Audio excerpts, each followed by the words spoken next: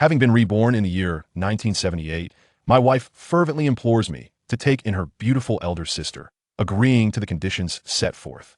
However, with 2 additional mouths to feed, our resources are exceedingly scarce. What should I do? Grasping my firearm, I shall ascend the mountain to hunt. In this lifetime, I am determined to ensure they live better lives. Chapter 1. My wife beseeches me to take on the responsibility of her elder sister. Husband, I implore you, please get up quickly. You must go fetch my elder sister and her child. With such heavy rain, I am too frightened to go alone, and I worry she might fall into the river. I beg you, wake up.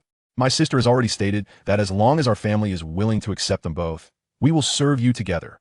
In a state of drowsiness, Yi Qingshan heard someone calling his name. How did that voice sound so much like that of his wife, who had been resentful towards him for a lifetime? He slowly opened his eyes to discover, under the dim light of a kerosene lamp, a stunning woman clad only in a short blouse, her face etched with worry as she gazed at him. Her attire was scant, and the garments she wore for sleeping revealed her alluring figure. Upon examining her face, which bore a mix of innocence and anxiety, he realized it was indeed his wife, who had resented him for half a lifetime and had ultimately succumbed to illness. He was taken aback. Husband, if you accompany me to retrieve my sister, I promise you can have your way with me. The storm is fierce. I beg you. I have already spoken to my sister. As long as you are willing to take her in, everything else can be negotiated. Disputes arise. Take your arguments to Wang Pe or to Shernayan. If certain individuals had spent less time on Douyin and more on acquiring knowledge, they might have behaved more rationally. Remember, read the original work. It was then that Yi Qingshan fully comprehended that he had been reborn. It was April of 1978, during the Qingming rain season. The woman before him was named Chunyu, his wife. The person she urged him to fetch was Chun Ting, his elder sister-in-law. Chunyu and Chun Ting had fled from the northern regions and had been in their village for about a decade. It was said that they had escaped the severe famine in the north and had settled here. But after their parents passed away, only the 2 sisters remained. Chun Ting, now 26, had married Lu Dawei, a villager from Xiaofeng village across the river 4 years prior. Unfortunately, Lu Dawei had perished while hunting in the mountains just days earlier. Upon his death, his uncles and brothers greedily coveted his possessions. With Chun Ting accompanied by a child, she was left in a precarious situation, unable to sustain herself, and thus returned to her sister Chunyu for refuge. At this point, Chunyu had only been married to Yi Qingshan for 2 months. Yi Qingshan was indolent and uninterested in anything beyond the pleasures of the bed. In his previous life, he had opted not to take them in due to the hassle it entailed. Consequently, that mother and daughter had truly vanished into the turbulent waters of the Meijiang River one fateful night, unseen due to the darkness and heavy rain. For this, his wife had harbored resentment towards him for half a lifetime. The only reason she did not resent him for eternity was that she succumbed to depression and passed away before reaching 40. Husband, please do not think of anything else. I beg you. In this world, my only remaining kin is my sister. If she were to perish, I would surely be unable to carry on. I implore you, save her. Rest assured, everything I promised you still stands. I have also spoken to my sister, and she agrees. I assure you, you will not regret this. My sister is exceptionally beautiful. Understand. Witnessing his wife, her face awash with tears as she pleaded with him, he trembled as he spoke, stepping forward to gently embrace her. I am sorry, Xiaoyu. I will go immediately. Wait for me at home. With that, he hastily donned his clothes, grabbed an umbrella, and took the only flashlight in the house before rushing out. Husband, wait for me. I will go with you. No, stay here and wait for me. The rain is too heavy. I will definitely bring Sister Ting back. With those words, he plunged into the torrential downpour. The rain fell in torrents. It took him about 7 or 8 minutes to reach the roaring Meijiang River. Sister Ting, hold on a little longer. I am coming. Yi Qingshan sprinted ahead. Following the river for about half an hour would lead him to the town's bridgehead. However, before reaching it, he spotted a figure ahead, hastily moving forward beneath an umbrella that could no longer shield her from the rain. Sister Ting, Yi Qingshan exclaimed with joy, calling out to her. The figure paused, her mouth agape, as if to utter something, but before she could speak, a cacophony of footsteps approached, several burly men pursuing her like wolves. What are you doing? Yi Qingshan bellowed, suddenly closing his umbrella and swiftly positioning himself in front of Chun Ting, glaring fiercely at the assailants. In that moment, both parties locked eyes, illuminated by the night and the flashlight's beam, revealing their identities. To his shock, these were indeed members of Chun Ting's in-laws. The leader, Lu Dashun, was Lu Dawei's cousin. Yi Qingshan had encountered him once before, thus recognizing him. The others were undoubtedly from the Lu family. Upon seeing these individuals, a tremor coursed through him. He had always wondered how that mother and daughter had so inexplicably fallen into the river in his previous life. Although Chun Ting carrying a child made it inconvenient, The path was not particularly treacherous. It should not have been so easy to fall into the Meijiang River. It turned out someone had been pursuing them. As this realization struck him, he felt a chill of fear. This was murder. Lu Dashun also recognized Yi Qingshan. "You Yi, what does this matter to you? Is it you who incited our family members to flee? Damn it, even in our village, you still dare to act arrogantly. Lu, do you think I am unaware of your ulterior motives? On one hand, you covet the property of the Dawei family, and on the other, you harbor intentions toward my elder sister-in-law. Damn it, how dare you test me today? This is still the territory of my Holong village. Do you see that bridge ahead? It is home to a dozen families, all bearing the surname Yi. If you dare to make a move today, just try it." Yi Qingshan spoke fiercely to them, causing the members of the old Lu family to involuntarily take a step back. This reaction was primarily due to Yi Qingshan's previous menacing demeanor, seemingly ready to engage them without hesitation, coupled with the fact that he had struck a nerve with his words. "I won't concern myself with other matters, but from this moment forth, she is a member of the Yi family. You all need to vacate immediately. I shall not take any of the belongings at home. If the old Lu family wishes to divide them, let them do so. However, I will protect these two individuals. If you have any objections, feel free to come to our village one day and compare strengths, and see if the old Yi family fears you." Yi Qingshan spoke with remarkable conviction and an imposing presence. Lu Dashun, who was inherently timid, would never dare to confront someone like Yi Qingshan, who stood a head taller than him. Furthermore, engaging in a conflict on their own turf would only invite trouble. "All right, then it is settled. If he wishes to return to our village, there will be no place for her. Don't say we forced her to leave. She left of her own accord. Get lost." Lu Dashun, feeling helpless, hurriedly led his people away from the scene. It was not until they departed that Shan Ting, who had remained silent up until that moment, could no longer contain herself and threw her arms around Yi Qingshan, weeping uncontrollably. Tears mingled with raindrops cascading down her face. Simultaneously, her body trembled, seemingly gripped by sheer terror. Her wet clothes clung to her, sending shivers through her. "Sister Ting, let's go home. Rest assured, everything will be fine." Chapter 2. Hunting in the Mountains. When Xinyu laid eyes on her sister, she could no longer contain her emotions and rushed out to embrace her tightly.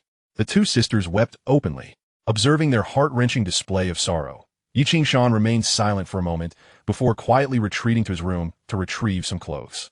He then made his way to the small wooden house in the yard to take a shower and change. Before long, he had finished bathing and returned to his room. However, just as he pushed the door open, a piercing scream echoed from within. It turned out that Shan Ting was in the midst of changing her clothes. Fortunately, she had managed to put on some garments, albeit with a flush of embarrassment, as she stepped back and instinctively shielded her modesty. Yi Qingshan stole agulance, and a shiver ran through him. Indeed, his sister-in-law possessed a more voluptuous figure than his own wife. Moreover, the two women had distinctly different styles. Both were beautiful. Yet his wife exuded a sense of innocence and youth, while the sister-in-law radiated a mature allure, perhaps owing to her 6-year age difference and an air of sophistication that came with early maturity. Her every gesture was imbued with a certain charm. "I'll step outside." Yi Qingshan chuckled awkwardly, preparing to turn away. "No need." To his surprise, Shan Ting spoke, curling up under the blankets. "Qingshan, I truly appreciate your help this time. There is no need to thank me. It was Xiaoyu who woke me up to come get you. Otherwise, I would still be asleep." Yi Qingshan shook his head, offering her reassurance. "Now that you're here, there is no need to rush. Settle in comfortably. You won't be going back to Xiaofeng village. Nor is there any need to." Chunyu visibly sighed in relief, for she was now in Yi Qingshan's home and bound to heed his words. If Yi Qingshan was willing to accept her sister, then her sister could stay here. "Qingshan, thank you, Tingjie, but I know times are hard for everyone. With the two of you, and now us 2 additional mouths to feed, and possibly your future children as well, sustaining this household won't be easy." She trailed off. Yet her meaning was unmistakable. Life was tough for all. "It's all right, you can stay here worry-free. I'll handle the living expenses." Yi Qingshan sighed internally, offering her a word of comfort before stepping out. "Sister, you need not worry. Qingshan has promised me you can stay here. We're finally together again." Only after he left did Chunyu express her joy to her sister. Chen Ting appeared somewhat astonished, having originally married off in the village. She was well aware of what kind of person Yi Qingshan was. If not for dire circumstances, she would never have returned to burden her sister and Yi Qingshan. Yet, upon seeing him now, she noticed a striking difference from her previous impression. "Qingshan, you seem to have changed quite a bit." Chen Ting hesitated before voicing her thoughts. Chunyu paused for a moment, then smiled and replied, "They always think my Qingshan is lazy, yet I never felt that way. I've always believed he is a man of substance." In truth, Yi Qingshan had not fully left. He remained outside, nearly brought to tears by her words. Indeed, his wife had never regarded him as indolent like others did. Every time he went to work, it was she who urged him to go together, doing whatever he did. And when he grew weary, she would assist him. I'm truly a worthless man. He cursed himself under his breath before turning to a smaller room. Sister, just settle in. Tonight, you'll sleep with me, and Qingshan will manage in the spare room for the night. It's fine, don't worry. The small room had a narrow bed, suitable for only one person. It had been his sleeping quarters before. After his parents passed, he had moved into their room, leaving this one as a storage space. As darkness enveloped him, he found sleep elusive. Having just traversed into this life, he struggled to adjust to the time difference. However, as he lay there, a sudden rumble from his stomach interrupted his thoughts. Yivingshan chocolate gudimni. 1978, and my belly still goes hungry, earning those meager work points. It's a wonder I can fill my stomach at all. Furthermore, in this era, everyone was slacking off, resulting in minimal output. It wouldn't be until 2 years later that they truly began redistributing land, which might slightly improve their situation, for when tending to one's own fields, people would be more motivated, yet life would still be arduous. Damn it, I can't rely on the fields. If I can't even solve my hunger, I must seek other avenues. The next morning, the rain had ceased early. Although the ground was still muddy, at least he wouldn't tea get soaked outside. Yivingshan, having stayed up late the previous night, didn't tea rise until breakfast time, and no one called for him. By the time he awoke, the meal was already prepared. Sitting down, he couldn't tea help but smile bitterly. 3 dishes, 2 servings of greens, and 1 serving of fermented tofu from Gannan. Moreover, breakfast wasn't tea rice, but sweet potato. Yiqingshan took a bite, grimacing. He hadn't tea touched this in decades, and he still disliked it. Meanwhile, his wife and sister-in-law were relishing their meal. It wasn't tea that the food was particularly delightful. Rather, there was simply no other choice. Reluctantly, Yiqingshan lowered his head to eat while contemplating how to improve their situation. Not long after, Chenyu approached him gently, saying, "Husband, could you find a way to bring back some fish or meat? My sister's nutrition is poor, and she doesn't have milk to feed the baby. The child is nearly a year old and still so small. I've heard that milk is essential for nourishment. Can you think of a solution?" After saying this, Chenyu bowed her head apologetically, adding, "I don't mean to impose. I know life is tough for everyone, and with my sister and the baby, I'm sure you're under great pressure. I'm just asking if there's a way. A solution?" Yiqingshan pondered. Glancing at the small room where he slept, he noticed a hunting rifle hanging on the wall. An idea sparked within him, and he stepped inside to retrieve the rifle that had been gathering dust for 5 or 6 years. In that moment, he felt a surge of confidence and determination. "Yes, I'll go hunting in the mountains." Yiqingshan suddenly found a means of survival. Chapter 3. A Bountiful Harvest. Yiqingshan's family was known for their hunting prowess. This rifle had been left by his father. In his teenage years, Yiqingshan had accompanied his father on hunting trips. However, after his father fell ill, and with Yiqingshan's inherent laziness coupled with a lack of time, he had ceased hunting altogether. Thus, the rifle had remained unused for a long period. Yet, Yiqingshan was well versed in hunting.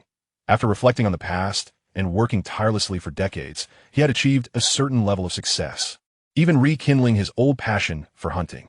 Especially after Chenyu's passing, he had taken to hunting more frequently, practicing his marksmanship at the shooting range and occasionally returning to his hometown to hunt, even teaming up with others for legal hunting excursions. His shooting skills had significantly improved. Now, as he took up the rifle once more, he felt a mix of nostalgia and emotion. "You and Ting Jia take care of the child at home. I want to be going to work." Throughout the year, the meager earnings from my labor scarcely sufficed to sustain my family. It would be better to refrain from working altogether and simply return home. Having uttered these words, he hastily equipped himself with bullets and his hunting rifle, donned his water shoes, and ascended the mountain in a flurry. Behind him, Chenyu paused momentarily, but quickly shook his head. "How could one not work? You pursue significant endeavors while I labor.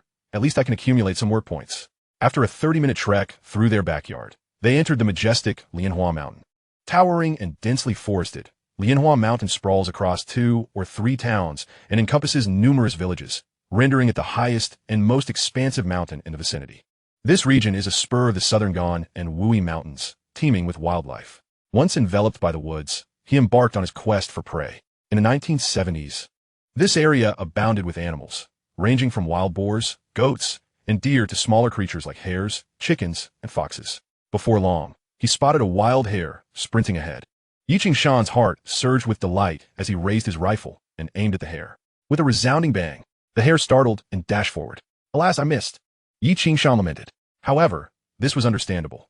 After all, it had been a while since he had handled a gun, and he needed time to readjust. Moreover, this double-barreled shotgun lacked the stability of the firearms he had previously wielded. He would require further acclimatization. With the hare evading capture, the nearby wild birds were also startled into flight, leaving him no choice but to proceed onward. Just then, a sudden cacophony of partridge calls reached his ears. Cuckoo, cuckoo. He immediately turned his head and discerned the location of the partridges. Taking aim, he fired. This time, his shot was precise, striking the partridge's leg, which then plummeted to the ground. Yi Qing-shan felt a surge of joy as he approached to retrieve his prize. At last, I have secured some meat. Regrettably, he mused, I observe that protagonists in rebirth novels often possess golden fingers. Why must my fate be so dismal? I am bereft of any extraordinary abilities. The hunting skills I possess are merely remnants from my previous life. Surely there must be something more? He murmured to himself. Oh, Brother Tongzi, will you not make your presence known? Bestow upon me a sign. Panel, grant me a glimpse of your wonders. Is not an enhancement available? Do bestow it upon me. After 3 fervent calls, silence ensued. It seemed he truly lacked a golden finger. Perhaps I am destined to be the most unfortunate of reincarnators. He thought, shaking his head.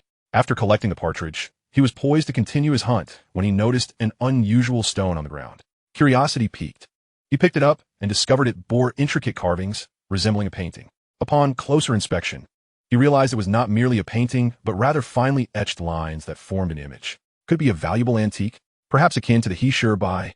As this thought crossed his mind, his vision abruptly shifted, and the stone transformed into a beam of golden light, vanishing before his eyes. What on earth?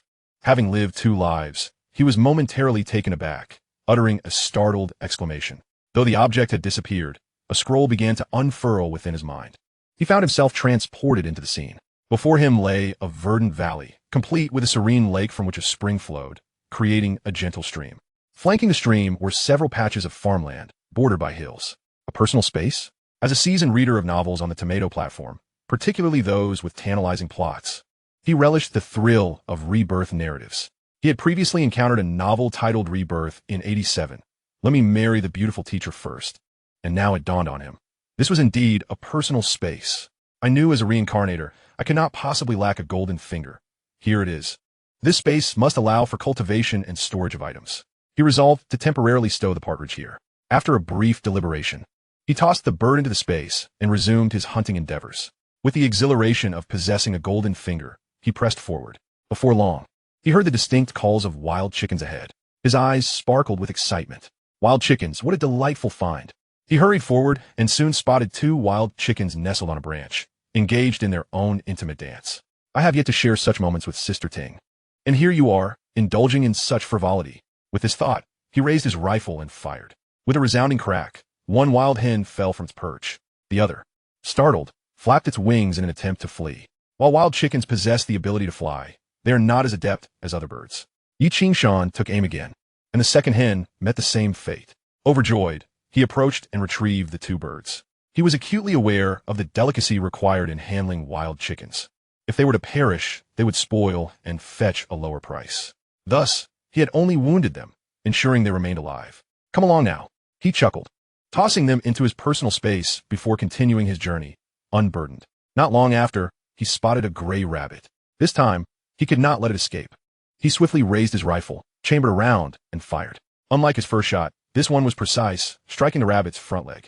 The rabbit collapsed, bleeding and gazing at him in terror. He approached and nonchalantly tossed the rabbit into his space. Now you won't be running away. Buoyed by his recent successes, he pressed onward. Just as he believed he had captured enough for the day, he noticed another rabbit approaching from the opposite side. Observing its pronounced belly, he hesitated. Is it pregnant? After a moment's contemplation, he wrestled with his conscience. Hell, it can't be helped. After a brief period of internal conflict, he steeled himself. My family situation is dire, and you simply happened to cross my path at this moment. Had it been another time, I would have spared you. With a determined resolve, he raised his rifle once more and fired, striking the rabbit's front leg. The creature let out a frightened squeal before he swiftly deposited it into his personal space. Do not hold it against me, he murmured, continuing his march. As he ambled along, he suddenly sensed something amiss. A peculiar buzzing filled the air. He looked up to find a swarm of bees densely clustered around a nearby tree. Realizing he had unwittingly trespassed into their territory, the bees surged toward him as if they sensed an intruder. Oh no! He was startled and took off running, shouting, I stumbled in by accident. Please, Do not pursue me. Chapter 4. Exchange of Goods. Yi Qingshan fled in disarray back to his home. Upon reaching the rear of his house and realizing the bees had not followed, he let out a sigh of relief, gasping for breath. Goodness, that was terrifying. I had no quarrel with you. If you let me sting a few times, my life would be in jeopardy. He silently complained in his heart. However, upon arriving here, he finally breathed a sigh of relief. After pondering for a moment, he entered the space to retrieve the 2 wild rabbits, 2 wild chickens, and 1 partridge he had hunted. To his astonishment, where had his belongings gone? He paused, realizing that what he had casually tossed by the creek was now missing. Just as he was perplexed, he suddenly sensed something amiss. He seemed to hear birds chirping. Turning his head, he was astonished to see the 2 wild chickens had regained their vitality and were foraging for insects beneath the trees. The partridge was perched above, chirping away. Most remarkably, the 2 wild rabbits were now grazing together in pairs. Yi Qingshan was dumbfounded. How could these prey, which he had not killed but merely injured, now appear completely unharmed? Moreover, they were comfortably living here? Filled with suspicion, he cautiously approached the rabbits. To his surprise, upon his arrival, the rabbits showed no signs of struggle or flight. He effortlessly caught the pregnant doe. This space possesses miraculous healing properties. As long as my belongings are injured, tossing them in here will restore them. In that moment, he finally understood. How incredible! He clapped his hands in excitement, realizing that if he merely injured these creatures and placed them here, they could live freely, and he could later sell or consume them as needed. Wasn't that splendid? Enlightened, he laughed heartily. However, the pressing matter now was to satiate his hunger.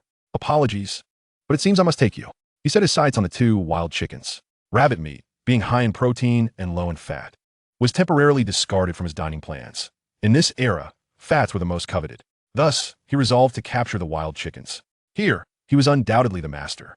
When he approached the chickens, they showed no resistance and remained still. He easily caught both wild chickens and returned outside. Tingjia, dear wife, look what I've brought back, he shouted as he entered the yard. Chen Ting and Chen Yu emerged. Their eyes brightened upon seeing the 2 wild chickens in his hands. You actually caught wild chickens.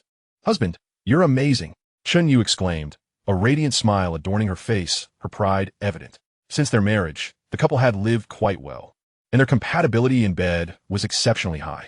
Despite her angelic appearance, Chen Ting was remarkably accommodating in their intimate moments. Chen Ting, equally astonished, recognized that hunting in the mountains was no easy feat. She was surprised that Yi Qingshan had successfully hunted 2 wild chickens on his very first outing. Fantastic. We have meat to eat, Chen Yu exclaimed, eagerly reaching for one. Let's kill one, Chen Ting suggested hesitantly. Our supplies are quite scarce, and wild chickens are in demand. I think we should kill one and trade the other for something. Surely someone will exchange something for it. Yi Qingshan had the same thought, pleasantly surprised by Chen Ting's cleverness. Indeed, our rice supply is dwindling. I wonder if we could trade this 1 chicken for a few liters of rice. Chen Yu's face fell slightly at the thought. Then it's settled. Let us kill this one. I'll take the other wild chicken to barter. Should we trade for rice or something else? After glancing at the others, she added, that works. We can trade for rice or even oil and salt, but I'm unsure how much we can get. Chen Yu nodded, agreeing that these were all necessary items for their household. Understood, he replied, swiftly taking the other wild chicken and heading out. You all stay here and prepare the meal. I'll be back shortly. With that, he vanished from sight. Though it was said that the reforms had begun, true change had only reached the southern coastal regions, and it would take some time for that wind to blow through the countryside. In the open markets, trading was still somewhat relaxed, particularly on market days when people would gather to exchange their agricultural products, creating a lively atmosphere. This meant that if he managed to catch game, he could sell it at the market without interference. Upon arriving in town, he began to browse. Before he could fully gather his thoughts, a middle-aged man approached him with keen interest. Young man, did you hunt these? Yes, brother, this is a partridge, and these are wild chickens. Yi Qingshan replied enthusiastically. I see. How much are you selling them for? Noticing the man's interest, he pondered briefly before responding. Brother, I'm looking to trade for some food. Trade for food? I understand. What do you wish to exchange for? The man, being a local, was aware of the unspoken rules here. Many items in the supply and marketing cooperatives required tickets or money, and those without either had to barter with others, just like this young man before him. Could you trade me some rice? By the way, do you have any fish? I'd like to trade this wild chicken for some rice. And could this partridge give me a crucian carp? It doesn't have to be large. To his surprise, the man was quite agreeable. All right, I'll exchange this wild chicken for rice, and I can trade your partridge for a fish. There are vendors selling fish here. However, given that this wild chicken could sell for 2 coins normally, I can't take too much advantage of you. Currently, rice is priced at over 10 cents per pound. If we go by that, you could get around 20 pounds of rice. But you know the difference between having a ticket and not. How about I give you 15 pounds of rice instead? How does that sound? Yi Qing-shan was taken aback to find such kindness, expressing his gratitude. Thank you so much, brother. All right then, wait here. The man led him to his home just ahead. Shortly after, he returned with a bag of rice and a crucian carp, which appeared to weigh about half a pound. Yi Qing-shan's eyes lit up. He truly had encountered a kind-hearted person. Admittedly, trading the partridge for the fish was somewhat a loss, but the rice was undoubtedly a gain. Due to the considerable number of individuals aware of your predicament, you are left with no choice but to barter with him, and he will undoubtedly take advantage of you. The gentleman before me, who has just exchanged for 15 pounds of rice, truly exemplifies a commendable person. Thank you, kind sir. Yi Qing-shan expressed his gratitude profusely. Oh, no need for thanks. Life is challenging for us all. I am Xie Xiaoshan. The man replied with a smile. I have a fondness for these items. My mother particularly enjoys wild chicken, though it is a rarity to encounter such delicacies. By the way, was this wild chicken caught in a trap? It appears unscathed, splendid indeed. Should you have more in the future, do come find me. Certainly, thank you once more. With 15 pounds of rice and a crucian carp in hand, he hurriedly expressed his thanks and made his way home. At that moment, a meal was already prepared, awaiting his return. Wife, Sister Ting, he exclaimed joyfully as he entered. At the sound of his voice, Chun Yu emerged, her eyes lighting up upon seeing him. You made a good trade. She smiled faintly, quickly taking the items inside, which were acquired in exchange for the wild chicken. We encountered a benevolent soul who provided us with such an abundance. Come, let us store the rice. And this crucian carp is for Sister Ting to replenish her health. Just saute it lightly in oil, then add some water to simmer into a soup. Once it turns a milky white, it will be ready. Do not inquire how a man knows such things. The reasoning is simple. Yi Qing-shan is, after all, a successful individual. Since Chun Yu succumbed to depression and passed away, he has occasionally conversed with other young women, particularly recalling an instance when he sampled this very dish. He inquired with a young mother, and she revealed that she had recently given birth and was still nursing, consuming copious amounts of crucian carp soup, which was particularly beneficial for lactation. Thus, Yi Qing-shan possesses considerable knowledge. Chun Ting, overhearing, stepped forward. Upon seeing the crucian carp, her eyes glistened with unshed tears. She had never enjoyed such treatment before, and it was a pleasant surprise that Yi Qing-shan had remembered to procure something for her. How thoughtful of him. Hurry and join us for dinner, Chun Ting urged, taking the items from you and gesturing for Yi Qing-shan to partake. With another mouthful at the table, their lives grew increasingly challenging. Today's meal was slightly more abundant, featuring the wild chicken stew in addition to a serving of wild vegetables and some moldy tofu. Nevertheless, the presence of wild chicken elevated the meal beyond expectations, and everyone ate with delight. The only lament was the scarcity of staples, though rice was prepared. It was not an ample supply. Darling, do eat a bit more, Chun Yu urged as she noticed Yi Qing-shan only consuming a single bowl. It's nothing. You still have work in the team, so please eat more. Yi Qing-shan shook his head. I'm fine. My tasks are relatively light. You should have more. All right, just eat. You all should hurry and eat. In this warm atmosphere, they finally finished their lunch. After tidying up the kitchen, he noticed that Chun Yu and Chun Ting seemed still occupied within. Unable to resist, Yi Qing-shan entered. What are you discussing? He inquired. Chun Yu gently replied, Qing-shan, we've run out of oil. Without oil, I fear I cannot achieve the desired results in cooking. Oh, none at all? Yi Qing-shan was taken aback. Indeed, not a drop. Chun Yu responded, somewhat helpless. No worries, don't fret. After a moment of contemplation, he nodded. I shall borrow some from someone, and I will return shortly. With that, he set off towards the home of Old Man Yi, who ran an oil mill and conducted a thriving business, pressing oil for the villagers. One should not underestimate this trade. Old Man Yi's circumstances were better than most. In those times, many lacked oil tickets and often had to rely on cultivating rapeseed or peanuts for oil, resulting in those who pressed oil living relatively well. However, borrowing oil would not be without cost. He entered his space, preparing to retrieve a rabbit. To his surprise, upon entering, he discovered an anomaly. There were several additional rabbits, totaling 7. Observing the female rabbit, he noticed it seemed to have given birth, its belly now flat as it voraciously consumed food. Wow, that was quick. Ye Vingshan marveled it, astonished at the sight. Had he fortuitously arrived at the right moment? How impressive. Nonetheless, he was pleased that the rabbit had birthed. He could rear them here, and perhaps they would continue to breed, providing him with an endless supply of rabbits. A grin spread across his face as he captured one of the rabbits and made his way to Old Man Ye's doorstep. Upon arrival, he was greeted by a delightful aroma. The scent of frying oil, rich and inviting, enough to make one salivate in those times. Old man Yi, he called out as he entered. A stout, affable middle-aged man emerged. Qingshan, what brings you here? Old man Yi inquired. I went hunting in the mountains today and, fortunate enough, caught a rabbit. I thought to offer it to you in exchange for some supplies. Would that be agreeable? Old man Yi, sharing the same surname, was indeed a distant relative.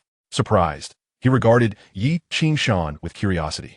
This cousin had previously been somewhat lazy, though his character was decent. It was unexpected that he would now offer something in trade, given the familial connection and the fact that Yi Qingshan now only had his wife to support. Old man Yi felt a pang of sympathy. Yet in those times, everyone's circumstances were modest, and they could not assist too much. As Yi Qingshan presented the rabbit for exchange, Old man Yi readily agreed. If I can help, I shall. Besides, this is a trade, not a gift. Chapter 6. The Power of the Space. Old man Yi went inside to fetch him a bottle of oil. Yi Qingshan inspected it and estimated it to be over 2 pounds. Feeling somewhat embarrassed, he remarked, "That's excessive. No need for so much. That rabbit likely weighs around 7 or 8 pounds, and this is only about 2 pounds of oil. You are still a loss. Here, take it." Yi Qingshan felt a wave of gratitude wash over him as he handed the rabbit to Old man Yi and accepted the bottle of oil. "Thank you, Uncle Yi." He turned to leave. "Wait a moment." Old man Yi called out, furrowing his brow as he looked at him. "Times are tough for everyone. If you have any barren land, consider planting some peanuts. I have seeds. Even if nothing else, you can harvest some peanuts to press for oil." Yi Qingshan felt even more grateful. "Thank you for the advice, Uncle Yi. If I have any barren land, I shall plant some peanuts." In truth, many of the original rules were soon to be abolished, and people were losing interest in the collective labor. If he could cultivate some fallow land, even if it wasn't rice, he might plant peanuts instead. Old man Yi nodded, realizing he was merely offering a suggestion. Given Yi Qingshan's previously lazy nature, he was unsure whether he would heed the advice or act on it. Yi Qingshan exited the house and, shortly thereafter, returned to the kitchen with the oil. At that moment, Chun Ting was preparing to cook, having already cleaned the fish. Her eyes lit up upon seeing the oil in his hands. However, darkness soon descended once more. "Qingshan, I am truly burdening you by constantly asking for your assistance. It seems I owe yet another favor," she lamented. "It's nothing. One becomes accustomed to owing favors over time. Besides, I shall repay this debt." Chun Ting sighed. "Will you?" Yi Qingshan scratched his head, inquiring. "Indeed. I know how to manage it. You need not worry. You should take a moment to rest, as you haven't had a proper respite throughout the day." Yi Qingshan nodded and then stepped out to return to his small room. At that moment, Chunyu had to head to work in the team. Originally, both of them were supposed to work, but now Yi Qingshan was hunting in the mountains, leaving Chunyu, a diligent individual, no choice but to go to work alone. Seeing that no one was around, he promptly entered his space. Upon entering, he discovered that only a female rabbit and her 7 little bunnies remained inside. After taking a glance, he rubbed his eyes in disbelief. "Could it be that I am mistaken?" He approached and picked up one of the little bunnies, momentarily stunned. "Why do I feel as though this rabbit has grown a tad larger?" Indeed, he sensed that the bunny appeared slightly bigger than when he had last observed it. Though the change was minimal, merely a fleeting impression, he stood there, dazed, contemplating whether it was merely an illusion. No, it couldn't be just an illusion. I must investigate this tomorrow. Shaking his head, he returned from the space. After lying down for a while, hovering between sleep and wakefulness, he suddenly seemed to hear a child's cries, jolting him awake. He hurried to his room. As he opened the door, he saw Chun Ting, having shed her upper garments, feeding the child. Upon hearing the noise, she turned, inadvertently allowing Yi Qingshan a glimpse of a delicate scene. Both of them were momentarily taken aback. "Apologies dingia." I heard the baby crying and came to check. Yi Qingshan stammered, his gaze briefly wandering over her before he averted it. "Qingshan," Chun Ting, turning her back to him, spoke up. "It's all right. I do not hold it against you. This is your room. After all, I am merely staying here temporarily, having taken over your space. It's fine. You and Xiaoyu can stay here. I can manage in my small room. Xiaoyu has already informed you, hasn't she?" Chun Ting pondered for a moment before asking. "Yes, she has mentioned it. I am aware. Will you wait for me for a while?" Chun Ting hesitated before softly responding. "I promise I will fulfill my commitments to you. I have no other demands. If you can provide for the two of us, I will follow you. However, I must insist that you continue to treat Xiaoyu as you always have. Do not let my presence disrupt your bond." Yi Qingshan finally comprehended that she was referring to the matter of forming a close-knit alliance. He found himself momentarily lost in thought, particularly as he observed Chun Ting seated gracefully. Her figure was exquisite, exuding a natural charm that was distinct from the youthful exuberance of Chunyu, who was still in her prime. This allure captivated him profoundly. He suddenly understood why he had been so drawn to mature women. Perhaps it was because Chun Ting's image lingered in his mind. Indeed, the Chun Ting before him epitomized the essence of all mature women. If he were to draw a comparison, she resembled the actress Gao Yuan. No, that cannot be. He quickly shook his head. All right, I understand. Once the child is a bit older, I cannot remain idle at home. I will join the workforce as well.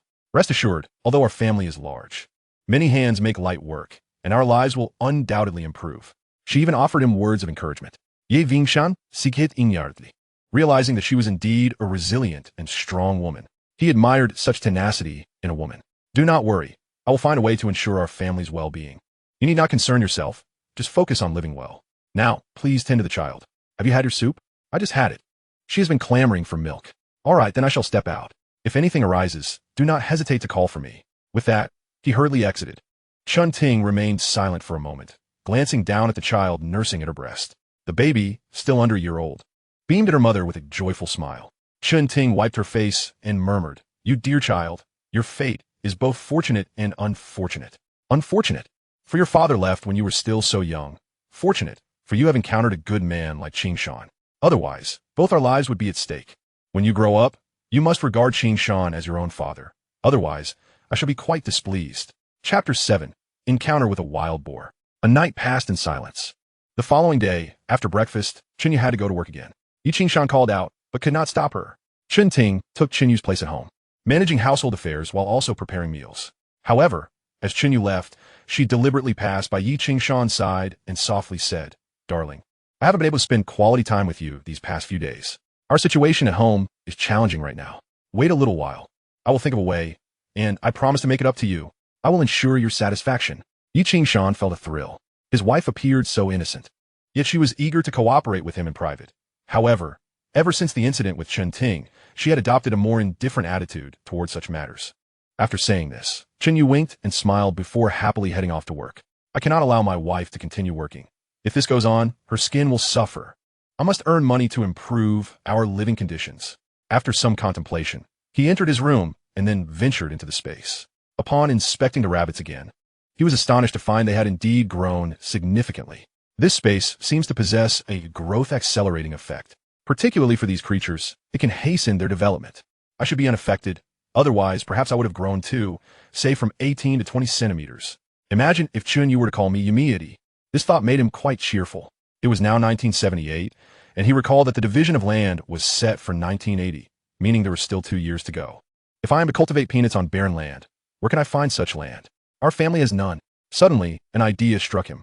Given the abundance of fields here, I can plant them in this space. If this place accelerates growth, I could feasibly harvest peanuts in no time and then press them for oil. This would solve our household's oil dilemma. Elated with this realization, he hurriedly made his way to Uncle Ye's house. "Uncle, how many peanut seeds do you have left?" Uncle Yi, thrilled by the request for peanut seeds, quickly retreated inside and returned with a large bag, saying, "This should be sufficient for you. Do you know how to plant peanuts?" Ido. He chuckled. "Thank you, Uncle Yi. I will bring you a rabbit next time. No need for thanks. Just be sure to plant them well. When the time comes to press oil, I won't charge you." Returning home, he grabbed a hoe, entered the space, and took along his hunting rifle. "Are you going hunting again?" Chun Ting approached, cradling the child. "Yes, I plan to go to the mountains. If I am not back by noon, you needn't wait for me to eat." I pondered whether I could procure more goods from the mountain today to enhance our household. Having said that, Yi Qingshan affectionately patted the child's cheek and hurriedly ascended the mountain. Chun Ting observed his retreating figure with a sigh, reflecting on how her arrival had undoubtedly added considerable burdens to this already modest family. She resolved to repay Qingshan's kindness in due course.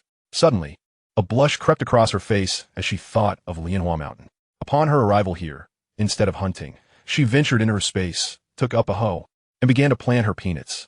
The soil there was relatively loose, devoid of weeds, making the task quite effortless. In truth, he was quite adept at agricultural endeavors, and the planting process was remarkably simple. By around 11 o'clock, he had successfully sown the peanuts. "Now let us go hunt." After emerging from a space with his hunting rifle in hand, he made his way up the mountain, now aware of the wonders of his space. He felt a newfound confidence in his hunting prowess. The terrain of Lianhua Mountain was quite intricate, and as he ventured deeper, he encountered 2 partridges, which he wounded but did not kill before tossing them into his space. Continuing onward, he spotted a dove foraging for insects ahead. Without a moment's hesitation, he fired 2 shots, bringing down both doves.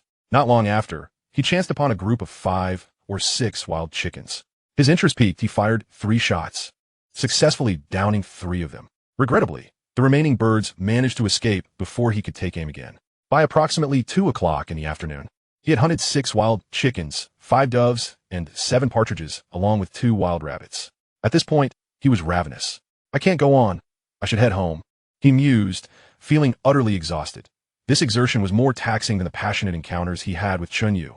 After a meager breakfast of sweet potatoes, a morning spent planting peanuts, and an afternoon of hunting without a proper lunch, he felt his hunger gnawing at him. Just as he prepared to gather his belongings and return home, he spotted a wild boar leisurely descending the mountain. The creature appeared to be in a remarkably jovial mood. Good heavens, a wild boar! His adrenaline surged, and he exclaimed in surprise. The boar noticed him, casting a wary glance before fixing its gaze on him. Don't even think about running. He swiftly raised his gun and charged forward. With a resounding bang, he shot the boar, but the bullet did not find its mark. The boar bolted forward, careening towards Yi Qingshan. You're not dead yet. Yi Qingshan gasped, quickly climbing a nearby tree branch to evade the beast. The boar barreled past his previous position, crashing violently into a tree branch the thickness of an arm, uprooting it entirely. This boar easily weighed over 200 pounds. Had it collided with him, the outcome would have been catastrophic. After failing to catch him, the boar ceased its pursuit and dashed ahead. Damn it, don't think you can escape. I swear, I want to be called Yi Qingshan if I don't take you down today. Fueled by determination, he knew he had to catch this boar. Securing it would mean he would not have to worry about food for quite some time. Thus, the chase ensued. He pursued while the boar fled.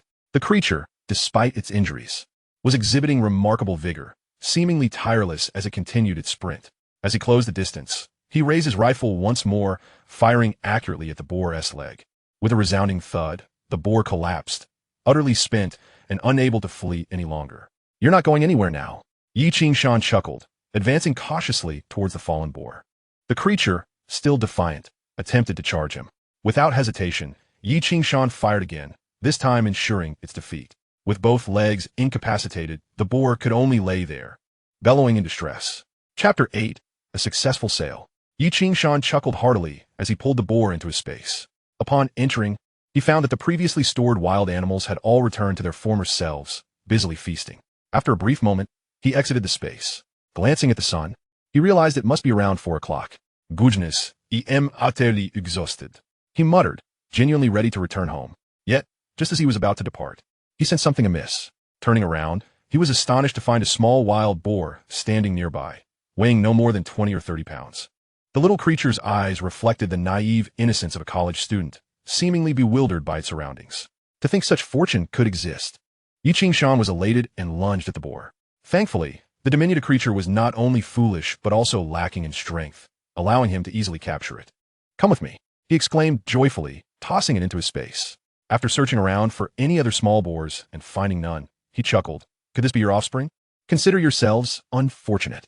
With that, he clapped his hands in satisfaction and descended the mountain. However, upon reaching the base, instead of heading home, he made his way to the town. Previously, he had encountered Xie Xiaoshan, who struck him as quite a character and had mentioned he would be interested in future goods. Thus, he approached Xie Xiaoshan's home, carrying a wild chicken.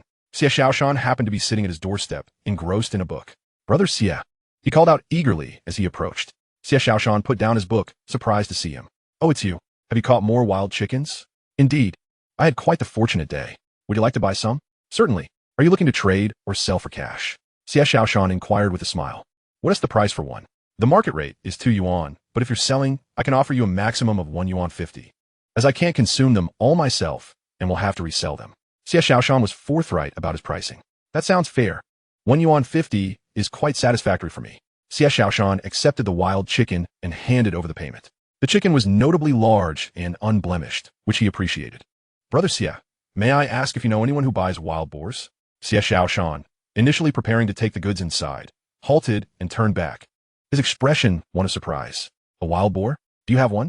Yes, I just wanted to inquire if you're interested in purchasing. Absolutely. I do engage in a bit of business here and occasionally sell wild boars. Xie Xiaoshan's face lit up with excitement. Currently, pork is being sold by ticket at around 1 yuan 1 jiao per pound, and our wild boar meat typically costs less than farm-raised pork. generally around 8 to 9 jiao per pound. However, if you sell me the whole boar, it will be considered rough meat, so the price 1 TB is high. We generally buy it at 4 to 5 jiao per pound. If you genuinely have one to sell, I can offer you 4 jiao 5 from per pound. How'd that sound? All right, please wait a moment. Yi Qingshan nodded slightly and promptly turned ahead in that direction. Upon arriving at a secluded corner, he entered a space. At that moment, a wild boar was leisurely foraging for food on the mountain, seemingly thriving in such an environment. With a mere thought, Yi Qingshan summoned the wild boar to his side in a hurried manner. He realized that in this place, he was akin to a deity. Whatever he wished for could effortlessly come within his reach. Observing the wild boar, which he had previously wounded with 3 shots, he was astonished to see it now completely unscathed. He gently urged the boar away. Xie Xiaoshan placed the wild chicken into a cage at his home before setting it down in the yard. After clapping his hands, he was met with a shocking sight. A wild boar. How did it end up in town? He exclaimed, as people around him gasped in surprise. Wait, it doesn't seem like it just ran here, look. It's being herded. Others emerged, and upon witnessing the scene, they were left speechless. Xie Xiaoshan, too, was bewildered, unable to believe that Yi Qingshan was the one herding the boar. Yi Qingshan himself was somewhat dazed, realizing he had inadvertently performed a second operation akin to that of celestial being, showing off his prowess. Hastily guiding the wild boar to Xie Xiaoshan, he exclaimed, It's massive. Stunned, Xie Xiaoshan replied, Indeed, it must weigh around 200 pounds. Do you want it? Absolutely. Let us weigh it. Xie Xiaoshan nearly jumped with excitement.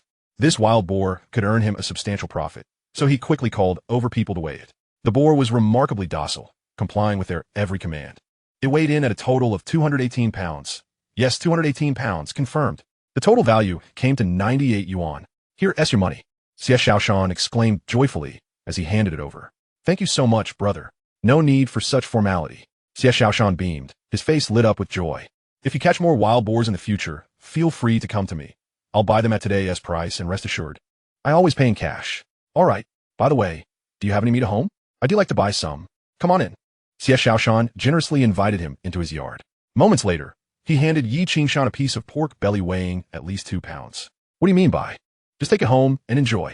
Remember to come find me when you have more of these. I'll never treat you unfairly. Yi Qingshan hurriedly expressed his gratitude and departed. Meanwhile, on the streets, numerous people were exclaiming in astonishment. This doesn't look like a wild boar. It seems almost domesticated. Indeed, this is quite extraordinary. I've never seen such a tame wild boar. Old Xie, your luck is truly remarkable. You made a profit again. Xie Xiaoshan chuckled, feeling a sense of pride. Although it was merely a rural town, there was a distinction between the village and the town, particularly as the townsfolk often looked down upon those from the villages. However, Xie Xiaoshan had always maintained a kind heart towards everyone, leading to smooth dealings in business. This was a living testament to that principle. Had he not previously extended goodwill to Yi Qingshan, it was unlikely that Yi Qingshan would have sought him out immediately after catching the wild boar. This was indeed a case of good deeds being rewarded. As dusk fell, Chunyu had finished work and stood at the entrance of the courtyard, anxiously scanning the surroundings. Xiaoyu, don't fret. Chun Ting consoled her while cradling a child. Sister, how can I not worry? He left for breakfast and hasn't returned yet. Chunyu's face was etched with concern. If this continues, I might just go look for him. Just then, Yi Qingshan returned home, cheerfully humming a tune with a piece of meat in hand, appearing before them. You're back. The two women exclaimed joyfully, especially Chunyu, who rushed towards him. Chapter 9. Harmony in Marriage. Observing his wife's anxious demeanor and the redness in her eyes, Yi Qingshan quickly grasped the situation. She must have been worried about his prolonged absence. As she approached, he lifted Chunyu into his arms. Startled, she felt a profound sense of security in her husband's embrace. You rascal, you've kept me waiting for so long. You nearly scared me to death. Yi Qingshan chuckled, unable to resist planting a kiss on her cheek before setting her down and handing her the pork belly. Chunyu felt a mix of joy and embarrassment, especially with her sister nearby. Chun Ting, witnessing the affectionate bond between her sister and Yi Qingshan, felt a sense of happiness, but couldn't help casting a few glances at him.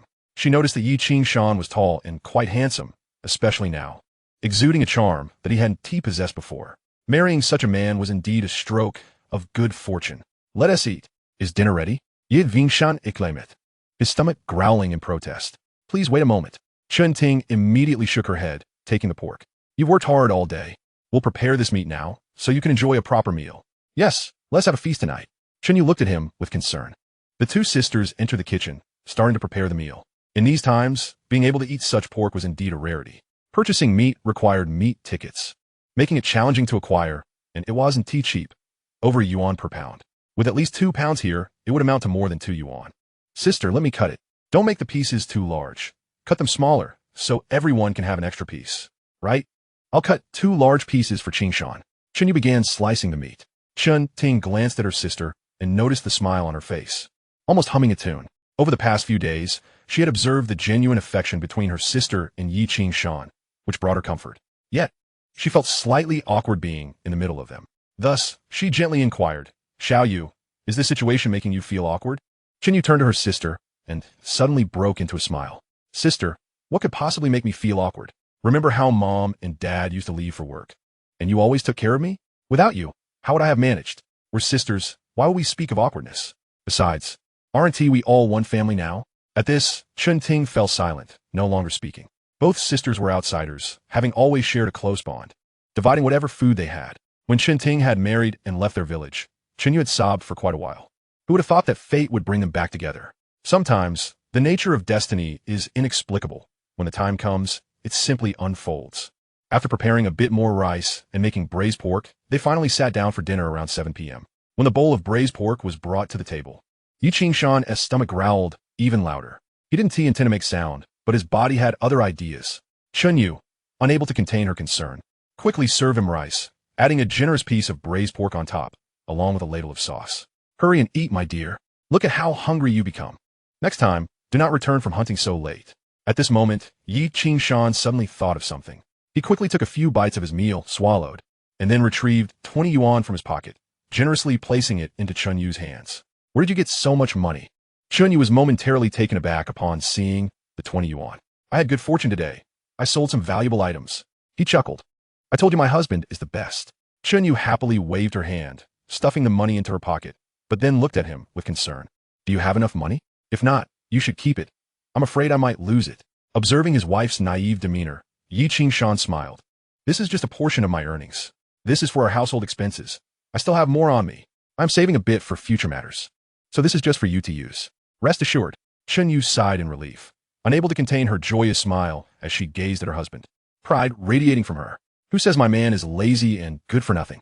Chun Ting, who was nearby, also wore a smile. Sister, hurry and eat. Chunyu served a piece of meat to Chun Ting. Look, our family is doing well.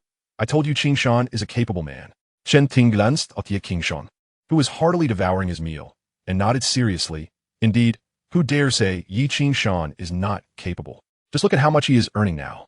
After dinner, Yi Qingshan, exhausted from the day's toil, washed up and lay down to sleep. However, it wasn't long before a knock on the door interrupted him, revealing Chunyu and her sister Chun Ting. Once inside, Chun Ting touched the bed and the blanket. Qingshan, how about I sleep here with the child? And you, and shall you go back to your own room? No need, Ting's sister. You two sleep over there. Yi Qingshan shook his head. This house is too small for more than one person. It will be cramped for you to stay here with the child. Just rest easy in your own space. Once I have more money, I'll find a way to improve things. Chun Ting sighed, feeling particularly embarrassed, but ultimately retreated. Once they left, Yi Qingshan quickly fell back into slumber. However, amidst his drowsiness, he was suddenly jolted awake by the sound of the door creaking open, and a figure appeared before him. Are you asleep, dear? It was Chunyu's voice. Yi Qingshan immediately sprang up, and before he could fully comprehend, Chunyu leapt into his arms. Having been married for just 2 months, they were inseparable, and after 2 days apart, compounded by Chun Ting's situation, Chunyu felt a wave of guilt toward Yi Qingshan. Therefore, her affection was fervent and unrestrained. In an instant, the couple began to dance. First, Chunyu led with a Latin rhythm, followed by Yi Qingshan with a spirited twirl, fully abandoning the fatigue of the previous night. Chapter 10, Back to the Beehive. However, the next day, perhaps out of embarrassment or for some other reason, before dawn, she returned to her own room. As soon as she lay down, she roused Chun Ting. Seeing her sister's bashful demeanor, Chun Ting couldn't help but chuckle, playfully pinching her cheek. Sister, Chunyu exclaimed, hugging her elder sister, I'm so tired. Chun Ting couldn't suppress a wry smile, thinking, how could you not be tired? You must have been quite busy last night. I even heard you several times. It is indeed shameless to indulge so openly. After their intimate exchanges the night before, Yi Qingshan awoke feeling refreshed. Are you coming back for lunch? Chun Ting asked as he prepared to head out after breakfast. It's hard to say. Yi Qingshan pondered it, uncertain. Then I'll prepare you a couple of rice balls. Chen Ting seemed to have anticipated this. No, it's fine, Ting's sister. How can you say that? You are the backbone of our family. We all rely on you for sustenance. No one should go hungry, especially you. Just wait, I'll prepare them right away. With that, she hurried to make the rice balls. Before long, she presented him with 2 pristine rice balls, neatly placed in a container for him to take. Make sure to take care of these. If you can come back for lunch, that would be ideal. If not, you won't go hungry. Thank you, Ting's sister. Yi Qingshan smiled, shouldering his gun as he departed. Watching his retreating figure, Chen Ting smiled, realizing that she had unknowingly begun to consider this place his home. As Yi Qingshan emerged with his gun, ready to work, he encountered a middle-aged man hurrying towards him, who frowned upon seeing him. Why haven't you been working these past few days? It was their team leader, Yi Lusheng. Uncle, ISN teaching you at work? I know she is, but she is she, and you are you. With so many people at home, if you don't work, there won't be enough to distribute later. How do you plan to support them? Yi Lusheng was genuinely trying to remind him. I understand, but she is working now, and I have other matters to attend to. What other matters? Yi Lusheng replied, exasperated. I'm not criticizing you, but your lives are already challenging enough without bringing Chen Ting and her daughter into the mix. Do you know how difficult it is to feed 2 more mouths? I know, but she is my sister-in-law, and if I don't bring her back, how shall you feel? I have no choice. That is why I went hunting, hoping to earn some money. Or how else would we get by? Yi Lusheng looked at him, suddenly deflated. I understand your intentions, but I'm just reminding you. If you don't work, you won't earn any credits. Hunting is not as easy as it sounds. If it were that simple, our villagers would have already struck it rich and wouldn't be laboring in the fields every day. Uncle Lusheng, please calm down. I understand your reasoning, but there is no better option at the moment. Just let me figure things out, and I'll see what to do next, all right? Fine, do as you see fit. Yi Lusheng waved him off, departing. As a family elder, he was looking out for them. Even if he knew they were inexperienced, he still offered a few words of guidance, which stemmed from a good heart. Yi Qingshan contemplated for a moment before heading up the mountain. However, the first thing he did upon reaching the mountain was to enter his space. Upon entering, he found his space filled with the sounds of chirping birds and fragrant flowers, particularly invigorated by the presence of the birds. First, he checked on the rabbits and was astonished to see that they had grown significantly. He clapped his hands in delight. Then he went to inspect his peanut plants. It was only the 2nd day since planting, and he wanted to see how they were doing. To his surprise, he discovered the peanuts had already sprouted tiny green shoots. My heavens, I knew this could accelerate growth, but I didn't expect it to be this fast. I remember peanuts typically take 5 to 10 days to sprout in the right conditions. This has only been 1 day, indicating at least a 5-fold increase, possibly even more. Let us say 7 times. He was left speechless. The time required for peanuts to grow from planting to harvest typically ranges from 90 to 150 days, with a standard period of approximately 120 days or around 4 months. If we calculate this by a factor of 7, it essentially means that a harvest can be reaped every 20 days. If this is the case, does it not imply that I could harvest peanuts quite early and enjoy an abundance of them? The thought brought him immense joy.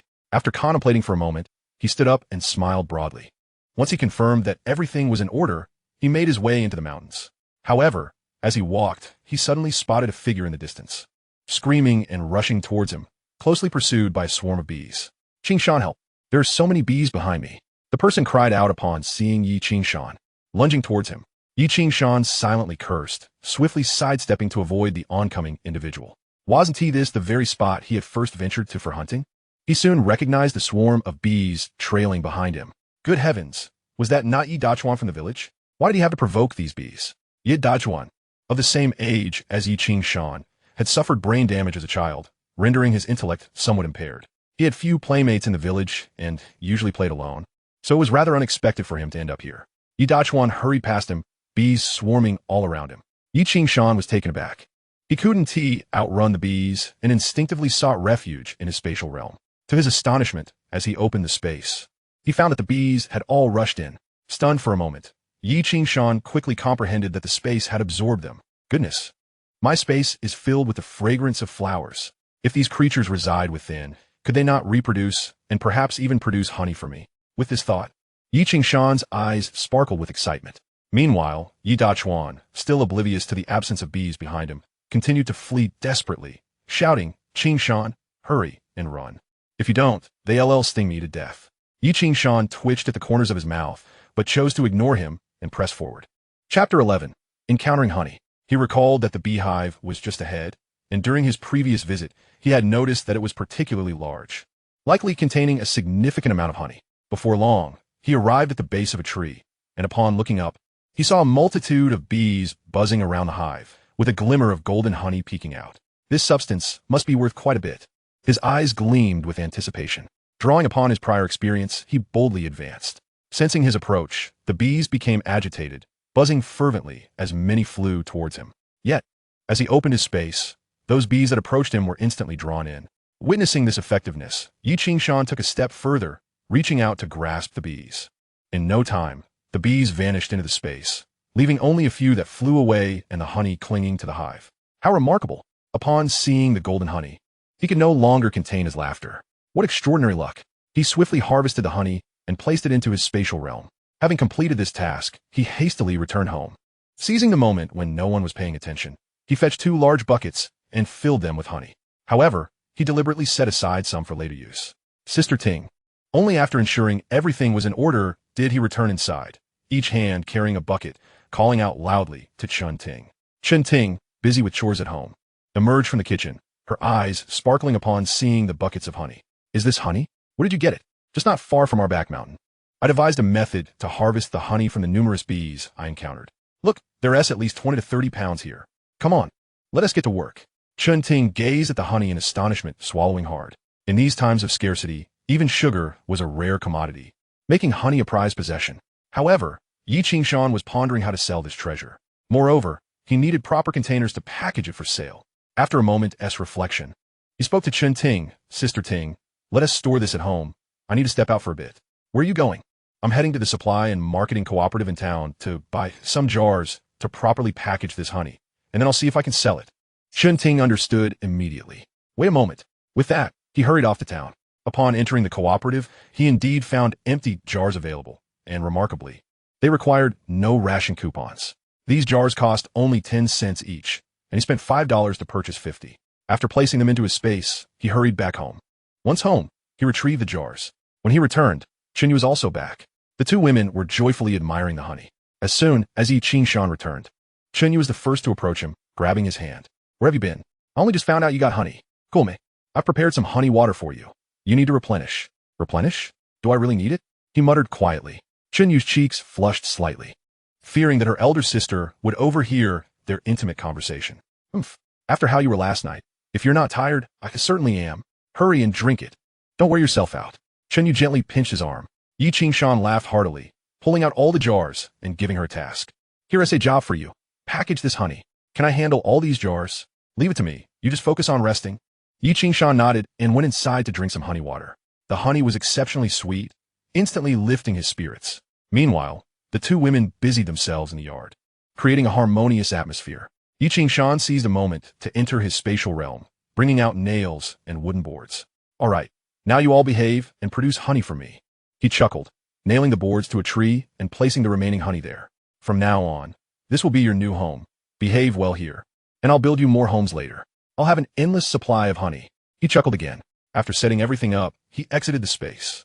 By now, Chun Ting had gone to prepare dinner, leaving only Chun Yu busy with the honey.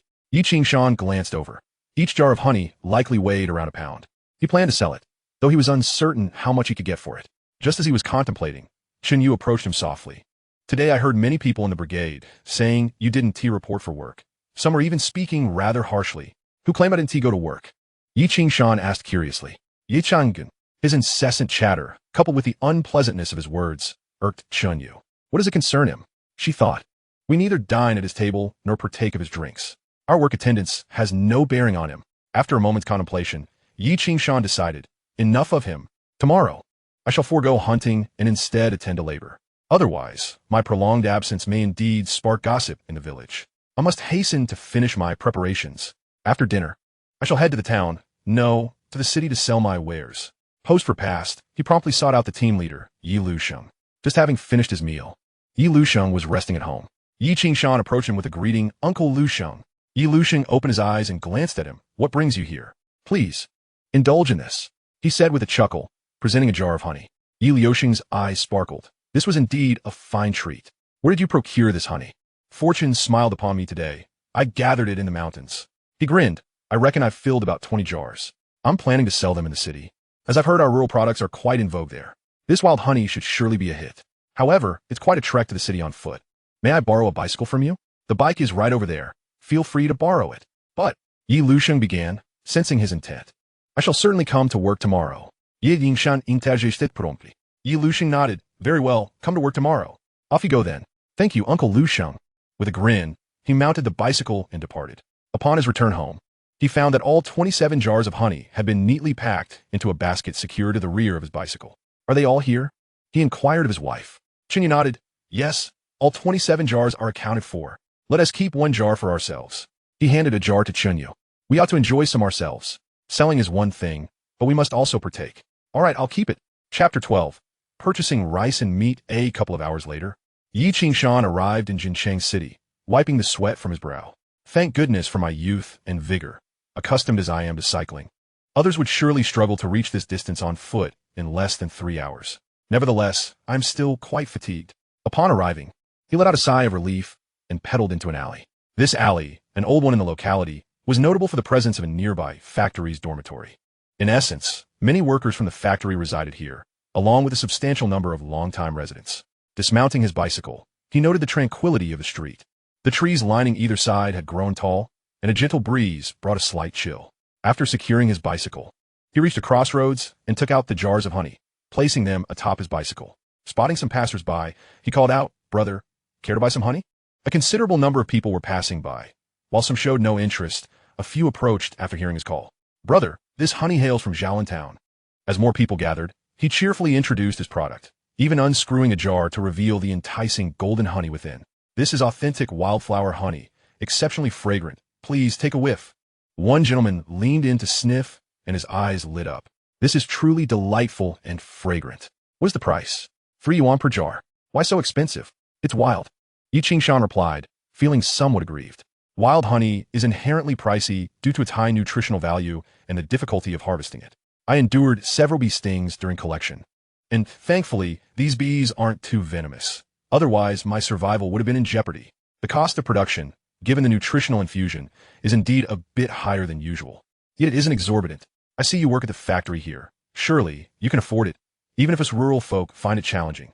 His lamentations, coupled with flattery, seemed to amuse the man before him. You're quite the charming lad. All right, I'll take a jar. Excellent. Yi Qingshan exclaimed, quickly handing him a jar of honey. The man exchanged 3 yuan for the jar, and as the sales commenced, more customers began to flock to him. Is this truly wild honey? It smells wonderful. Young man, give me a jar too. A lady approached, inspecting the honey carefully before deciding to buy. With the floodgates opened and the crowd sizable, not to mention the affluence of the locals, the honey sold out in no time. Those who arrived late were left disappointed, with one anxious woman grasping his bicycle, unwilling to let him leave. Young man, is there none left? Why didn't you bring more? Yi Qingshan felt both pleased and helpless. Andy, it's not that I wouldn't save some for you. It's simply that they're all gone. Please wait. If I manage to procure more goods in the future, I shall return to find you. How does that sound? All right, just remember to come back here to sell. My child adores honey. Absolutely, I will. After completing his sales, he pedaled away. Having sold 26 jars of honey at 3 yuan each, he earned 78 yuan. Coupled with the 98 yuan from selling wild boar, he now had a total of 176 yuan. After giving Chun Yu 20 yuan, he still retained around 150 yuan. A considerable sum indeed. However, he did not rush home, but instead ventured into another alley. This location was akin to a black market. Upon entering, he spotted several individuals leaning against the walls, silently observing the comings and goings of others. These were the purveyors of the black market, dealing primarily in tickets, grain tickets. Meat tickets and cloth tickets abounded. Typically, the average person remained oblivious to their true purpose, often mistaking them for eccentric individuals. Only those in the know recognized that they awaited potential buyers. Having lived 2 lives, Yi Qingshan understood that this place was indeed popular at certain times. Unfortunately, it had been shut down in the ADS, with many arrested during the crackdown. It was only due to the notoriety of that incident that he became aware, but now was utterly safe. Approaching a seemingly refined middle-aged man, he inquired, Brother, do you have grain tickets? The man brightened at the prospect of business. Indeed. How many do you require? What are your prices? The middle-aged man appraised Yi Qingshan, seemingly deliberating on his offer. Grain tickets are 2 dimes per pound. Yi Qingshan nearly burst into laughter. Brother, let us conduct our business fairly. Don't throw out arbitrary prices. There are plenty of people here. Do you think I'm not aware of the market rates? Grain tickets are at most 1 dime per pound, and meat tickets are 2 dimes per pound. I know the market. I've come here to buy before. The middle-aged man chuckled nervously. Ah, I see we have a savvy young brother here. I didn't mean to haphazardly quote a price. I was merely cautious, fearing you were sent to probe. Then I'd like 100 pounds of grain tickets and 10 pounds of meat tickets at the prices I just mentioned. Certainly.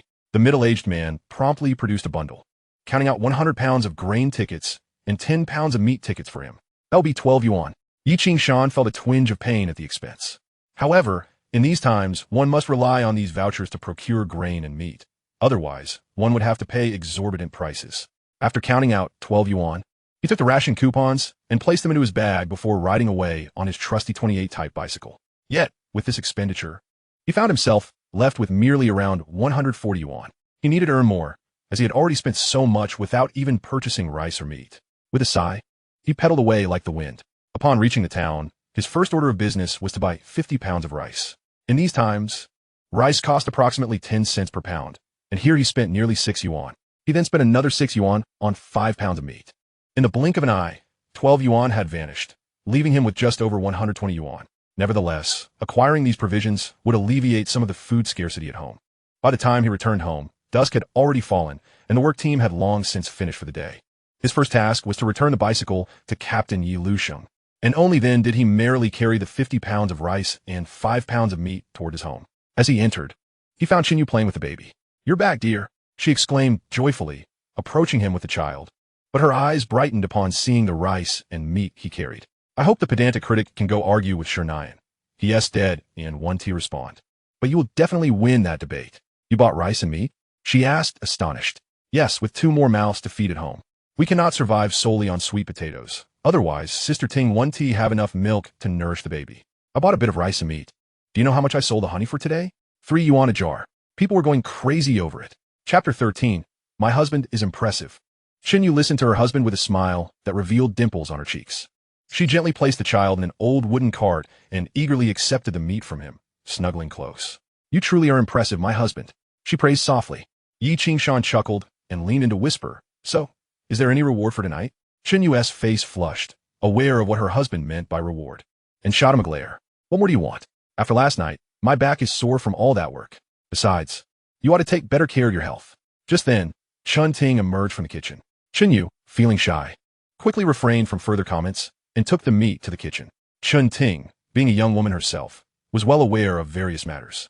She couldn't help but smile inwardly, but her surprise grew upon seeing the rice and meat in their possession. Life at Lu Daoi's place had not been this good. "Where did you get all this rice and meat, considering we don't have any ration tickets?" she inquired curiously. "I picked up some ration tickets while selling goods in the county and then bought rice and meat in town. We should regularly enjoy rice and meat when conditions allow. It's better for health than living on sweet potatoes, which lack nutrition and aren't conducive to milk production." As he spoke, Chun Ting felt a jolt in her heart for some reason. "All right then, I'll start cooking." She nodded, taking the rice inside. Yi Qingshan rubbed his hands together, washed them, and then approached the child. "By the way, what's this little one's name?" he asked Xinyu, observing the baby sitting in the cart. "Her name is Lu Xiaoyan," Xinyu replied with a smile. "Lu Xiaoyan?" Yi Qingshan mused over the name before nodding approvingly. "That is a lovely name. Lu Yin, grow up well, and I'll get you delicious treats so you grow tall." Lu Xiaoyan smiled at him, and Yi Qingshan laughed heartily. "Look at this little one. She knows how to respond to kind words." Inside, Chun Ting, hearing the joyful laughter, couldn't help but glance over, her lips curling into a smile. She hadn't expected Yi Qingshan, who had previously held a less than stellar reputation, could be so dependable. Xinyu was also smiling. However, amidst the laughter, Yi Qingshan's gaze fell upon a bruise on Xinyu's arm. He paused, suddenly seizing her hand to inspect it, frowning in concern. "What happened here?" "Oh, it's nothing really. I accidentally bumped into something while working today," Xinyu explained, a hint of panic in her voice. "Bumped into something? Are you sure you're not deceiving me? Why would I lie to you? Accidents are common at work. It's nothing unusual." Xinyu nodded. Seeing her earnestness, Yi Qingshan hesitated to press further, ultimately nodding in acceptance. Yet, doubt lingered within him. This certainly did not appear to be merely an accident. After dinner, Yi Qingshan reclined in the courtyard to rest. With the weather warming, it was a delightful experience to relax outdoors. However, after a short while, he left the courtyard and found a spot to enter the space. The time inside mirrored that of the outside world, It was still night, but the sky within was adorned with brilliant stars and illuminated by moonlight, revealing numerous landscapes below. He first checked on the peanuts he had planted and noticed they had grown even better since yesterday. I must build a fence around them. Otherwise, the animals will come and devour the seedlings, rendering all my efforts in vain. Resolute, he returned home to cut bamboo from his family's hillside. These bamboo stalks had been planted by his father. In the past, rural areas often required bamboo for crafting utensils, fueling fires, or even enjoying spring bamboo shoots. Hence, they were planted around the house for future needs. After cutting some bamboo, he transported it into the space and began slicing it with a kitchen knife. He toiled until around 10 o'clock that evening before returning to the courtyard. As he stepped inside, he saw Chunyu emerging in her night clothes. "Where have you been? I thought you had run off again." "What? Waiting for me to sleep?" Yi Qing-shan asked playfully. "Oh, please be a bit more serious. My sister is here, and you're going to embarrass me." Chunyu felt both provoked and shy by her husband's words. "All right, I'll go take a shower and get to bed early." Yi Qing-shan chuckled, giving her a playful pat on the backside before heading inside to wash up. Chunyu gritted her teeth, then turned into the room. Just as she entered, Chun Ting, who had just finished feeding the baby, looked at her with a smile. Qing-shan is quite amusing. Chunyu realized her sister must have overheard her conversation with Yi Qing-shan and felt her ears grow warm with embarrassment. "Sister, don't listen to him. He just loves to tease, and he doesn't take care who's around. I think he is quite nice." Chun Ting replied with a smile. "Sister, do you really think he is nice?" Hearing her sister praise her husband made Chunyu beam, and she eagerly sat beside her. "They always say he is not good enough, but I can't explain it. I just think he is wonderful. He treats you well. That is evident. Isn't it?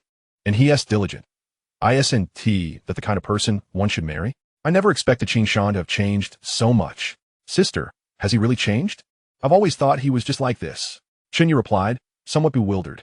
In her heart, Chun Ting had always regarded Yi Qing-shan as an intelligent and capable individual. With a gentle smile, she observed Chunyu, feeling a wave of nostalgia. After the untimely demise of their parents, the two sisters had relied on each other for support.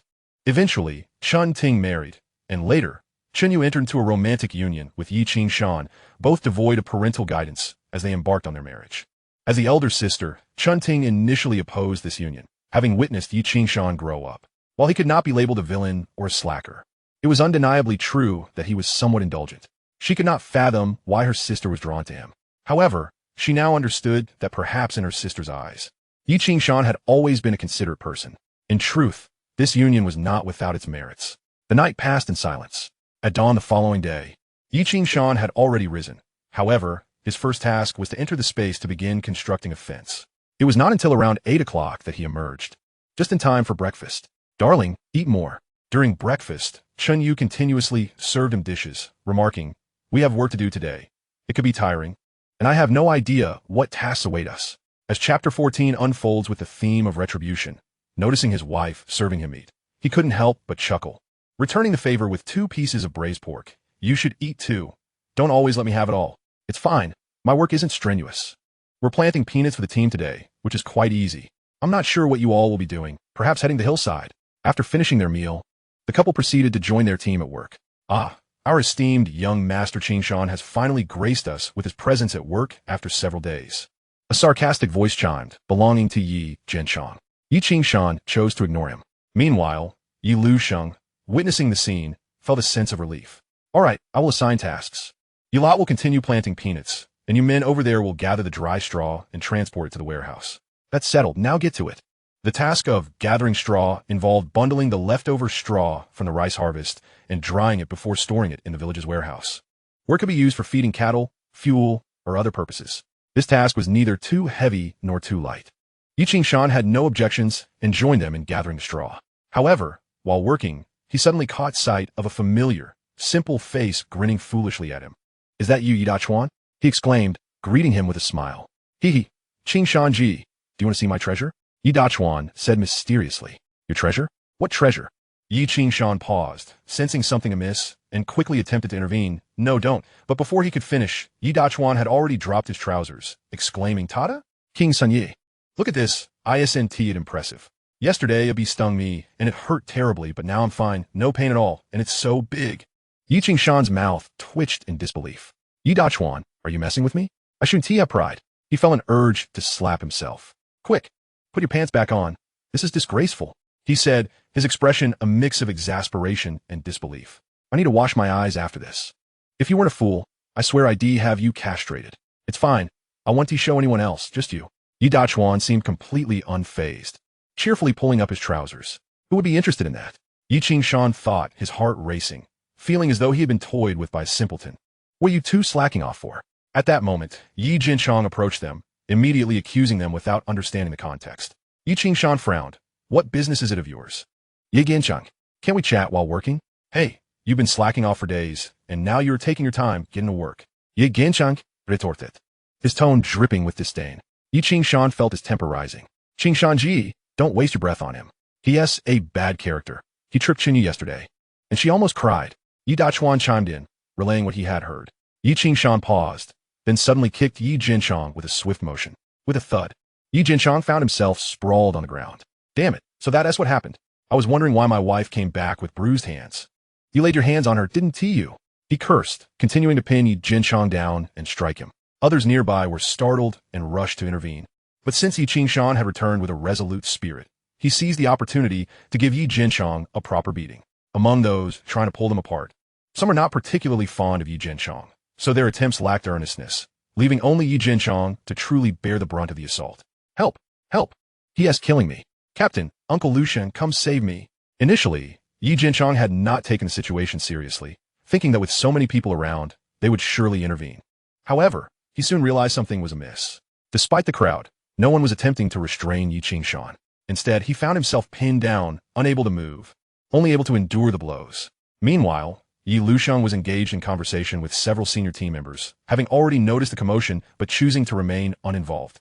Casually continuing his discussion, Uncle Luxiang, there is a fight over there, a nearby individual exclaimed. Yi Qingshan is beating Yi Jinchong. You should go check it out. Yi Luxiang raised an eyebrow. What is the rush? I'm going over now, he responded leisurely, causing the nearby senior members to stifle their laughter. In truth, the reputations of Yi Jinchong and Yi Qingshan within the team were vastly different. They often criticized Yi Qingshan for being lazy, yet Yi Jinchong was no better, if not worse. While Yi Qingshan was merely lazy with a decent character, Yi Jinchong was similarly lazy but of poor character and enjoyed flaunting authority. In comparison, Yi Qingshan appeared almost angelic. He lacked any significant flaws aside from his laziness. If there were any shortcomings, it would be his penchant for intimacy with his wife. But that was a private matter between the two of them. Moreover, what man doesn't enjoy such pleasures? Only a man with impotence would not. However, others have been hesitant to confront Yi Jinchong, but witnessing Yi Qingshan take action, they silently cheered him on. Yi Luxiang shared this sentiment. As the situation neared its climax, he finally sauntered over. What is happening here? He inquired, waving his hand for others to step aside. Instantly, everyone dispersed with amused expressions. Captain, he is hitting me. You must stand up for me. Yi Jinchong, now battered and bruised, could no longer restrain himself from hurling accusations at Yi Qingshan. He hit you? How'd he hit you? He hit me. I didn't provoke him at all. He just came at me for no reason. Yi Jinchong exclaimed, Beiju did it. Uncle Luxiang, it was he who deliberately tripped my sister you yesterday. And then he spoke with such unpleasant words. Brother Qingshan could not bear it and ended up striking him. He deserved it. Yi Dachuan earnestly explained on behalf of Yi Qingshan. The other team members were generally aware of this incident. Indeed, he had intentionally caused trouble for Chunyu, bullying her, a girl. What kind of behavior is that? The other members immediately rallied to Yi Qingshan's defense. Exactly. How can one act in such a manner and not expect consequences? In that moment, everyone felt that Yi Qingshan was justified in his actions, collectively denouncing Yi Jinchong. Yi Jinchong's face turned crimson with embarrassment. He felt as though he was universally despised here. Day after day, he seemed to do nothing but stir up trouble. Clearly, Luxiang seized this opportunity to glare at Yi Jinchong. Are you just idling about? Why would you bully Qinyu? Has she provoked you in any way? Uncle Luxiang, I accidentally tripped her. It was not intentional. They are all talking nonsense. Who's talking nonsense? You yourself admitted it yesterday. One of the team members stepped forward to angrily accuse Yi Jinchong. Exposed, Yi Jinchong lowered his head, his face flushed. Chapter 15.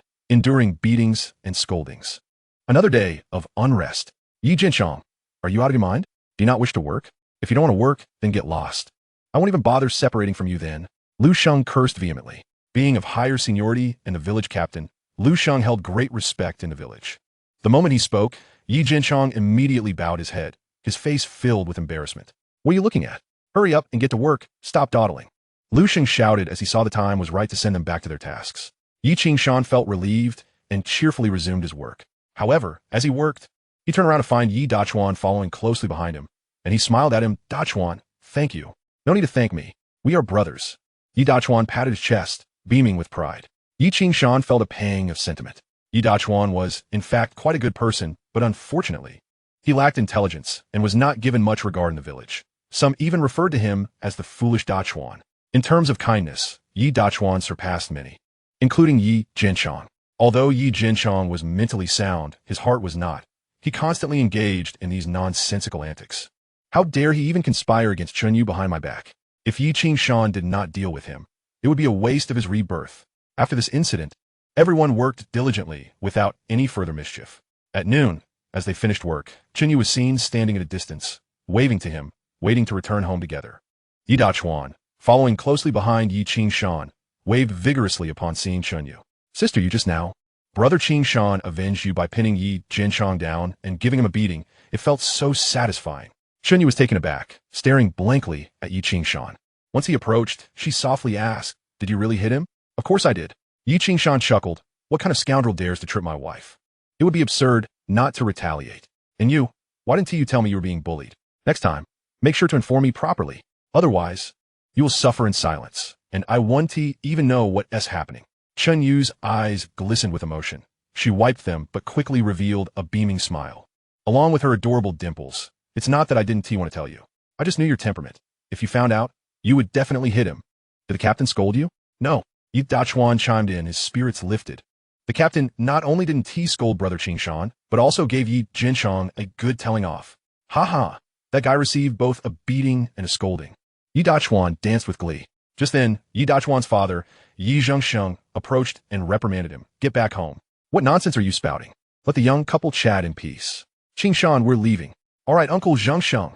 As they watched the group depart, Chunyu, feeling touched, grasped his hand.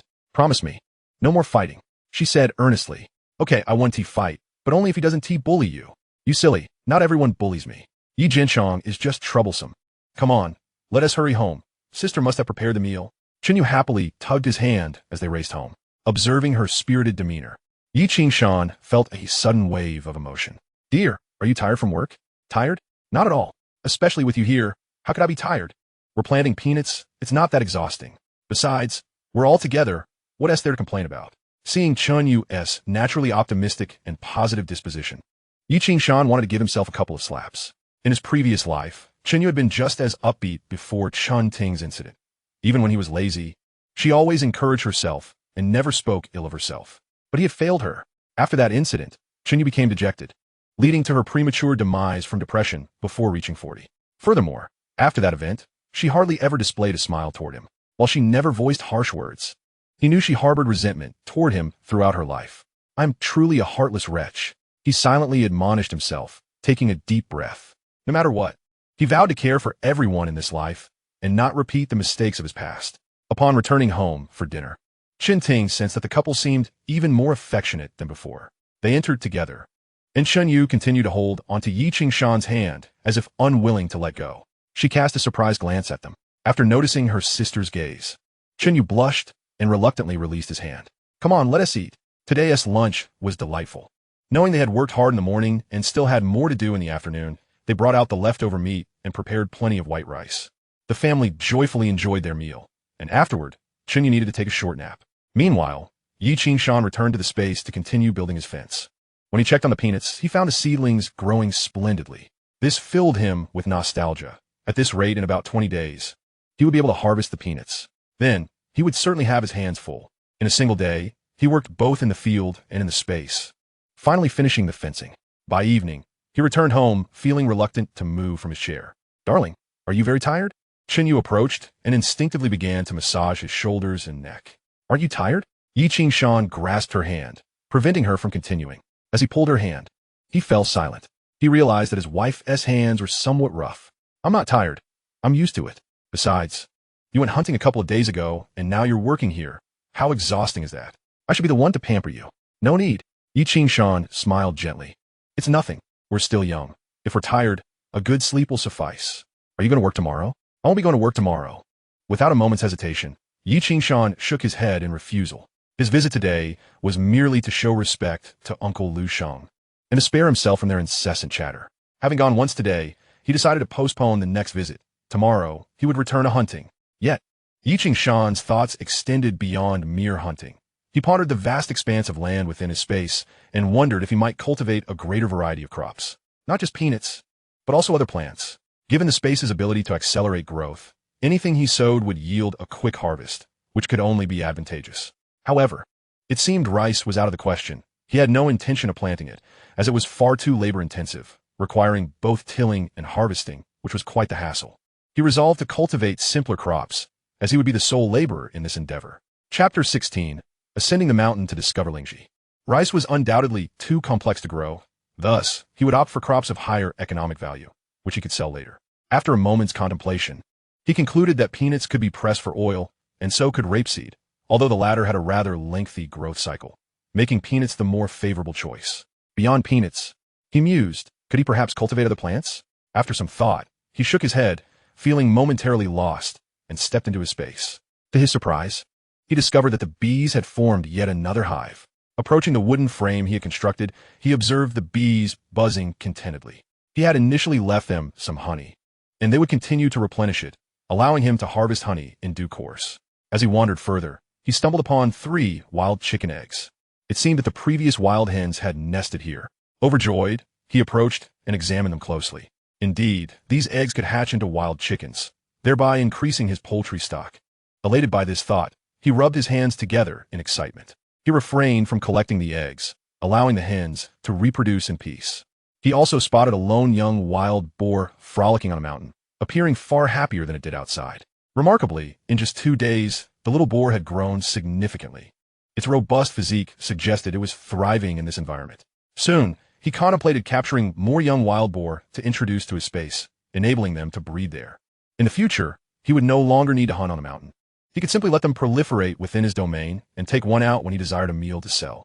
How splendid! The more he pondered, the more exhilarated he became. Eager to put his plans into action, not only could he cultivate crops, but he could also raise animals such as chickens, ducks, and geese. The possibilities filled him with excitement. This area was ample enough to sustain a variety of livestock, which would surely flourish. Yes, that was the plan. He would buy seeds at once. As it happened, today was the market day. With this thought in mind, he hurriedly made his way to the market. Arriving around 10 in the morning, he found the market bustling with activity, the air thick with the mingling scents of goods and the sounds of vendors calling out. This vibrant atmosphere evoked a strong sense of nostalgia in Yi Qingshan, reminding him of the rural markets of his past. He arrived at the stall selling chicks. Although the space was considerable, he hesitated to purchase too many, ultimately deciding on 2 roosters and 5 hens. Nearby, where there were lakes and streams, he acquired 6 female ducks and 3 drakes, along with 6 geese. Yet, even these were insufficient. He next ventured to the fish fry vendor, where he bought 20 grass carp and 10 crucian carp. After reflecting, he realized he had no further purchases to make, so he found a suitable location to release the fish fry into the lake. The lake was vast, and the fish seemed to disappear as if casting a drop into the ocean. However, he could not dwell on such matters. He released them without delay. Following this, he released the ducks and geese into the lake, where they joyfully splashed about. Finally, he placed the chickens nearby. He planned to construct a coop for them, providing shelter from the elements for their slumber. It was all coming together splendidly. Feeling quite satisfied, he prepared to head home. However, as he turned to leave, he noticed a crowd gathered around the only herbal medicine shop in town. "Look, He Shou Wu," a vendor exclaimed, calling out loudly. "You folks are truly fortunate today. You have the chance to see this He Shou Wu. I tell you, this specimen is at least 50 years old, exceedingly rare. You are indeed lucky to encounter it, for you may never have such an opportunity again in your lifetime." Curious, a nearby onlooker inquired, "If this thing is so old, how much is it worth?" "Exactly. Just tell us the price. Why all the fuss?" Others chimed in, eager to know the monetary value of the find. The owner of the herbal shop, a bespectacled elderly gentleman with a touch of gray in his beard, examined the sizable He Shou Wu, glancing at the crowd before finally announcing a price. "This is indeed a rare find. It appears to be 30 or 40 years old, at the very least. Given its size, I will offer you 50 yuan for it." The crowd erupted in excitement. 50 yuan. In these times, that was a significant sum, likely equivalent to 2 months' salary for an urban worker. The owner of the He Shou Wu, a simple farmer, was overjoyed at the offer. nodding eagerly in agreement. This is truly valuable. Indeed, it's said to be worth more than ginseng. Someone remarked. Well, we don't produce ginseng around here. Another added. If only I could find a place in the mountains to harvest something like that. I would strike it rich. The crowd buzzed with excitement, discussing the find animatedly. Yi Qingshan stood on the periphery, watching intently until suddenly a thought struck him like lightning. How could I have forgotten this? He exclaimed, his eyes sparkling with realization as he hurried home. He recalled distinctly that during this past summer, a villager named Wang Lao Air had discovered a piece of lingji at Wangfengdiao, which had sold for an astonishing 63 yuan. He knew about this because the news had spread throughout the village. After all, finding and selling a lingji for over 60 yuan was quite the sensation in those days, making it common knowledge among the villagers. However, lingji was notoriously rare, seldom spotted. It was merely luck that one might find it. Now, with only 2 or 3 months since summer, perhaps he might still find one if he searched diligently. Filled with excitement, he set off for Wangfengdiao on Lianhua Mountain.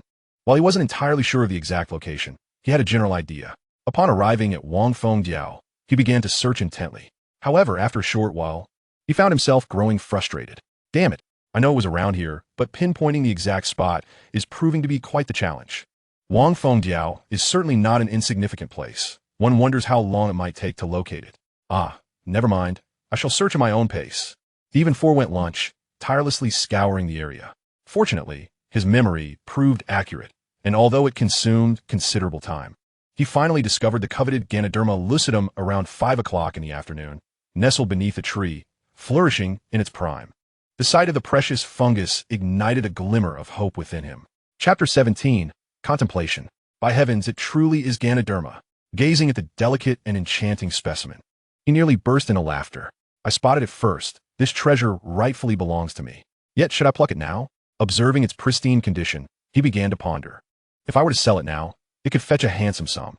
But is selling truly the right course of action? No, I could cultivate other flora here. What if I were to grow Ganoderma myself? A sudden thrill coursed through him as he considered this possibility. However, uncertainty soon crept in. Is it feasible? Can I truly cultivate it? Yet, I lack knowledge in agriculture. No, that's not the case. I could acquire relevant books from the bookstore in town. If I follow the guidance within those tomes, it would suffice, wouldn't it?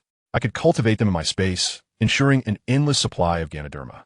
Moreover, given its relatively high value, there would undoubtedly be buyers, and it's a safe venture.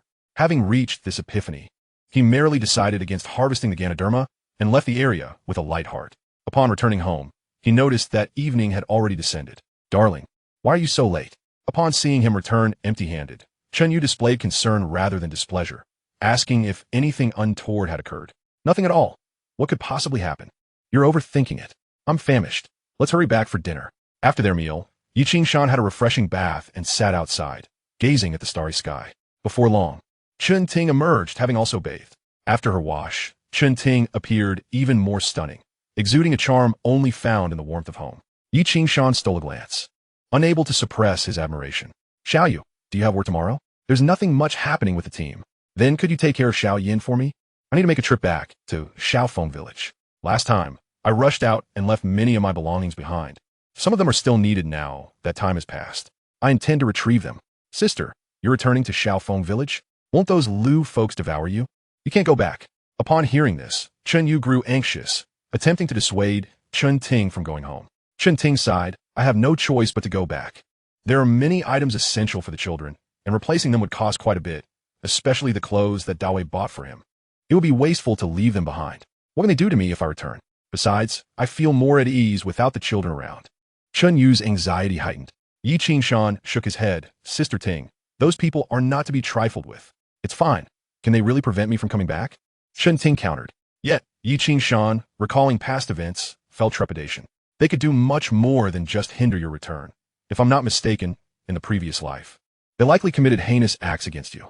Sister, if you wish to go back, we should all return together, and let Qingshan accompany us. Chen Yu declared resolutely. That won't do.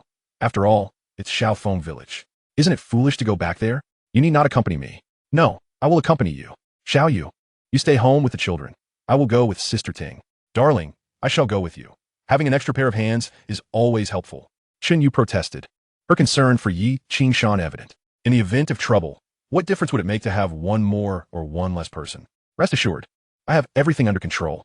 It's settled then. Tomorrow I will go with Sister Ting. Yi Qingshan ultimately concluded. The following day, under Chun Yu's worried gaze, Yi Qingshan borrowed a sturdy bicycle from Yi Lusheng and set off with Chun towards Xiaofeng village. Sister Ting, please hold on tightly. The mountain path is treacherous. Don't let a bump throw you off. Yi Qingshan cautioned. Chun Ting merely nodded in response, her arms securely wrapped around his waist. He was enveloped in a delightful fragrance. He could hardly fathom how intoxicating it would be to hold Chun Ting close. He refrained from speaking further, pedaling determinedly towards Xiaofeng village. The journey spanned approximately 15 li. By 9 in the morning, they finally arrived at Xiaofeng village. To Yi Qingshan, the villagers were strangers, but for Chun Ting, many were familiar faces. Why was that? When Chun Ting had married in a Xiaofeng village, the long-crippled Wu Lao heir had stood up upon catching sight of her. Clearly enthralled, it was unavoidable. Her beauty captivated all. Thus, Chun Ting was quite well known in Xiaofeng village. Isn't that Dawei's wife, Chun Ting? Indeed, it is she. Didn't Lu Dashun claim she had run away? How come she's back? Run away? Do you really believe Lu Dashun's words? Everyone knows his intentions. He certainly claimed she fled. But whether it's true or not, we all have our suspicions. And she's returned with a man. How audacious. As his relative, Lu Dashun must be furious. That man appears to be Yi Qingshan. He is her brother-in-law. What do they possibly want by coming back? As they approached, the villagers began to murmur, their gazes converging on the pair. Upon reaching home, it seemed nearly everyone was already aware of their arrival. Naturally, Lu Dashun and the others were informed as well. Lu Dawei had no biological brothers. Lu Dashun and the others were merely cousins.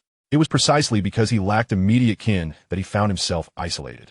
After Lu Dashun's death, he had to manage many affairs alone, especially when faced with his predatory cousins and uncles. Chun Ting found herself ill-equipped to resist. Otherwise, she wouldn't have had to seek Chun Yu's assistance or make such requests. It was merely the result of circumstance. Upon seeing Lu Dashun and his cohorts approach, Chun Ting recalled the time she had struggled in their presence and instinctively stepped back, only to find herself retreating behind Yi Qingshan, who shielded her with his hand. Do not be afraid. Collect whatever you need. This house belongs to you and Dawei. We have every right here. Ignore them. If they speak harshly or attempt anything, I will intervene. Chun Ting felt his reassuring strength and nodded, steeling herself to enter the house and gather her belongings. Chun Ting, you truly have the audacity to return. Lu Dashun stepped forward, a cold smile on his lips, reminiscent of a venomous serpent poised to strike. Returning to your own home is hardly shameful. Where else would you feel comfortable? You seem quite at ease occupying your cousin's house. What do you mean by that? Just say it. Chapter 18, A Skillful Collaboration. Yi Qingshan's voice resonated with a clarion clarity, instantly penetrating the ears of every individual present, compelling their attention. Lu Dashun's countenance darkened, and he retorted with indignation. Yi Qingshan, cease your deceitful rhetoric. I have no desire for anything here. Yet Chun Ting, possessing a keen intellect, immediately grasped the implications of Yi Qingshan's words. She ventured inside, circled around, and emerged, her cheeks flushed as if to accuse. With so many uncles and elders from our village gathered here today, I indeed have a matter to discuss with everyone.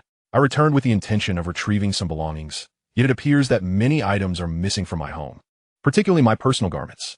Might it be that one of the esteemed uncles has taken them? Such items would serve you no purpose. It would be far better to return them to me now. This declaration ignited a fervor among the crowd. In truth, Yi Qingshan had not contemplated the depth of his scheming. He merely sought to provide Chun Ting with an excuse to allege that her household was lacking, thereby casting suspicion upon Lu Dashun. Furthermore, based on his understanding of Lu Dashun, it was entirely plausible that he had indeed engaged in such nefarious acts. However, to his astonishment, Chun Ting proved to be far more astute than he had anticipated, launching a sensational accusation that ensnared Lu Dashun in a web of scandal. Is there truly such a lack of morals? Who could it be? Who has been most vocal about this matter? Why? It is none other than Lu Dashun himself. Can anyone be so blind to his intentions? The crowd buzzed with speculation, casting knowing glances towards Lu Dashun, whose face turned ashen. No, I have not committed such acts. Do not wrongfully accuse me. Who would stoop so low? Lu Dashun pleaded, yet his words fell on deaf ears. The villagers were not oblivious. They were well aware of Lu Dashun's true nature. Moreover, Chun Ting had always maintained a stellar reputation in the village. Not only was she beautiful and kind-hearted, but she was also prudent in managing her household. In contrast, Lu Dashun's reputation was far from pristine, and his gaze betrayed an unwelcome desire towards his cousin-in-law. The audacity of his actions, so soon after the death of Lu Dawei, shocked the onlookers. With a mere utterance, the tide of the situation had turned, leaving Lu Dasan scrambling to defend himself. Even Yi Qingshan found himself wanting to applaud Chen Ting's clever maneuvering. Sister Ting, go inside and gather your belongings. I shall await your return here. Yi Qingshan knew that this single phrase would deter Lu Dasan from any further mischief, so he smiled encouragingly, urging her to proceed without delay. Indeed, once inside, no one dared to utter a word against her. Lu Dasan yearned to intervene, but seeing himself branded with the label of a thief, he refrained from making a scene, for he still valued his reputation in the village. The sight of Yi Qingshan, armed with a hunting rifle, casting a frosty glare in his direction only intensified his trepidation. Inside, Chen Ting hurriedly completed her task, eager to exit. Esteemed uncles and elders. As she emerged with her belongings, Yi Qingshan clasped his fist respectfully towards the onlookers and spoke earnestly. We are all from the same town, having grown up in this shared environment. In these unpredictable times, it is only natural for us to look out for one another, especially among kin. Even if we are not related by blood, having lived in the same village for decades fosters a bond. While we may not expect assistance in dire times, we certainly hope that no one will take advantage of another's misfortune and engage in base conduct. It is reasonable for kin to lend a hand, as who can guarantee that misfortune will not befall their own household?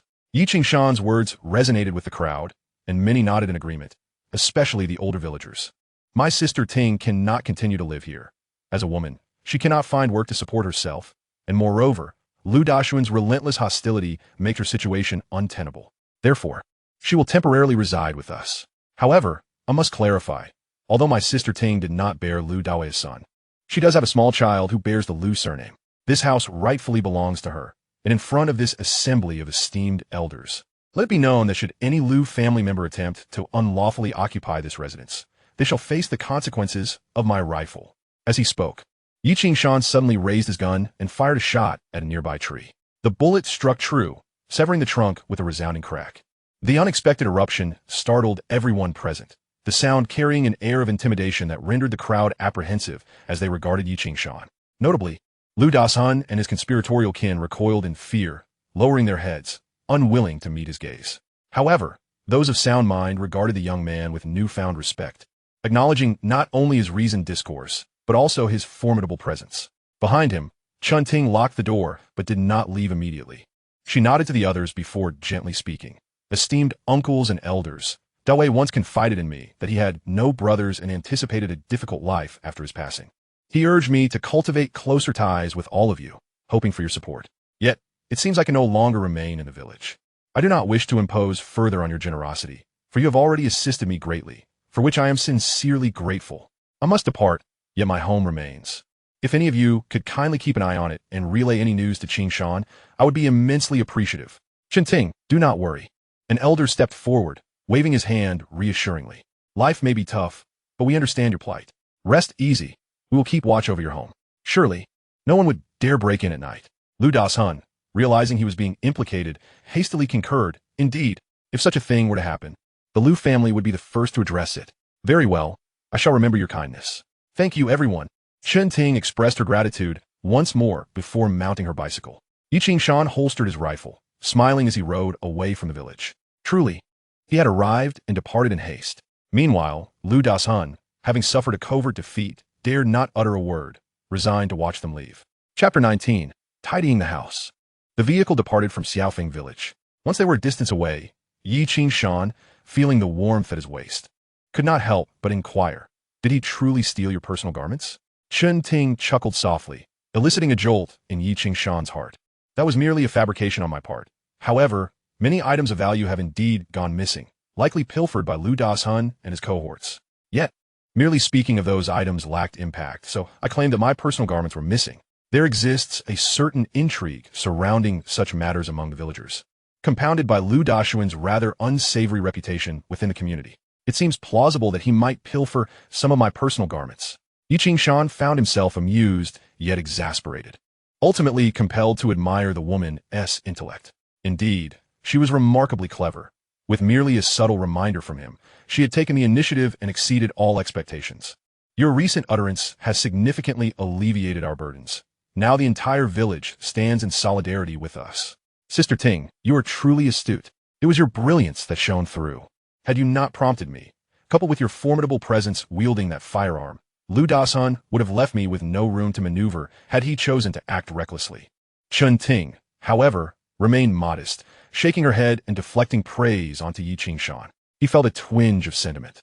The two sisters were indeed of contrasting temperaments. Upon their return home, they found Chun Yu anxiously awaiting their arrival with the child. "What's the situation? Are you both unharmed?" Upon seeing them return safely, Chun Yu let out a profound sigh of relief and hurriedly inquired. Sister Ting is exceptionally wise. With a mere statement, she managed to quell them, allowing us to gather our belongings and depart. Yi Qingshan gently set Chun Ting down, smiling as he spoke. What transpired? Chun Ting, slightly embarrassed, recounted the events that had unfolded. You were right to address him thus. Lu Dasan is clearly no good. You acted correctly. Sister, your cleverness is remarkable. I doubt I could have conceived of such a strategy. It was my husband's insight that guided me. Had he not subtly alerted me, I would never have thought to suggest that something was missing. Chun Ting shook her head, unable to suppress a glance at Yi Qingshan. As he placed the bicycle aside and hung the firearm back on the wall, he merely smiled cheerfully. Chun Ting observed his unpretentious demeanor, momentarily taken aback, as if a ray of sunlight had illuminated her heart. Without Yi Qingshan standing there with the gun, even her vast intelligence would have been rendered ineffectual. As the saying goes, a clever woman cannot cook without rice, encapsulating the essence of the situation. At that moment, Lu Xiaoyan, having not seen her mother for a while, clamored for her to hold her. Sister, you should quickly attend to the child. She was just insisting that I feed her, and I have no milk. Chun Yu chuckled, handing the child to Chun Ting. Embracing the child, Chun Ting retreated into the room. Husband, you are truly remarkable. Chun Yu then took Yi Qingshan's hand gently. Yi Qingshan playfully teased, didn't you already know how capable I am? Chun Yu's cheeks flushed as she playfully pinched him. You love to jest. Yi Qingshan laughed heartily before entering his room. Unexpectedly, Chun Yu's face turned even redder. What are you implying in broad daylight? Yi Qingshan paused, bemused. As he looked at his wife, what could I possibly mean? I merely suggested that since we have time today, we should thoroughly clean the house. Chun Yu then understood, suddenly feeling a bit sheepish. Indeed, since you moved in, this place has not been properly cleaned. We ought to put up some newspapers on the walls. I will fetch some newspapers from the village. Just then, he remembered he needed to return the bicycle, and promptly rode over to Lu Luxing's home. Though Lu Luxing was absent, Aunt Luxing was at home, and, after hearing his request, promptly provided him with a large stack of newspapers. The village officials' homes were abundant with newspapers, which were of little use other than for walling. After expressing his gratitude, he hurried back home. Meanwhile, Chun Yu was diligently tidying up the interior. Yi Qingshan contemplated and decided to organize the clutter within. Given a limited space, they had only 2 rooms suitable for sleeping. This was the house their parents had painstakingly built, and he could not demand too much. After tidying up, he placed some items under the eaves in the courtyard, discarding those that were too old and unusable. While they were occupied, Chun Ting arrived to assist after feeding the child. Before long, they managed to make the room resemble an actual living space. With the clutter cleared away, the uneven dirt floor was now clean. Though it remained in a state typical of the times, no family possessed the means to purchase cement for solidifying their homes. This is much improved. Chun Yu chuckled, unable to contain her delight. Yi Qingshan nodded in agreement. Let's hasten to paste the newspapers. This way, the dust from the walls will not fall. Together, they began to affix the newspapers. Suddenly, Chun Ting inquired, should we widen the bed so that 2 people can comfortably sleep? Her words, albeit innocent, were laden with implications. Chun Yu's face turned crimson in an instant. Yi Qingshan chuckled, shaking his head. No need to make adjustments. Let us manage as we are for now. Later, I will devise a plan to renovate this house. It is indeed a bit too cramped for our family of 4, especially considering that you and I will need to welcome another child.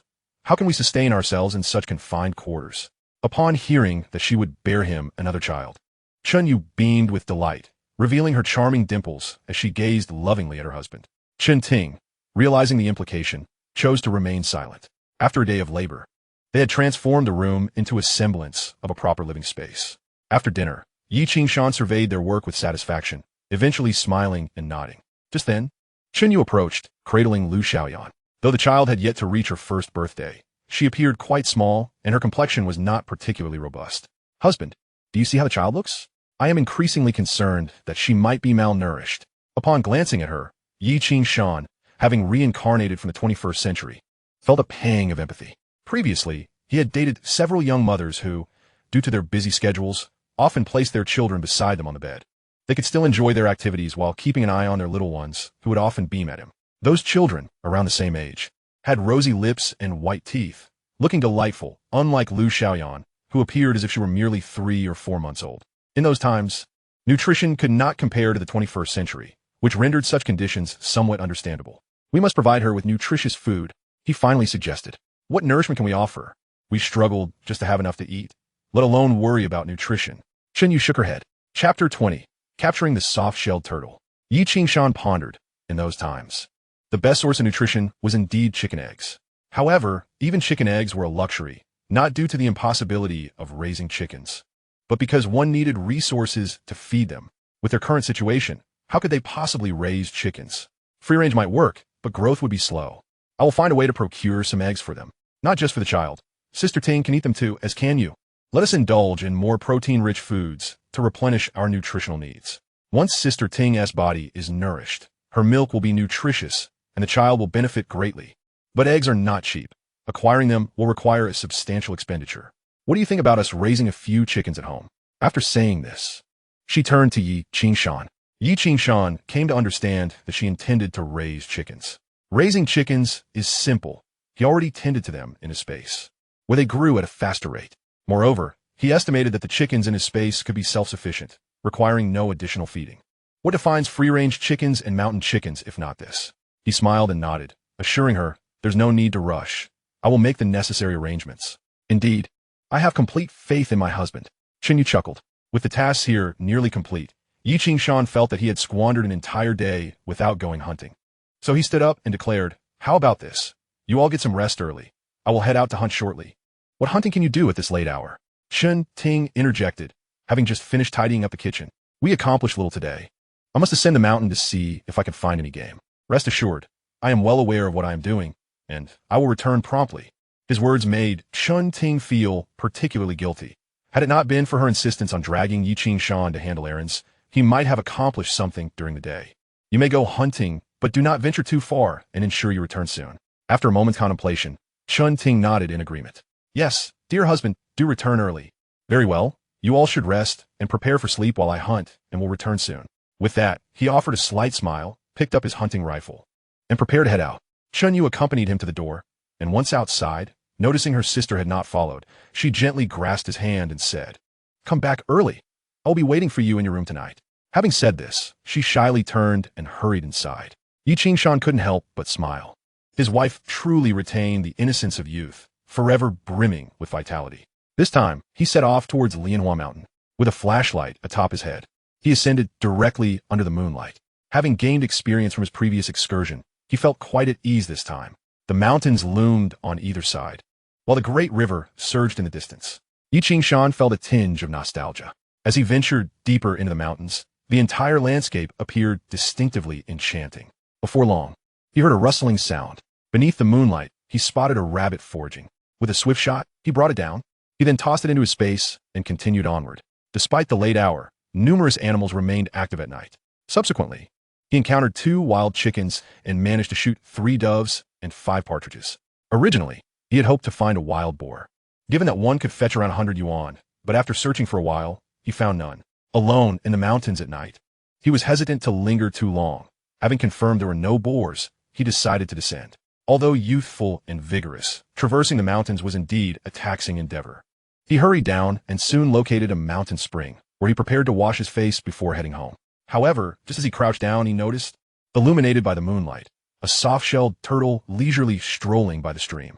Yi Qingshan's heart leapt with joy, and he swiftly captured it. The turtle, burdened by its heavy shell, could only futilely thrash its limbs, utterly powerless. Oh, what a delightful find! Yi Qingshan exclaimed with glee, tossing it into his space. Intrigued, he began to search the stream. Typically, where there is one, there are bound to be others. The stream was relatively large, and in this era, its waters flowed abundantly, crystal clear, teeming with various fish and aquatic life. After searching for 5 minutes, he spotted another turtle swimming leisurely in the stream, and this one appeared to be of considerable size. He joyfully placed it into his space. After another hour of searching, he found 3 more, bringing his total to 5 turtles. It was getting late. With such a bountiful harvest, he chuckled heartily and prepared to head home. By the time he returned home, it was quite late, at least past midnight. The village lay in profound silence, with not a single light illuminating the darkness. In those days, everyone relied on oil lamps, so when it was time for bed, they extinguished the lamps. Wasting even a minute of precious oil was unthinkable. Moreover, some activities did not require light, and even those who did light lamps felt a sense of embarrassment. Certain moments felt more profound in the shadows. Yi Qingshan gently pushed open the gate to the courtyard. Once inside, he placed his hunting rifle down and took out 2 turtles to place in the small pond in his yard. His home was ideally situated, with a stream that allowed him to channel water into the courtyard using bamboo, ensuring a constant flow of fresh water, perfect for keeping the turtles there. He wanted the 2 women in his home to see that he had been productive, lest they think he returned empty-handed. As for the other game, such as rabbits and birds, he stored them in his space, planning to let them hatch inside. Besides, turtles were quite valuable, and he intended to sell these 2 first. After completing these tasks, he took a bucket to the kitchen to check the water temperature and discovered that there was still hot water available. He wondered if it was Chun Ting or Chun Yu who had anticipated his return and prepared the water for him. Delighted, he filled the bucket and made his way to the makeshift bathing area in the courtyard, a common structure in rural settings, where everyone typically constructed a small partition for privacy. After a long day, a hot bath felt particularly refreshing, given that the night air was still somewhat chilly. The warmth washed away his fatigue. After thoroughly cleaning himself, he quickly donned a pair of shorts and rushed into his room, closing the door behind him. Darkness enveloped the space. He dried himself off and immediately laid down on the bed to sleep. To his surprise, as soon as he settled in, he sensed someone was already in the bed, and a giggle echoed in his ears. "Husband, are you surprised? Did you expect this?" Chapter 21. A rush to purchase. There was no escaping it. Yi Qingshan found himself once again enveloped in labor. It felt as though the days had reverted to those of toil. With him farming during the day and tending to Chun Yu's fields at night, he fell into a deep slumber, only to awaken and find his wife missing from the bed. She had likely felt shy and returned to her own space to sleep. However, his bed was indeed too small. At best, it measured a mere 1.2 meters, making it quite cramped for 2. "Husband, are those the turtles you caught?" Chun Yu inquired excitedly upon seeing him emerge. "Yes, 2 turtles. I didn't manage to catch anything on the mountain last night, so I decided to return, and while washing my face in the stream, I stumbled upon 1 turtle. I kept looking, and in the end I found these 2. I didn't return empty-handed after all. I plan to sell them in town shortly.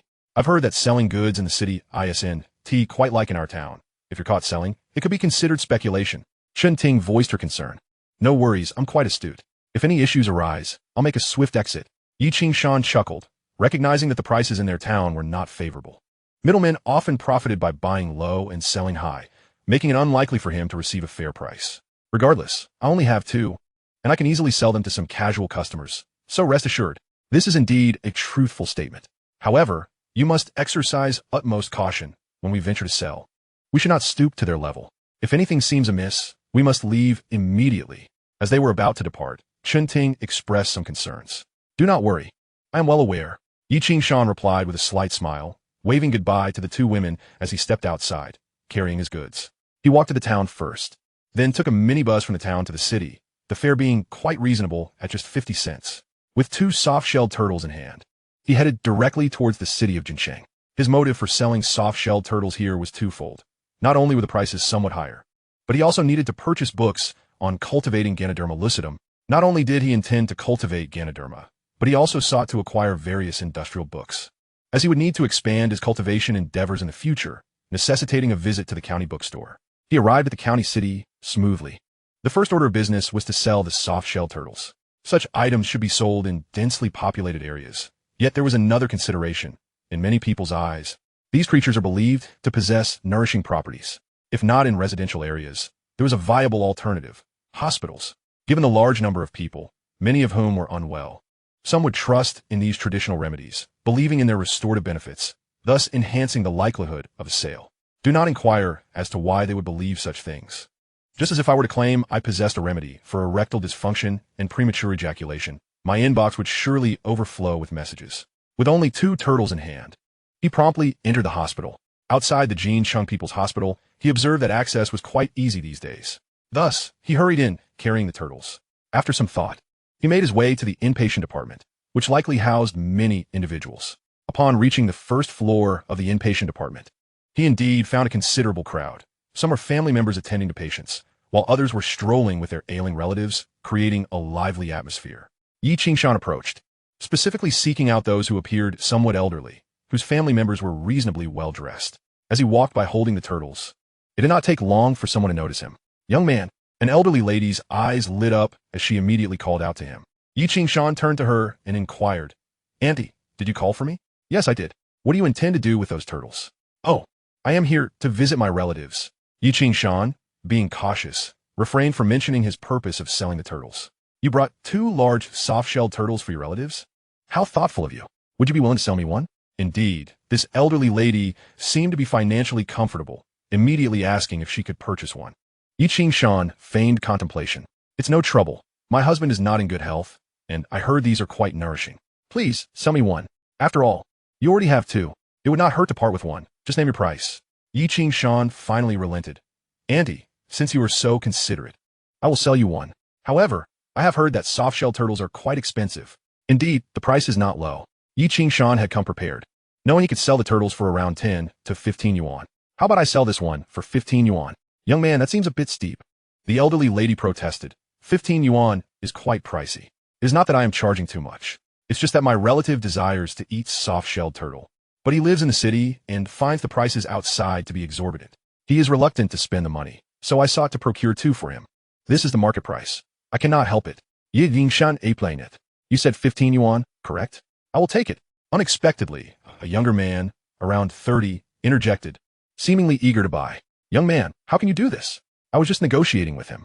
The elderly lady expressed her displeasure, fearing that someone would snatch her opportunity away. "Auntie, what can I do if you do not want it?" The young man, fixated on the turtles, clearly intended to purchase. "I want it. 15 yuan is fine. I can afford it." Under pressure from the young man, the elderly lady reluctantly pulled out 15 yuan and handed it to Yi Qingshan. With a smile, Yi Qingshan generously produced the 2 turtles. "Auntie, please choose whichever one you prefer." The elderly lady admired Yi Qingshan's generosity, noting that he was quite magnanimous. However, upon a closer inspection, she realized the turtles were of similar size, rendering the choice inconsequential. "I will take this one," she finally decided, selecting one at random. Yi Qingshan happily handed it to her. The elderly lady, now content, departed with the turtle to visit her husband. Yi Qingshan chuckled to himself, stuffing the money away and preparing to leave. Naturally, all of this was merely a facade. "Hey, brother, don't go just yet." The young man, having just moved slightly, called out to him with a smile, "What's the rush? I want one too. But, brother, I only have one left." "I know you only have one. I just heard your conversation." The young man insisted. "Here's the deal. I will give you an extra 50 cents if you sell it to me.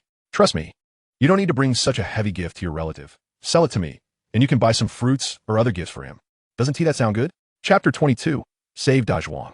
Yi Qingshan chuckled inwardly, well aware of the benefits. However, now he needed to concoct an excuse, which this young man had conveniently provided. He pretended to ponder for a moment. "No need to think. My father loves to eat this. Here, take 15.50. This price is already quite generous, considering how rare these are. It's fate that we cross paths here. Take it. This is now mine. Go buy some fruits for him. Who would he say you are filial?" The young man pressed money into his hand and smoothly took the turtle from him. In an instant, Yi Qingshan had earned 35 yuan. Rubbing his head, Yi Qingshan watched as the young man hurried away before he could contain his laughter and turned to exit the hospital. "I never realized I had a flair for acting. I managed to play the simpleton rather convincingly." After leaving, he arrived at a bookstore in the city, heading straight for the reference section. In no time, he found several books on cultivation and breeding. Upon careful inspection, he discovered that some indeed contained information on cultivating Ganoderma lucidum. Additionally, there were various other topics covered. Spending just over 3 yuan, he happily emerged from the bookstore, having previously retained over 120 yuan, combined with the 20-odd yuan he currently possessed. He now had more than 150 yuan on him. His family still had grain and meat coupons, and he did not intend to purchase these items frequently. Once he was on solid ground, he would be able to supply his needs. However, if one were to truly compare, wild boar meat was not as palatable as domesticated pork. Additionally, wild boar meat carried a distinct gamey odor that was absent in domesticated pork. Aside from the few eccentric individuals who find wild boar meat delectable, those who have tasted it generally prefer the more familiar flavor of domesticated pork. Of course, in this day and age, one must simply take what is available. However, once he has settled all matters at home and restored a semblance of normalcy, he will eventually be free to indulge in whatever culinary delights he desires. With this thought in mind, he made his way back home. After disembarking from the bus in town, he began the walk back. He envisioned that once he had saved enough money, he would acquire a two-wheel bicycle, which would certainly make his journeys more convenient. Crossing the bridge and returning to the side of the river, he continued down the path. Unexpectedly, he soon heard the sound of splashing water below. It is worth noting that their town of Xiaolin is bisected by the mighty Meijiang River, its banks lined with the main roads of the neighboring villages. The paths along the riverbank are but a few meters above the water surface, often no more than 10 meters high. In that moment, hearing the commotion, he spotted someone thrashing about in the water. Who on earth would dare to venture into the river? The Meijiang is a substantial river, flowing into the Ganjiang downstream. Its waters abundant and teeming with fish. Some of the townsfolk rely on the river for their livelihood. Seeing the individual sputtering and seemingly drinking the water as they sank, he felt an urgent need to act. He hurriedly ran down, spotting a piece of driftwood nearby, and reached out. Grab hold of this quickly. The person appeared to sense the rescue attempt and managed to grasp the driftwood amidst the chaos. With a bit of effort, he pulled the person back to the shore, only to realize in astonishment that it was Yi Dachuan. Brother Qingshan, you scare me to death, Yi Dachuan exclaimed, relief flooding his pale face as he realized he was safe. I thought I would never see my parents again. You truly are my savior. Dachuan, have you lost your mind? What possessed you to play here? Yi Qingshan was understandably furious. Though Dachuan was a simpleton, he was still deeply cherished by his parents. Yi Zhengsheng, in particular, must have been filled with both love and guilt, and the thought of anything happening to Dachuan would surely break his heart. I wanted to catch fish, but I slipped and fell in, Dachuan explained, panic evident in his voice. I felt something pulling me down. Maybe it was a water ghost. Yi Qingshan could hardly suppress a laugh. Come, let's get you home. If you linger here, you might conjure up a water ghost yourself. Yes. I promise I won't come here again. Dachuan hurriedly agreed, hastily tidying himself up as they made their way back, casting anxious glances at the river, fearful of encountering the mythical creature. Once they reached the village, Yi Qingshan didn't return home immediately, but escorted Dachuan to Yi Zhengsheng's house. The sight of their drenched son, resembling a drowned rat, left Yi Zhengsheng and his wife utterly alarmed. Uncle Zhengsheng, please keep a close eye on him and ensure he doesn't play near the water again. Today was merely a stroke of luck. I happened to be passing by. I shudder to think what might have happened otherwise. After relaying his warning, Yi Qingshan prepared to leave. Qingshan, wait a moment. Yi Zhengsheng, drenched in sweat from the fright, quickly called for his wife to fetch a dozen eggs. Take these. It's customary around here. You are his savior, and while it's nothing grand, please accept these eggs. Eggs? Isn't that precisely what Chen Ting and her daughter need right now? No need to fuss over it. Just take them. Please. Don't refuse. We would feel embarrassed if you did, urged Aunt Zhengsheng. Reluctantly, Yi Qingshan accepted the eggs, saying, Dachuan, I'm heading home now. Dachuan nodded vigorously. All right. Brother Qingshan, I'll come find you to play next time. Yi Qingshan shook his head, making his way home. By the time he returned, it was past lunchtime, and he found his sisters engaged in conversation, Lu Xiaoyan appearing to doze off. Darling, you're back, Chen Yu exclaimed, her face lighting up with a smile as she approached him, her dimples deepening. Did you sell everything? Yes, all sold, Yi Qingshan replied with a smile. It did quite well. Many said our goods are both excellent and substantial. That's wonderful. Chen Yu beamed, pulling him inside. You must be starving. Let me heat up your meal. I saved some for you. I'll do it. Chen Ting chimed in, heading to the kitchen. I brought a dozen eggs, Yi Qingshan said, handing the eggs to Chen Ting. Dachuan fell into the water on my way back, and Uncle Zhengsheng gave these to me. Perfect for boosting your nutrition. Chen Ting paused, contemplating the dozen eggs in her hands, a mix of emotions swirling within her. I'll steam you an egg custard, she quickly suggested. No need. Keep them for yourselves. Yi Qingshan insisted, shaking his head. You three need to replenish your strength. Make sure to have an egg every morning, whether in soup with honey or steamed. It's for your own good. I want to be having any. Chapter 23. Chopping trees on the mountain, not only did he refrain from eating, but he also ignored the cooling dishes, devouring everything in sight with a ravenous appetite.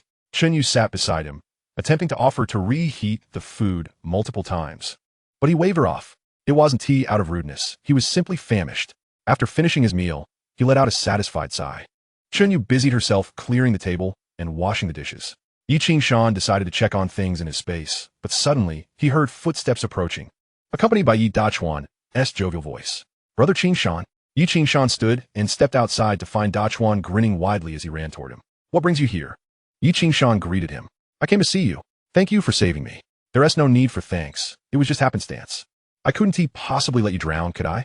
But please, avoid such dangerous places in the future. I was playing, I was fishing.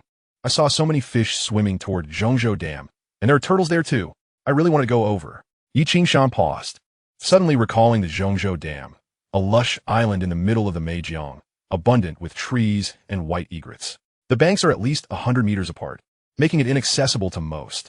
Fishermen rarely venture there, so the wildlife thrives undisturbed. How do you know there are turtles? Ye Vingshan Inuit. I don't know. I just guessed. I saw turtles swimming over there. If I hadn't been distracted by a big fish, I would have gone to catch the big fish and probably would have headed to Zhongzhou Dam. What would you do at Zhongzhou Dam? How would you even get up there? It's at least 100 meters high. I'd find a way. There must be turtles up there. His enthusiasm was infectious.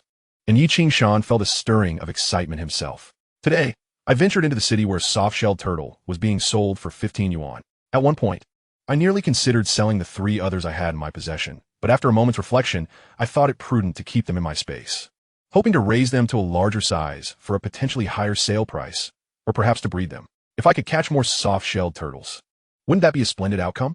Can you swim? Just now, you almost got yourself captured. Why would you willingly plunge into danger?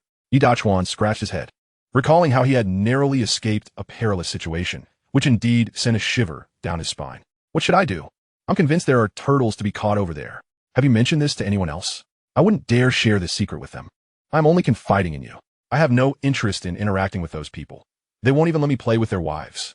Yi Qingshan felt a twitch at the corner of his mouth, thinking to himself that no matter how close their relationship, it was absurd to expect that someone would share their spouse.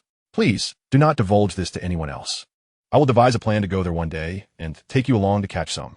But I warn you, do not venture there alone. Do you understand? I understand perfectly. After their conversation, Yi Dachuan finally took his leave. Yi Qingshan entered his space, resuming his industrious activities. He first surveyed the items within, noting that they were thriving splendidly. To his delight, he discovered several wild chicken eggs after entering. This brought a smile to his face. Moreover, the items he had gathered yesterday were now settling comfortably in this space. The foundation had been laid, but I believe I should separate the bees into different hives. With so many bees that will continue to multiply, clustering in one place is not ideal. I shall construct additional beehives. Not only will I create more beehives, but I can also fashion boxes for the wild chickens, allowing them to breed and lay eggs in the future. Wouldn't that be splendid? The same applies to the geese and ducks. With this realization, he promptly set to work. There were some wooden planks at home. He returned to the real world, brought the planks inside, and armed himself with a hammer, nails, a pair of pliers, and a saw, ready to begin his tasks. He started with the beehives. Crafting a beehive was not particularly challenging. He simply needed to nail together a square frame with an entrance for the bees and place it aside. Merely constructing beehives would not suffice. He also needed to guide the bee colonies into this space to establish new queens, enabling them to form a new community. Once they became self-sufficient, they would begin collecting nectar, ultimately producing honey. Fortunately, here, he was the ruler, and any endeavors he undertook were entirely reasonable. He successfully completed 3 beehives, extracted 3 pieces of honey, placed them within the hives, and then transferred the bees over. Strangely enough, as his thoughts directed them, the bees obediently followed. Thus, the once massive hive quickly divided into 4 smaller colonies, leaving him quite satisfied as he clapped his hands. Next, he constructed a shelter by the lake for the geese and ducks, as well as a coop for the chickens on the opposite side. After completing these tasks, he finally exhaled in relief, though it consumed an entire day. However, he had another matter to attend to: cultivating Ganoderma lucidum. In recent days, he had been spending his evenings poring over a reference book, focusing specifically on how to cultivate this fungus. He was well versed in the steps, yet uncertain of how the practical application would unfold. Now that he had organized the space sufficiently, he could dedicate himself to studying the cultivation of Ganoderma lucidum. It seemed imperative to procure some maple trees to serve as the primary material for cultivation. Upon reflection, he quickly formulated a plan. Trees were abundant everywhere. Yet in this day and age, finding large trees required a visit to the forestry farm. Additionally, one could not indiscriminately fell trees from other locations. He decided to hunt in the forestry farm that evening. With this thought in mind, he had a clear direction. The forestry farm was abundant with large trees, including maples and firs. Furthermore, he needed to gather some timber for himself. If he wished to build a new house, he would certainly require wood. He resolved to cut down some trees in advance to prepare, as it was impractical to seek out trees at the last minute, especially since the wood needed to be dried. With a firm resolve, he began his preparations. After dinner, he exchanged a few words with Chen Ting and Chen Yu. Off to hunt again? The two sisters glanced at him. No worries, I'll try to return early. Today, I'm heading to the forestry farm in our village. He smiled, offering them a brief farewell before hastily setting off with his gun. The forestry farm was located on Lianhua Mountain. Upon arrival, he noticed the management office still illuminated. However, he paid them no mind, seizing an opportunity to hastily ascend the mountain. He was not there to hunt, but to fell trees.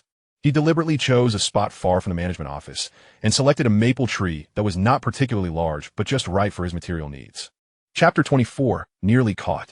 Seeing that the area was deserted, he pulled out his saw and began to cut the tree down. He soon realized that stealing trees was quite the skill. Felling a tree was labor-intensive, and not everyone could easily accomplish it, even as a young man with well-trained strength. He found himself sweating profusely as he sawed away. Thankfully, the forestry farm was quiet, devoid of any disturbances, and he finally succeeded in bringing the maple tree down. Once felled, he quickly concealed it within his space. However, after cutting down one tree, he did not dare linger in that spot and swiftly relocated to another area. Shortly thereafter, he spotted a particularly tall fir tree.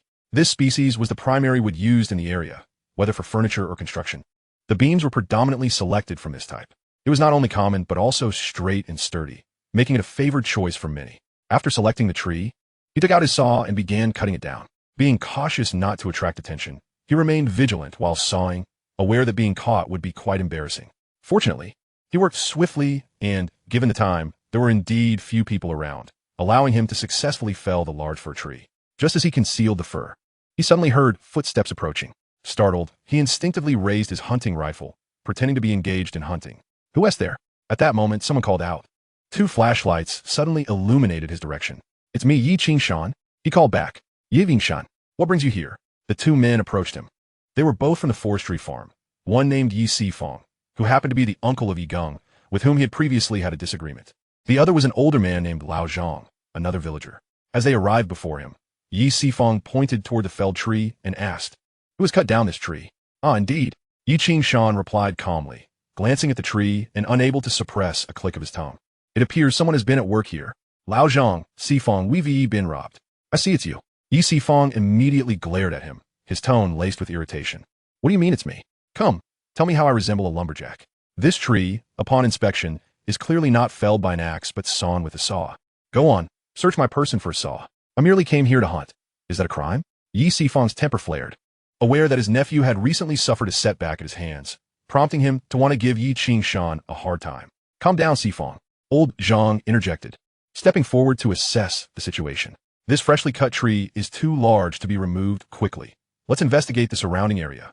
Yi Sifong, understanding the implication, pointed ominously at Yi Qingshan. "Yi Qingshan, don't even think about leaving. If I catch you, just wait and see." With that, the two began their search in earnest. Yi Qingshan chuckled. "You think you can find me? You're barking up the wrong tree." The two, seasoned forest rangers, recognized that the tree had been cut down in a remarkably brief time. Logically, such a heavy trunk could not have been transported swiftly. Yet, despite their thorough search, they found no sign of the tree, no saw, and not even a single footprint. Both men were at a loss.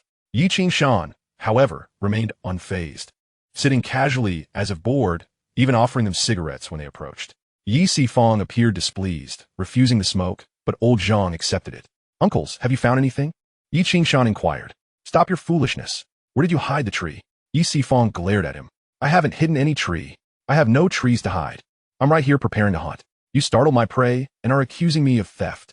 You haven't found any evidence, and now you're here, threatening me? If you uncover any tree or saw that proves my guilt, do as you wish. But if you find nothing, it has nothing to do with me. I'm right here.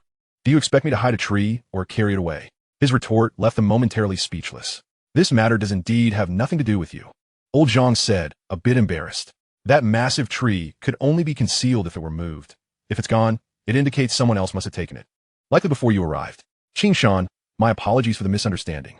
"It's nothing. I understand you're just doing your job," Yi Qingshan replied. "But it's rather inappropriate for Sifong to target me so blatantly. Wouldn't you agree?" Initially, an understanding was reached, but after finding no evidence, this attitude is quite perplexing. Yi Sifong, feeling the weight of Yi Qingshan's words, could only scowl, unable to retaliate. That's just his nature. Don't mind him. By the way, have you had any luck hunting? Old Zhang, ever the pragmatic one, quickly shifted the topic. "None so far. I just spotted a bird above. But you two scared it away." Yi Qingshan continued. Old Zhang, you know this forest better than I do. Where can I find some game? Perhaps wild boars? We would love to hunt them, but they are hard to come by. Just the other day, we did see wild boar tracks leading deeper into the woods. But it was rather daunting. How's your shooting, Qing Shan? Old Zhang queried. How good can it be? It's easy to guess. Yi Sifang interjected. His father was a real man. A crack shot, but him? He's lazy and hasn't ventured into the mountains much. Now, I hear he has a family to support, so he has forced to hunt. Yi Sifang's comment about their conversation took a turn, and Old Zhang, exhaling smoke, found himself at a loss for words. What kind of person are you? Can't you speak civilly? My shooting is average, but I should manage with wild boars. Ye Vingshan replied coolly. Though he was not on par with Old Zhang, he felt he could hold his own against Yi Sifang. Yi Qingshan, what nonsense are you spouting? You think you're better than me? Yi Sifang challenged, a spark of competition igniting. Let us see who can shoot better then. Old Zhang, looking worried, observed the exchange. Yi Sifang is quite the fool. At his age, he is still squabbling with youngsters. All right, let's have a competition. Yi Qingshan declared confidently, raising his chin. How about this? Whoever shoots a wild boar gets to keep it. Whoever brings in the most wins. Fair enough? That sounds fair. Yi Sifang's interest peaked as he slapped his gun with a smirk. But let me set the record straight. If you lose, you must apologize to my family. If I lose, I'll apologize for earlier. Agreed. Old Zhang, you shall be our witness. Yi Qingshan announced, and they set off. Where did you say the wild boars were? Just over there. A couple of days ago, Old Zhang and I spotted their tracks. There should be a group of at least 4 or 5, and a couple of them are quite large. If we manage to catch them, they could feed us for quite some time, but with your skills, I wonder if you can even hit one. Old Zhang, lead the way, Yi Qingshan urged, as he had all the time in the world today. He felt it necessary to show them that he was not someone to be trifled with. Old Zhang, with no other option, took the lead. Before long, they arrived at a spot where they indeed discovered tracks and signs of wild boar activity. The sight made Yi Qingshan's eyes sparkle with excitement. However, he quickly turned to the others. Old Zhang, let us make it clear. We are here to compete, but the spoil should be divided accordingly, or we will proceed according to the rules. Divide? Yi Sifang laughed derisively. You think you can come here and share the spoils with us? You're dreaming. Why should we share anything with you? Whoever shoots, it keeps it. Fine by me. Yi Qingshan smirked internally, knowing that Yi Sifang was underestimating him. You think you can get the better of me with your shooting skills? Even if I see one, it's likely to be mine. All right, whoever shoots it keeps it. Old Zhang didn't team mind the division, as times were tough for everyone, and he was willing to share some spoils with Yi Qingshan. Yi Sifang, however, was too petty to agree, and Old Zhang didn't want to push the issue since they were colleagues. Let us go, Yi Sifang declared, his competitive spirit ignited, leading the way with a flourish. Old Zhang gestured for Yi Qingshan to follow, positioning himself at the rear as they advanced in a single file. Yi Sifang would walk a distance, then pause to survey the area, evidently skilled in tracking wild boar. After traversing for over an hour, the moon now hung high in the sky, signaling that it was quite late. As they crested a hill and gazed down, a sudden tremor coursed through the three of them. Beneath the luminous moonlight in the valley ahead, they beheld a delightful sight. 4 wild boars, 2 large and 2 small, leisurely foraging for food. To their astonishment, there were also 2 small wild boars frolicking nearby, making a total of 6. The sight sent excitement coursing through the trio. Yi Sifang, the most exhilarated among them, instinctively raised his gun and fired a shot towards the group. However, given the considerable distance and his hasty aim, the bullet merely grazed the large boar without hitting it. Have you lost your mind? Old Zhang exclaimed, initially overjoyed to see so many wild boars, but now infuriated by Yi Sifang's reckless shot, which had startled them away. Realizing that a shot had missed and instead alarmed the boars, Yi Sifang cursed under his breath, not at himself, but at Yi Qingshan. At that moment, Yi Qingshan had already anticipated Yi Sifang's impulsive behavior. As the boars reacted in fright, he swiftly raised his gun. The 6 wild boars bolted, led by the 2 large ones, charging in one direction. Yi Qingshan, moving with remarkable speed, rushed ahead to find an optimal shooting position and aimed at the boar, which was zigzagging. His shot struck its foreleg, causing the boar to stumble and roll, letting out a pained cry. The remaining 5 boars dashed away in a frenzy. Ori! Old Zhang thought, witnessing Yi Qingshan's marksmanship. He marveled at Yi Qingshan's composed demeanor and the precision of his shot that had struck the boar's leg. Despite losing one leg, the boar attempted to rise and flee, albeit hindered. Yi Qingshan coolly took aim once more and fired, this time hitting the boar's hind leg. With both legs injured, the boar could no longer escape, collapsing to the ground in a distressed state. Uncle Zhang, keep an eye on this boar while I chase the others. Without hesitation, Yi Qingshan slung his gun over his shoulder and sprinted forward. 5 wild boars awaited him, 4 of which were small. If he could capture them, he could nurture them in his space. Damn it, Yi Sifang thought, recognizing Yi Qingshan's extraordinary shooting skills with each shot that felled the boar's limbs. His expression darkened as he watched Yi Qingshan dash ahead. Gritting his teeth, he decided to follow. Old Yi, don't chase after them, Old Zhang shouted in an attempt to dissuade Yi Sifang. But his words fell on deaf ears, as Yi Sifang was determined to compete with Yi Qingshan. Old Zhang, exasperated, chose to ignore him and approached the fallen boar. He couldn't help but gasp upon seeing the massive creature, easily weighing over 200 pounds. Yi Qingshan's unparalleled marksmanship had rendered the boar immobile, lying helplessly. This lad truly possesses skill. Old Zhang, pulling out a cigarette, sat down and took a drag, chuckling as he teased, with your pathetic shooting skills, Yi Sifang, you'll never match up to him. What a waste of effort. Meanwhile, Yi Qingshan pursued the remaining 5 boars with fervor, while Yi Sifang followed closely, gun in hand, seemingly ready to fire at any moment. Yi Qingshan longed to admonish him, put down your gun. With your abysmal shooting, you'll only end up shooting me instead of the boars. However, before he could voice his thoughts, Yi Sifang, panting heavily, stopped after a short distance. Propping himself up on his gun, gasping for breath, Yi Qingshan nearly laughed aloud. How could he still compete when he could barely keep up? Thus, Yi Qingshan pressed on alone in pursuit of the 5 wild boars. Chapter 26. A family of boars in perfect order. As Yi Sifang watched Yi Qingshan's figure disappear, despair washed over him, realizing he could never surpass Yi Qingshan this time. Free from their constraints, Yi Qingshan not only ran swiftly, but felt a newfound sense of liberation. Wild boars are notoriously quick, and catching up to them on foot proved challenging. Fortunately, under the leadership of a sow, the 5 wild boars found themselves cornered by a pile of rocks, unable to escape. Finally, you stopped running. Yi Qingshan rejoiced inwardly, though he was also quite fatigued. The sow, realizing there was no escape, turned to charge at Yi Qingshan with all its might. Yet Yi Qingshan was prepared. As it swung around, he fired, hitting its foreleg with precision. The sow, determined to attack, lost its footing and fell. Seizing the moment, Yi Qingshan rushed forward, swiftly opening his space to capture the sow. The remaining 4 piglets panicked, especially upon witnessing their mother's sudden disappearance, momentarily frozen in shock. Yi Qingshan capitalized on this opportunity and quickly gathered each of the piglets into his space with practiced ease. Once completed, he sat down, wiping the sweat from his brow. Goodness, these wild boars are tougher than my little rein. They've left my legs trembling. After catching his breath for a moment, he slowly stood, leaning on his gun. He glanced into his space, discovering that the sow, along with her 4 piglets, had begun foraging once more. Not only that, but the piglet previously residing there had joined them. Look, it's far better in here than out there. He chuckled at their relaxed demeanor before beginning his journey back. After about an hour, he returned to the spot where he had first downed the boar, finding Old Zhang and Yi Sifang sitting there, smoking and waiting for him. Seeing Yi Qingshan return with only his gun, Yi Sifang could not help but rise to mock him. You chased so vigorously. I thought you'd capture them all. Turns out it was all in vain. You're not as impressive as you think. Old Zhang rolled his eyes, inwardly thinking Yi Sifang was insufferable. Indeed, Yi Qingshan pointed to the large boar lying exhausted on the ground. This one is mine. Yi Sifang's face flushed crimson, leaving him momentarily speechless. If it weren't for your reckless shot startling them, we might have had the chance to take them all down. Yi Qingshan pressed on, further aggravating him. 6 wild boars. Even if the piglets don't fetch much, we could at least get around 100 yuan for the 2 large ones.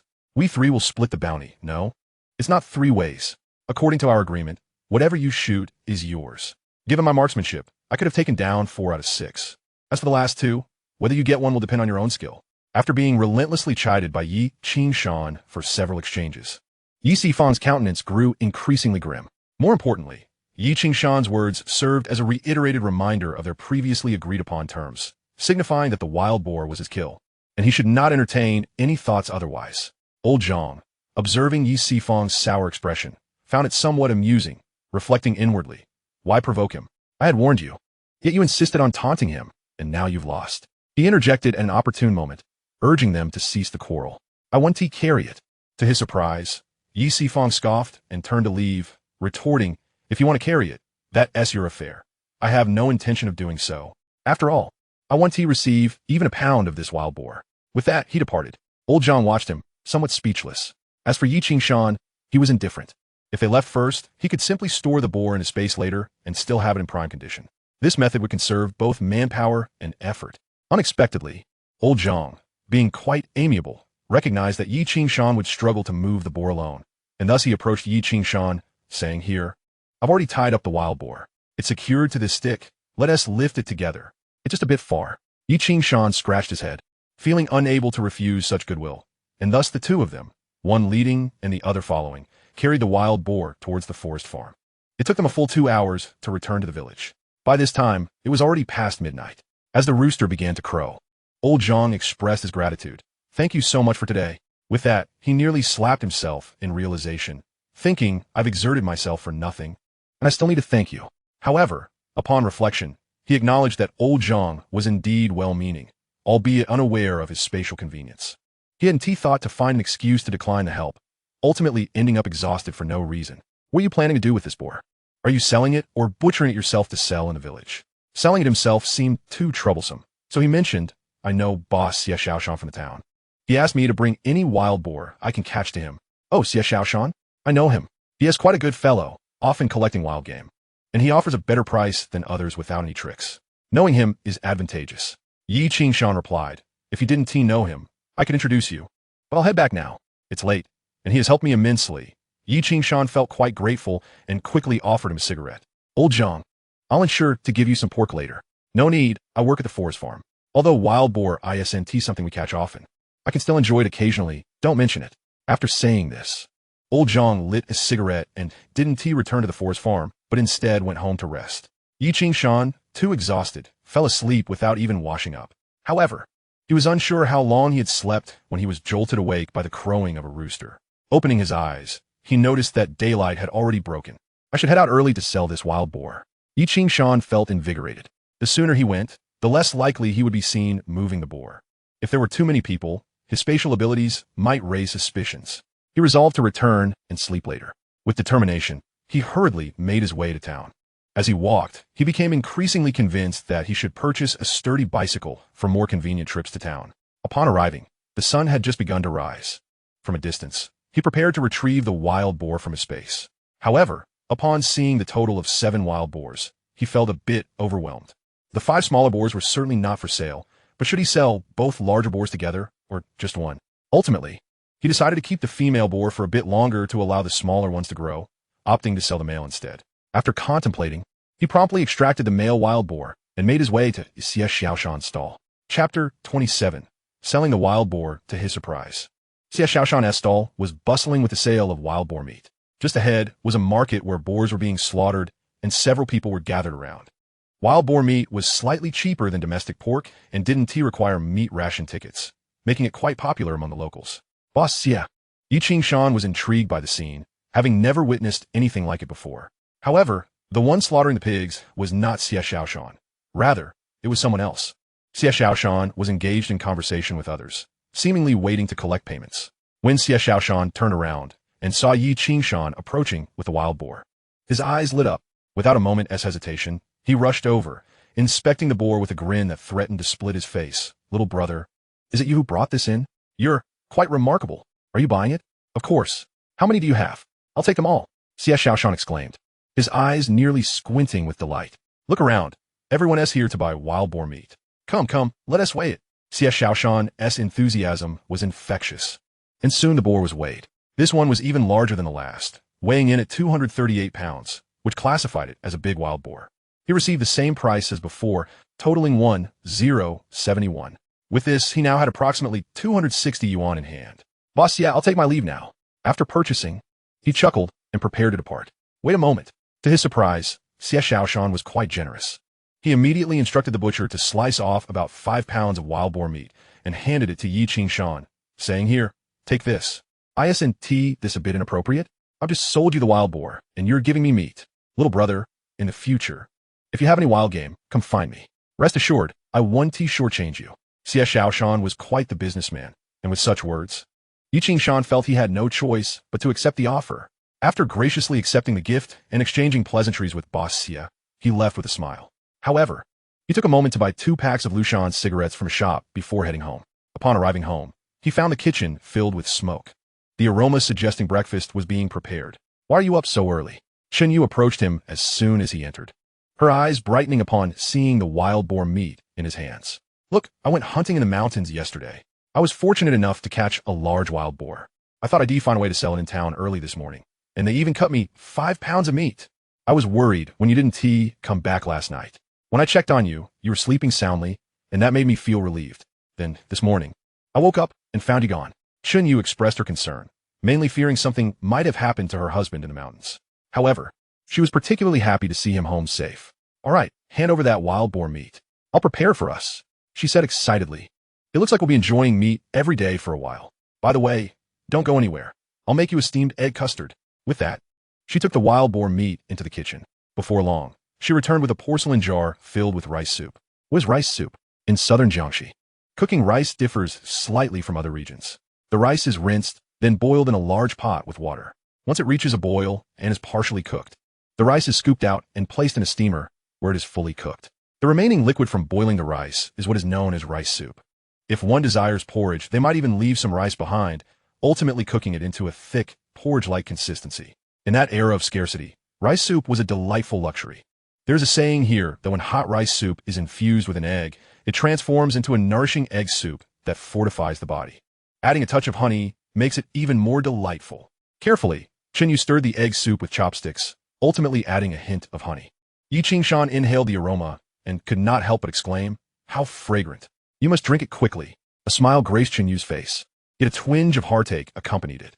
The family's circumstances had indeed improved in recent days, but her husband had become increasingly busy, often rushing about, which caused her some distress.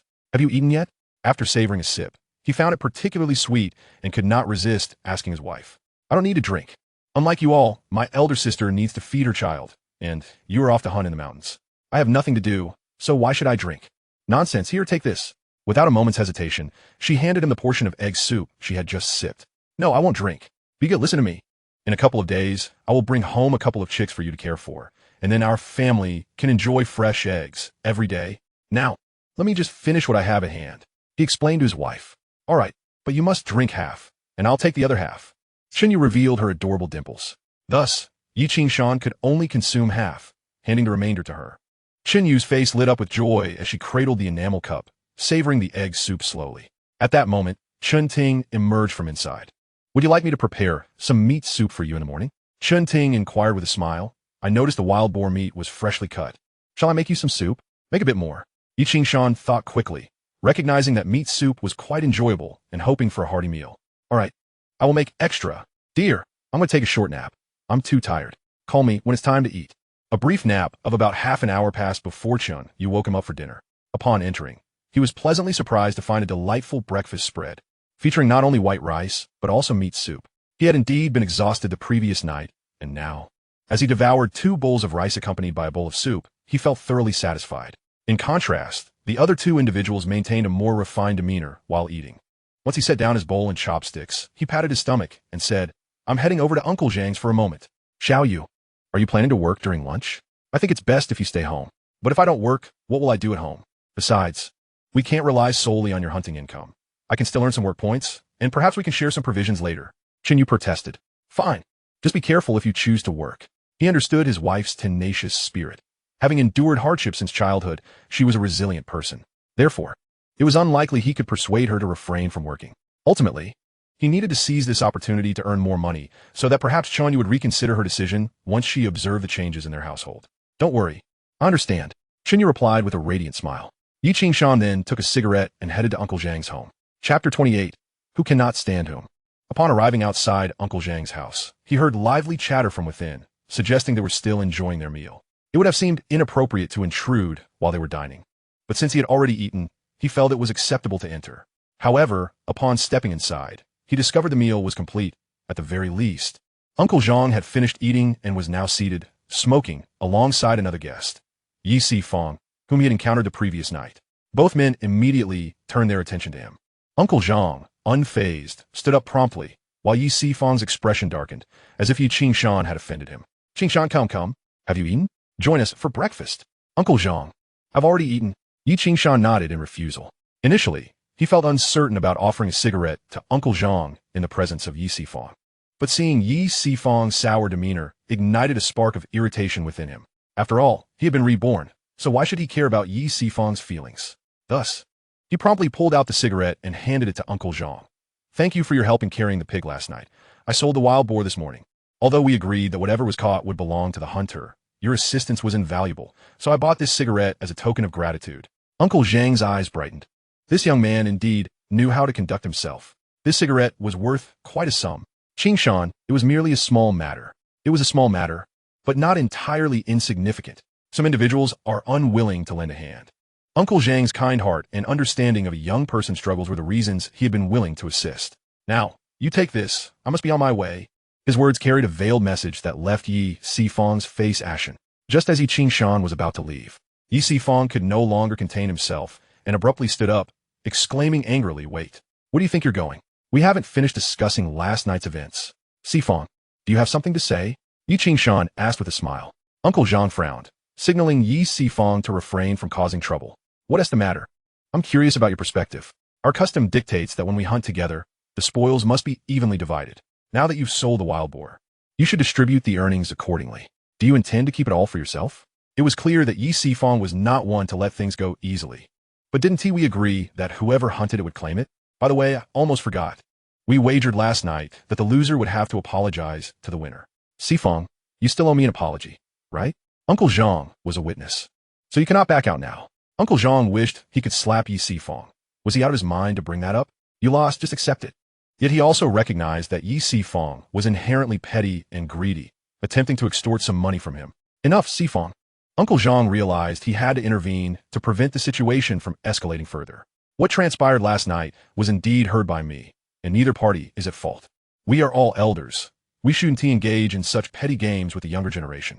Yi Sifang's face flushed with anger. Without Uncle Zhang's support, he felt powerless. "But Qingshan, let us drop the topic of apologies. It was merely a joke."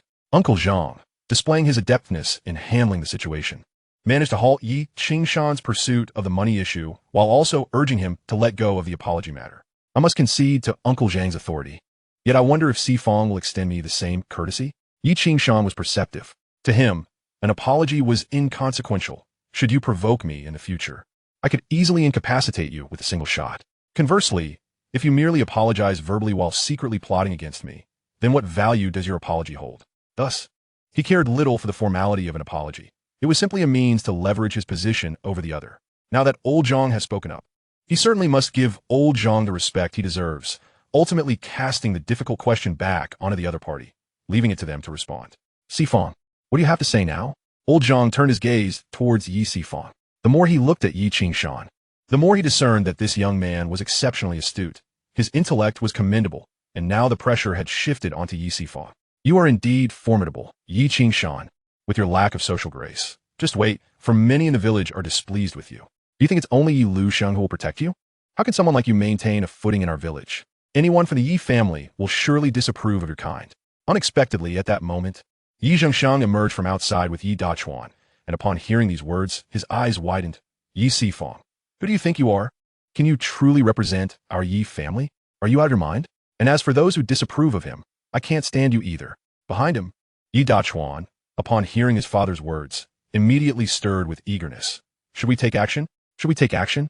This unforeseen turn of events caught Yi Qingshan off guard, as he had not anticipated the arrival of two strong allies. Yi Sifang's face turned an unmistakable shade of embarrassment. Having just boasted here, he was swiftly put in his place, a feeling more discomforting than swallowing a fly. Moreover, this fool Dachuan even dared to stir up trouble against him. He was on the verge of spitting blood in anger. "Yi Zhengsheng, look at the son you've raised. Is this how one speaks to their uncles? Have you no sense of shame? Is there no decorum? You, as an elder, have no shame or respect for the rules. Yet you dare to blame a junior for lacking decorum? How laughable. I'm not the one saying this, Yi Sifang, but your entire family seems to be filled with such fools. Are you not aware of how much your nephew is disliked in our village? And now you come here to play this card? Don't be surprised if the entire village comes to view your family as a plague, eager to steer clear of you. Old Zhang, after all, does not bear the surname Yi, although he is a fellow villager. He finds it inconvenient to speak up when it comes to the family name. However, Yi Zhengsheng is not bound by such constraints. He is inherently part of the Yi family, and, in the hierarchy of their clan, his words carry far more weight than those of Yi Sifang. His tirade left Yi Sifang visibly flustered. Recognizing that he could not counter his adversary, and with no one standing by his side, Yi Sifang ultimately departed with a grim expression. Qing Shan, did he lay a hand on you? Tell me, and I will go teach him a lesson. Ye Dajuan, still concerned for Yi Qingshan, rushed forward to inquire as soon as Yi Sifang left. It's fine, why would he hit me? Yi Qingshan shook his head with a smile. In fact, he secretly hoped for the other party to strike first, providing him with a justified reason to retaliate. Chapter 29, Acquiring a 2/8 Bicycle. What on earth are you all doing? Did you provoke him? Oh, I see, it's because last time Yi Gengzhang got beaten, he is standing up for his nephew. ISNT, Yi Zhengshang approached to ask. That is part of it, but there are other reasons. Yi Vingshan replied, Ekaspiratit. What other reasons? Old Zhang, helpless, took over the conversation and recounted the events of the previous night. Well, your marksmanship is impressive, even subduing that old fool. Yi Zhengsheng's eyes brightened at this revelation, breaking into a hearty laugh. That's how it should be. That old man struts around acting all high and mighty, but he is nothing but a coward. He needs to realize your capabilities. It seems Yi Zhengsheng had long harbored a dislike for Yi Sifang. Uncle Zhengsheng, you chat with Uncle Zhang here. I'll take my leave. Aware that Yi Zhengsheng and Yi Dachuan had matters to discuss, Yi Qingshan prudently decided not to linger and bid them farewell. Upon exiting, he exhaled a sigh of relief and promptly retreated into his space to attend to tasks. Once inside, he checked on a few wild boars, fearing they might uproot the thriving peanut seedlings.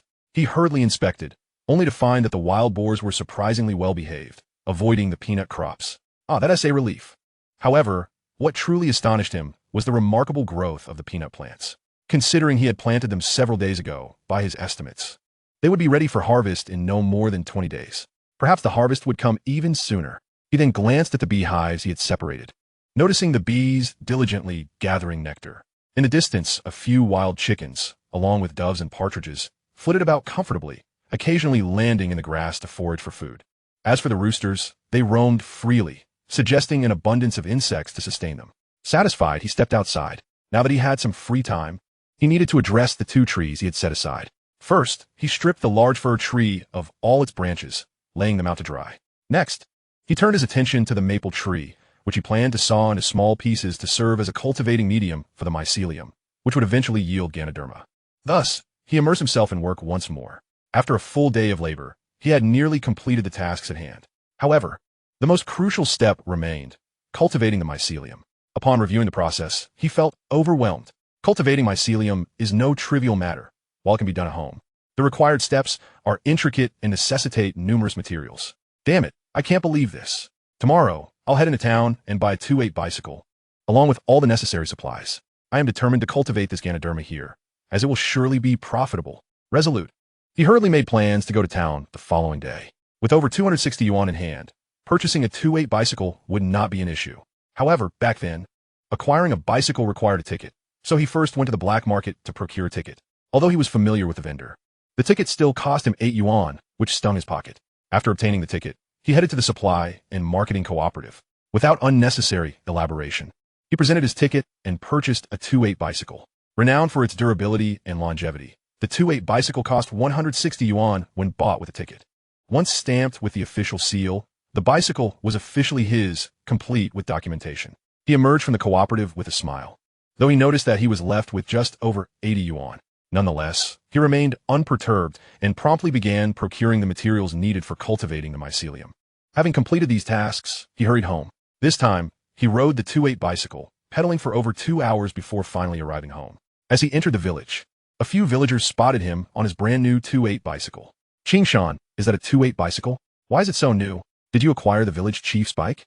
The village chief's is nowhere near this new. His is quite old. This one is brand new. Did you buy it?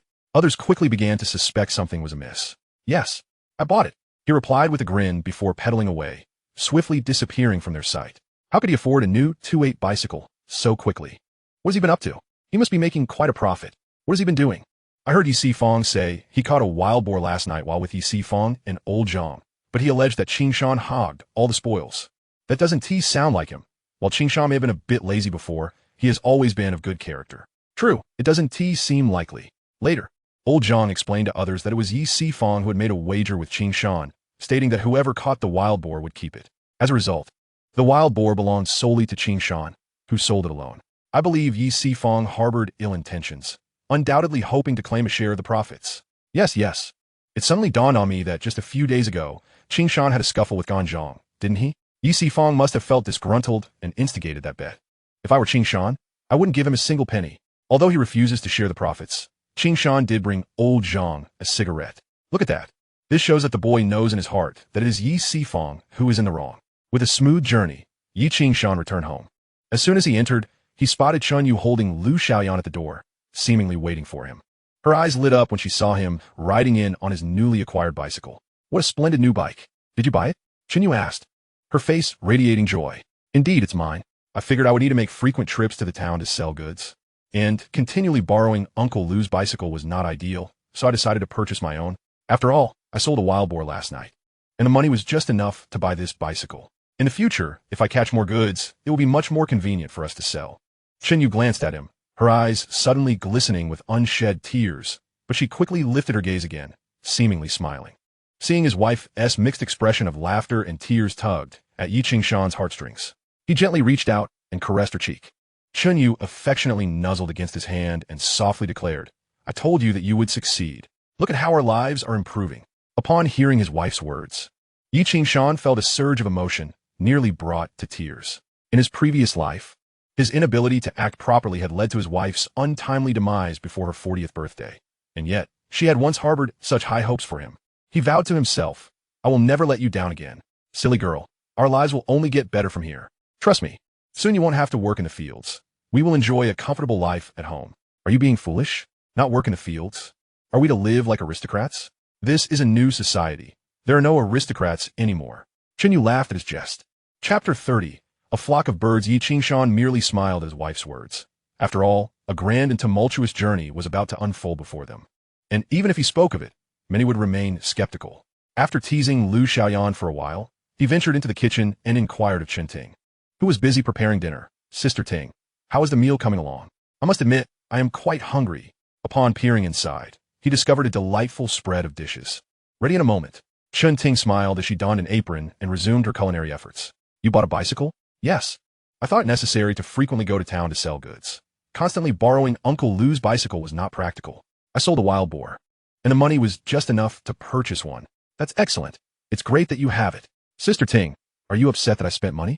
Chen Ting turned to glance at him, a smile gracing her face. What is there to discuss? This money is yours, earned through your own efforts. Moreover, purchasing a bicycle will indeed help you sell goods. So what is there to criticize? Yi Vingshan chuckled it. You've been so busy at home lately. You have truly added a lot to our household. Even the meals have improved. I find myself more nourished, and Xiaoyan needn't worry about going hungry anymore. Yi Qingshan instinctively glanced at her bosom. Chen Ting noticed his gaze and felt her face flush as she instinctively shrank back. However, this only accentuated her form. Yi Qingshan let out a dry laugh, feeling somewhat embarrassed as he quickly withdrew. Only after Yi Qingshan exited did Chen Ting feel a bit helpless, recalling his earlier gaze, which caused her cheeks to redden. As it was still a while before dinner, Yi Qingshan returned to his space to attend to his matters. For the next day or so, Yi Qingshan busied himself cultivating mushroom spores. First, he went to Wangfeng AO to gather some reishi mushrooms, using the main body of the mushroom to start cultivating spores. This was his first attempt at cultivating spores, and he was uncertain of his success. Yet he felt that his space was distinct from the outside environment, which surely boded well. Nevertheless, the literature clearly stated that such cultivation generally required a sterile environment to maximize yield. If attempted in a home workshop, the success rate would significantly diminish. This reishi is worth several tens of dollars. I am using a whole mushroom for cultivation. Please do not let it spoil, and I hope it bears fruit. He glanced at the book, which indicated that this step would take approximately 45 days, but based on the flow rate in his space, he estimated it could be completed in about a week. Once he had everything organized, he let out a sigh of relief. After finishing the cultivation work for the day, he felt a noticeable weight lifted off his shoulders. While dining, he asked Chen Ting, who was seated across from him, Sister Ting, your milk supply is quite ample now, isn't it? Chen Ting, aware of his concern, felt a slight blush on her cheeks. Much better than before. Then it seems effective. He pondered for a moment before smiling and adding, it indicates that the fish are having an impact. How about this? I'll go catch some fish soon. I'll bring back several for you, so you can have even more milk. Husband, when will you go? I want to come with you. Chen Yu chimed in eagerly. I'm going fishing. How can you come with me? You should stay home and keep Sister Ting company. He chuckled. But I want to help. Chen Yu pouted playfully. Chen Ting, Unable to contain herself, interjected, Xiaoyu, if you truly want to help, the best way is to get pregnant. Chen face flushed instantly, and she quickly lowered her head to eat. Yi Qingshan chuckled awkwardly, choosing to remain silent. With all this hard work, I will surely be able to conceive soon. Not long after dinner, a sudden commotion erupted outside, and Yi Dachuan rushed in, breathless. Qingshan, come on, let's head to Zhongshoba. Yi Qingshan was startled to see Yi Dachuan barging in recklessly, holding a bucket and bag, appearing eager to go. What are you doing? Yi Qingshan asked, bewildered. I borrowed a fishing raft from my uncle. We can paddle to Zhongshoba. Remember, we agreed on this last time, didn't we? Yi Dachuan said, his face alight with anticipation. Yi Qingshan suddenly remembered that there were plenty of turtles in Zhongshoba. This sparked his interest. With the new bicycle, he had only a few dozen dollars left, and he felt the urgency to earn more. Did you really borrow the raft from your uncle? Yes. I told him it was for you, and he readily agreed. If I had said it was for me, he would have surely refused. Yi Dachuan nodded seriously. Yi Qingshan thought to himself, thank you so much. All right, let's go. He quickly grabbed a bucket and a large fertilizer bag. Sister Ting, Xiaoyu, you two stay at home. I will bring back some fish tonight. Be careful. Can you paddle the raft? Chen Ting expressed her concerns. Absolutely. No problem. With that, the two hurriedly set off. Arriving at the banks of the Meijiang River, they discovered a bamboo raft. The two individuals untied the ropes and each took hold of a bamboo pole, paddling towards the midstream island. Both were youthful and robust, and having some prior experience with bamboo rafting, their endeavor progressed relatively smoothly. After traversing the distance of over 100 meters, they finally reached the midstream island. This island, known as Zhongshoba, is a narrow alluvial landmass. On the opposite side, there is also a river, with the island situated somewhat off-center. In terms of length, it spans approximately 400 to 500 meters, while its width is not particularly expansive, roughly 100 meters. The overall width of the Meijiang River is generally about 300 meters, thus placing Zhongshoba centrally, making the distance from either side fairly comparable. The two men, panting, successfully maneuvered the bamboo raft to their destination. However, upon reaching the entrance of the island, they were taken aback.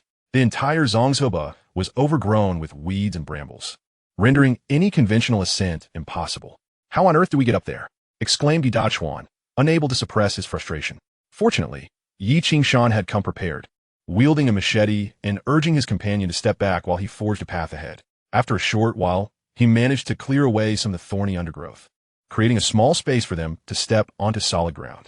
They tied the ropes securely, with Yi Qingshan leading the way once more. Behind him, Yi Dachuan scratched his head and remarked, why hasn't anyone come to clear this place? Are you foolish? If someone were to clear this area, the contents would be discovered, and we wouldn't have the opportunity to collect anything here, Yi Qingshan replied, as understanding dawned on Yi Dachuan. Indeed, that makes perfect sense. At that moment, the white herons perched above were startled and took flight, fluttering down from the trees. Soon, it appeared as though they were enveloped by the moonlit sky, filled with these birds. So many birds. If only I had that many. I wouldn't fear the bees at all. I'd be fearless. Yi Qingshan nearly dropped his machete, thinking to himself that with such a multitude of birds, one could transform into a monster, and he could easily dispatch them all with a single swing of his blade. Chapter 31.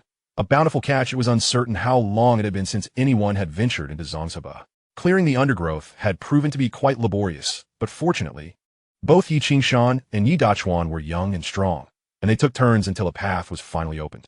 This place was considered a forbidden zone in their town, not because entry was prohibited, but rather because few would ever think to venture inside. Firstly, those without a boat would find it impossible to enter, eliminating 99% of the population. Those with boats might contemplate the idea, but upon seeing the thick brambles and trees obstructing the way, and realizing they would have to wield a machete to carve a path, they would likely choose to spend their time fishing elsewhere instead. Thus, the environment remained untouched for years, allowing the two men to discover an abundance of treasures upon their arrival. As they ventured further, they realized that the island was not merely a small landmass.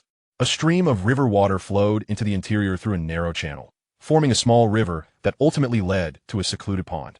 Although the pond was not particularly large, as they entered, they spotted a soft-shelled turtle resting by its edge. Look, a soft-shelled turtle. That's a soft-shelled turtle. Yi Dachuan nearly leaped with excitement. I told you this place was promising. There really are soft-shelled turtles. Let us hurry and catch them. Whoever grabs them first gets to keep them. Come on, let's both grab them. This was akin to discovering hidden treasures. The soft-shelled turtles. having lived leisurely in their habitat for countless years, could never have imagined that their tranquil abode would suddenly be invaded by a couple of intruders, leading to their untimely capture. Yi Qingshan was practically on a treasure hunt. There were indeed numerous turtles, and aside from the small pond, the stream extended further, promising even more finds. They had never experienced such a fruitful expedition before. The two of them laughed and called out to each other in sheer delight. Moreover, the turtles were quite sizable and in excellent condition. As they continued along the stream, they not only discovered turtles, but also fish, particularly in that pool. The pool wasn't too shallow, and Yi Dachuan had brought a fishing net along. Casting the net and pulling it back, they found several lively fish swimming about. Both men burst into laughter. They worked quickly, but as time passed, they realized it was getting late. The concern of returning home too late began to weigh on them, especially as Yi Dachuan seemed eager to keep going. Yi Qingshan patted him on the shoulder and said, "That's enough for now. Let us head back. It's getting late, and I'm sure our families will be worried, especially your parents. But there's still so much here." Yi Dachuan protested, unwilling to leave. "What's the rush? We can come back tomorrow night. After all, we're the only ones who know about this place. No one else will come here. When we leave, we can shove the cleared brush back into the entrance, making it look as if no one has been here. We'll return tomorrow night to catch more soft-shelled turtles." Seeing the logic in his words, Yi Dachuan finally agreed, chuckling as he followed Yi Qingshan out. With a bucket in one hand and a large bag filled with soft-shelled turtles in the other, their haul was quite substantial. They placed their treasures onto the bamboo raft, paddling steadily back to the shore, where they unloaded their bounty and secured the raft. "How'd we do?" Yi Qingshan inquired with a smile. "When I was collecting, I counted about 14 soft-shelled turtles, all quite large.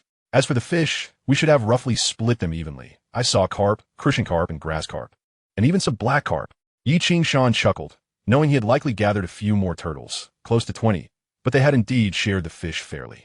"What do you plan to do with all this?" Yi Qingshan asked. To his surprise, Yi Dachuan didn't falter in answering. Instead, he turned the question back to Yi Qingshan. "What about your plans, Qingshan Ji?" Yi Qingshan nodded approvingly at the boy's newfound cleverness.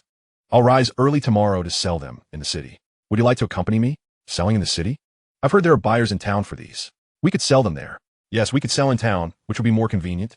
But there's a downside. The traders there will offer lower prices.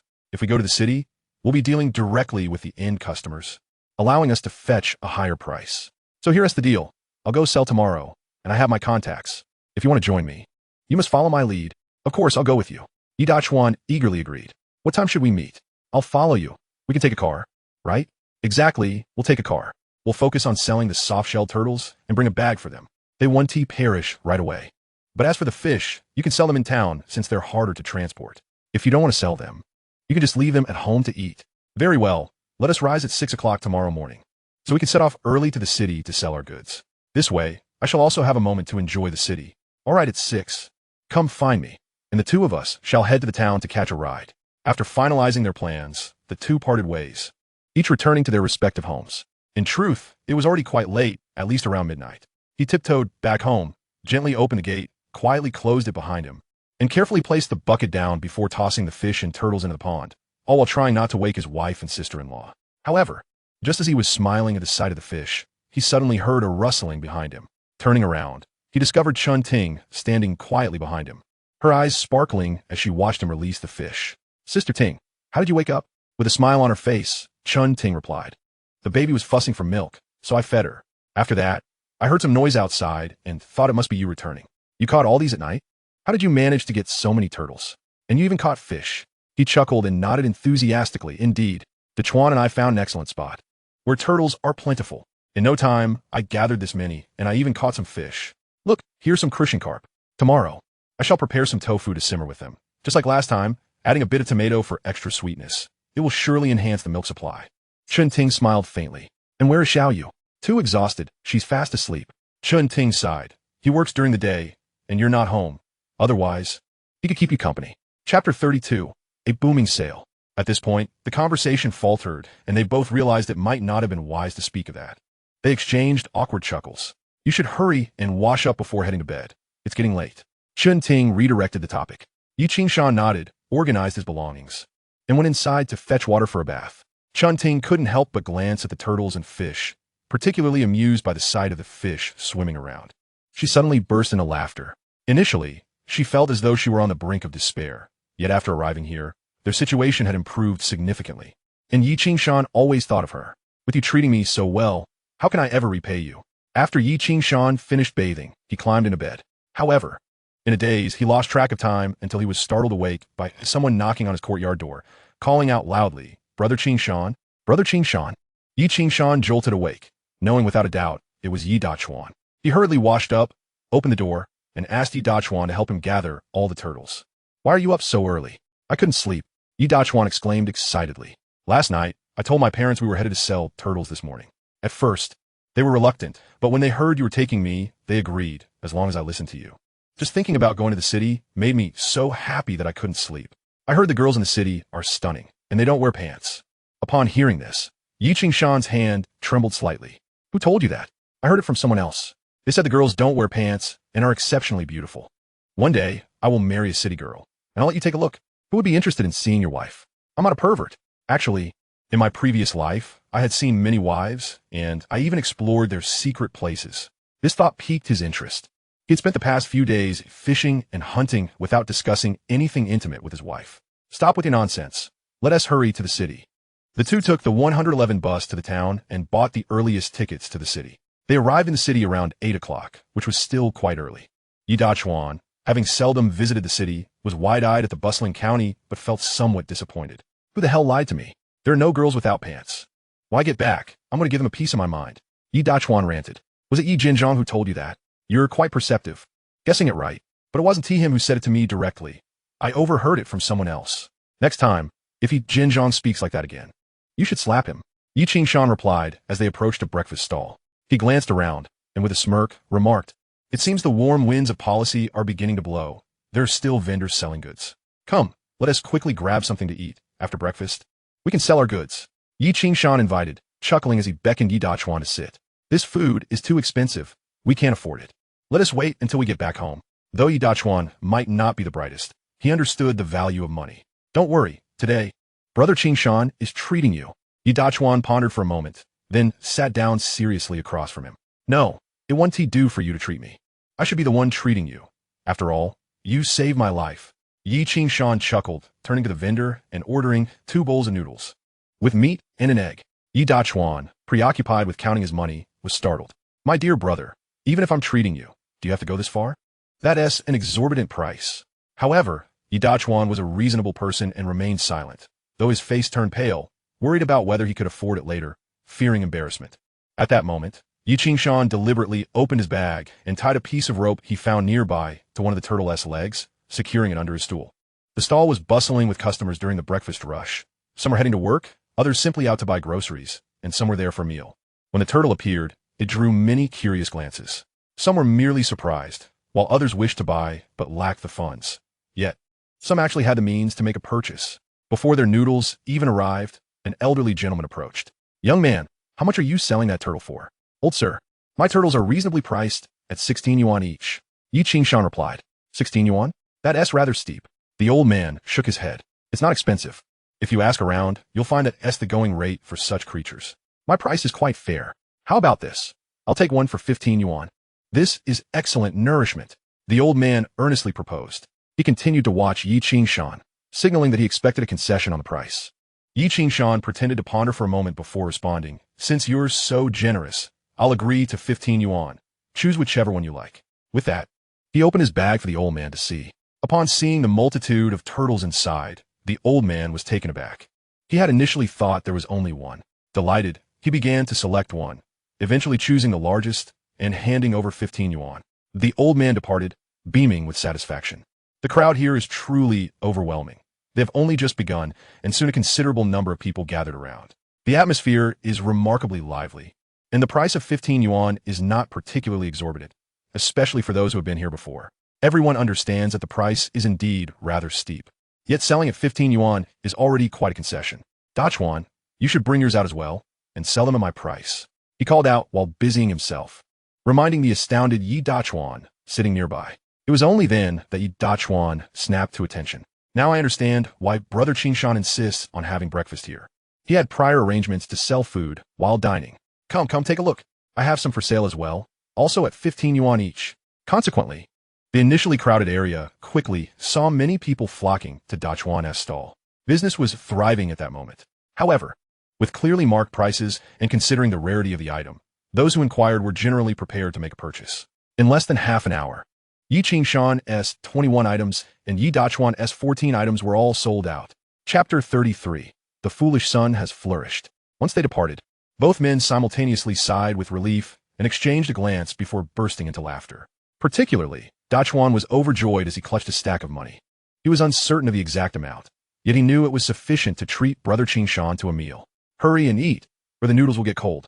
The couple running the stall cheerfully reminded them. All right. Finally, settling down, the two began to enjoy their meal. After a busy selling spree and fueled by their excellent mood, combined with their hunger from the previous night's late activities, they were both ravenous. The noodles were indeed delightful, and they devoured a large bowl each. Finally satiated, Andy, I'll pay. With confidence from her successful sales, Dachuan called out to settle the bill. Initially hesitant to let Dachuan pay, Yi Qingshan was soon waved off by Dachuan, who insisted, I'll take care of it. My father told me to properly thank you. Given Dachuan's insistence, Yi Qingshan relinquished his claim and allowed him to pay. Before long, Dachuan had settled the payment. You should organize that money of yours. Then we can head straight home. After counting the cash, Dachuan felt a twinge of uncertainty and recounted it 2 or 3 times before glancing at Yi Qingshan with his mouth agape. Brother Qingshan, if it's 99, isn't that 100? Yi Qingshan had already calculated his own total. 21 items sold at 15 yuan each, yielding 315 yuan. The soft-shelled turtles were indeed lucrative. He had made over 300 yuan from those 21 items, an exceptional profit. However, upon hearing Dachuan's query, he nearly burst into laughter. You sold a total of 14 items, which amounts to 210 yuan, correct? Yes. Brother Qingshan is remarkable. You know that 99 rounds up to 100, and I had no idea. Yi Qingshan couldn't help but twitch his lips before urging him. Let us hurry back to the bus station. We mustn't waste any time. Yi Dachuan, grinning widely, secured the money in a safe place and eagerly followed him back to the bus station.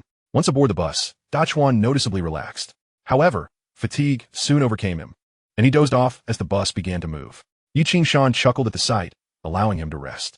It was until they returned to the town that he gently roused him. Dachuan, wake up. Yi Dachuan stirred, wiping the drool from his mouth, and cheerfully exclaimed, That was quick. We're back already. Indeed, let us hurry home. You've brought back quite a sum today. Your father will surely be pleased. We mustn't delay. Hold on, I still need to buy a few chicks. Today seems to be market day.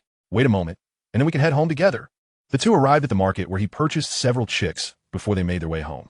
With a buoyant spirit, they walked back, but once they reached the village, Dachuan immediately grasped Yi Qingshan's hand, asking excitedly, Brother Qingshan, are we going to catch soft-shelled turtles again tonight?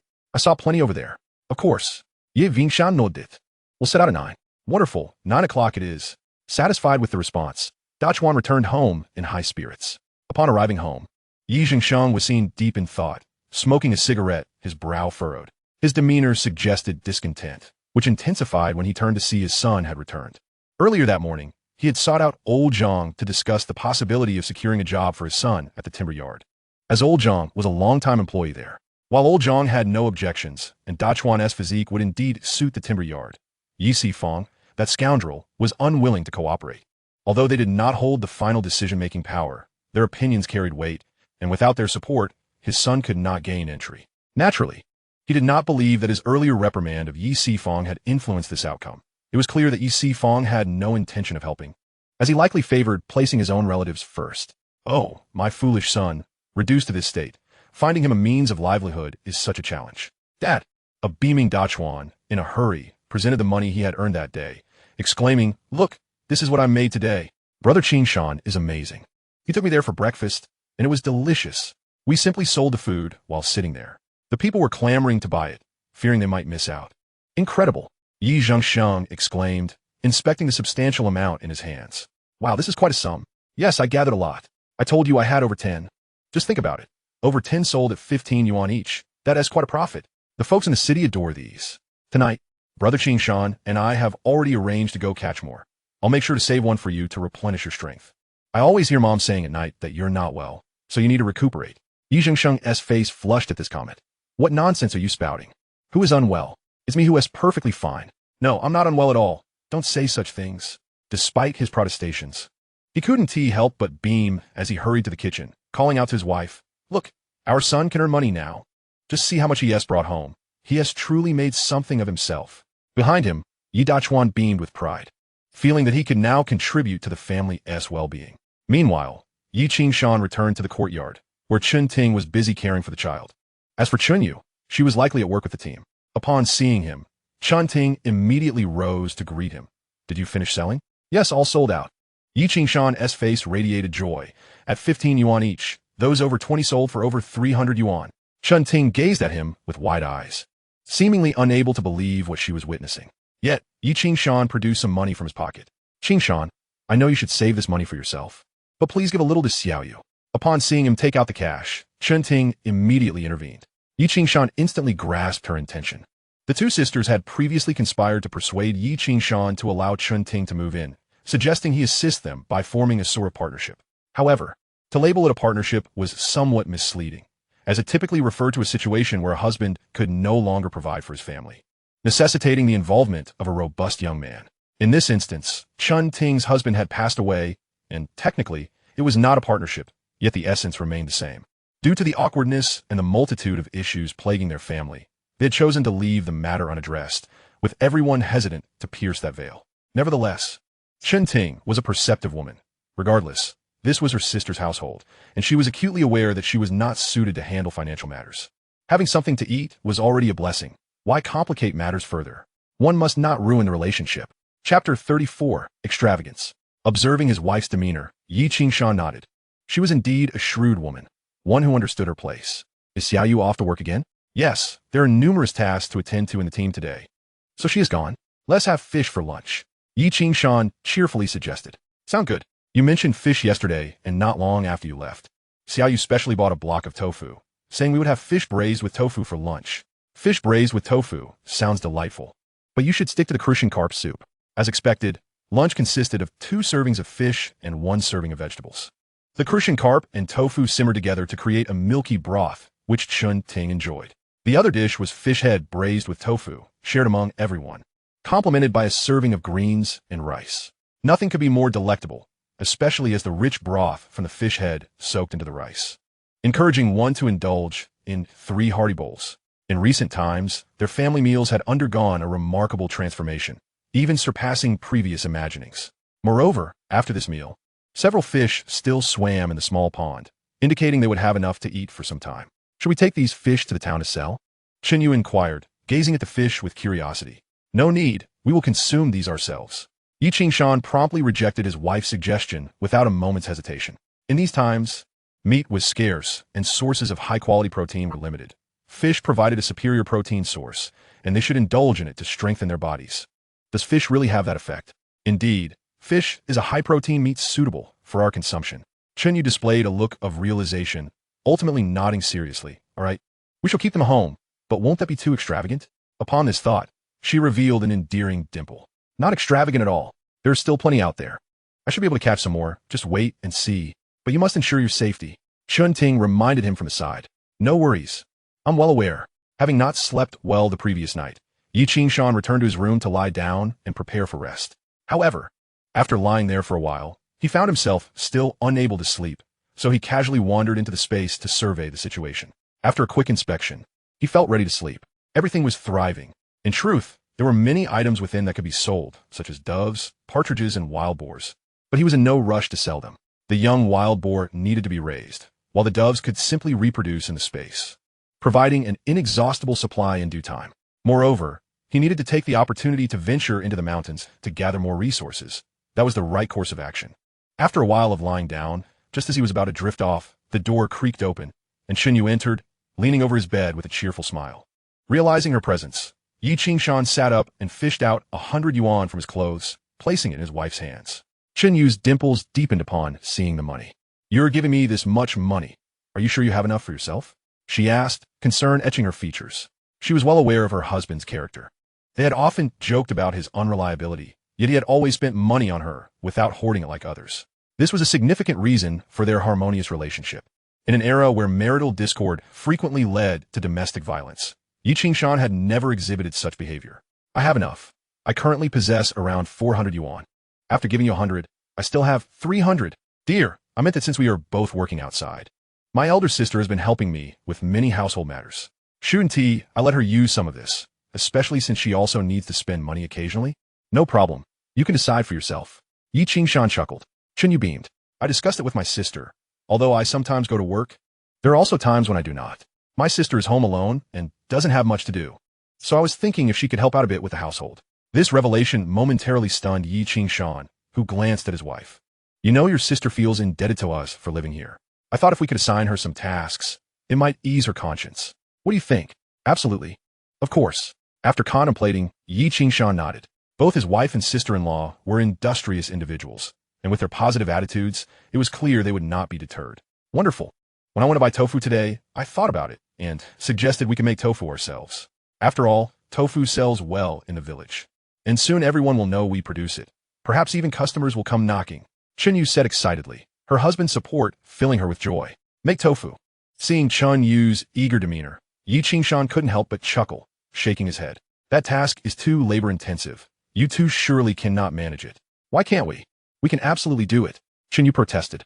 Tofu is typically sold in the morning, and it spoils easily, so it must be fresh. If we want it fresh, we must start grinding soybeans in the early hours. No, not just early, but at 2 or 3 in the morning. Do you think it's that simple? Yu fell silent, having never made tofu herself, unaware of the lengthy process involved. It's not suitable for you. Yi Qingshan smiled gently and whispered in her ear. If you wake up that early, how will I get a hold of you while we sleep? Everything we do will feel rushed, which doesn't suit my stamina. Yu blushed, playfully pinching him. You always talk nonsense. But seriously, you are not suited for this task. It is too exhausting. If you are determined to proceed, I will think of a way for you to do something that can assist me. That sounds great. Just think of a way for us to help you. Yu cheered. All right, just wait. Yi Qingshan smiled, affectionately rubbing his wife's cheek. Now, why don't you take a nap here? I won't disturb you. You didn't sleep well last night, and tonight, I still need to catch some soft-shelled turtles. Yu smiled lightly before stepping outside. As soon as she emerged, Yi Qingshan succumbed to drowsiness, falling into a deep slumber. He slept soundly until dinner time. When he finally awoke, a delectable aroma wafted through the air. It was indeed dinner time, and the meals at their home had been splendid lately, featuring both vegetables and meat, a feast previously unimaginable. Yi Qingshan relished his meal. Sister Ting, I've decided not to sell those fish. After all, we'll be eating them daily until we tire of them. I'll catch some more tonight. Chapter 35. The Harvest of Small Fish. Without delay, as the clock approached 9 p.m., Yi Dachuan arrived, carrying his bag of urea and a bucket, his face beaming with joy. Darling, you two must be careful. Seeing their enthusiasm, Yu understood that they were about to embark on another adventure. She couldn't help but gently whisper to Yi Qingshan, hurry, you must return before midnight. I want to sleep with you. If you come back late, I shall ignore you. Yi Qingshan felt a surge of excitement, grinning widely as he nodded vigorously. Rest assured, I shall be back by midnight. After packing the bucket and grabbing the bag, he waved grandly at Yi Dachuan. Dachuan, let us go. Dachuan chuckled and followed suit. However, as they made their way to the riverbank, Dachuan, somewhat puzzled, quickened his pace to catch up with him and inquired, Brother Qingshan, what did sister you just tell you? Although he addressed Yi Qingshan as brother, he refrained from calling Yu's sister-in-law, as she had grown up in their village, playing together as children, and he still called her sister Yu even after marriage to Yi Qingshan. What business is it of yours, child? Yi Qingshan shot him a glare, thinking to himself, that my wife's whispered secrets need your approval? You needn't be so stingy. I've already told you that when I marry, I'll bring her to show you. See how generous I am. Yi Qingshan's lips twitched as he mused. Is that what it means to be stingy? Then let me know. When I marry, I'll bring her here for you to sleep with. Unexpectedly, Yi Dachuan raised the stakes. Wow. Although Yi Qingshan had indeed harbored a penchant for sleeping with someone else's wife in his previous life, after all, no man could resist after Cao Cao's reign. He thought to himself, friend wives are tempting, but if we can avoid it, let us not indulge. Dachuan, if you keep talking nonsense, I'll give you a beating. And by the way, don't tell anyone else. Brother Qingshan, I'll only confide in you. I wouldn't dare speak of it to anyone else. They aren't worthy. Yi Qingshan found it incredibly difficult to restrain himself. Fine, I shan't quibble with you. The two soon reached the riverbank and boarded a bamboo raft, heading toward Zhongzhou Bar. This raft belonged to Yi Zhengyi, Yi Qingshan's uncle, who was a fisherman and occasionally ventured out to fish. Having borrowed his raft for 2 consecutive nights, Yi Qingshan felt somewhat guilty, contemplating that he would definitely buy a pack of cigarettes for him once this was all over. Dachuan, Let us buy a pack of cigarettes for your uncle as a gesture of gratitude for his generosity. Since we both benefited from his kindness, we'll split the cost. Remember to remind me tomorrow morning when we buy supplies. Yi Qing-shan prompted him. Sure. My dad mentioned that I should buy a pack of cigarettes for my uncle after we finish our business. Yi Qing-shan smiled, appreciating that it was the adults who truly understood the nuances of human relations. The two paddled for a while and soon reached Zhongzhou Bar. Upon inspection, they found the path still obstructed, indicating that no one had entered. Yi Qing-shan felt reassured and, with a few swift movements, cleared the obstacles, leading Dachuan inside. Despite being raided the previous night, they discovered beneath the moonlight numerous soft-shelled turtles leisurely crawling or foraging for food. No wonder you're animals. You truly lack a sense of danger. Are you not simply presenting yourselves to us? Yi Dachuan, already gleeful, rubbed his hands together and sprang into action. Without further ado, the two began to gather the easily collected turtles. These turtles seemed oblivious to the chaos that had transpired the night before, unaware that yet another opportunity for capture awaited them. As Yi Qing-shan collected, he contemplated that this area must serve as an excellent habitat for turtles, which is why they ventured into this spot. He knew he could gather quite a few here, and as long as they didn't over-harvest, the supply would remain stable. With a plan forming in his mind, he collected all he could see. However, they soon realized that their harvest had reached its limit, and they began to cast their nets. It goes without saying that the fish in this small lake were likely from the outside and were now ripe for their taking. The first net they cast yielded 2 large grass carp, 1 substantial carp, and several smaller fish. I remember these. They're called sand ditch fish. Yi Dachuan exclaimed excitedly, gazing at the fish slightly larger than his thumb. Indeed, sand ditch fish. They're quite abundant in the river, but my uncle says they're not easy to catch, and they make the best dried fish. Yi Qing-shan confirmed, recognizing the catch. If dried properly, these fish would be a delicacy, with plenty of flesh, few bones, and an exceptionally fragrant taste. What a treasure. Let's catch some more. With renewed vigor, the two cast their nets again. As they continued their efforts, they were fortunate, landing numerous catches.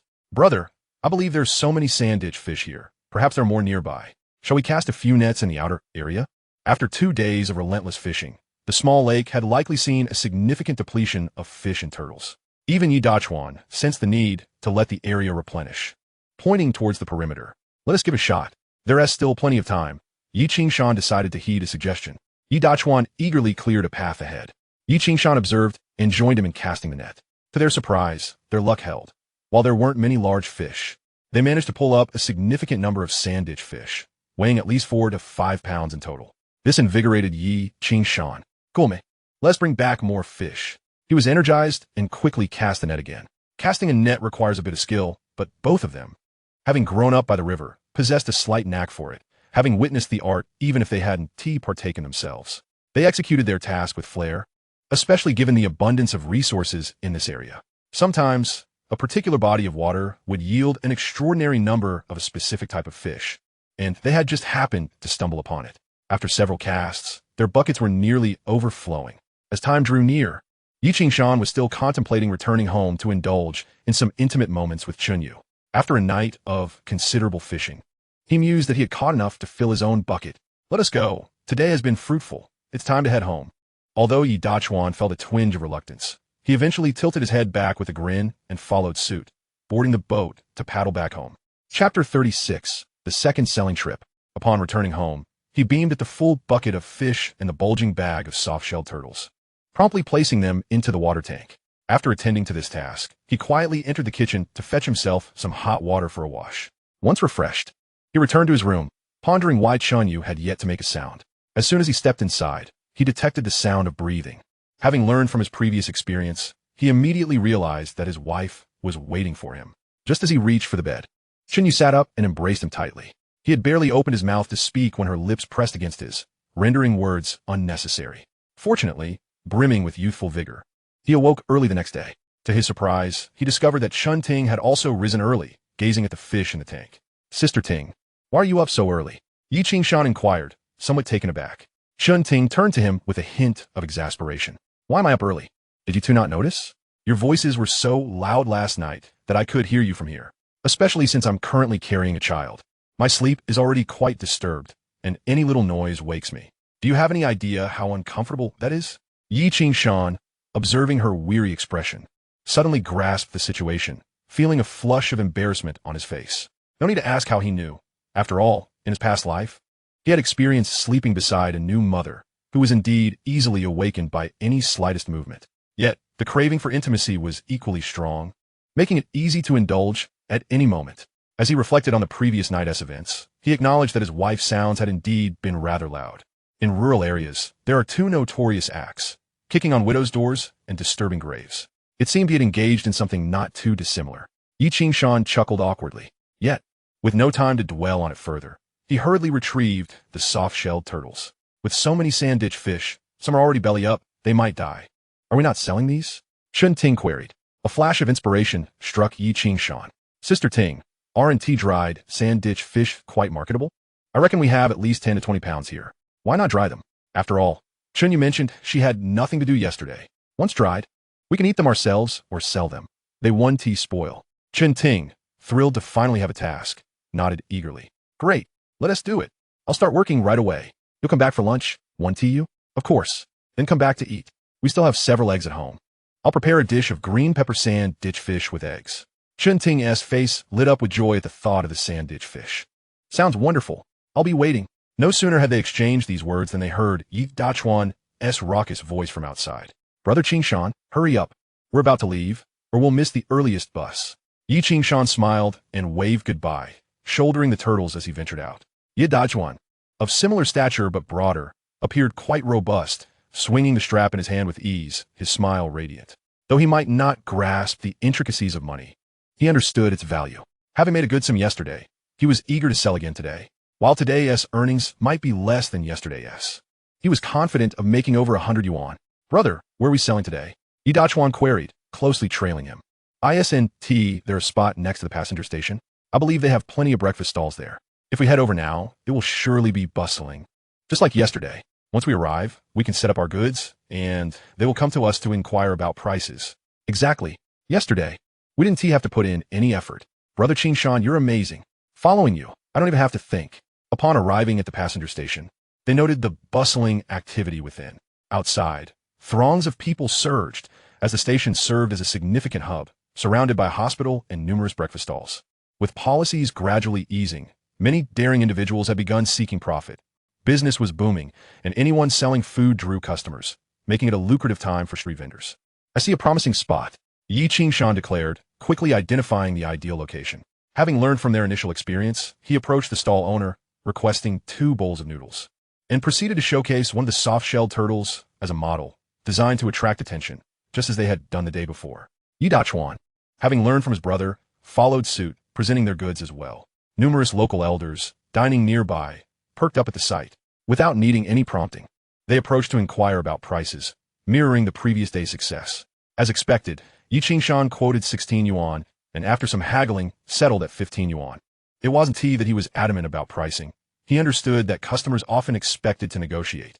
By starting higher, he created space for bargaining, ensuring he still earned well while providing satisfaction to his customers. A win-win situation. Xiaolin Town was renowned for its bountiful river, brimming with aquatic life. Thus, the local specialties were well regarded, resulting in swift sales.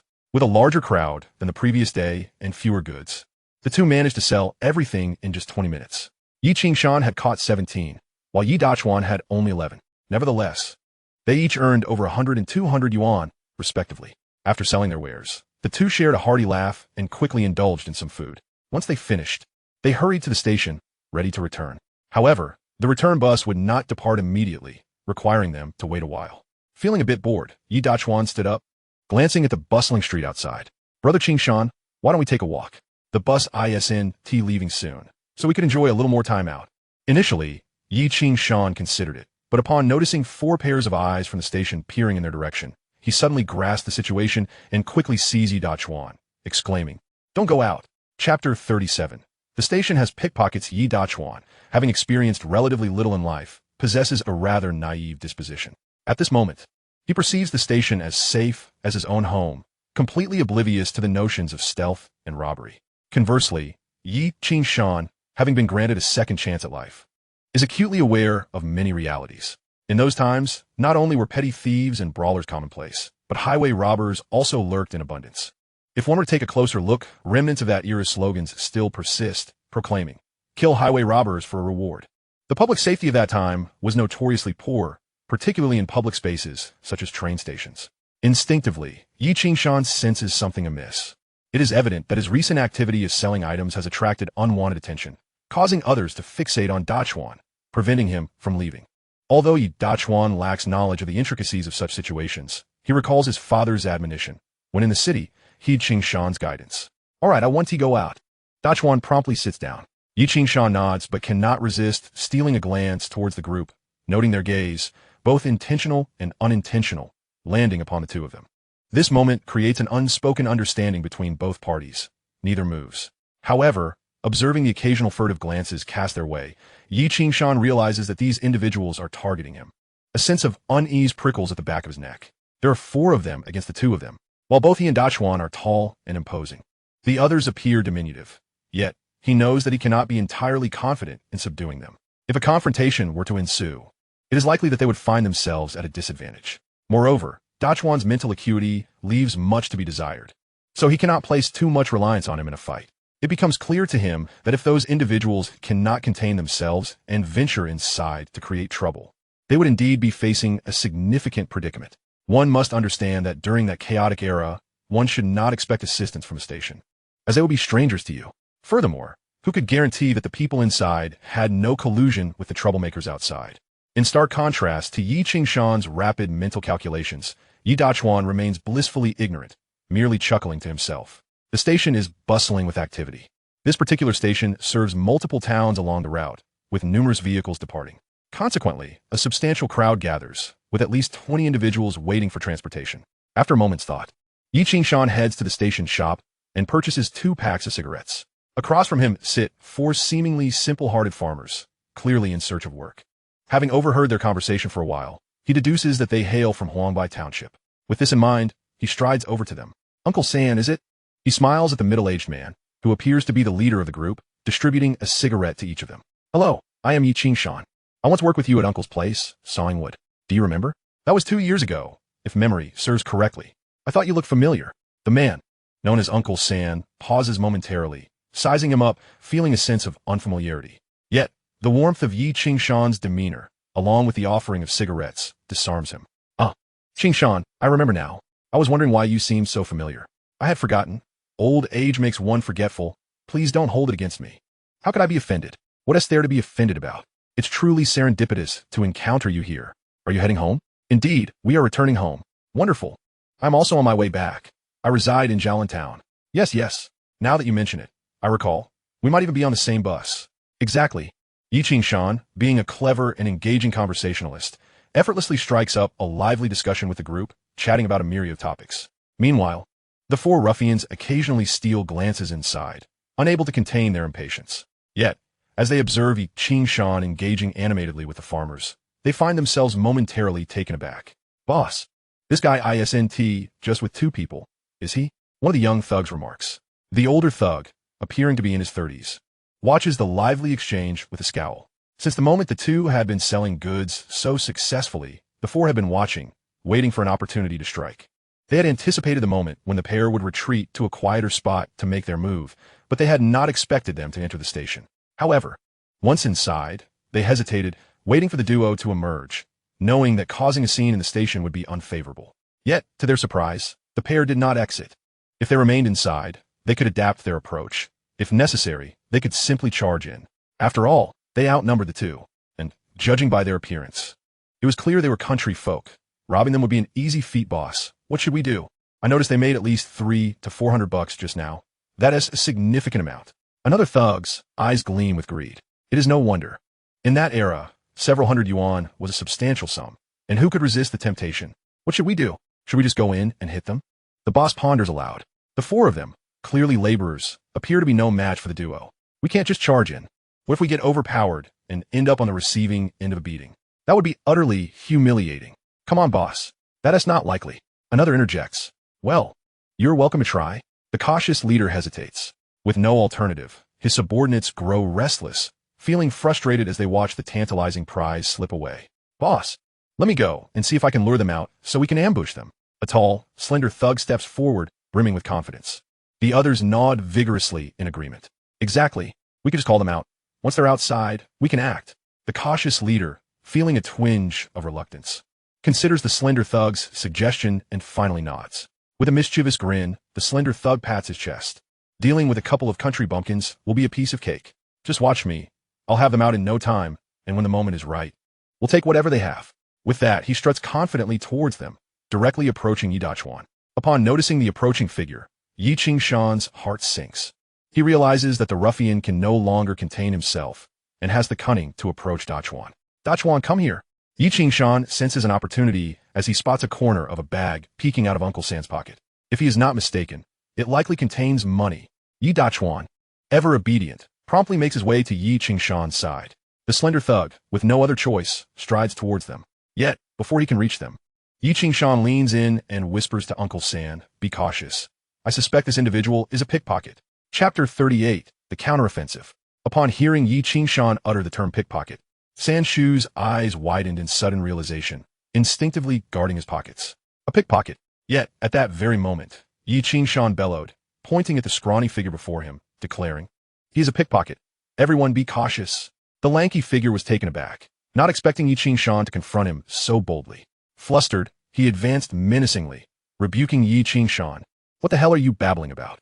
Seeking death, are you?" As he spoke, he lunged toward Yi Qingshan. Prepared for this, Yi Qingshan used the momentum to shove him into San Shu. In the ensuing contact, Yi Qingshan stealthily slipped an object into the pickpocket's pocket.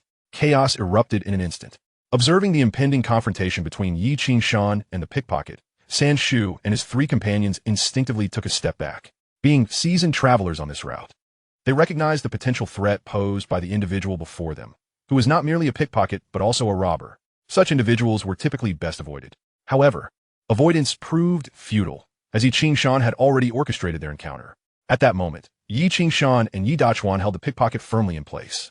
Both were significantly larger and more imposing than the scrawny thief, rendering him immobile. "San Shu, quickly check if anything is missing. He was clearly targeting you.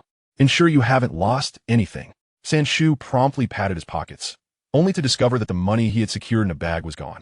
His expression shifted dramatically. "This is bad. The money is missing." The three men beside him immediately turned their wary gazes toward the pickpocket. "Dachuan, keep him pinned."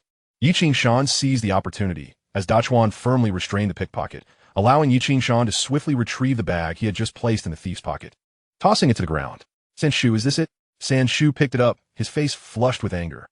"Indeed, this is my money. I can't believe this pickpocket dared to steal from me." The pickpocket was momentarily stunned, unable to comprehend the unfolding events. "Who the hell stole your money?" he retorted defiantly. Enraged, San Shu swung his arm, and the four of them began to pummel the scrawny thief. At that moment, the other three companions had also entered the fray. They had grown impatient waiting outside, unable to ignore the commotion, only to find their ally being assaulted by several individuals. "Together, don't let them escape," Yi Qingshan shouted to the others.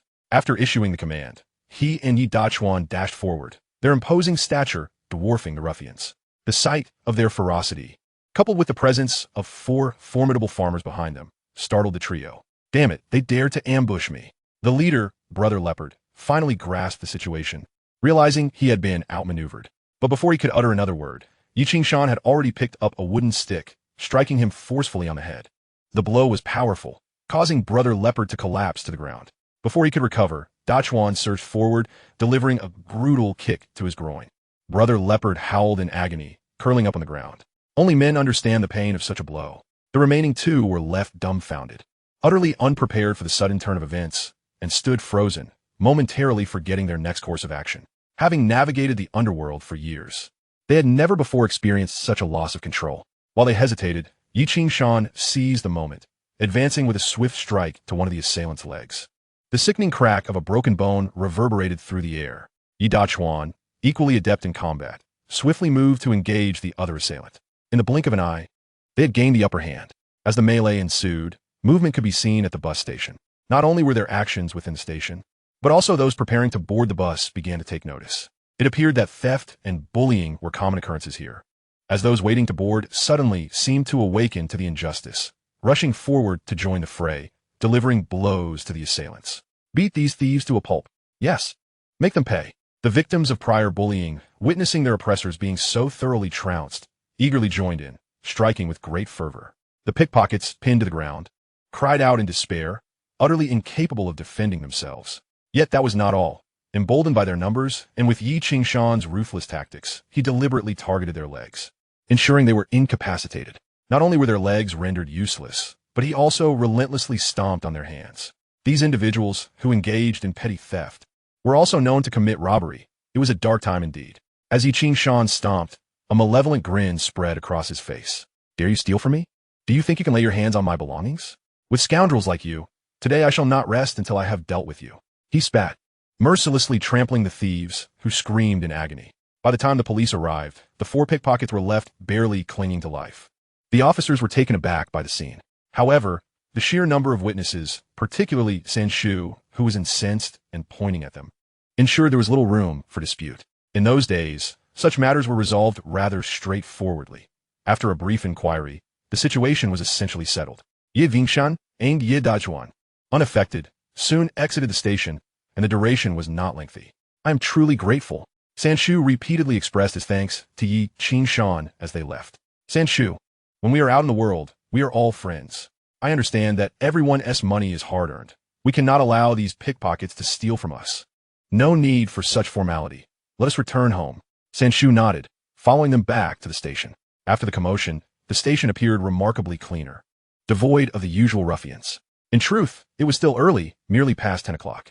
As they returned to await the next bus, a middle-aged man approached Yi Qingshan, addressing him in a decidedly unfriendly tone. Hey! Yi Qingshan raised an eyebrow, turning to regard the unfriendly-looking man. Were you the one causing trouble? The man glared at him, his expression darkening. Yi Qingshan narrowed his eyes, recognizing him from earlier. During the previous incident, this individual had attempted to intervene. Yi Dachuan grew anxious, as he had never faced such a serious situation before. Sensing this man was likely a station employee, he felt a twinge of fear, his demeanor betraying his unease. Meanwhile, Yi Qingshan's expression flickered with a hint of menace. As a relic of my past life, it is commonplace for such stations to harbor pickpockets, who are generally shielded by accomplices. It is evident that, following the recent tumultuous events, this individual was powerless to intervene and could only stand idly by. Now that the two have returned, this person can no longer contain himself and seems eager to take action. I don't go by, hey, I am Chuno, Yi Qingshan. What do you mean by that? Trying to pin a label on me. Are you? Yi Qingshan is not one to be trifled with. Upon hearing these words, he immediately rose to his feet, already poised for action. If his adversary chose to strike at this juncture, it not only indicated their foolishness, but also their audacity, perhaps stemming from having lingered here too long, where no one dared to confront him. Having never suffered such a defeat before, he was clearly perturbed. Yet, he had evidently misjudged his target. He should not have sought out Yi Qingshan, who was also weighing the implications of this encounter. Should his opponent harbor ill will, future visits to this station could become precarious, for this was a station relying on buses for ingress and egress, and relying solely on sheer would lead to dire consequences. If he were to become a target at the station, it would spell trouble. Thus, when he revealed himself, Yi Qingshan was simultaneously contemplating how to deal with him. Yi Qingshan spoke with remarkable volume, drawing the attention of those around, particularly the station staff, who promptly approached to mediate. Shisheng, what are you doing? Fortunately, this young man assisted in apprehending a gang of pickpockets earlier. Otherwise, many at our station would have fallen victim. No need to be angry. Young man, you too, please do not take offense. Shisheng is merely trying to process the recent events. He means no harm. This mediator began to pull Shisheng away. Shisheng? For reasons unknown. Upon hearing this name, Yi Qingshan felt an unexpected jolt in his heart, as if it resonated in the depths of his memory. Shisheng? I have certainly heard that name before, but when an elderly man seated nearby was engrossed in his newspaper. The newspaper? Yes. I saw that name on television and in the papers, but not recently. Afterward. Shisheng? He should be surnamed Lan Shisheng, a notorious serial killer who claimed at least 4 lives. Don't ask me how I know. He was featured on television, and the newspapers are self-evident. The clarity of my recollection lies in the rarity of his surname, Lan. The serial killings resulted in 4 fatalities, and in 2 was only discovered in the 90s. Why was he found? Because the bodies were buried in a vegetable field, which fortuitously was slated for industrial development that year. During the land preparation for factory construction, the buried bodies were unearthed. Of course, by that time, the corpses had long since decomposed into skeletons. Yet, ironically, the first victim was found with a badge belonging to Lan Shisheng, which led directly to his apprehension. If memory serves, these cases stirred significant public interest. With all details clear, The first victim was murdered in 1978, marking the inception of Lan Shisheng's criminal endeavors. Oh, and he was not alone. It appeared there were 4 accomplices, one of whom was known as Chui Bao. Yi Qingshan sat there, lost in thought as he meticulously recalled the sensational news from his previous life, suddenly realizing, damn it, the 4 ruffians we just apprehended are indeed his accomplices. I overheard them refer to him as Brother Leopard. Could it be Chui Bao? As all of this clicked into place, he abruptly slapped his hand down and stood up. Yi Dachuan was startled, glancing apprehensively at Yi Qingshan, pondering why he was behaving so erratically today. Brother, we're leaving shortly. Don't concern yourself with him. We'll be home soon. Yi Dachuan cast a discontented glance at the man named Shisheng, sensing the hostility directed towards them. Dachuan, don't turn back. Yet Yi Qingshan, with a sinister grin, declared, we have business to attend to. What business? Are you not keen on catching turtles? We shall venture over there to catch some. I'll take you to a spot on the outskirts of the city where we might find some good catches. All right. Yi Dachuan's interest piqued, and he hurriedly followed. Given the notoriety of the burial site, stemming from the clarity of the case and the local notoriety of the serial killings, it was fresh in his mind, and soon they arrived at the location. As they approached, Yi Qingshan chuckled. It hasn't been long, just a month or 2. The stench of decay will surely linger. I'll go take a whiff, and if it's truly there, I'll call the authorities to have them excavate. Yes, that was the plan. While the general area was known, the exact burial site was uncertain, necessitating a search. At this time, the county town had yet to expand significantly.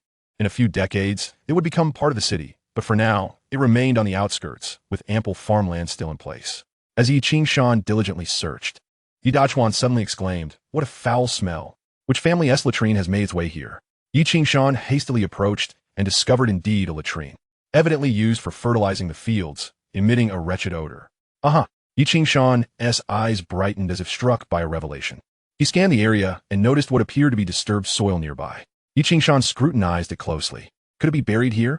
Utilizing the latrine's foul odor as a cover is highly plausible. Yes, I recall it was said the bodies were buried near a fertilizer pit. It must be here. Looking closely, he found a shovel nearby, likely left by local villagers or farm workers. Without a moment's hesitation, he seized the shovel and began to dig. Immediately, something felt amiss. Before long, a nauseating stench of decay wafted up. Upon seeing the ghastly white arm within, he knew he had placed his bet wisely. He dropped the shovel and shouted at Yi Dachuan. Let us go. We need to report this. Chapter 40. Reporting the murderer. At the station, Yi Qingshan and Yi Dachuan re-entered, encountering the young police officer who had previously taken their statements. If Yi Qingshan recalled correctly, his name was Wang Zhichai. You again. Wang Zhichai was taken aback upon seeing Yi Qingshan and Yi Dachuan enter. Comrade Wang, I have something to report. Yi Qingshan began. Is it about the earlier incident? We have already ascertained that those individuals often engage in theft and robbery. We are aware. It's not that matter. We have discovered corpse. What? Wang Zhichai's mind exploded in shock as he seized Yi Qingshan's hand. Quickly lead the way. His voice trembled with urgency. The reasoning was straightforward. Capturing thieves is a simple affair, but encountering a homicide case is a grave matter. Let us go, I'll guide you. Shortly after, Yi Qingshan led Wang Zhichai to the site. Upon witnessing a human hand protruding from the earth, Wang Zhichai was taken aback, instinctively retreating a few steps, while a flicker of hope surged within him. This was indeed his stroke of luck. Without hesitation, he approached Yi Qingshan, clapping him heartily on the shoulder and erupting into a hearty laugh. Wonderful, wonderful. I understand now. Soon, more police officers arrived, and before long, the corpse was unearthed, drawing an ever-growing crowd of onlookers. Yi Qingshan and Yi Dachuan had managed to snag a lunch at the precinct, while the body was being exhumed nearby. Simultaneously, the work badge of Lan Shisheng was discovered. It was only a matter of time before their police team apprehended Lan Shisheng from the scene. What are you doing? Lan Shisheng inquired, a hint of disbelief coloring his tone as he was led away. What is this all about? Why am I being arrested? I had nothing to do with the theft at the station. Just then, a figure resembling a superior approached, casting a cold glance at him and remarking, You buried the corpse from San Liyuan poorly. This statement shattered Lan Shisheng's mental defenses, beads of sweat forming on his forehead as he gazed at the man before him in terror. The chief, a seasoned individual well acquainted with both people and criminals, likely understood the situation at a glance. With a decisive wave of his hand, he commanded, Arrest him. Lan Shisheng felt his legs weaken, suddenly breaking into tears. This is my first time. Please don't execute me. But his pleas fell on deaf ears. Meanwhile, Yi Qingshan and Yi Dachuan remained spectators. with Yi Qingshan reflecting on the fact that he had unwittingly done a good deed. Had events unfolded as they did in his previous life, 3 more individuals would have met their demise at the hands of the criminal. He felt a sense of satisfaction, having avenged himself while also contributing to the welfare of the community. As for Yi Dachuan, he was utterly bewildered, having no comprehension of the day's events, aside from the fact that the precinct's food seemed particularly delectable. The chief turned to Yi Qingshan with a smile. You've truly accomplished something significant. Yi Qingshan extended his hand for a handshake, responding, it's merely luck. Wang Zhichai chuckled beside him. Luck it may be, yet you have indeed achieved something noteworthy. The chief took a seat, gazing at them inquisitively. How did you two stumble upon this? He did not bother to question Yi Dachuan, recognizing at a glance that the latter was not particularly astute. We are from Xiaolin Town, Yi Qingshan explained. We often fish and catch soft-shelled turtles to supplement our income.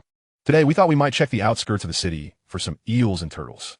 We happened upon a spot where there were eel holes, and when we couldn't catch any, we resorted to digging with a hoe, and that when we uncovered the body. It left us utterly stunned, prompting us to rush over to report it. The chief raised an eyebrow, noting the naturalness of Yi Qingshan's account, yet he remained skeptical. Regardless, the discovery of the corpse had indeed proven beneficial to their investigation. You two are from Xiaolin Town, then? He inquired. Indeed, life is tough, so we often fish and catch turtles. How is business?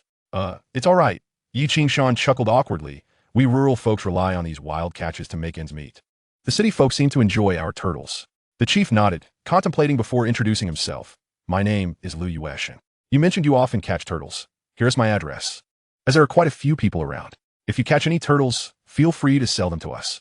Yi Qingshan was taken aback by Lu Yueshing's warmth and promptly expressed his gratitude. Thank you, Chief Lu. No need for thanks. We should be thanking you. Let us wrap things up for today. Please leave your contact information, and if we require your cooperation again, we will reach out. Certainly, thank you. Yi Qingshan hurriedly provided his contact details, preparing to leave. Remember, if you have turtles, bring them to my place to sell. My parents love them. Lu Yueshing smiled. All right, I'll take my leave. With that, Yi Qingshan departed with Yi Dachuan. Chief Lu, I confirm that they indeed sell turtles. They were even selling some at the nearby station this morning. Moreover, it appears that Lan Shixing has some connections with the pickpockets we previously apprehended. We need to dig deeper, but it might require some time. Set aside the rest for now. Focus on extracting information about the corpse swiftly. Understood. Once Wang Zhichai exited, Lu Yuesheng sat in contemplation. It was apparent that Lan Shixing was indeed affiliated with the pickpockets. Could it be that he had discovered their capture and, feeling threatened, decided to reveal the matter to ensure his own safety? Logically, even if he harbored such intentions, it seemed improbable that he would know of Lan Shixing's involvement in a murder. After all, he was from Xiaolin Town and had no ties to this place. Could it be mere coincidence that he stumbled upon the crime? Such coincidences seemed far-fetched. Reflecting on this, he sighed, perhaps this is fate at play. Meanwhile, Yi Qingshan returned home, elated yet exhausted after a day of unexpected events. By the time they arrived home, it was around 5 in the afternoon. Just as Chun Yu was finishing work, Yi Dachuan felt dazed, realizing that the day had been quite exhilarating, albeit confusing. Here, this is the pack of cigarettes I bought. He had picked up a pack on the way back, and now handed it to Yi Dachuan. Considering how much time we wasted, I want to be visiting your uncle's house. Please take this to him as a token of gratitude for lending us the bamboo raft these past 2 days. Brother Qingshan, weren't we supposed to buy it together? Why did you get a loan? Don't be so polite. I earn a bit more than you, so let me handle it. It's not worth much anyway. Just deliver it to your uncle. Chapter 41. Chun Ting's thoughts after saying this. He waved goodbye to Yi Dachuan. The latter, scratching his head, could only return to deliver the gift. Why are you back so late? Chun Ting approached him, holding their child, concern etched on her face. It's nothing. I ran into a bit of trouble today and spent longer in the city than anticipated. He refrained from elaborating, for upon explanation, Chun Ting's expression darkened. Please don't tell me you encountered the police, she implored. Seeing her distress, he realized and chuckled. Rest assured, it's not as severe as it sounds. We just need to exercise a bit of caution. Selling some wild game from home is hardly a grave matter. In fact, I feel I've even done a good deed today. It merely cost us some time. Noticing his light-hearted demeanor, Chun Ting sighed in relief and then asked, Did you have lunch? I made some sandfish for you, but since you weren't back for lunch, I saved some for you and Chun Yu. I'll heat it up for dinner. Sound good? After a long day outside, he truly felt weary. Fortunately, it was not long before Chun Yu returned, taking the time to explain things to him. For dinner that evening, they had clay pot fish braised with eggs. Although it had been a meal since their last gathering, he realized that he had not eaten a single bite during that time. You didn't eat? He asked, puzzled, as he gazed at the untouched dish. What could we eat with you not at home? Chunyu replied, serving him an egg. Come on, you need to replenish your strength. I don't need to replenish. You know my condition well enough. He instinctively retorted. However, immediately after, Chunyu's face flushed as she playfully pinched him. Yi Qingshan finally registered that his sister-in-law was present, and he chuckled awkwardly, realizing that discussing such intimate matters in her presence was somewhat inappropriate. Chun Ting sighed, pretending not to hear. What can be done? Are we not allowed to share a few tender words? Chunyu's face reddened again as she lowered her head to eat, too shy to speak. After a short while, they finished their meal, and the two sisters headed into the kitchen to clean up, while Yi Qingshan entertained Lu Xiaoyan outside. He couldn't tell if it was his imagination, but Lu Xiaoyan seemed even more charming than when she first arrived. After a brief interaction with her, Chunyu emerged from the kitchen, taking Lu Xiaoyan from him and gently pinching his arm. You and your nonsense. Yi Qingshan grinned in response. Before long, he caught a whiff of a savory meat aroma emanating from within and couldn't resist peeking inside. What's going on? Are you cooking again? No. Remember all that sand ditch fish you caught? My sister and I spent the entire day preparing them. After killing them, we had to dry them in the pot. Otherwise, they would spoil. Once dried, it would be much easier to handle. And we might not finish today, so we'll likely have to continue tomorrow. It dawned on him that it was the scent of dried fish. He stepped inside to find Chun Ting, illuminated by the dim light of a kerosene lamp, carefully drying the sand ditch fish using the residual heat of the iron pot. This process involved slowly extracting moisture without oil or salt, relying solely on temperature. However, it was a meticulous task, requiring constant attention to the heat. Although the drying was based on residual warmth, they still needed to occasionally add some firewood, but not too much, lest the fish burn. Additionally, the time spent killing the fish meant that it was a rather time-consuming endeavor. Chun Ting was focused on her work when she turned and smiled at him, extending a piece of fish. Would you like to try some? It's all cooked. He took a bite. The flavor of the dried fish was indeed distinct. The meat was chewy, thick, and plentiful. Although there were tiny bones, they were so small that they hardly mattered. Delicious. He nodded approvingly. I heard that dried fish sells for quite a price in town, at least over $1 a pound, comparable to pork. As he continued his tasks, he spoke. Yi Qingshan thought for a moment, realizing that in the 21st century, such all-natural wild-dried fish could fetch around $100 per pound, though they were becoming increasingly rare. See how you shared your thoughts with me? And considering that making tofu requires early morning labor, it wouldn't be suitable for me to take the children along. So I pondered alternatives. If we were to undertake this, perhaps selling river delicacies could be a good idea, such as dried fish. What do you think? This truly piqued Yi Qingshan's interest. However, a concern arose. But where will we find so many fish? You can't fish every day, and even if you do, it's a matter of luck. Some days you catch a lot. Other days, hardly any. We can only manage a little. Moreover, besides dried fish, I know there are plenty of small fish in the streams that are quite popular. If we could dry those as well, they should sell well. Additionally, I believe we could produce some other farmhouse products to sell in the city. Help me strategize. What do you think we should pursue? I can certainly manage many things here, but I lack the raw materials and the means to sell them. Seeing you bustling about every day, selling so many goods, I wonder if you could help us sell some as well. Chun Ting seemed to have thoroughly considered this, her words flowing with purpose, each one striking a chord. Sister Ting, you think ahead so much. He sighed. Chun Ting shook her head, elaborating, Xiao Yu and I have been following our parents from the north to the south since childhood, eventually settling in this village. Here, we are without support or kin, and with only our parents, who are in poor health and passed away early. As the eldest sister, I have always had to shoulder many responsibilities to support the family. Hence, I have to consider things more comprehensively than Xiao Yu. This was indeed reasonable. After all, he had witnessed the Chun sisters' diligent nature since they arrived. But it was clear that Chun Ting was the more industrious one. You make a valid point. How about this? I will see what I can gather and hand it over to you two to work on, which could indeed help the family. Especially since we are in dire need of money right now. Yi Qingshan was determined not to dampen their enthusiasm. Having proposed a viable plan, he wholeheartedly supported it. All right, but you must keep this in mind. Rest assured I will. However, at that moment, Chun Ting seemed suddenly shy, her face turning red as she softly spoke. Qingshan, actually, the promise we made to you has been on our minds, but could you wait a little longer? Initially, Yi Qingshan dismissed it, but upon reflection, he understood what she meant. It was about forming a closer bond. Suddenly, he felt a surge of excitement.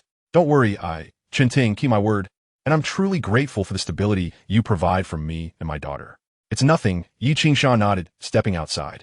However, He found himself still stirred by their earlier conversation. While he was chatting with Chunyu outside, Yi Dachuan walked in. "Brother, have you eaten yet?" he asked enthusiastically. Yi Qingshan nodded. "Yes, I have." "Then can we go fishing later? I feel there should still be some soft-shelled turtles there. Shall we give it a try?" Yi Qingshan couldn't help but laugh at him. "You still want to go?" "Of course. We've made quite a bit of money already.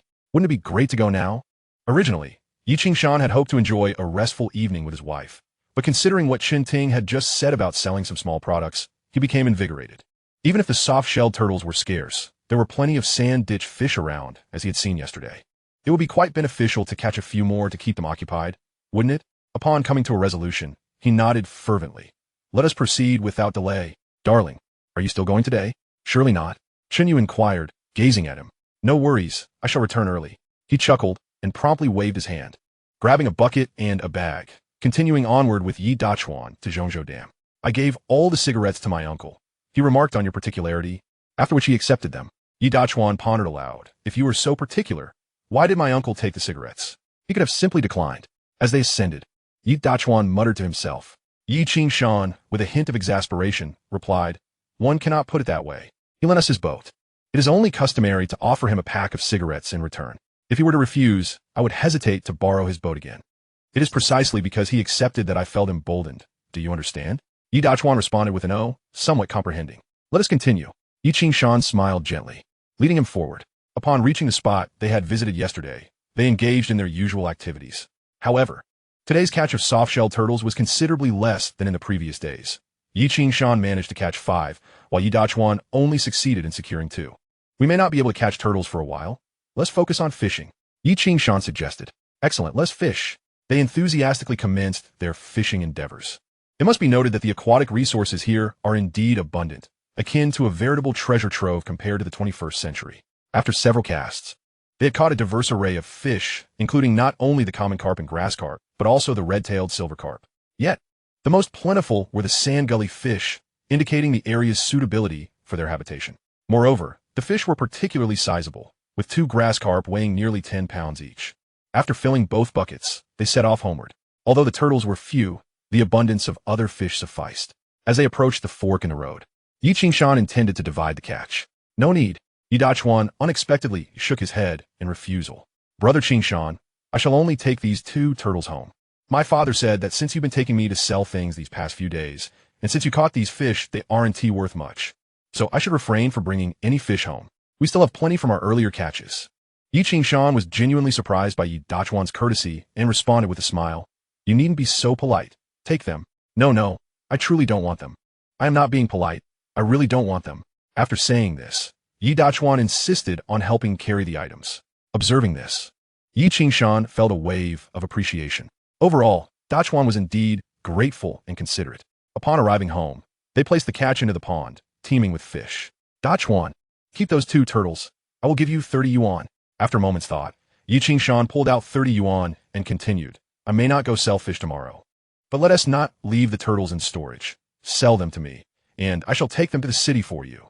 Yi Dachuan was overjoyed, but, after a moment's contemplation, cautiously asked, "So, you don't need to give me all that money? Take it. I am merely helping you sell your goods, not acquiring your possessions." Yi Qingshan chuckled, patting him on the shoulder. "All right, hurry home and get some rest." Yi Dachuan accepted the money, glancing at it before leaving with a grin.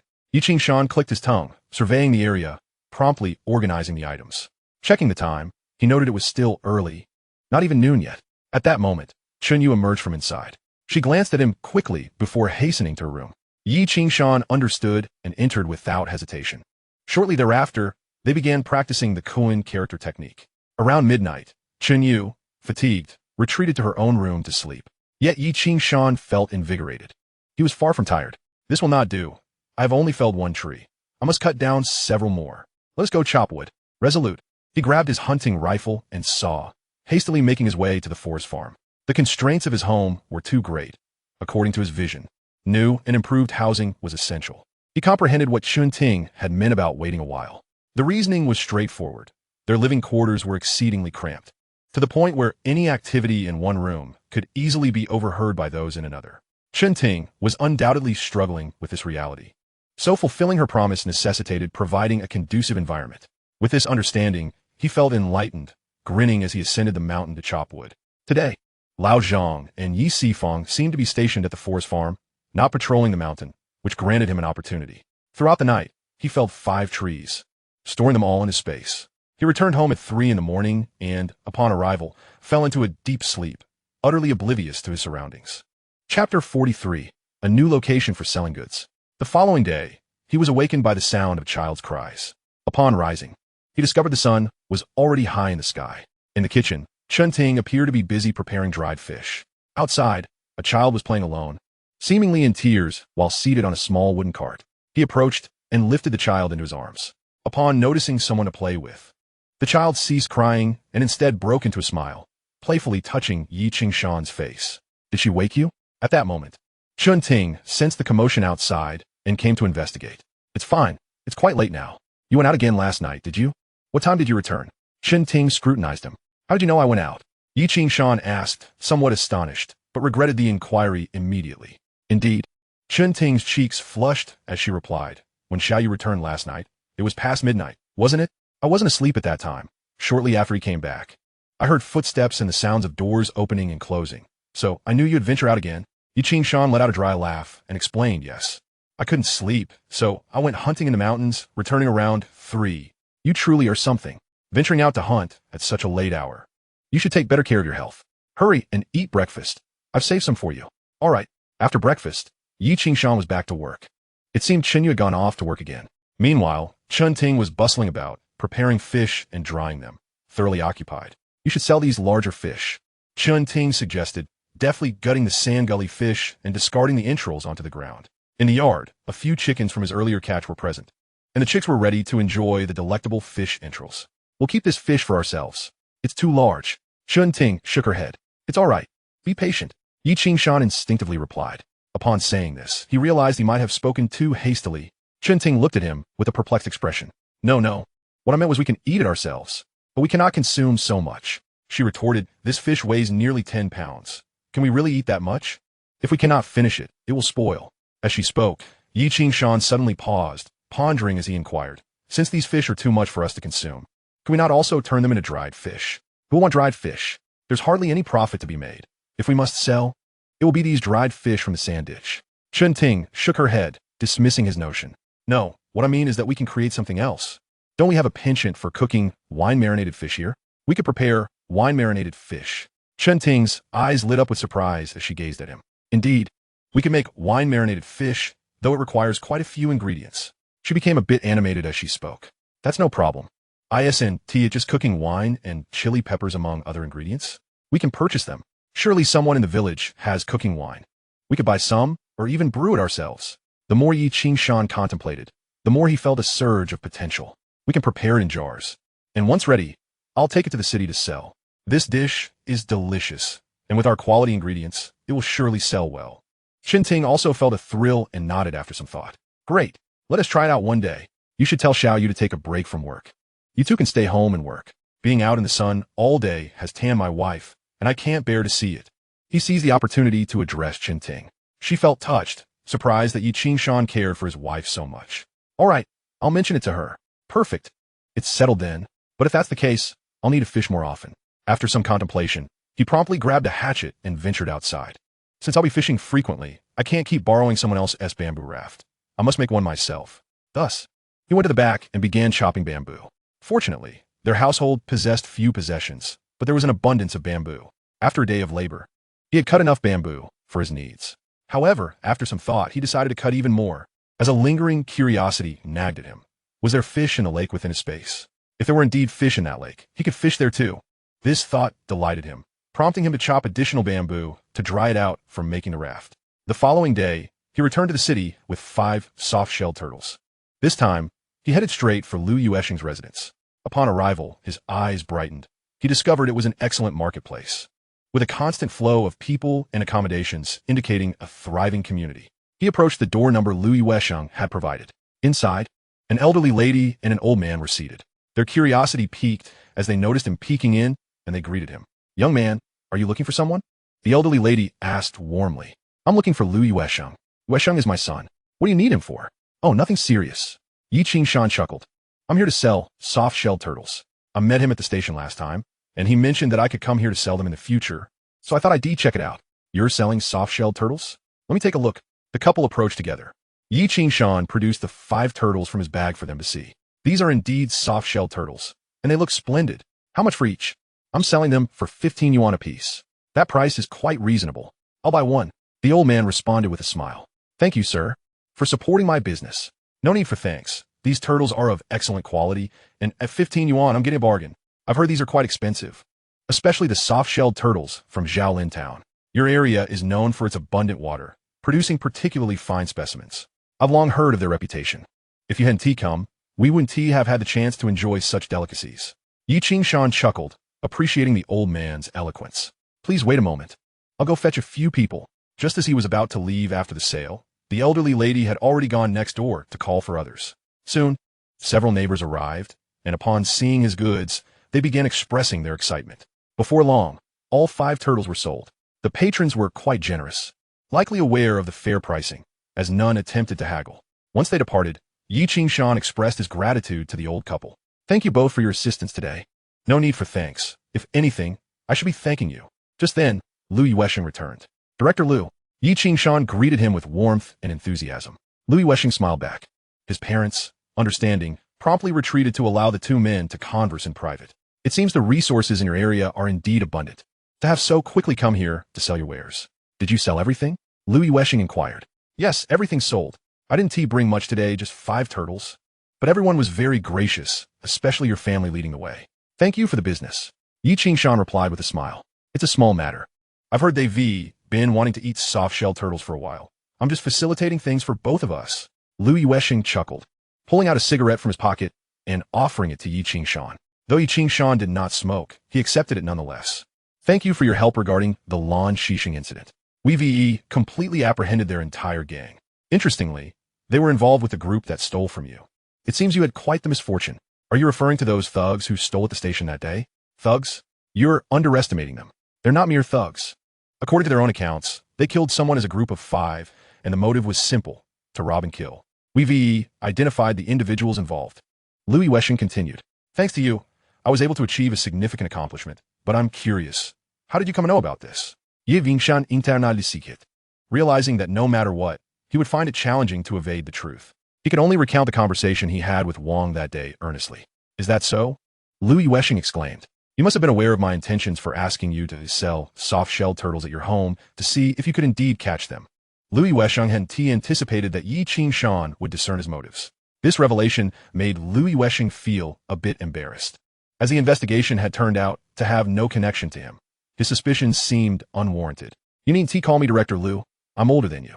If you don't mind, just call me Uncle. Lu Yuesheng said, a hint of apology in his tone, his expression softening with a smile. Please don't take offense. My profession makes me somewhat suspicious by nature.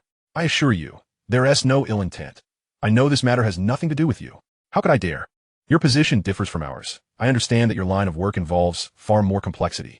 I merely spoke casually, and besides, everyone has been quite supportive of my business today, helping me sell a good amount.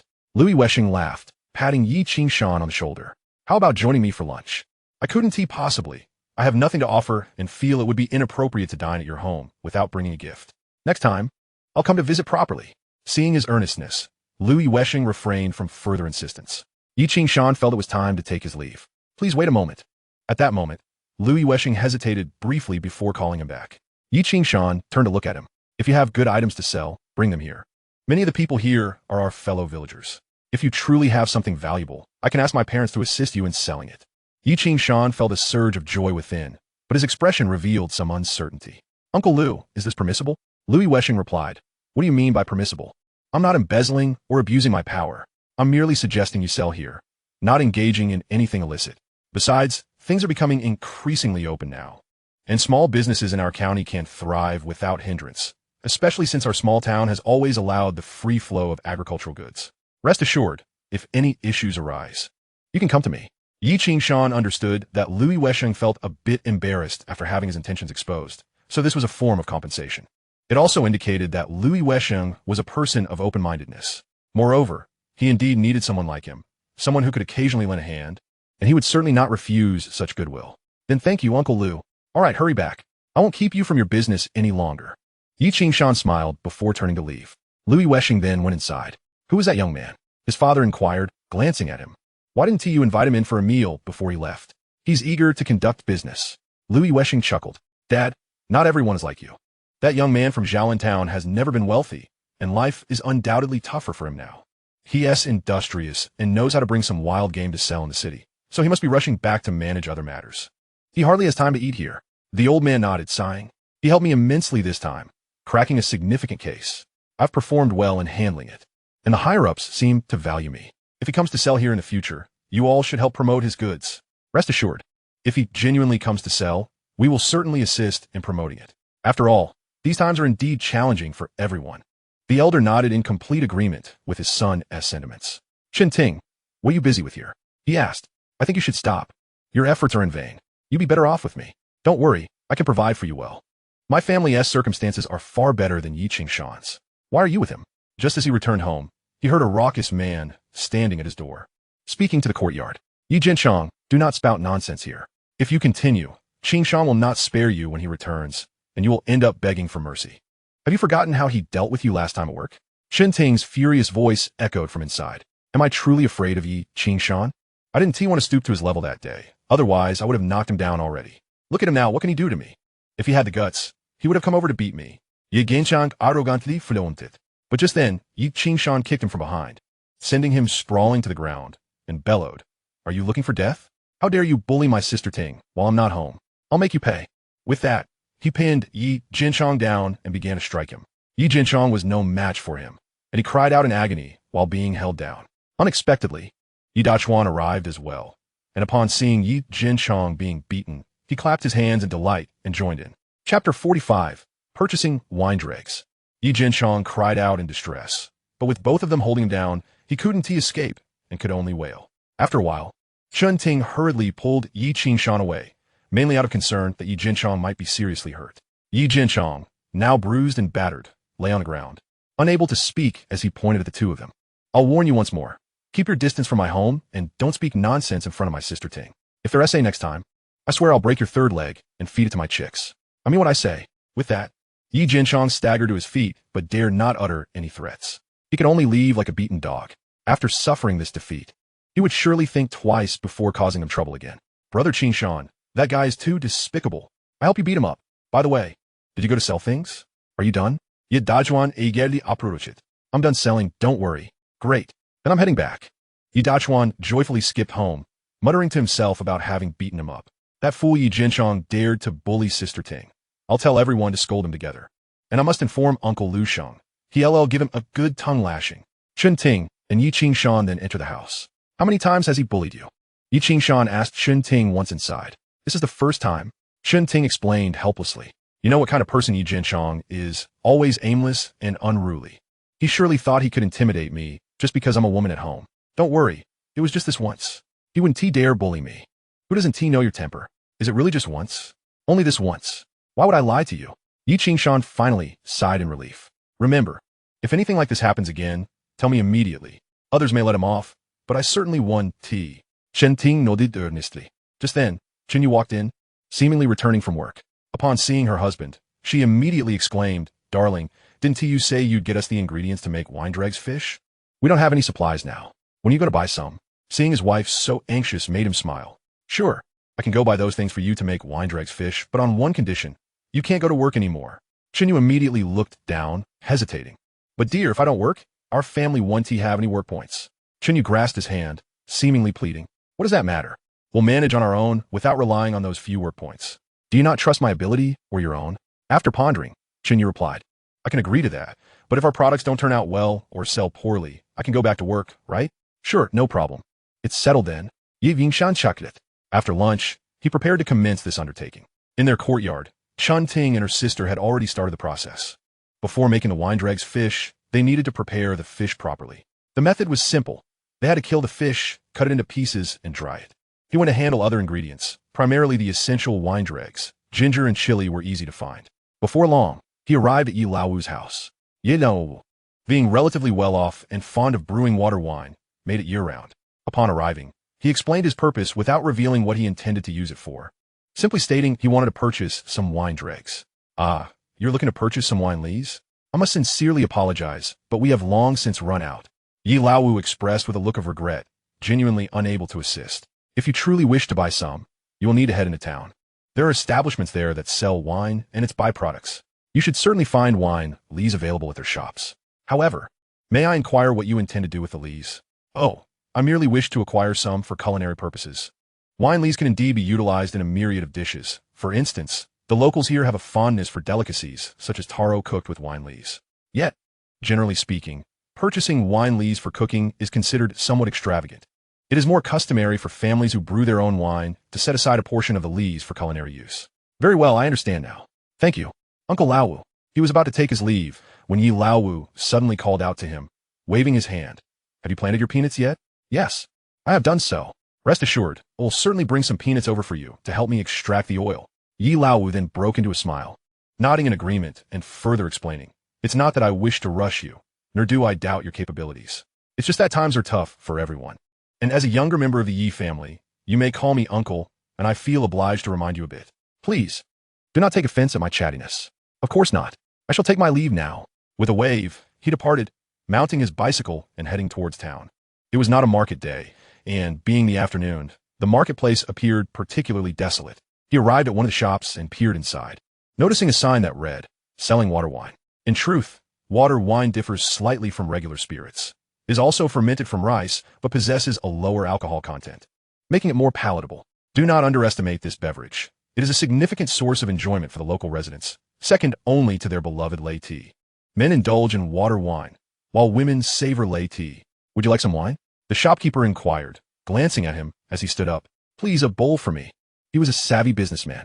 Although he did not possess an ardent appreciation for alcoholic beverages, he understood human nature well. Before long, a bowl of water wine was placed before him. This bowl cost 50 cents. While it may not appear to be much, it was a fair amount. He lifted the bowl and took a sip. In truth, water wine has a low alcohol content. It is more about the flavor. However, some brews are exceptionally well crafted, and the taste can be delightful. Brewing wine requires a certain level of skill. Some may produce a concoction that is rather difficult to swallow. But the wine before him was remarkably fragrant and went down smoothly, with a hint of sweetness. This water wine is fermented with wine yeast, and aside from water added during warming, it contains no impurities. If brewed at home without water addition, it is referred to as jiuzi, which is even sweeter, richer, and has a higher alcohol content. Boss, this wine is quite good, he remarked, offering a compliment. The shopkeeper immediately took a seat beside him, chuckling. Indeed, you can see that there are several water wine shops in our town, but ours undoubtedly has the best business. There is no other reason than one. It tastes good. Others may add all sorts of ingredients. Do you know what I add here? Even if I add a bit of water, it won't be so diluted as to resemble plain water. I pride myself on my integrity. This was indeed a candid statement. Water can be added to wine, and it is a common practice. The reasons for diluting wine are twofold. First, to save costs, and second, to reduce the alcohol content. Without dilution, some may find the wine too expensive to afford. However, there are various methods of dilution. Some may add more, while others, who feel guilty about over-diluting, will add just a little. Indeed, I can see that your business is indeed thriving, and it must be due to the quality of your wine.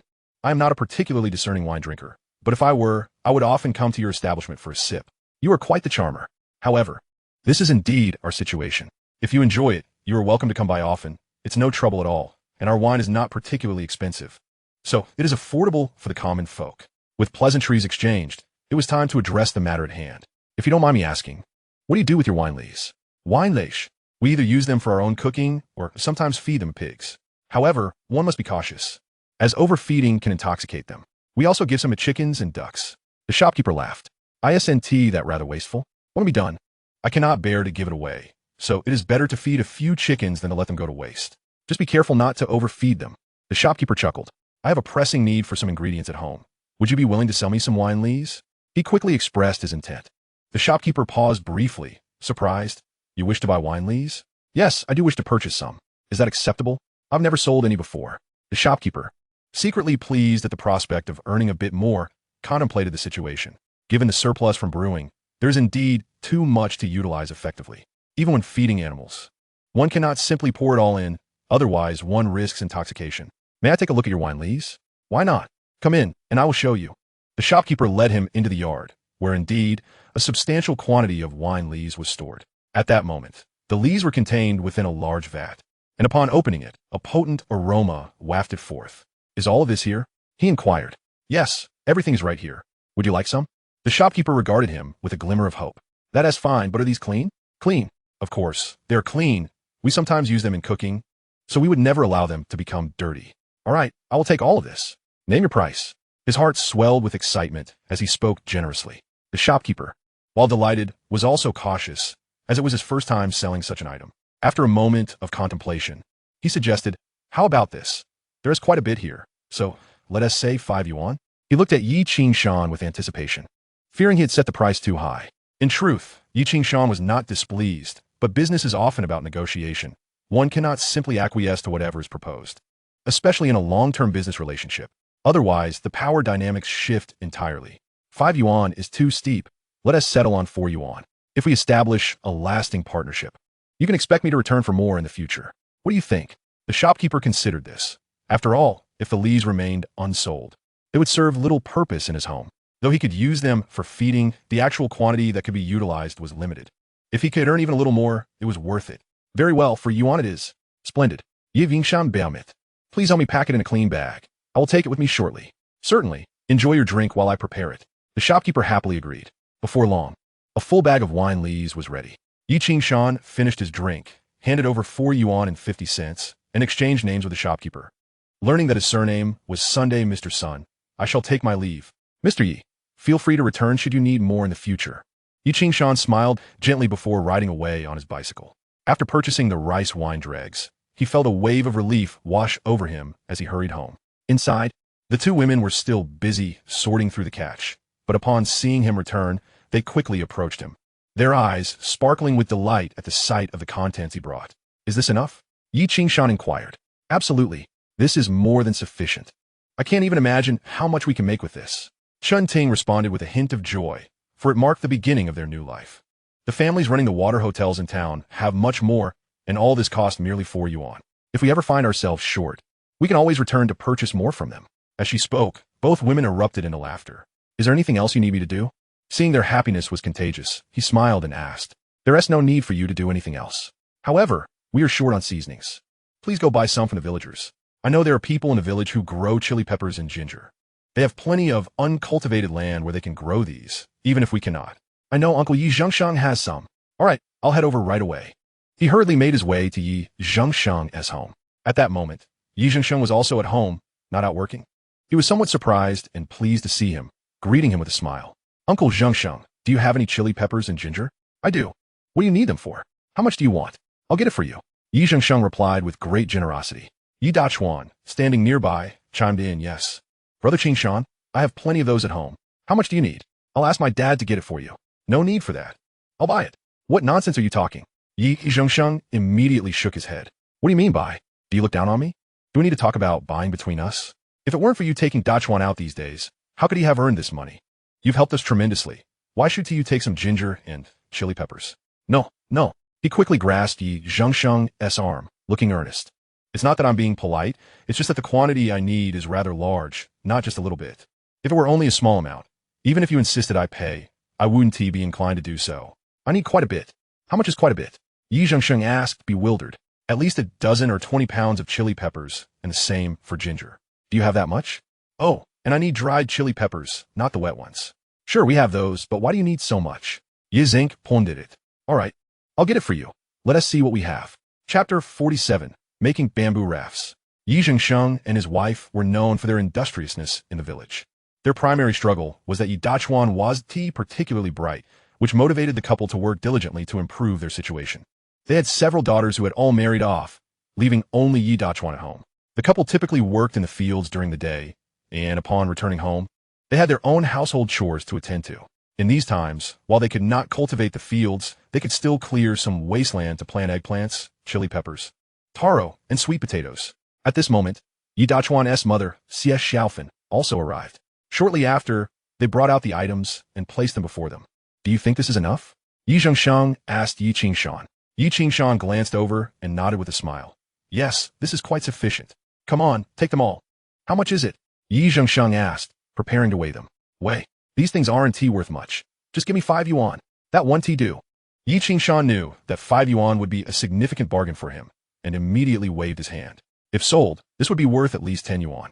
5 yuan is unacceptable. Just weigh it, and I'll pay you the market price.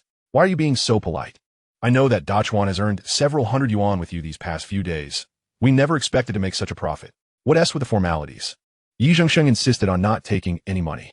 Although Yi Zhengsheng refused to accept payment, Yi Qingshan knew he couldn't seem ungrateful. He pulled out 10 yuan from his pocket and pressed it into Yi Zhengsheng's hand. Then it's 10 yuan. I appreciate your kindness. And I can't let you bear too much loss. 10 yuan is fair, all right? Seeing Yi Qingshan's serious expression, Yi Zhengsheng finally nodded in agreement and accepted the money. I'll head back now. Yi Qingshan sighed with relief, organized the items, and waved goodbye to them. What do you think Qingshan is up to? I've heard he's not going to work anymore. He used to go with Dachuan to catch soft-shelled turtles. Now he's bringing back so many things. What does he intend to do? Xie Xiaofan asked curiously. Why are you so curious? He must have his reasons for doing such things. We shouldn't meddle. Young people think differently than we do. Xie Xiaofan responded with an understanding "oh." However, Yi Zhengsheng turned to Yi Dachuan, patting him on the shoulder. Dachuan, learn well from your brother Qingshan. Dad, I've been learning from him. I've always been following his lead. My brother Qingshan is amazing. Yi Dachuan nodded vigorously. Yi Zhengsheng smiled and let out a sigh. His son's lack of intellect had always been his greatest concern. However, from interactions these days with Yi Qingshan, it was evident that Yi Qingshan was quite clever and protective of his son, which brought him joy. Encouraging their friendship could only be beneficial.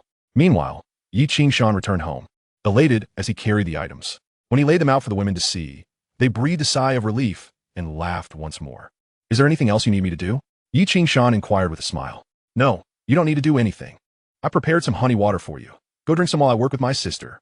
Chen Yu clapped her hands and began washing the ginger, dragging the items to their feet. Yi Qingshan felt relieved, noticing the child seemed to be asleep.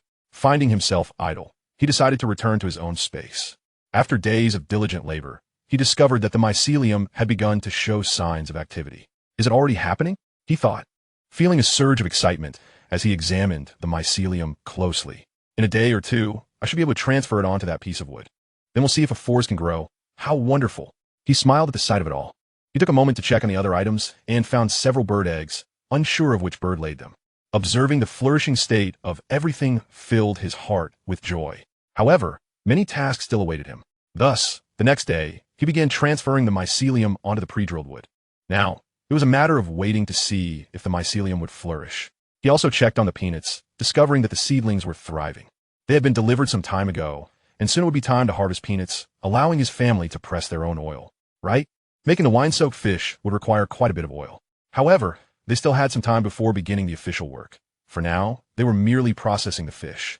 Moreover, he needed to catch quite a few more fish, as the current amount would likely not suffice. Resolute, he decided that after the bamboo dried a bit, he would enlist Yi Dachuan's help to make bamboo rafts. Dachuan, who enjoyed spending time with him since he had no other friends, immediately followed him eagerly to assist in crafting the rafts. Dachuan, are you certain you haven't spoken to anyone else about the Zhongzhou Dam? Who do you think the others are? You haven't mentioned it to your uncle, have you? I haven't told my uncle. It's our little secret. If I were to tell him, he might go and catch all the soft-shelled turtles, and then how would we manage? Yi Dachuan explained with a smug expression, as if he were the most clever of all. Yi Qingshan couldn't help but chuckle, nodding vigorously, yes, Dachuan is the smartest. Let's not disclose this to anyone else.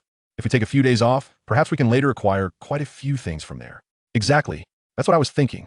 It took them 2 days to complete both bamboo rafts. However, the bamboo wasn't entirely dry yet. Nonetheless, it would suffice. After finishing the rafts, they crafted a few bamboo poles.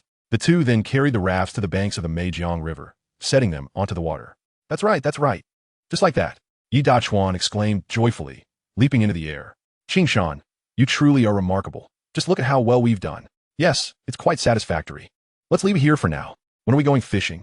Yi Dachuan, having been free these past few days, was brimming with anticipation. No ruse. I'll see when I have time. Once I know, I'll inform you. We built these rafts together, so I must go fishing with you. All right. Yi Dachuan cheerfully returned home. Meanwhile, Yi Qingshan brought the other raft and poles to the lake within his space. Gazing at the shimmering waters, he sat on the raft. Lost in thought, I wonder if there are any fish in this place. It would be splendid if there were. He rubbed his hands together in excitement. Yet, he realized he hadn't even bought a net, so he stepped out of the raft. Just as he emerged, he saw Chun Ting approaching, gently informing him. I overlooked something earlier. Making wine-soaked fish requires quite a bit of oil. How can we possibly have that much oil at home?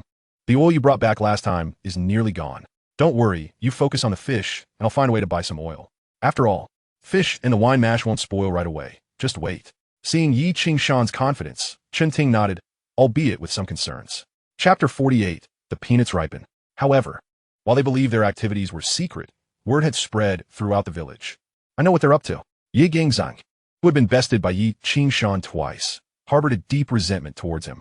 It seems they're cooking something. They bought wine mash and gathered ginger and chili. I found out from my mother that they're making wine-soaked fish. Do they even have the means to do that? Many villagers were familiar with this dish, so it was easy to deduce what they were doing. How do you know they lack the means? Yi Dachuan, having overheard Yi Gangzhong, immediately countered him. Yi Dachuan, do you really think your opinion matters here? Look at your own standing. Yi Gangzhong, recalling the last time he was pinned down by Yi Dachuan and Yi Qingshan, felt a surge of anger. Yi Gangzhong, are you itching for another beating? With Yi Qingshan backing him, Yi Dachuan, who was tall and imposing, was no longer intimidated by Yi Gangzhong. He glared at him, hands on his hips, ready to confront. Yi Gangzhong had previously formed cliques to bully Yi Dachuan, who was considered simple-minded, but now that Yi Dachuan had gained confidence, Yi Gangzhong felt some trepidation. What do you want? Yi Gangzhong took a deep breath.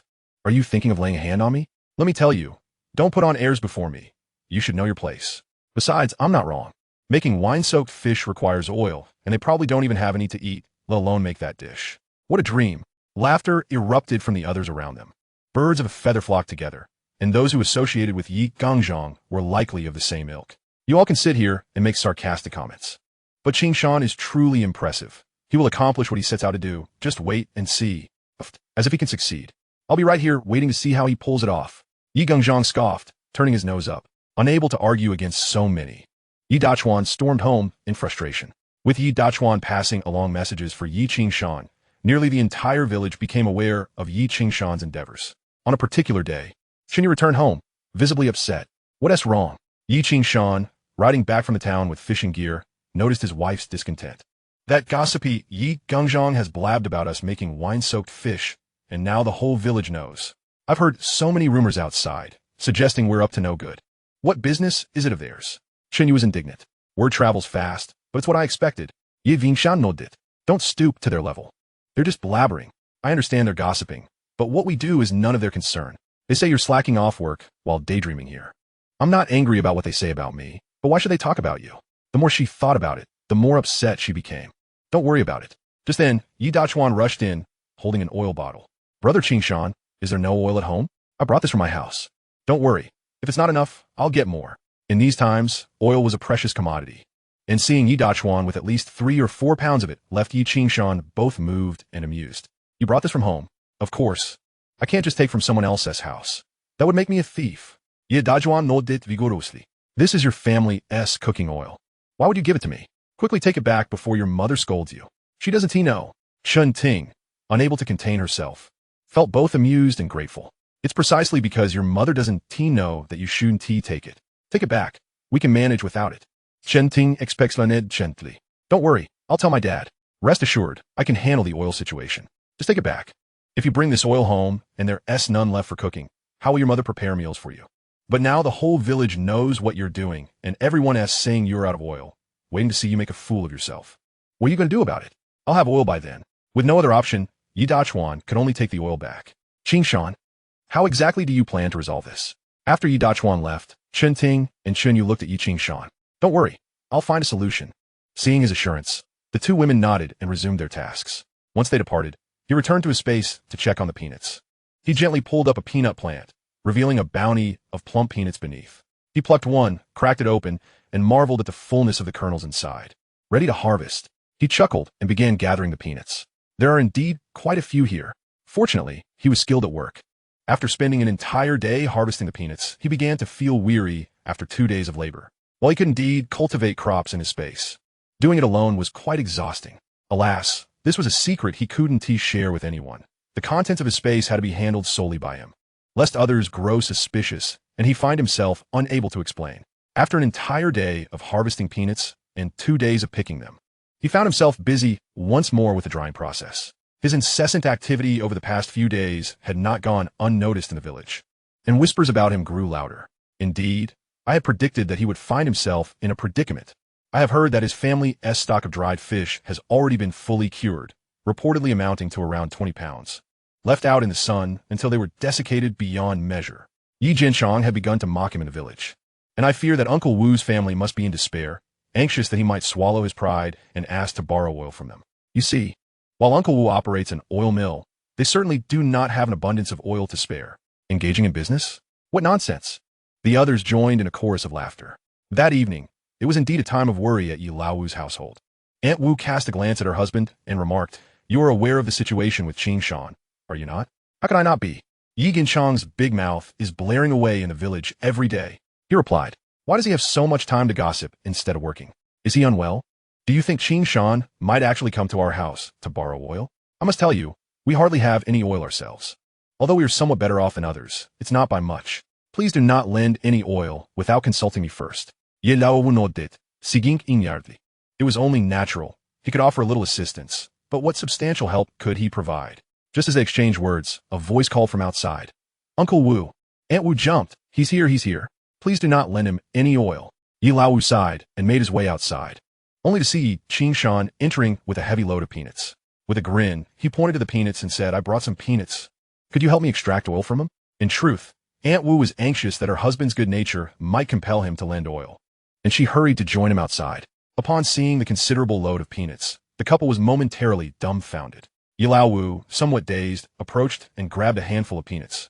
Examining them, they appeared remarkably clean and sufficiently dry. He promptly took one and cracked it open. The peanuts inside were plump and full. Unable to resist, he took a bite, and the delightful aroma of nut oil wafted towards him. These peanuts were excellent. They would surely yield a good amount of oil. "Where did you get these?" he asked, astonished. "Everyone in the village has been saying that I can't get any oil, but while I lack an oil ticket, which indeed makes it difficult to obtain oil, and at ISNT cheap, I can still buy peanuts.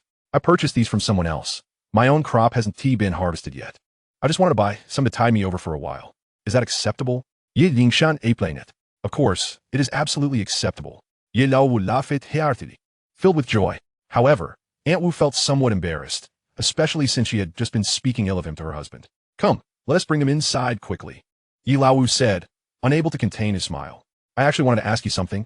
I'm not familiar with this process. Should we shell the peanuts before extracting the oil?" Ye Lingshan inwarded. "It's quite normal for you not to know, since you've never done this before. Whether to shell them or not is up to you. However, if you do shell them, the extracted oil will be cleaner and less murky, yielding a higher oil content due to the absence of extraneous materials. It's entirely your choice." Aunt Wu explained. "Let us shell them," Yi Laowu declared with remarkable enthusiasm. "After all, we're just sitting around here anyway, and shelling them might yield a bit more oil. These days, everyone struggles, so a little extra is beneficial. I'll take them back to shell and then bring them over to you," Yi Qingshan suggested. "What do you mean by bringing them back? Just leave them here. Our family can help with the shelling as well. Don't you find it troublesome to keep transporting them back and forth? Just leave them here," Aunt Wu insisted, perhaps feeling particularly shy, and she firmly held him back from leaving. With no alternative, he placed the load down. The basket was brimming with roughly 120 pounds of peanuts. "Is this it?" Yi Laowu asked. "Not just this. I have another load at home that weighs about the same.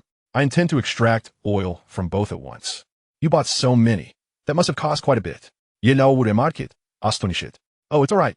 We need oil after all," Yi Qingshan replied with a smile. In truth, he had collected 4 loads, almost 500 pounds of peanuts, but he had hidden 2 loads away and had not brought them out. "You are quite impressive." Ye Laowu chuckled bitterly. "Then please assist us with shelling this load. I'll take the other load home tonight to shell with Ting Jia and Xiao Yu before bringing it back for extraction. What do you think? That sounds good. Just leave it here." "All right then." Yi Qingshan expressed his gratitude and departed. Once he was gone, Yi Laowu turned to his wife. Aunt Wu, feeling a bit guilty, replied, "I had no idea he would go elsewhere to buy peanuts. I don't even know where he got them from, but we're fortunate to have them. We needn't worry anymore. We were concerned about him, but he is clever enough to sort things out on his own, so why should we fret?" Yi Laowu said with a chuckle. "Just be aware." He smiled, quickly, called the children over to help shell these peanuts. "It's no small feat to bring back peanuts. Let us not waste them. All right, let us get to shelling." After completing 1 load, Yi Qingshan felt a wave of relief and specifically went outside to fetch another load back home. He placed the 2nd load of peanuts in the courtyard, and as sisters Chen Ting and Chen Yu approached, they were left speechless upon seeing the bounty. "These are peanuts," Chen Ting stammered, struggling to find her words. I bought them 2 loads. I just took a bag to Uncle Wu's house. He said it would be a waste to extract oil without shelling them. So we'll shell this load ourselves, and they help with the other. Let us hurry and shell them. Tomorrow we can extract oil from both loads. And then we'll have an endless supply of peanut oil. Darling, where did you buy these? Chun Yu exclaimed, joyfully examining them from all angles. She even reached out to grab a peanut, shelling it, and offering it to Yi Qingshan. Here, try it. You must be tired. Yi Vingshan chucked it. Though his expression turned somewhat somber, his wife always thought of him first. Here, you try as well. He cracked open a peanut and placed it in her mouth. Chun Yu bit into it with a satisfying crunch, her face lighting up with a smile as she nodded vigorously. It's so delicious. Yi Qingshan laughed again. Let's get to work, shall we? We'll shell these peanuts, and after that, we can extract oil. Then we can officially prepare the fish with rice wine. With that, the sisters felt a wave of relief wash over them, and they began shelling. On one side, they labored through the night, while on the other, Yi Qingshan toiled as well. His hands felt raw from the effort, especially his thumb, which now struggled to exert any force. Even if an old A8 were before him, he felt he could scarcely use his fingers anymore. What a tiring task. Typically, the yield from peanuts hovers around 65 to 70. However, achieving 70 is rare. The standard is about 65. Thus, from the 120 pounds he had, he expected to extract roughly 80 pounds of peanut kernels. The following day, after breakfast, Yi Qingshan carried approximately 80 pounds of peanuts towards Uncle Yi Laowu's residence. He was not alone. Chun Yu accompanied him. Upon entering, they discovered that the peanuts had already been shelled. Uncle Yi Laowu had just finished his breakfast and was resting in the courtyard, but upon seeing their arrival, he greeted them with a smile. Uncle Laowu, I truly appreciate your help. It must have taken a considerable amount of time last night. Chun Yu, being a person of great courtesy, inquired with genuine concern. It's nothing. We've grown accustomed to the task. Yi Laowu chuckled. This is our expertise, but for you, it may not be so easy. Besides, we have many children at home, so we managed to finish quickly. We did indeed work until quite late. My hands feel somewhat uncooperative now. Yi Qingshan expressed with a hint of resignation. Previously, he had not found shelling peanuts difficult, but now, with the specific task at hand, he felt it quite challenging. This elicited laughter from Yi Laowu. How many peanuts do you think you can eat? Until you truly experience the labor of shelling peanuts, you cannot fathom the effort involved. Now, let us gather everything together. It is time to commence the oil extraction. Chapter 50. Peanut oil extraction. When it came time for the formal extraction of oil, their presence was no longer necessary. The process of adding oil was somewhat intricate and tedious. The roughly 160 pounds of peanuts lay in wait for Yi Laowu's skilled hands. Do you really not require my assistance? Yi Vingshan queried. No need for that. What could you possibly assist with? You may return home, and I will notify you once it is done. By the way, with at least 160 pounds of peanuts and an oil yield of about 35, you can expect approximately 60 pounds of oil. Be sure to bring several oil containers for storage. All right, I shall go buy a few large oil containers and bring them to you. After bidding farewell, the couple exited the premises. Xiao Yu, you head home first. I will fetch some large oil containers, and from now on, we need not worry about having no oil. He chuckled at this thought, hastily pedaling his bicycle to the town to procure several large oil containers. The town offered containers in various sizes, typically holding either 20 or 10 pounds. But he opted for a single 50-pound container and 5 20-pound ones. There was no option. He would undoubtedly require an ample supply of containers for the significant amount of peanut oil he would soon possess. Upon his return, Chun Yu and her sister Chen Ting were left speechless, gazing in astonishment. What on earth are you doing with so many oil containers? Chen Ting queried, bemused. It's nothing. We will certainly find use for them. They won't remain empty. Just wait and see. He replied with a grin, placing them down. I have some matters to attend to. You need not concern yourselves with me. The oil will likely be ready soon, so you can prepare to cook. After imparting this information, he retreated back into the space. Having just harvested the peanuts, he believed he could replant them. So he needed to act quickly during this window of time. While he busied himself, Yi Laowu's household had officially commenced the oil extraction. Whenever Yi Laowu began extracting oil, the villagers would invariably take notice, for the fragrant aroma permeated the air, possessing immense allure for many. Why is Yi Laowu extracting oil again? There shouldn't be anyone doing that right now. One villager questioned in confusion. I don't know. It smells wonderful, as if they are indeed extracting oil. But who could it be? Such discussions drew several villagers to Yi Laowu's home. Among them was Yi Jianshang, a notorious loafer known for his lack of work ethic. Uncle Laowu, why are you extracting oil at this hour? Whose peanuts are they? Yi Laowu cast a glance at him, too disinterested to engage with such a ne'er-do-well. He recalled a particular thought and settled down, retrieving his water pipe, adding a bit of tobacco, and taking a puff, instantly feeling his fatigue dissipate. "What gossip have you been spreading around the village lately?" he inquired of Yi Jinshan. "What gossip could I possibly spread? I merely heard that Yi Qingshan's family was preparing some food, and I wondered how they could manage without any oil.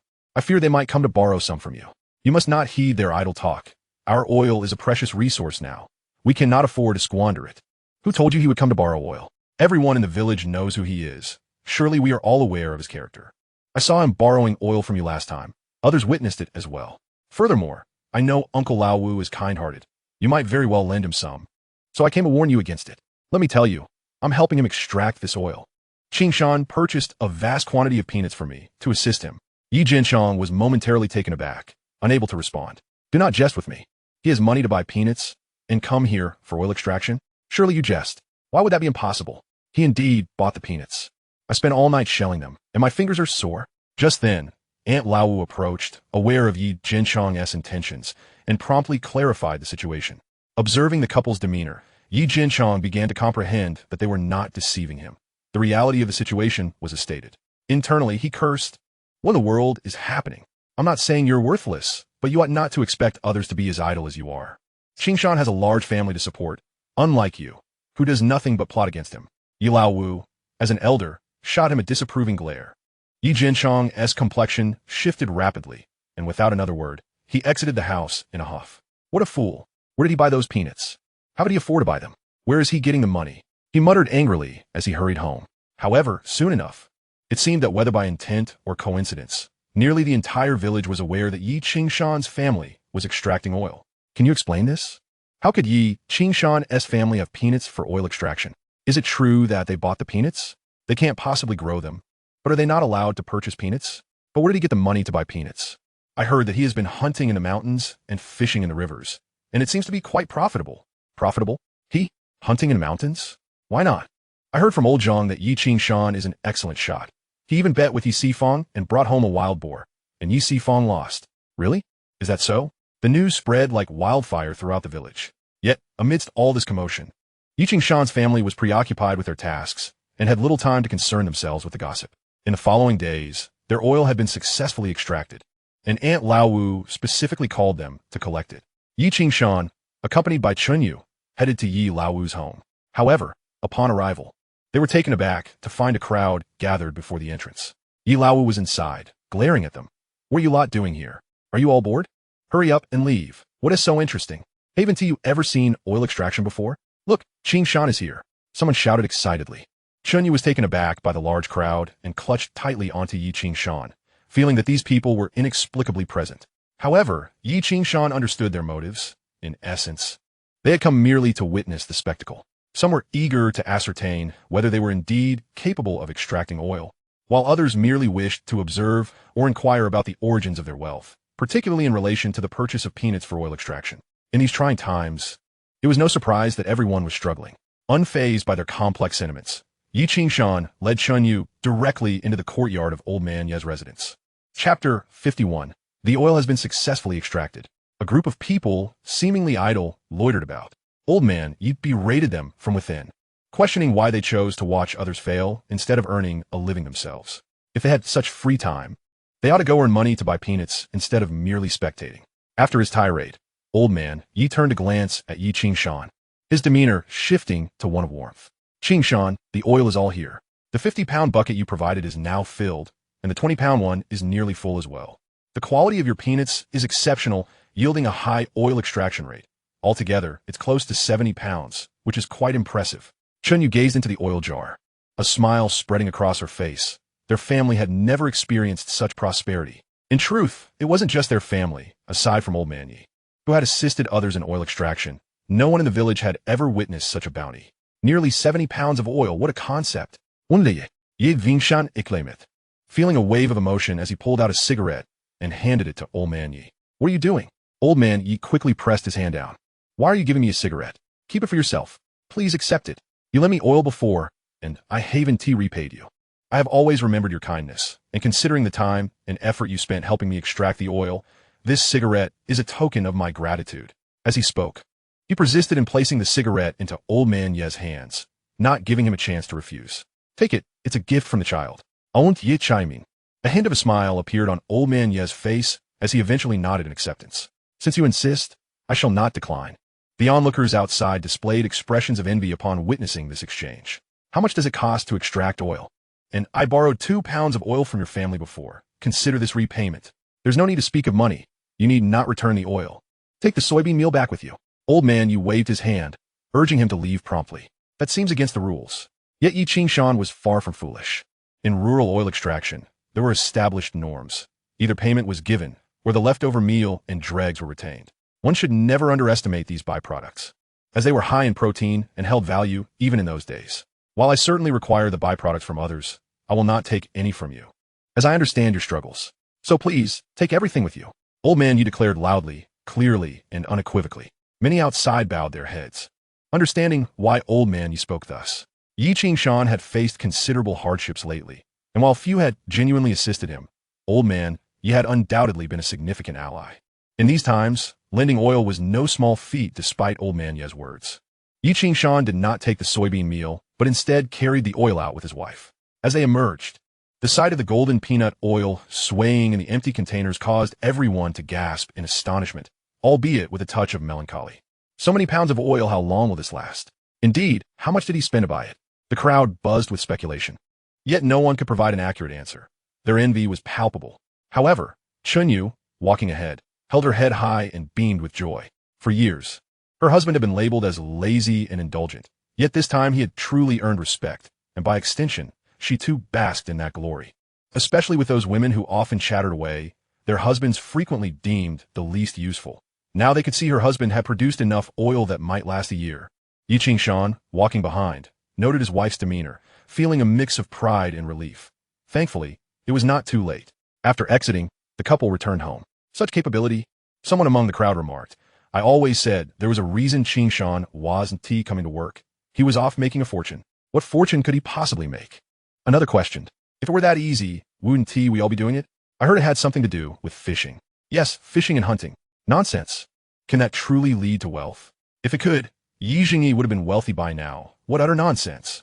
As the crowd continued their chatter, none knew the secret to wealth. Meanwhile, upon entering with the oil, Chun Ting covered her mouth in disbelief. This is far too much. You extracted so much oil. Excitedly, she went inside to prepare a place for the oil barrels. Old man Yi said we have nearly 70 pounds. He mentioned our peanuts are of exceptional quality, yielding high oil content, and he put in a lot of effort to achieve this. Yi Qing-shan explained with a smile. Hasn't old man Yi been a tremendous help? Have you properly thanked him? Chun Ting, being the eldest and more experienced in social matters, immediately inquired. Sis, don't worry. He even insisted I bring him a cigarette as a thank you. Then that will suffice. Chun Ting finally relaxed, smiling at her sister and brother-in-law. The three of them placed the oil barrels inside together. Finally, they could breathe a sigh of relief. Now you can focus on your own tasks. Yi Qing-shan clapped his hands, looking at the sisters with a grin. The oil issue is resolved, so you can work diligently. The two in front appeared quite pleased. That evening, the family gathered for dinner at Yi Sifang's home. Yi Jianchong recounted the events of the day to his uncle and father, Yi Sihai. The brothers fell silent. Damn it, Yi Sifang couldn't help but curse. Where did that fellow get all this? It must be stolen, right? Who would he buy peanuts from? And where did he get the money? Didn't you say he gambled and sold a pig for nearly 100 yuan? Yi Sihai reminded him. Yi Sifang bit his tongue, deep in thought. Now that you mention it, that pig was originally mine. He took it from me. After a moment, he finally spoke. The more I observe Yi Qing-shan, the more I find him distasteful. He is becoming increasingly arrogant, and I believe we must devise a plan to subdue him. Yi Genchang, who had long harbored grievances against Yi Qing-shan, spoke up at that moment. Sifang, how is the plan to get him to the forest station coming along? Yi Sihai did not respond to his son, but turned to Yi Sifang. I've already discussed it with the higher-ups. It seems they are indeed looking to add more personnel. Previously, Yi Zhengsheng had heard about this and approached me to ask old Zhang for an introduction. But I stopped him. Now, you are fortunate. I can introduce you, and it should not pose any issues. Yi Sifang said, a proud smile gracing his face. Chapter 52, arranging for Dashuan. In the evening, their family had also prepared for a meal. Moreover, it was not merely a family dinner. They were also expecting guests. Traditionally, an abundant harvest, as evidenced by the ample oil they had procured, called for a celebratory feast, and one must indulge in good food during such times. Consequently, from the afternoon onwards, Yi Qing-shan had informed the Chun sisters, Chun Ting and Chun Yu, of his intention to host a gathering. Naturally, the sisters expressed no objections and readily agreed. The household boasted meat and fish, including a large fish that had yet to be prepared. With the newfound oil, they ground some rice flour to create fried fish dumplings. These dumplings, made by cutting the grass carp into chunks, marinating them with salt and other seasonings, and then coating them in rice flour before frying, resulted in a delightful dish where the exterior was crisp while the interior remained tender and succulent. A truly delectable treat. In this age, due to the scarcity of oil, such a delicacy was rather extravagant and thus not often enjoyed. Besides the fried fish dumplings, they also stir-fried some dried fish, braised fish heads with tofu, and prepared a few meat dishes. Additionally, Yi Qingshan made a special trip to town to purchase 2 bottles of wine. As dusk began to settle, he hurriedly called everyone to the dining table. Yi Laowu was the first he summoned, followed by Yi Lusheng, Yi Zhengsheng, and Yi Dachuan. With such a gathering, the feast was complete. Before long, everyone had arrived. Yi Qingshan offered them cigarettes, explaining that the food was still being prepared and they would need to wait a bit longer. Soon, a table was set, and the dishes were laid out. Uncle Lusheng, Uncle Laowu, Uncle Zhengsheng, come quickly and take a seat. Let us eat. Yi Qingshan warmly invited them to the table. Being familiar faces, there was no need for formality, and everyone took their seats. Yi Qingshan poured wine for them.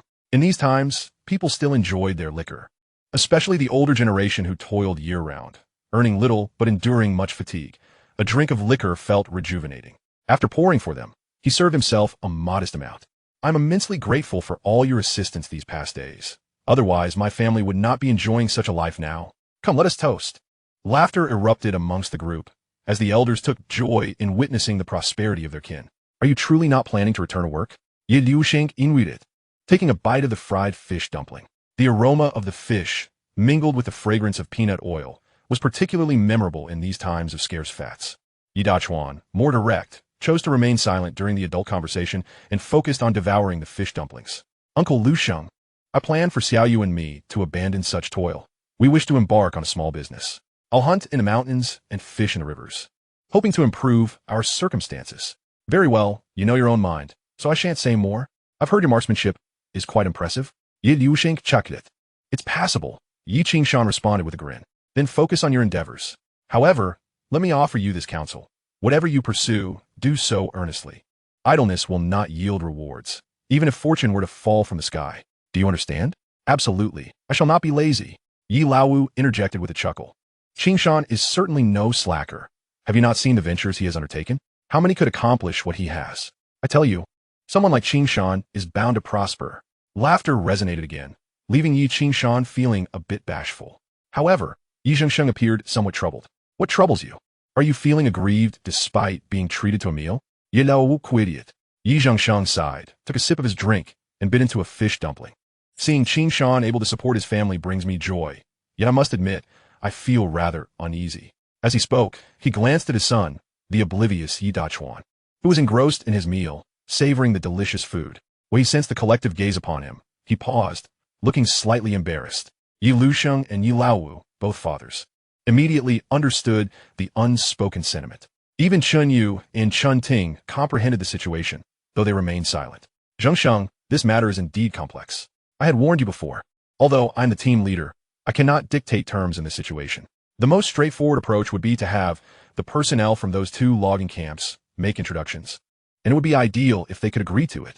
I can also make introductions, but if you cannot secure the cooperation of those 2 camps, I have no better solutions. Yi Lusheng sighed. Yi Qingshan, listening intently, suddenly had a thought.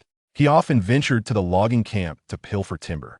If Dachuan were to assist him there, it would be significantly more convenient in the future. Thus, it seemed necessary to ensure Dachuan's inclusion. Is there any other way? He inquired. Yi Lusheng suggested, perhaps you could secure direct consent from the town. But do you believe you can persuade the town to officially assign him to work at the logging camp? I doubt it. If not, then there are no other avenues. How might we persuade the town to agree? Just as Yi Zhengsheng appeared despondent, Yi Qingshan posed the question. Quite simple. Either you must know someone influential in the town who could facilitate his entry, or he must have made a significant contribution to earn such an arrangement. Wouldn't that be even simpler? Yi Lusheng replied with a teasing tone, as everyone understood the reality of their circumstances. Among them, who possessed connections, they were all ordinary folk. Yet, unexpectedly, Yi Qingshan's expression brightened as he asked, if Dachuan were to accomplish something commendable, Would that not allow for his placement in the logging camp? The group looked at Yi Qing-shan in bewilderment. That would depend on the nature of the task, assisting the county police in solving a major case. Would that count? With that statement, the room fell silent. Chun Yu and Chun Ting exchanged anxious glances. Wait, did you just say Da Chuan helped the county police solve a major case? Are you joking? Yi Lusheng nearly stood up, his voice tinged with excitement. Indeed, he merely assisted in uncovering the truth. No exaggeration. Gome, Da Chuan. Didn't we unearth a corpse together to assist the county police in investigating a major case? Indeed. Upon hearing this, Yi Chuan nearly retched but still nodded earnestly. That day, I accompanied Brother Qing Shan to the outskirts of the county, to that place called Sanliyuan, to catch soft-shelled turtles and eels, and ended up digging up a corpse. Through that corpse, we identified the murderer, the very person who bullied us at the station. The chief of the police even commended us for our significant contribution. Yi Zhengsheng stared at them, momentarily dumbfounded. See, isn't that a remarkable achievement? Ye Vingshan laughed heartily. If that's the case, then it truly is. Yi Lusheng gazed at them, but remarked, yet, why does it sound so fantastical? You aren't deceiving me, are you? How can we possibly deceive you? Soon enough, you'll see such a headline in the newspaper. As a village cadre, you might even receive directives from above regarding strict law enforcement. But how do we go about achieving this? It was astonishing that such an event had indeed transpired.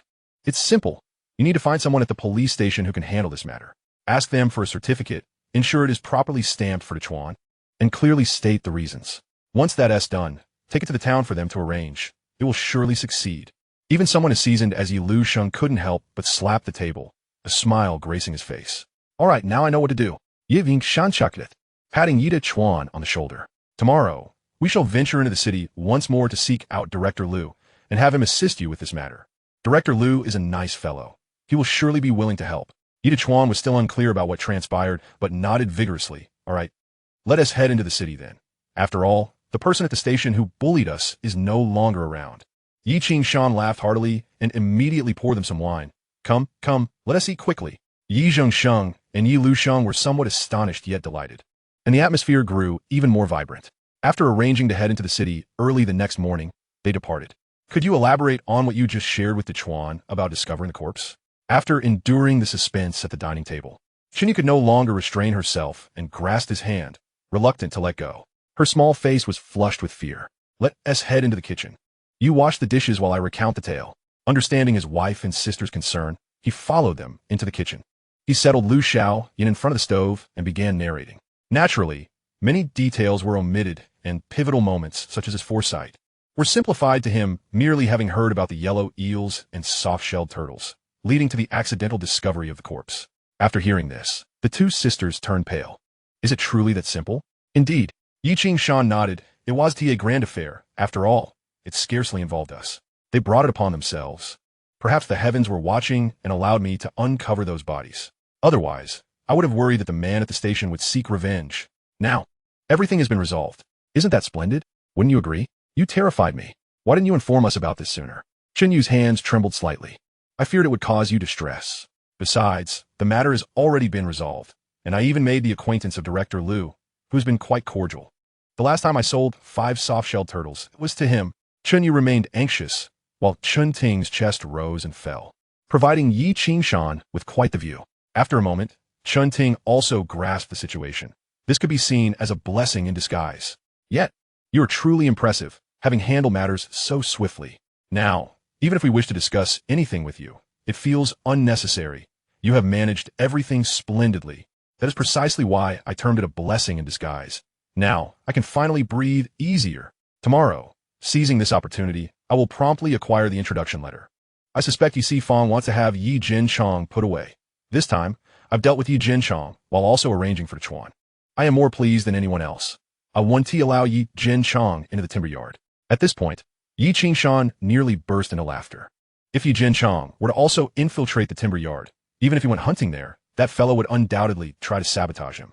Now, with the Chuan arranged inside, he would have his own support, making it much easier to pilfer trees. Wouldn't he? Yes, that's the plan. The next morning, Ye Ving Shan went to find Yi Chuan. Upon arriving at his doorstep, he noticed Yi Zhengsheng was already up and conversing with Yi Chuan. Qing-shan. He greeted warmly. Yi Qing-shan smiled and approached. This time, please accompany him. However, he is unfamiliar with many things. so do take extra care to see this through. Rest assured, is there really a need for us to exchange pleasantries? I have long regarded Chuan as my brother. You can leave this matter to me. Just wait at home for my good news.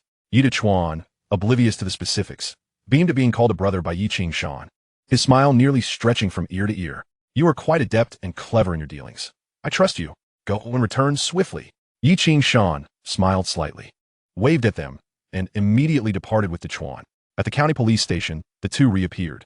They had just arrived as the staff was beginning their day, and, coincidentally, Wang Zikai emerged from inside. This marked their third meeting in 2 years, and considering the previous significant case, Wang Zikai had a particularly deep impression of the two who had reported the case.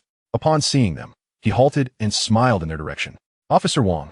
Yi Shan hurriedly approached to greet him, eagerly producing a cigarette to offer. No need for such formality. Wang Zikai quickly suppressed his hand. What are you doing offering me cigarettes? Thanks to you two for being the first to report the case. I've received commendations from above. Our director Liu is doing splendidly. If this continues, he may even get promoted. So, if gratitude is to be expressed, it should be us thanking you too. This cigarette ought to be on me. Please do smoke. At that moment, they suddenly heard Liu Yusheng's voice from behind. Director Liu, look. These two have come to the station. I'm not sure what they are here for, but since they are here, we ought to express our thanks. Wan Zikai Zetponde Wam Li. Chapter 54. Securing the introduction letter. Liu Yusheng stepped forward and glanced at them curiously, but Wang Zikai's remarks held merit. Have you had breakfast?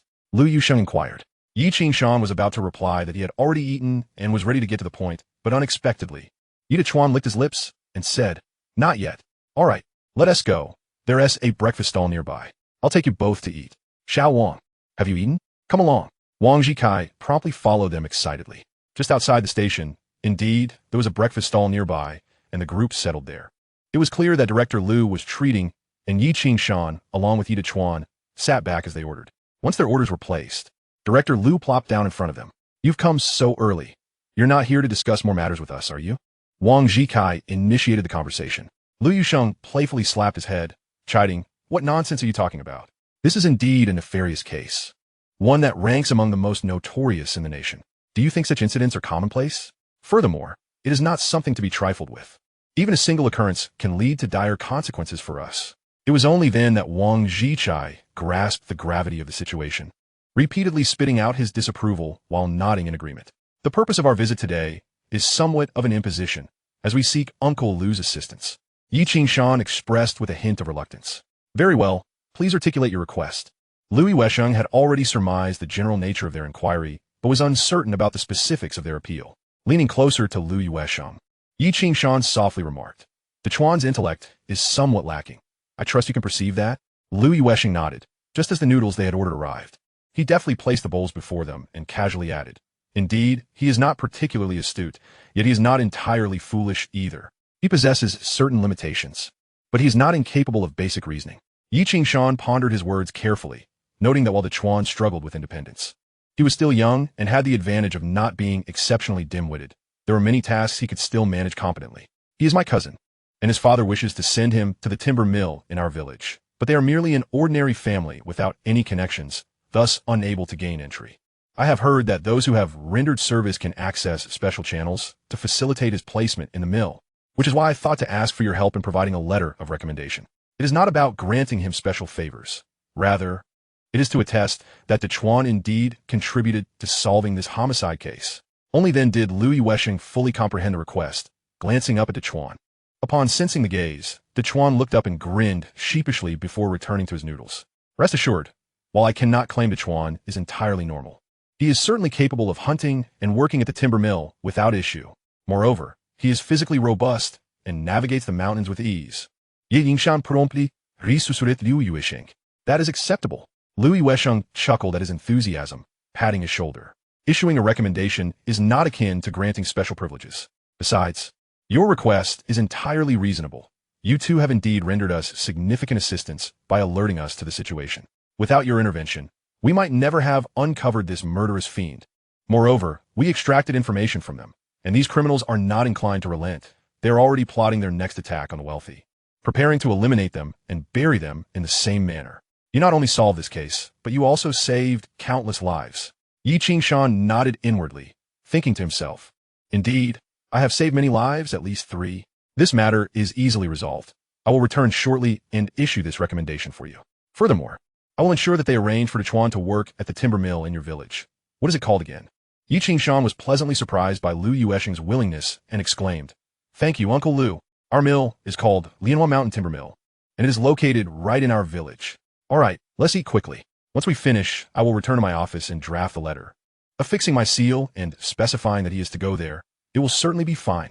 Thank you so much, Uncle Lu. Let us eat quickly, otherwise, the noodles will grow cold." In the blink of an eye, the matter was resolved, and Yi Qingshan felt a wave of satisfaction wash over him.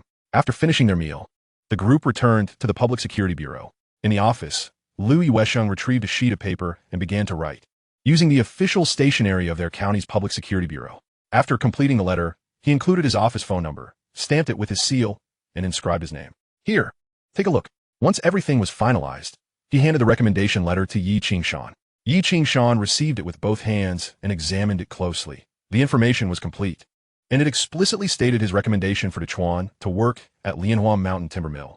Elated, he repeatedly expressed his gratitude. "Uncle Lu, I truly appreciate your help." Lu Yuesheng chuckled and shook his head, saying, "Do not be so formal with me. I have merely written a recommendation letter. Besides, you have indeed assisted me, so this is not dishonest. Is there anything else I can help you with?" "Nothing at all. This is already more than enough. I am profoundly grateful." With that, he led Dechuan out of the office. Dechuan, however, wore a bewildered expression, entirely oblivious to the purpose of their visit or what had been accomplished. "What happened?" he asked, still dazed as they exited. "They have taken care of everything for us. Let us return to the town." Yi Qingshan replied, understanding the urgency of the situation. Since Yi Gengchong also coveted this position, they could not afford to lag behind. Thus, he wasted no time and boarded the nearest vehicle, and the two hurried back to the town. Upon arriving in the town, they proceeded directly to the town government. To their surprise, they encountered others ahead. Unmistakably, Yi Sifong accompanied by his nephew Yi Gengchong and another portly man. "I know that person." At that moment, Dechuan suddenly pointed at the stout man and remarked, "I believe he holds some minor official position in the town. He used to frequently visit the timber mill, and Yi Sifong would deliver goods to him. I heard their relationship is quite close." Yi Qingshan instantly grasped the situation, smacking his thigh in realization. "I knew he would seek to maneuver things. It turns out there are influential figures in the town. But I regret to inform you, this official may no longer be of use." At that moment, Yi Gengchong also noticed their presence trailing behind. "Uncle, look, why are those two following us in?" Upon seeing them enter, Yi Sifong immediately considered a possibility. "Brother son, these two seem to have come here for this matter." Yi Sifong tugged at the portly man's sleeve. "That fool is Yi Dechuan. His father previously sought to have old Zhang introduce him, but I intercepted that. They're likely here for the same reason." "Just a fool, you say?" "Brother Sun is the town statistician, also a minor official." Hearing this, he chuckled. "Do not worry. A mere fool cannot accomplish anything. You know who I am here. I can easily make him leave." With that, the three men entered one of the offices. Yi Qingshan was uncertain about whom to seek. He knew that approaching the town mayor would be effective. However, upon seeing them enter, he had the same thought. They were certainly seeking someone capable of resolving this matter. "Let's follow them in," he urged, pulling Dechuan along. Dechuan felt somewhat apprehensive, as if he were an unwelcome presence in this place. Fortunately, Yi Qingshan's presence eased his anxiety slightly. The three men hurried into the office. Director Chow, Brother Sun addressed a middle-aged man seated at the front. "This is Yi Gengchong. He is quite presentable, is he not? The Lianhua Mountain Timber Mill is currently in need of an additional worker, and he would be a perfect fit." Yi Gengchong stood up straight. Standing at around 1.7 meters, he was not considered short for that era. Director Chow regarded him momentarily, about to speak, when suddenly the door swung open once more, and two individuals entered. "Who allowed you to enter?" Brother Sun exclaimed angrily, stepping forward to shove Yi Qingshan. To his surprise, Yi Qingshan deftly sidestepped the confrontation and approached Director Chow directly. "Yi Qingshan, are you out of your mind? Is this a place you can enter? Get out." Yi Gengchong dismissed him with a haughty demeanor, nostrils flaring as he spoke. "Director Chow, is it? Here, essay letter for you to peruse." Penned by Director Lu Yuesheng of the County Public Security Bureau. Yi Qingshan had no intention of engaging in trivial banter. "What level do you think you are to converse with me?" He promptly produced the letter of introduction and presented it to Director Chow, uttering these words. "Ha ha ha." Yi Gengchong laughed uncontrollably, nearly doubling over in amusement. "You're truly hilarious. You think I would believe a letter from the County Public Security Bureau? You must be jesting.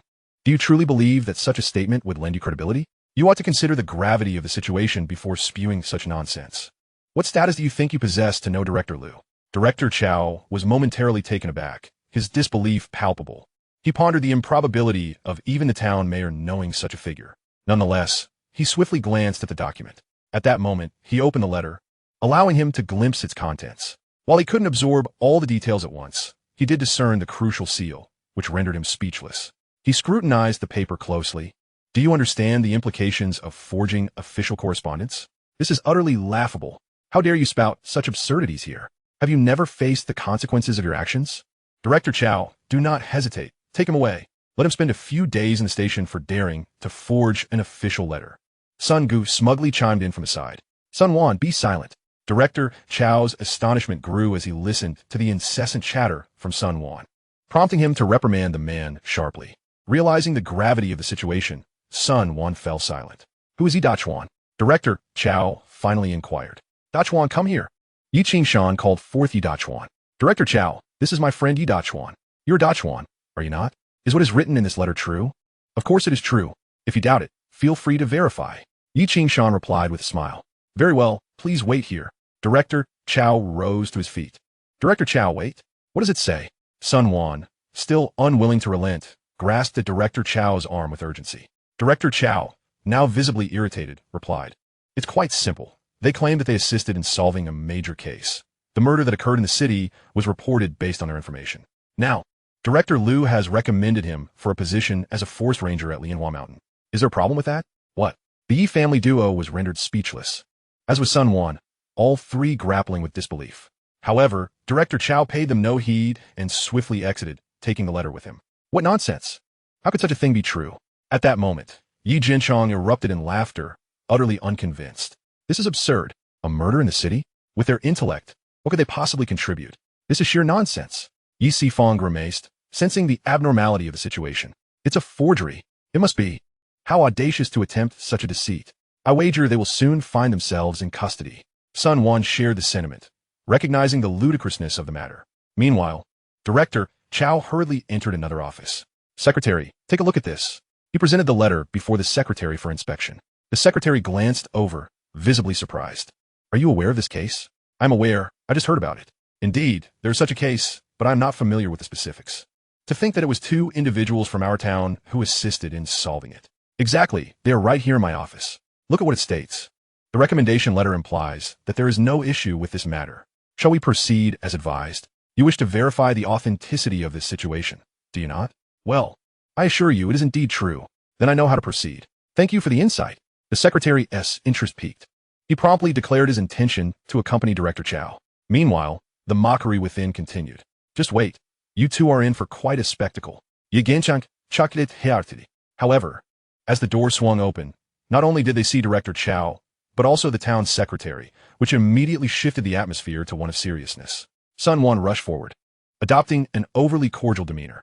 Secretary Lin, what brings you here? This is merely a trivial matter. I'll handle it. It's nothing of great concern. Secretary Lin furrowed his brow, casting a scrutinizing glance at Sun Wan, remaining silent. To everyone's astonishment, Yi Jinchong boldly proclaimed, Secretary Lin, how unseemly of me. You need not trouble yourself to attend to this matter personally. Secretary Lin paused, momentarily taken aback, as if he had misheard. Who are you? I don't recognize you. Why would you go to the forest farm? ISNT at Director Liu, who recommended Comrade Yi Dachuan for that position. I'm here to handle this matter. What is your role? Yi Jinchong maintained his grin, not anticipating Secretary Lin's blunt response, which left the three men inside utterly flabbergasted. Yi Qingshan nearly burst into laughter. Having encountered foolishness before, but never of this caliber, they were still caught in a daydream, utterly oblivious to their own absurdity. The expressions on their faces were nothing short of a spectacle. Chapter 56. Seizing the opportunity. Yi Jinchong found himself struggling to comprehend the unfolding events, feeling a wave of embarrassment wash over him. How could this be? Were they not here to assist him? Could it be that the contents of that letter were indeed authentic? Not only the Yi family duo, but even Sun Wan's expression shifted to one of discomfort and embarrassment. This is bad. It seems that things are not unfolding as I had anticipated. The situation is becoming increasingly complicated. What should we do? You are Comrade Yi Dachuan, are you not? I have heard about that case. Two young men discovered a body while digging for soft-shell turtles. You truly are remarkable. Having rid us of a major threat, I had wondered who was so adept. Now I see it is you. It's quite extraordinary to have such individuals in our town, Secretary Lin remarked, as Director Chow stepped aside, recognizing the significance of the moment. Let us proceed this way. The forest farm is in need of personnel. Thus, we shall send Comrade Yi Dachuan there, especially since Director Liu has made such a clear recommendation. Secretary Lin concluded decisively. Understood, I will take care of it. Director Chow replied, fully compliant. Thank you, Secretary Lin, and thank you, Director Chow. Do you need to verify this by phone? When I discussed this matter with Director Liu, I specifically noted a phone number to call for any inquiries. There is no need for such trouble. We won't mistake this. Besides, I am aware of the situation. I just didn't expect it to be you. With that, Secretary Lin departed, leaving behind the dumbfounded Yi family and Sun Wan. Director Chow swiftly facilitated all the necessary paperwork, eventually rising to shake Yi Dachuan's hand with a smile, saying, "Congratulations. You are now officially set to begin your work over there. Henceforth, you shall belong to the Lianhua Forest Farm." Although Yi Dachuan possessed a somewhat naive demeanor, he recognized the significance of this moment and joyfully grasped Director Chow's hand. "Thank you, Director Chow," he exclaimed. "No need for thanks. It is my duty," Chow replied. "Now, let us leave it at that. We can discuss any matters later on." Having concluded this affair, Yi Qingshan escorted Yi Dachuan out. Yi Sifang and Yi Gingcheng, the uncle and nephew, naturally followed, though they appeared somewhat despondent, occasionally casting glances at Yi Qingshan, their faces shadowed with resentment and discontent. "This is brother Sun, is it not?" Yi Qingshan smiled as he addressed Sun Wan. "You seem quite jovial just now." Sun Wan's expression turned awkward, yet he refrained from speaking out of turn, recognizing the significance of the individual before him, who had connections with the county police. "Brother, please do not jest. I was merely joking earlier. I mean no offense. This brother here has a well-formed brow, clearly a person of fortune. Having him work at the forest farm will undoubtedly yield positive results. I wholeheartedly support it." Even Yi Dachuan could discern the insincerity in Sun Wan's words, curling his lip in apparent disdain. "Yi Gengchong, look at what you stirred up. You don't harbor any animosity towards us, do you? If you truly do, you could seek out Director Liu in the county town. Shall I provide you with the address?" Yi Gengchong, furious, turned ashen and struggled to articulate a response. Yi Qingshan, finally feeling unburdened, laughed heartily and pulled Yi Dachuan outside. "What a wretched creature.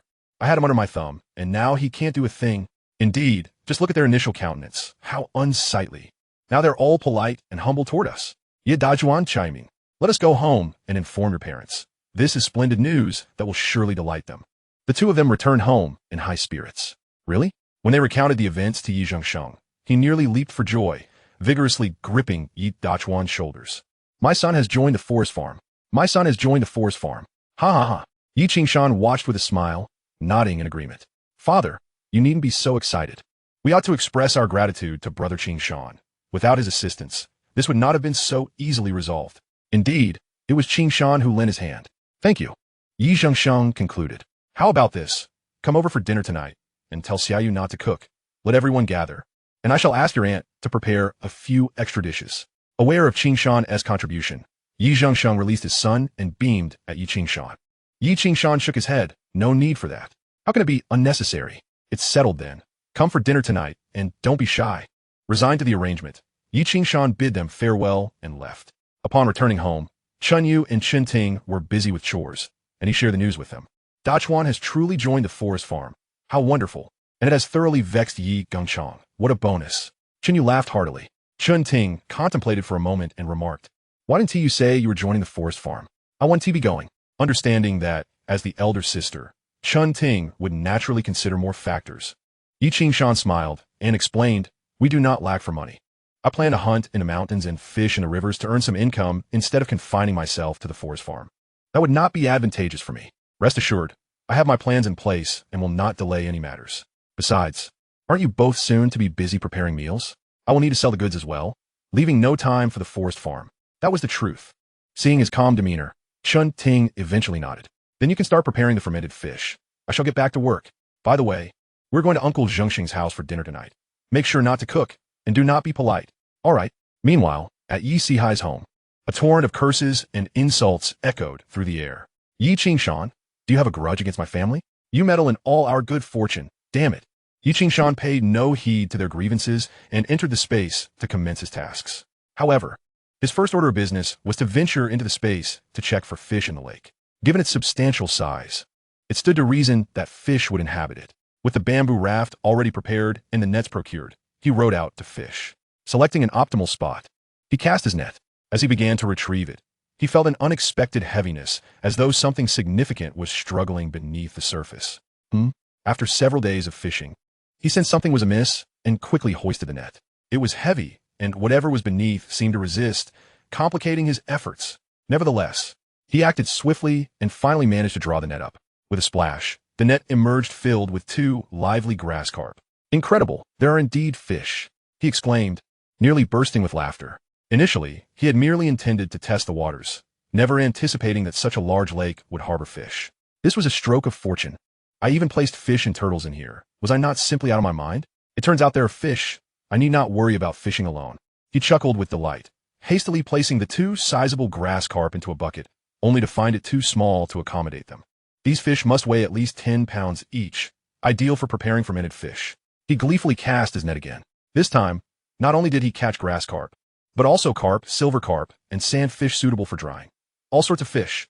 After a busy afternoon, he emerged with 9 large grass carp for sizable carp, 3 big catfish, and an assortment of smaller fish. "You went fishing again? Where did you catch all these?" Chunyu, hearing the commotion, came out, and her eyes sparkled upon seeing his haul. "Indeed, luck was on my side. I caught quite a few fish, so you can prepare with confidence." Chun Ting approached and shared in the joy upon witnessing the abundance. "Additionally, we will need jars to store these. You may need to buy some larger ones since the honey jars from last time were too small to hold much. We need bigger ones for selling." "No problem. I will purchase them, so do not worry." Chun Ting nodded and promptly resumed her tasks with Chunyu. Yi Qingshan hurried to town and bought several jars. Upon returning, the day was drawing to a close, and they tidied up. Yi Qingshan carried Lu Xiaoyan, accompanied by the 2 women, to Yi Jingxing's home. Upon arrival, he found Captain Yi Luxing present as well. Yi Qingshan returned the child to Chun Ting and quickly approached to offer cigarettes. "You're giving me cigarettes? I should be the one giving you." Yi Luxing teased with a smile. "Uncle Lu, please cease your laughter. Just smoke it." With that, he pressed the cigarette into his hand. "I've heard that the 2 of you have managed to accomplish great things in the city, even establishing a connection with Director Lu of the county police. That's quite impressive, as I haven't even had the pleasure of meeting him," Yi Luxing remarked, half in jest and half in earnest as he sat down. "It was all thanks to Brother Qingshan. He converses so amicably with Director Lu, speaking so eloquently that I sometimes struggle to comprehend." Yi Dachuan fervently praised his elder brother. "Of course you wouldn't understand," Yi Zhangsheng replied in good spirits, playfully ruffling his son's hair. "You are fortunate to have encountered Qingshan, who is eager to mentor you." Yi Luxing nodded in agreement. In these times, working at the timber yard is indeed a lucrative endeavor. Many people go to great lengths to secure a position there, much like Yi Gongzhang. However, despite both Yi Qingshan and Yi Dachuan being involved in this matter, Yi Qingshan willingly chose to relinquish the opportunity to Yi Dachuan. This demonstrates Yi Qingshan's magnanimity. Had it been anyone else, they would have exploited the situation for their own gain. Furthermore, Yi Qingshan was originally the organizer of this affair, and even Yi Dachuan would not dare to contest him. "I have no desire to go to the timber yard," Yi Sifang interjected. "My relationship with him is already strained. If I were to go, it would merely lead to a daily standoff, and that would be utterly tiresome." Yi Qingshan understood their thoughts and smiled as he clarified. "There is no need to fear him." Yi Zhangsheng then looked at Yi Dachuan. "Starting tomorrow, you will accompany Uncle Zhang up there. We need not fear him." Just then, Uncle Zhang entered from outside. Yi Qingshan hurriedly approached to offer him a cigarette. Upon closer inspection, he noticed his wife and sister-in-law had entered the kitchen to assist with the preparations. "What a big shot." Uncle Zhang chuckled upon seeing Yi Qingshan. "How does everyone in the village know?" Yi Qingshan scratched his head. "How could they not? Though, it's not particularly flattering." Yi Gongzhang had been spreading rumors in the village, claiming that Yi Qingshan was merely a blind cat stumbling upon a dead mouse, and suggesting he had taken shortcuts. "He's simply delusional. What shortcuts am I taking? Everything is perfectly reasonable." Yi Qingshan shook his head. Unexpectedly, Yi Dachuan meekly added, "Right? What does this have to do with Brother Qingshan? If anyone is taking shortcuts, it would be me. Shortcuts my foot." Yi Liusheng interjected. "This is hardly what one would call a shortcut. Everything is justified. Tomorrow, follow Uncle Zhang up the mountain, and heed his counsel. Pay no mind to Yi Sifang. He will surely scrutinize you. Rest assured, I will keep an eye on him." Uncle Zhang was well aware of his role. The only reason he was enjoying this meal was that he was somewhat of a veteran at the timber yard, capable of guiding Yi Dachuan. "Brother Qingshan, I won't be able to accompany you fishing anymore," Yi Dachuan lamented, looking wistfully at Yi Qingshan. That's quite all right. We need not confine ourselves to fishing. In the future, why go hunting on a mountain? We'll have each other for company. Indeed, we can go hunting. Yi Dachuan's spirits lifted immediately. Speaking of hunting, Uncle Zhang turned his gaze to Yi Qingshan. Not long ago, I spotted a herd of goats while patrolling the mountains. Unfortunately, I wasn't armed to take a shot. I reckon there were at least 7 or 8 of them, if we could catch one.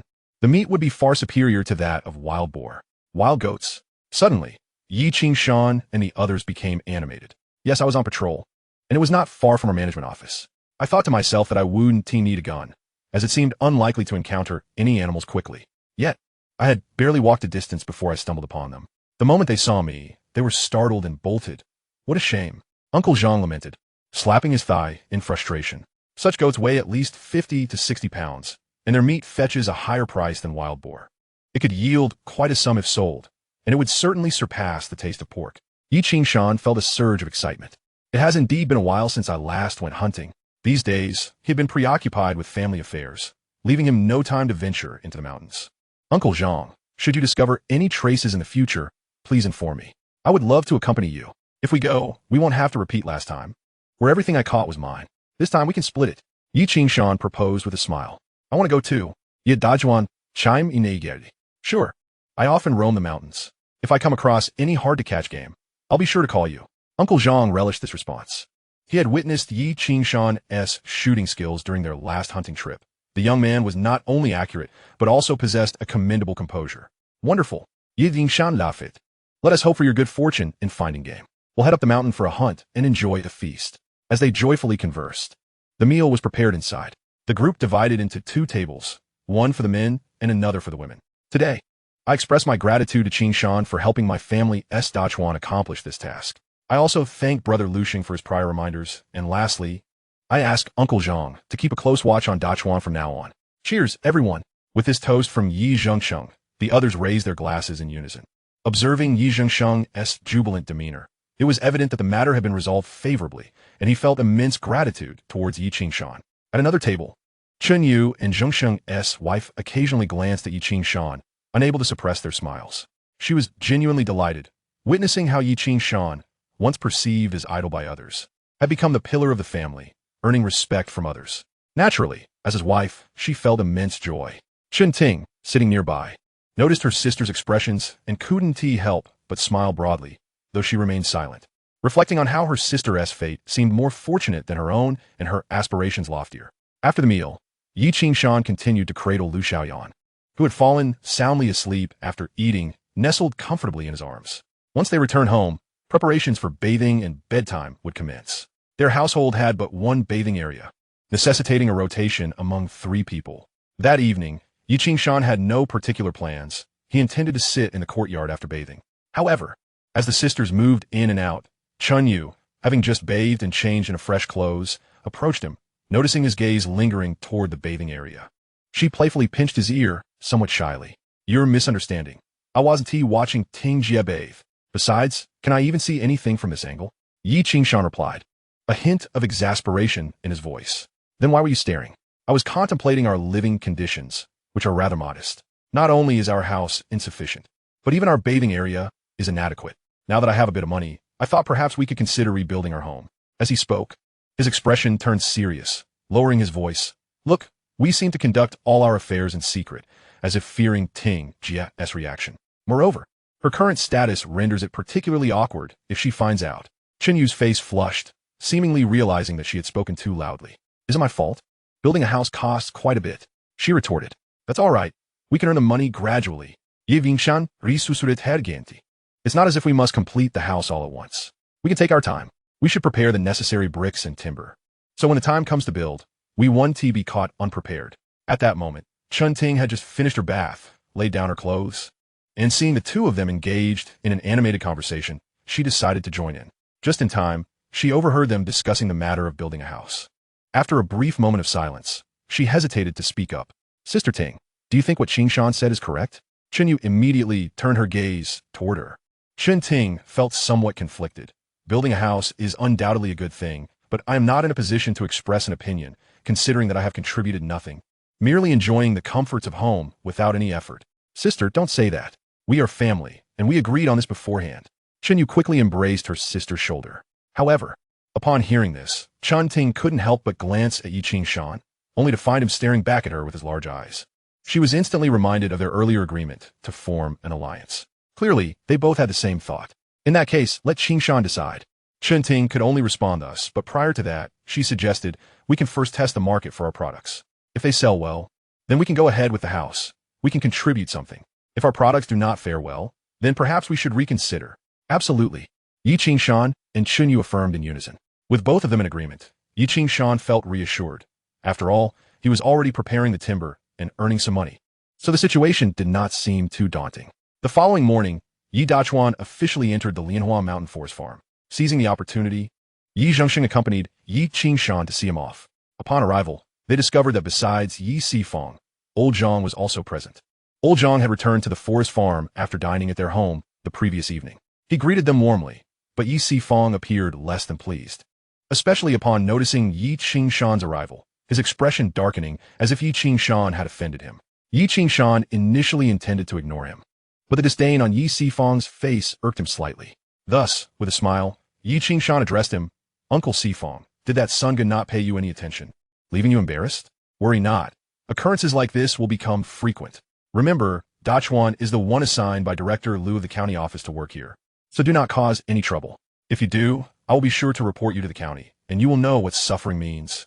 Yi Sifang's face turned even darker, and he pointed at Yi Qingshan, seemingly wanting to say something, but after Yi Qingshan finished speaking, he ignored him altogether and followed Yi Dachuan into the room. The conditions at the forest farm were not particularly favorable, and the rooms were merely for night watch. Old Zhang was quite enthusiastic, introducing this and that. Yi Dachuan felt a bit confused, but Yi Qingshan understood. The work at the forest farm was relatively straightforward.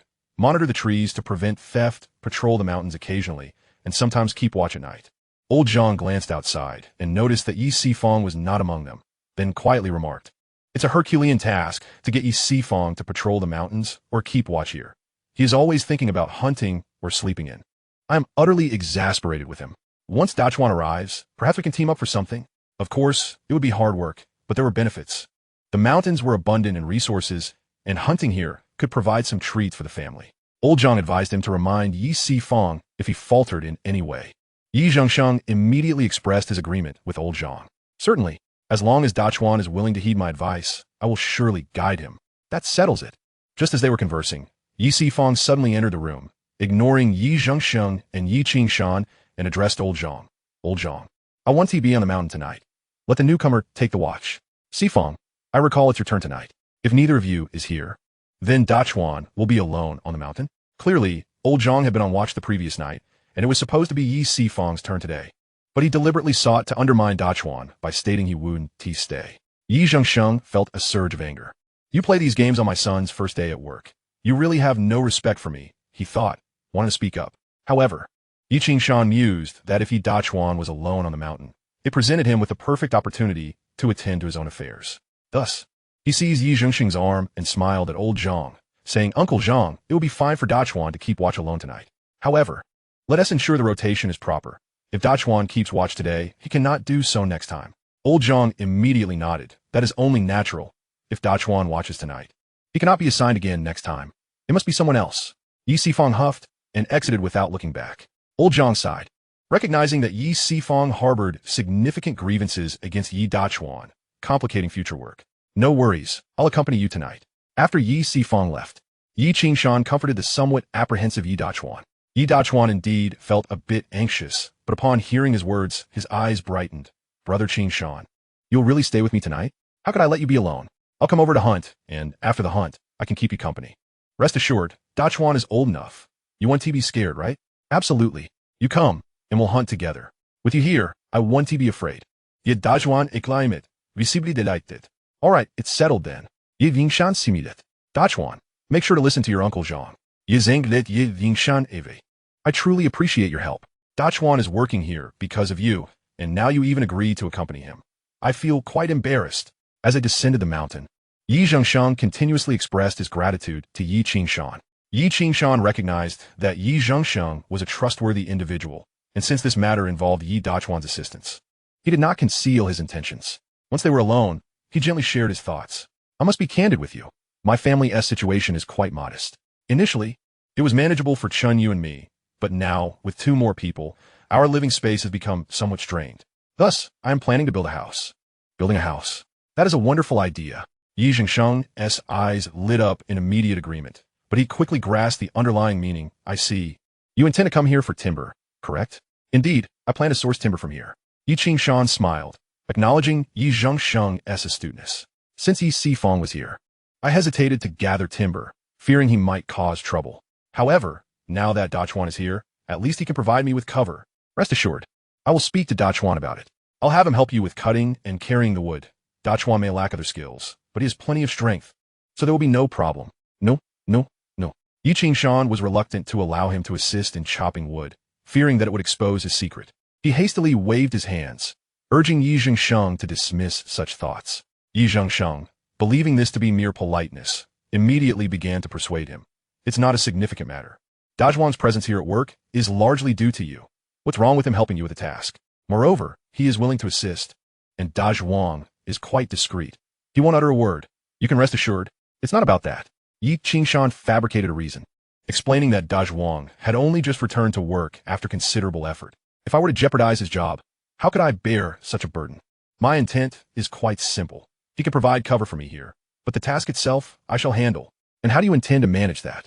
You needn't concern yourself with the details. I will arrange everything without requiring his involvement. Getting entangled in such matters is problematic. Yi Sifong, in his frenzy, would undoubtedly have significant objections. If Dajuan were to reveal even the slightest detail, I fear he might take action against him. Dajuan, being an honest man, would divulge everything if questioned, thus exposing the truth. I have no qualms.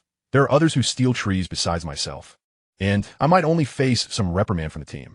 However, Dajuan must not lose his job. Yi Zhengsheng nodded repeatedly at this reasoning, conceding its validity. What you say does hold some merit, but how can we not contribute at all? Of course, it's not that I want you to do nothing. I merely require him to keep an eye out for me. The safest approach is to ensure he remains unaware of the specifics. I will handle everything. So there's no need for you to fret. Upon hearing this, Yi Zhengsheng ultimately nodded, feeling somewhat contemplative. Upon returning home, Chun Yu and Chun Ting had officially begun preparing the rice wine fish. Following their prior arrangements, the fish had already been seasoned and dried. Now, Chun Ting was in the kitchen frying the dried fish pieces, while Chun Yu was chopping garlic.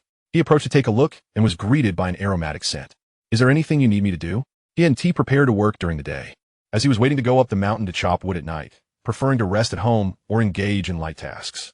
The space didn't require much of him, leaving him momentarily at leisure. Aren't you going to work today? Then you should rest well. You need not assist us with this. We can manage just fine. It's rare for you to have a break, so take the opportunity to relax. Not all. I just came to take a look. I'd like to learn how to make it.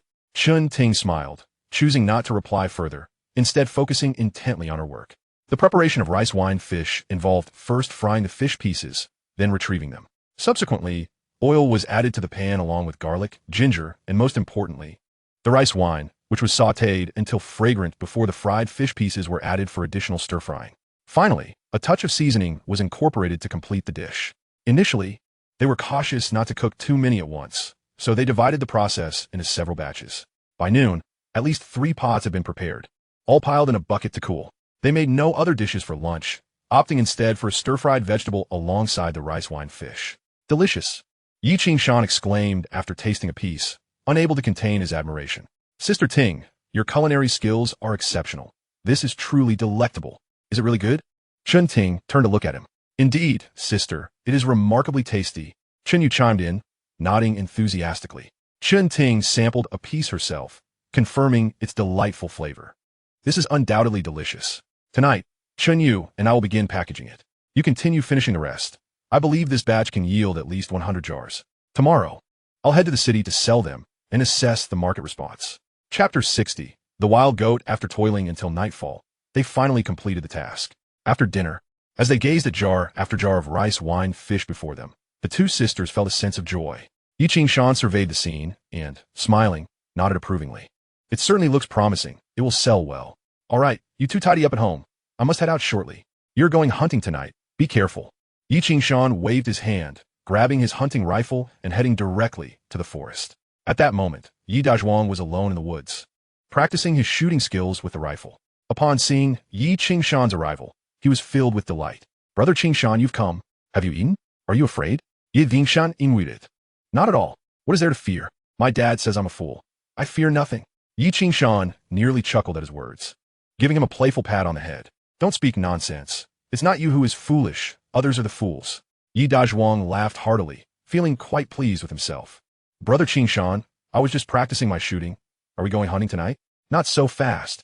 I'll head up the mountain first. Wait for me down here. If there's anything, I'll take you along. Aren't we going together? It's still early. Stay here for now. I'm mainly concerned that someone might come here, and I need to keep watch.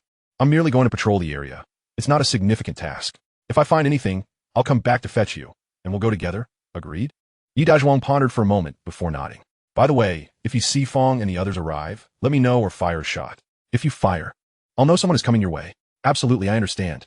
I'm not that foolish, Yi Dazhuang assured, thumping his chest.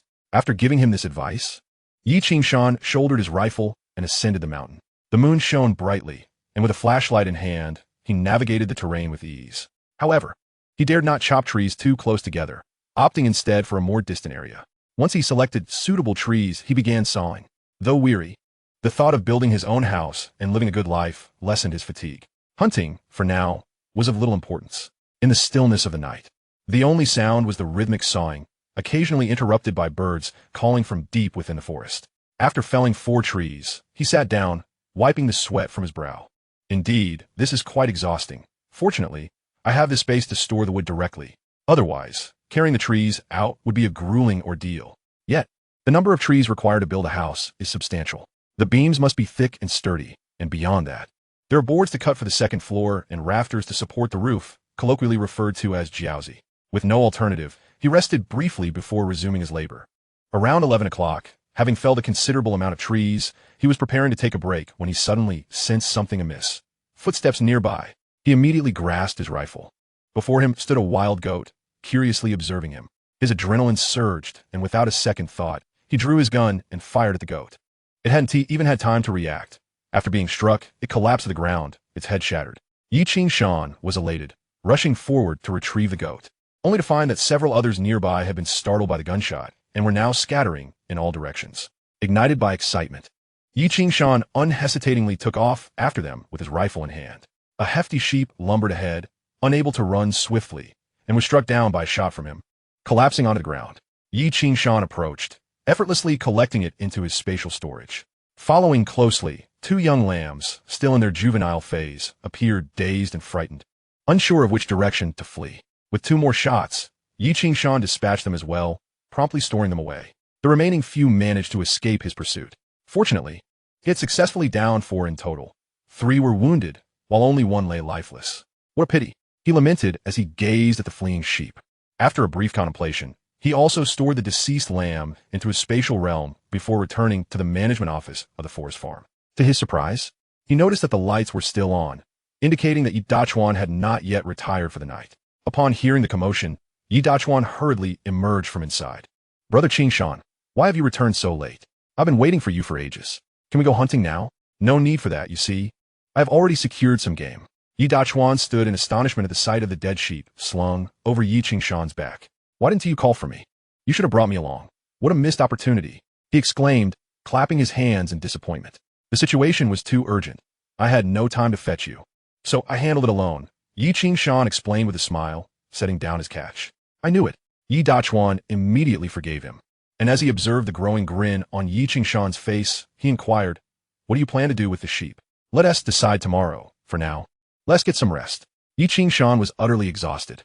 After a quick wash outside, he shared a bed with Yi Dazhuang and drifted off to sleep.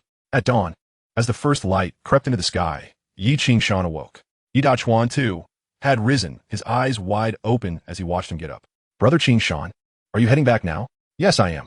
I plan to sell the sheep in the village, and I will reserve a few pounds for your family to enjoy some mutton when you return home. Oh, that is too generous of you. Yi Dazhuang replied, feeling somewhat bashful. It's nothing really. I'll head back first. You should be able to return soon as well. Let us leave it at that for now. We can discuss matters later. With that, Yi Qingshan hoisted the sheep onto his back and quickly departed.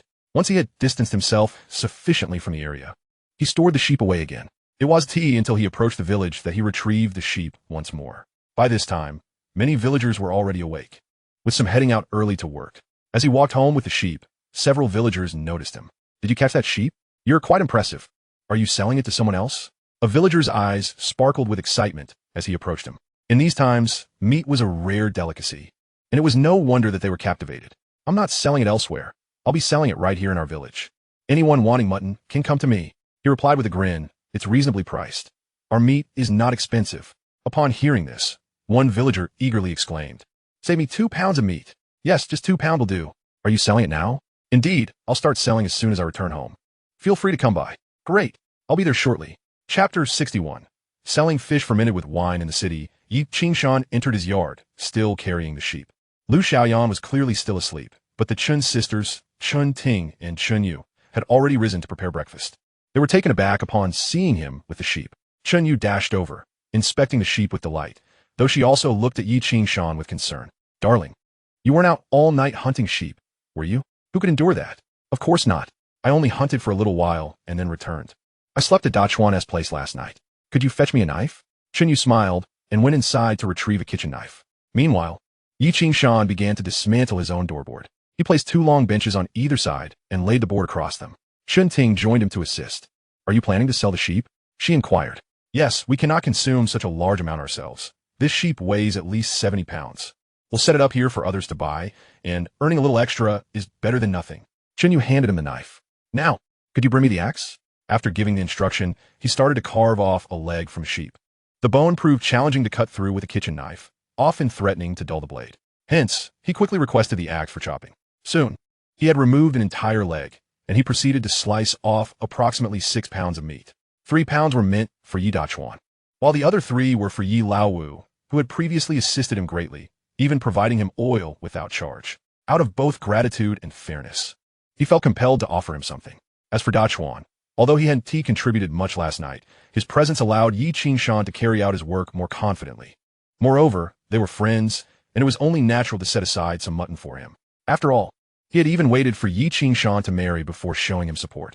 What was a little sheep meat in comparison? Once he had finished preparing the meat, a head peeked through the yard. Qingshan, I heard you caught a wild goat.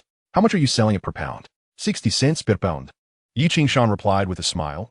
No tickets required, and it's slightly cheaper than at the supply and marketing cooperative. Then I'll take 2 pounds. The villager beamed with enthusiasm, stepping forward to claim his purchase. By this time, other villagers had begun to arrive, as news of Yi Qingshan's catch spread quickly. This was a significant event, as it was customary for villagers to sell any game caught in the village itself. The prices were generally lower, making it more acceptable for the community, and without needing tickets, it was a rare opportunity for a feast. Yi Sifong had risen early that morning. After being upset the previous night, he had not kept watch, and he had spent a restless night, initially intending to make things difficult for Yi Dachuan. He was taken aback upon hearing the news of Yi Qingshan's successful hunt. He caught a wild goat? How on earth does he get so lucky? He hurriedly made his way to Yi Qingshan's home. By the time he arrived, a crowd had already formed in the yard, all eager to purchase meat. He squeezed his way inside, and upon seeing the scene, he nearly fainted from frustration. It was indeed true. Around him, he could hear the praises being showered upon Yi Qingshan. Qingshan is truly impressive. He can hunt game just by going up the mountain. Indeed, and this catch looks substantial and of good quality. It's truly fitting. And the selling price isn't steep, either. Exactly. Thanks to him, we get to enjoy some meat. Otherwise, when would we have a chance to eat it? Yi Sifong was known for boasting about hunting wild boars. Yet how many had he actually caught? And each time, he sold it at exorbitant prices. That unscrupulous fellow. Why even mention him? In fact, some are already whispering behind his back, criticizing Yi Sifong. He was infuriated but felt outnumbered, so he could only grit his teeth and retreat. As he stepped outside, he regretted his earlier actions.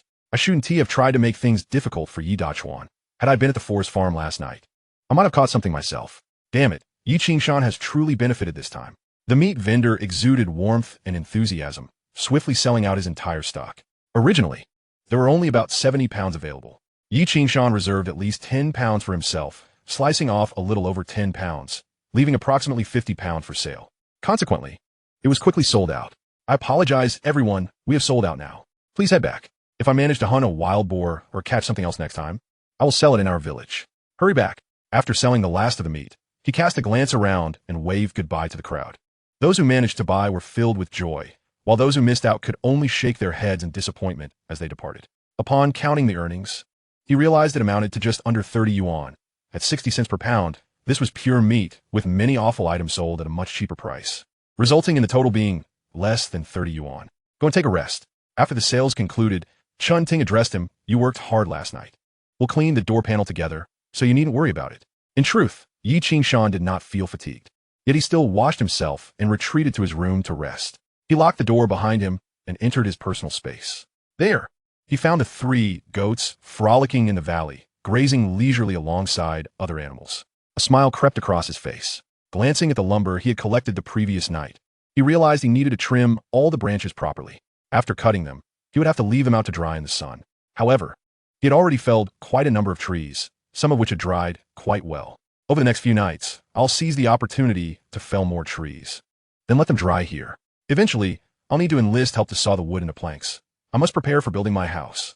He contemplated his decisions, aware that the peanuts had already been sown and did not require immediate attention. Remembering he still had the lees fish and dried fish unsold, he promptly exited the space. It was still early, around 10 a.m. He needed to sell his items. With so much to transport, he decided to use his 28-foot truck. He secured 2 wooden planks to the back seat, placed a bucket on each side, and arranged the items for sale accordingly. After tightening everything with steel wire, the load was stable. "Have you eaten lunch? Are you going to sell your goods now?" Chun Yu, seeing him busily preparing, approached with concern. "Yes, it's my first time doing business. I must sell them while it's still early. I should be back before nightfall. Don't worry about me. I'll eat in the city." After saying this, he hurriedly hopped onto his truck and headed towards the city. Arriving in town around 1 p.m., he quickly made his way to the district where Lu Yuesheng resided. The area was bustling with wealthier individuals who were more likely to buy. Without hesitation, he parked his truck and rang the bell, calling out dried fish for sale. Fresh dried fish from Meijiang in Xiaolin Town, and also Li's fish. With Lu Yuesheng's endorsement, he felt emboldened. Director Lu said, "It's fine to sell here. What do I have to fear?" As the lunch hour rolled on, some patrons, still enjoying their meals, were drawn out by his calls. The name of Xiaolin Town and the reputation of Meijiang were well known in Jinsheng County for their quality products, prompting immediate interest. "Auntie, would you like to buy some dried fish or Li's fish?" he asked, pausing to smile at a woman who approached. "Let me take a look," she replied, eager to inspect his offerings. Yi Qingshan showcased his goods, handing her a piece of dried fish. "Try this. It's been dried over a wood fire and is exceptionally delicious. This is sand gutter fish, you know? It's meaty and tender, really delightful. Give it a taste." The aunt took a bite, savoring the flavor. The fish from Xiaolin Town indeed tastes great. They say river fish are the best, and this flavor is exceptional. "How much is it?" "Annie, my dried fish is 2 yuan per pound," she exclaimed. "Why is it so expensive? That's even pricier than meat." "I understand your concern," Yi Qingshan replied. "You can often find grass carp and common carp, but sand gutter fish are quite rare.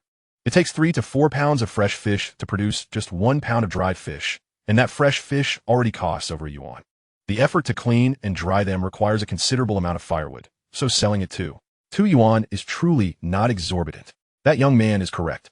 It's indeed reasonable. At that moment, Lu Yuesheng's father arrived, smiling as he spoke on Yi Qingshan's behalf. "Old Lu, you know about these matters? I used to live in the countryside. I understand these things quite well. The dried fish is genuinely good, and he speaks the truth too. 2 yuan is not expensive. All right then, I'll take 3 pounds. Great." Yi Qingshan exclaimed joyfully as he weighed out the fish. "And this is Li's fish?" the aunt asked, glancing at the vibrant red contents in her jar. "Yes, indeed. How much for it?" "I sell it for 3 yuan per jar." 3 yuan? May I sample it?" "Of course." He opened one of the jars, prepared with a clean pair of chopsticks, and offered her a piece of fish. The aunt took it, tasting it with delight. "Wow, this flavor is robust." Her eyes lit up. "Would you like to buy some?" "Yi Vingshan Pidesit. I'll take 1 jar. No, make it 2. This will be for my daughter. She loves it. Making it at home is a hassle, but if you have it for sale, I'll buy from you." "Certainly, auntie." Yi Qingshan happily gathered her order. 3 pounds of dried fish for 6 yuan, and 2 jars of Li's fish for 6 yuan, totaling 6 yuan. The aunt promptly paid. At that moment, others began to gather around. "Young man, this dried fish is excellent. I'll have 2 pounds. I want a jar of Li's fish." The atmosphere grew lively. Come, I'll help sell too." Old Lu stepped forward, assisting with sales and collecting payments. With his presence, the 100 jars of Li's fish he had brought quickly sold out, as did the dried fish. To his surprise, there were still some interested buyers left, but upon learning the goods were sold out, they departed with regret. Soon, only Yi Qingshan and Old Lu remained amidst the once bustling crowd. Seeing Yi Qingshan's goods sold out, Lu Shu was quite pleased. Moreover, Lu Yuesheng had informed him of Yi Qingshan's assistance in solving a murder case, instilling a sense of gratitude towards him, as he recognized the significance this held for his son's future career prospects. "Thank you, old sir," Yi Qingshan said with a smile, retrieving a bag from the bottom of one of his buckets. Opening it revealed at least 2 pounds of dried fish and a jar of Li's fish. "This is for you." Lu Shu was taken aback. The preparations had been made long in advance, and the items remained unsold until now, indicating they were originally intended for personal use, rather than given out of gratitude for assistance rendered. This, however, reflects the young man's magnanimity. "There is no need for such formality with me. You've helped our Yusheng, so I've come to assist you in selling a few items. It's nothing of consequence," the old gentleman remarked. "This has nothing to do with Lu Shu. He is he, and we are we. I don't have much else at home, just a few local specialties. Please take them and enjoy them with your grandmother. They aren't worth much anyway." He smiled as he pressed the items into Lu Shu's hands. Observing his genuine sincerity, Lu Shu felt it would be somewhat ungracious to refuse. Thus he smiled and nodded. "Then I thank you. Have you eaten yet?" "It's fine. I'm heading back," he replied. Just then, Grandma Lu emerged and, upon hearing his words, immediately grasped his hand. "Where are you going?" "Come to our house for a meal." "Come, come. Don't stand on ceremony. We still have leftovers from lunch, and I can heat them up for you." With such cordiality, Yi Qingshan found it difficult to decline and followed them inside. Before long, the meal was served. Although it was merely a selection of home-cooked dishes for a rural household, it was quite a feast, featuring both meat and vegetables. Yi Qingshan, genuinely hungry, began to eat with vigor. "Is there enough food?" Grandma Lu observed the young man's unpretentious demeanor, feeling particularly pleased. "Your cooking is truly delicious, Grandma." Yi Qingshan, possessing a high emotional intelligence, knew just the right words to flatter, and Grandma Lu was thoroughly charmed. "But I am full now," he declared, having eaten his fill and placed his chopsticks down. "Thank you for today. Don't speak to me in such a formal manner. Since Yusheng has invited you here to sell your goods, it must be of merit. I see your dried fish and the fish marinated in alcohol are quite marketable. Indeed, they sell well, and people are quite respectful. Not just respectful. The main reason is the quality of your goods. I notice your dried fish is genuinely good. You've used only sand trench fish. Some sellers mix in other small fish, but you have not compromised at all." Yi Qingshan chuckled. "If I'm selling at this price, I certainly can't mix in anything else. Other small fish can be sold, but at a different rate. I understand. In the future, if you have more items, feel free to bring them here to sell, and I can think of a way for you to avoid sitting here every day." Lu Shu, a kind-hearted man, observed Yi Qingshan's integrity and high emotional quotient and immediately began to devise a plan. "Do you have any suggestions? Items like these marinated fish or dried fish will undoubtedly be popular, and they can be stored.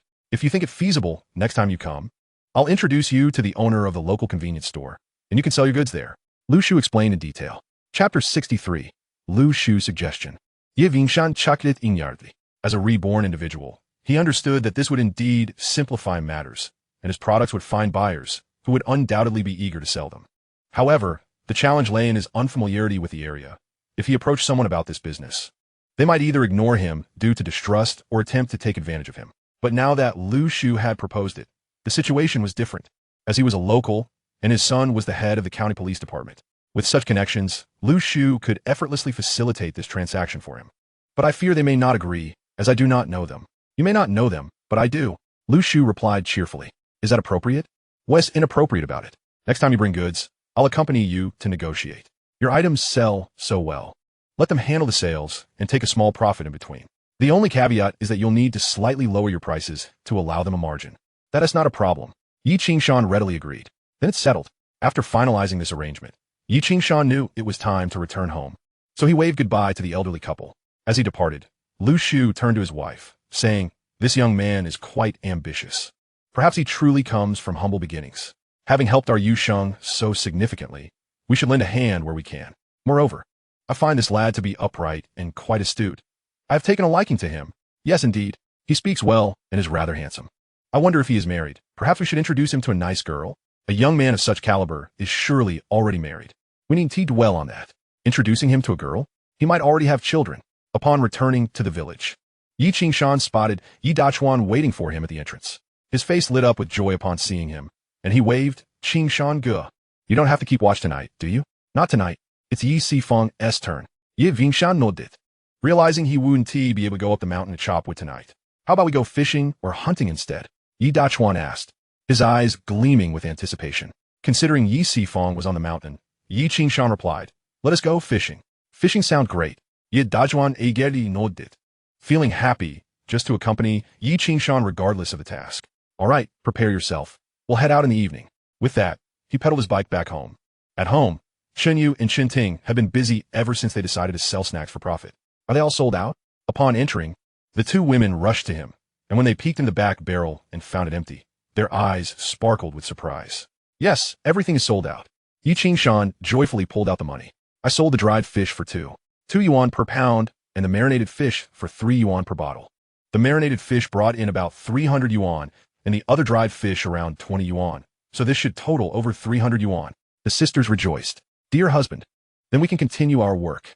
Of course, you can proceed with confidence. Moreover, it was Liu Director's father who assisted me in selling. He even mentioned potentially having a nearby convenience store help sell our goods in the future. We just need to lower our prices a bit. That's wonderful. We can rest assured now. Chen Yu inquired, have you eaten yet? I had lunch at Director Liu's house. You two go ahead and prepare the meal. I'll take the lamb to Uncle Zheng Sheng and Uncle Wu. All right, hurry and deliver it back quickly. We'll eat soon. He parked his bike, grabbed the lamb, and dashed outside, soon encountering Yi Dachuan, who gladly offered to take it back. Yi Dachuan returned home with delight. Later, he brought the remaining lamb to Uncle Yi Wu. Uncle Wu, I caught a head sheep last night and saved a few pounds for you. He handed it over with a smile. Unde Yivu, Beaming.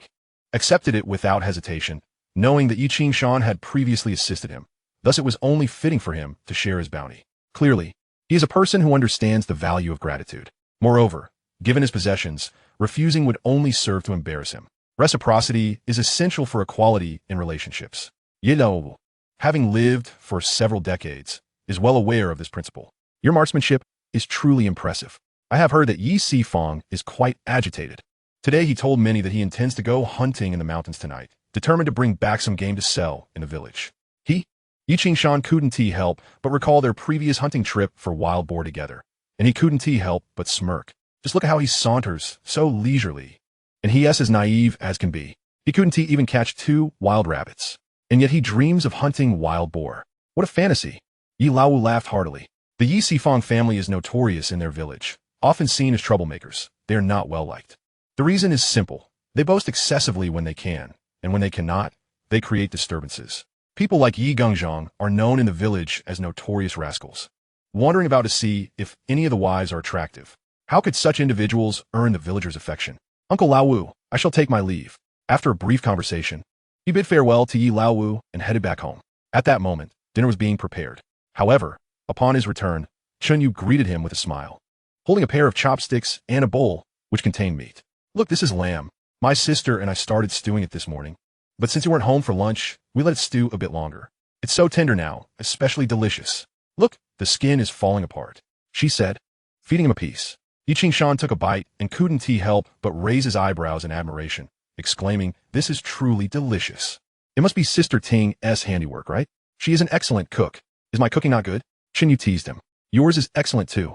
Yi Qingshan pondered for a moment, then leaned in to whisper in her ear, especially at night. Your culinary skills surpass even mine. Chen Yu understood. Her face flushed crimson as she gently pinched him and glanced anxiously toward the kitchen, relieved to see her sister was not present. Stop talking nonsense. You always say such ridiculous things. Yi Vingshan chuckled. Despite being harmonious with his wife in private, he was aware that she was quite shy. Even now, when he joked with her, he felt a tinge of embarrassment. Yet during the night, she was anything but shy. Indeed, very cooperative. Is this not the very essence of a beloved wife? Beautiful in the parlor, adept in the kitchen, and delightful in bed. Chapter 64, Bragging. That evening, with lamb on the table, everyone enjoyed the meal immensely, and even Yi Qingshan indulged in an extra bowl of rice. After dinner, they took a brief respite when Yi Dachuan entered with a bucket and a bag, looking eager. Come on, let's go fishing. Yi Vingshan laughed. Be careful, you too. Chen Yu approached, holding Lu Xiaoyan. Don't worry, we know what we're doing. Let's go, Dachuan. They quickly gathered their belongings and made their way to the bamboo raft. Upon arrival, they discovered that the raft from Yi Jingyi's home had already drifted away. My uncle has gone fishing too. Yi Dachuan chuckled. It's better that we made our own raft. Otherwise, we'd have no raft to use. Let us go. Before long, the two of them rowed their boat to the vicinity of Zhongzhou Bar and began fishing once again. There were indeed plenty of fish in this area. With a single cast of a net, they caught a considerable haul. Brother Qing Shan, do you think there might be soft-shelled turtles in there? Though they were fishing, Dachuan's mind was elsewhere. Let us not rush. Give them some time to recover. Otherwise, if we keep going there every night, we won't catch much. And soon we won't be able to fish there at all. He cautioned Yi Dachuan. Yi Dachuan possessed a commendable trait. He listened well to Yi Qingshan. Enlightened by his words, he nodded in understanding. Got it, so we should take it easy. Yi Qingshan affirmed, row the boat. They continued their fishing until around 11 at night, having caught a significant number of fish, many of which were sand gully fish, and they prepared to return. However, upon reaching the shore, they encountered Yi Jingyi. Yi Qingshan promptly offered him some cigarettes. Not bad. Yi Jingyi's eyes lit up upon seeing their catch. You two have done well. Look at all these fish. Uncle Jingyi, I see you have quite a few too. Indeed, I caught 2 soft-shelled turtles today. Ye Zhangyi, Beaming, pointed to his bucket and pulled out 2 turtles. Truly impressive. Yi Qingshan couldn't help but commend him. Didn't you hear? I heard you caught some turtles before. Did you get any today? None today. We only caught fish, but I caught a good number. Ye Vingshan Simidet. Yes, there are quite a few sand gully fish. I caught plenty too. Yi Jingyi pointed to his bucket, which was indeed brimming with fish. What will you do with these fish? Are you planning to sell them? Exactly. I'll take them to town to sell. Tomorrow is market day, and I plan to take them to sell. Some people enjoy eating them. How much do they sell for fresh? Fresh ones go for about 30 cents a pound. Why not sell them to me? It'll save you the trip to town. I adore sand gully fish. He immediately proposed the idea of buying the fish. Sell to you? Yi Jingyi seemed tempted. Yes, 30 cents a pound. Sell me all these sand gully fish, and you can take the larger ones to town. All right, when we return, I'll sort them out and bring them to you. Sound good? They hurriedly returned home. However, at the fork in the road, Yi Dachuan stuffed all the sand gully fish into Yi Qingshan's bucket and took home a grass carp and a carp himself. Yi Qingshan didn't argue, understanding that Dachuan was expressing gratitude for his assistance. Upon returning to the courtyard, he placed the fish in the water tank. Just as he finished, Yi Jingyi approached with his bucket, filled to the brim with sand gully fish. I didn't weigh them, but there should be about 10 pounds. Yi Jingyi stated upon entering. Here, this is 3 yuan. Yi Qingshan handed him 3 yuan without weighing the fish. I'm just a greedy man. Ye Zhanggen Yisimidet. In the future, if you catch sand gully fish, bring them to me. Are you going to make dried fish? Yi Jingyi, an experienced fisherman, immediately understood what he intended to do. It was a time-consuming task. While selling was good, it depended on luck. If he encountered buyers, it would sell well. But in their town, not many could afford it. No worries, I can manage. Since Yi Qingshan had said so, Yi Jingyi didn't linger, collecting his payment and chatting briefly before departing. By this time, the sky had darkened considerably. After placing the fish aside, Yi Qingshan hurriedly prepared to take a hot shower. Knowing he would be out working every night, both Ting Jie and Chun Yu would save hot water for him on the stove, eagerly awaiting his return so he could enjoy a warm bath before heading to bed. After he finished his shower and returned to his room, just as he lay down, he heard footsteps. The door creaked open, and Chun Yu entered. Yi Qingshan felt a surge of excitement and immediately embraced her, eager to make a move. Don't. Our relatives are here. Chun Yu quickly pressed him down and shot him a reproachful glance. Yi Qingshan let out a disappointed "oh." However, Chun Yu softly whispered in his ear, "Did you not say during the day that my culinary skills are quite impressive? I have come to demonstrate my talents." Yi Qingshan's heart raced. Vocal techniques? I must witness your vocal techniques. Jin Sheng has a skilled performer. Chun Yu too. After losing several billion last night, Yi Qingshan only rose for breakfast the next morning. However, just as he sat down to eat, he saw Yi Dachuan walking in with a beaming smile. "Have you had breakfast?" Yi Qingshan waved at him, signaling him to come and eat. "I've already eaten. I'm heading to the forest soon. That rascal Yi Sifong has come down, and he didn't catch anything." When the villagers asked him, he told them he saw a whole herd of wild boars yesterday, but he just couldn't shoot any. This made me laugh. If he didn't catch anything, why boast about it? Yi Qingshan chuckled. You know what kind of people they are, right? That's just their nature. Be careful when you head up the mountain. No worries, Uncle Zhang is going with me. I'm off now. If you go hunting tonight, you must take me along. Yi Dachuan said cheerfully as he departed. I'll go take a look. After finishing his meal, Yi Qingshan set down his chopsticks and immediately made his way to the village. Chun Yu and Chun Ting didn't mind. After all, Yi Qingshan had been busy improving their lives these past few days, exhausting himself.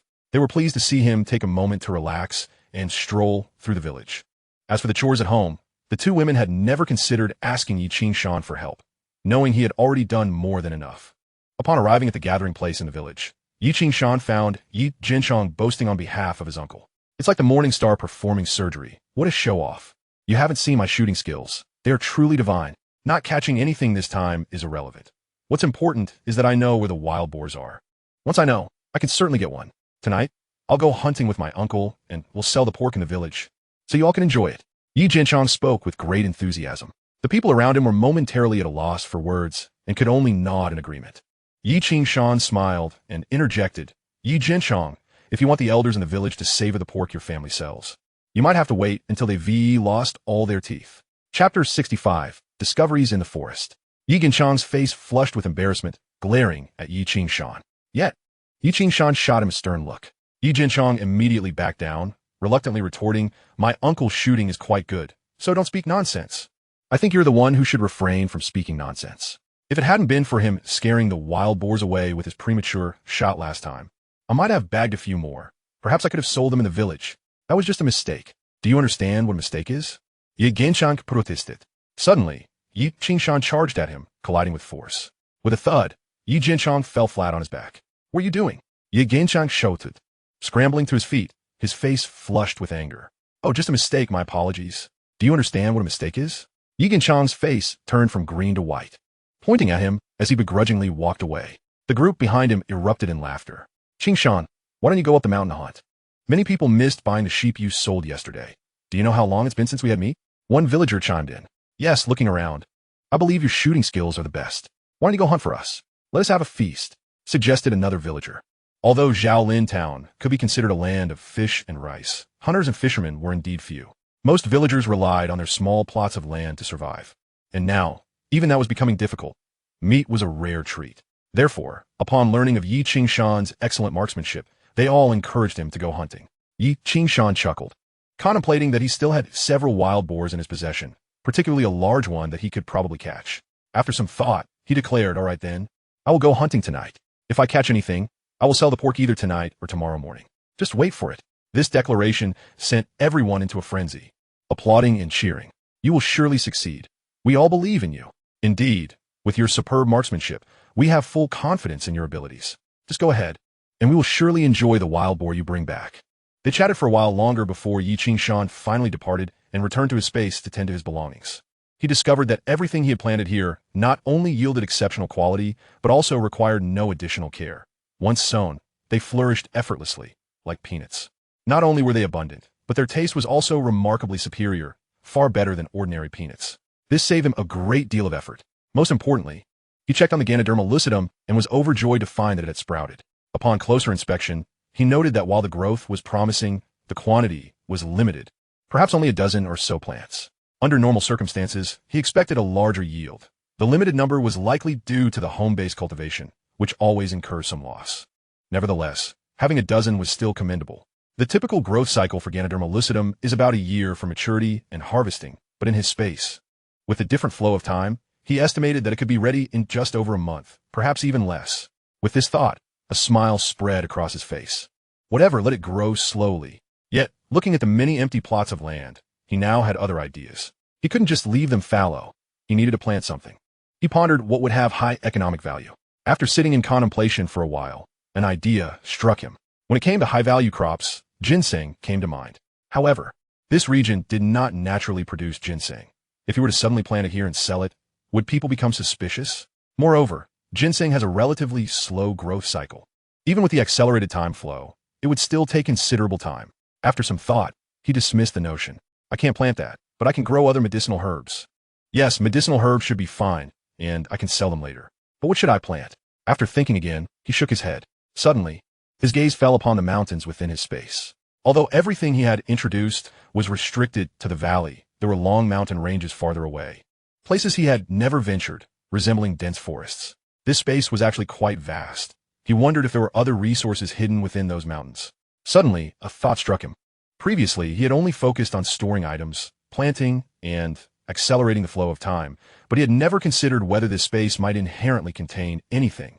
Since there were fish in the lakes, could there also be animals in the mountains?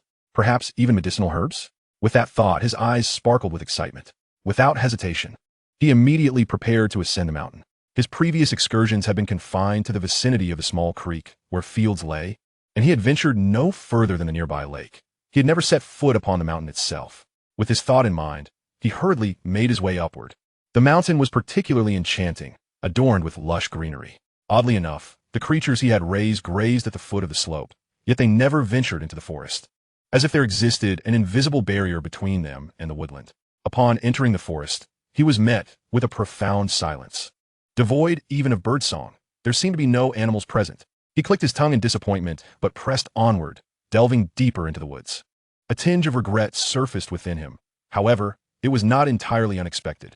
If there were animals in this forest, they would have emerged long before now, rather than waiting until this moment.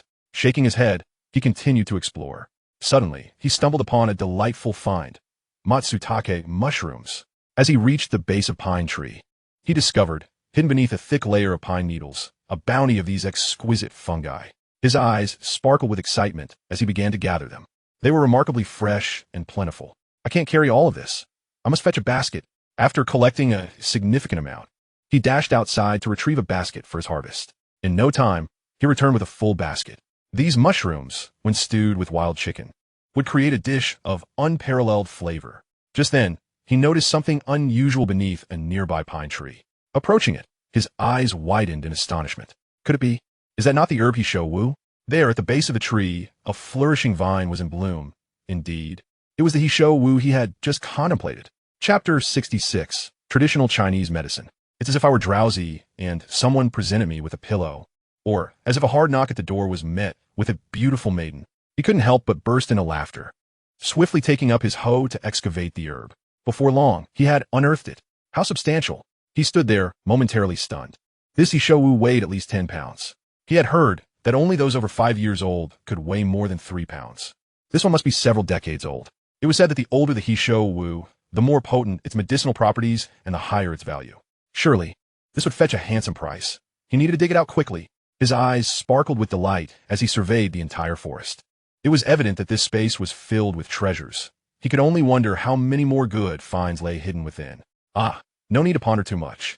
I will gradually uncover them myself. Exiting the forest, he made his way back to the valley, instinctively calling a wild chicken to follow him out.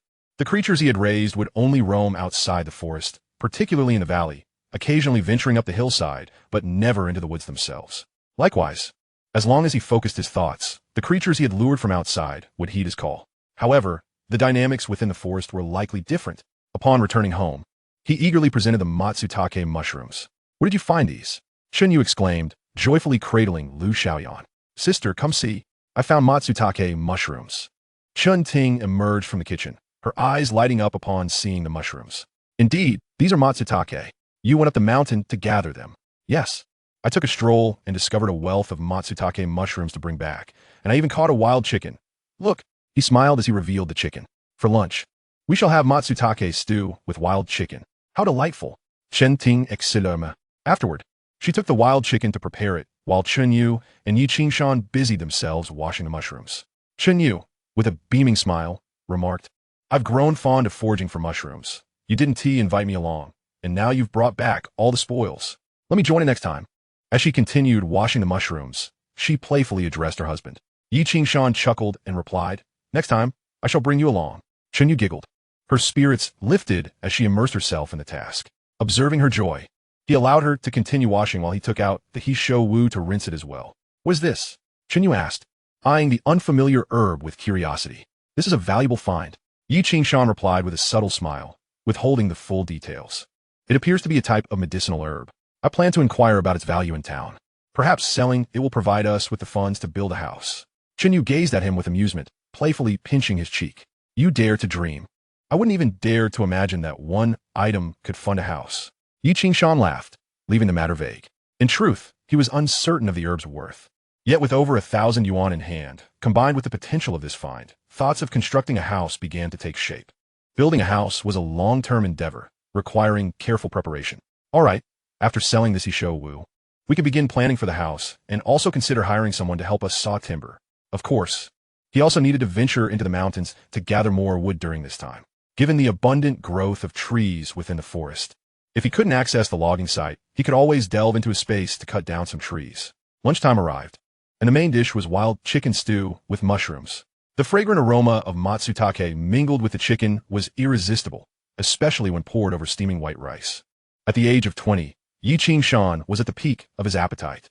Although he could satisfy Chen Yu's cravings, he too could easily consume 3 bowls. The meal vanished in a whirlwind, leaving everyone thoroughly satisfied. So delicious, even Chen Yu exclaimed, setting down her bowl with a smile. Indeed, it is truly delectable. But such ingredients are not easily obtained. After finishing, the 2 sisters returned to the kitchen to clean up. You carry on. I shall head to town. He informed them briefly, hastily packing the Heeshou Wu and making his way to the town's traditional Chinese medicine shop. The town boasted a well-frequented traditional Chinese medicine clinic, where many sought herbal remedies and medical consultations. The most renowned practitioner was Dr. Wang, the owner of the clinic, who had been practicing for generations. Initially a modest herbalist, he had established a successful clinic through the years. In addition to treating patients, he also collected herbs and provided prescriptions. Thus, Yi Qingshan intended to consult Dr. Wang, testing the waters to see how much he might offer for the Heeshou Wu. If the price was unsatisfactory, he would simply refrain from selling it to him. Hastening to the clinic, he arrived just in time to see Dr. Wang, adorned with spectacles, attending to a familiar patient. You've been overindulging, Dr. Wang remarked, releasing the patient's wrist with a knowing expression. The middle-aged man, a bit embarrassed, replied, Dr. Wang, I can't say I've overindulged. Are you attempting to deceive me? Dr. Wang scoffed, at your age and still so vigorous? The issue is your body. You're quite frail. The man awkwardly retorted, I only indulge about once a day. Is that truly excessive? As Yi Qingshan approached, he could not help but be taken aback upon seeing the face of the middle-aged man. The man, who was none other than Yi Zhengsheng, sent someone beside him and turned to see Yi Qingshan, his expression shifting to one of awkwardness. What brings you here? He inquired, scratching his head as he stood up, his gaze somewhat unfocused. I just arrived. Ye Vingshan chaklet inyardli, fighting in confusion. Uncle Zhengsheng, are you feeling unwell? I have a friend who is unwell, and I came to help him procure some medicine. You have a friend, I see. Yi Qingshan's eyes lit up with understanding. For some reason, Yi Zhengsheng felt a twinge of guilt, prompting him to change the subject. What are you up to? Oh, I came to sell some medicine.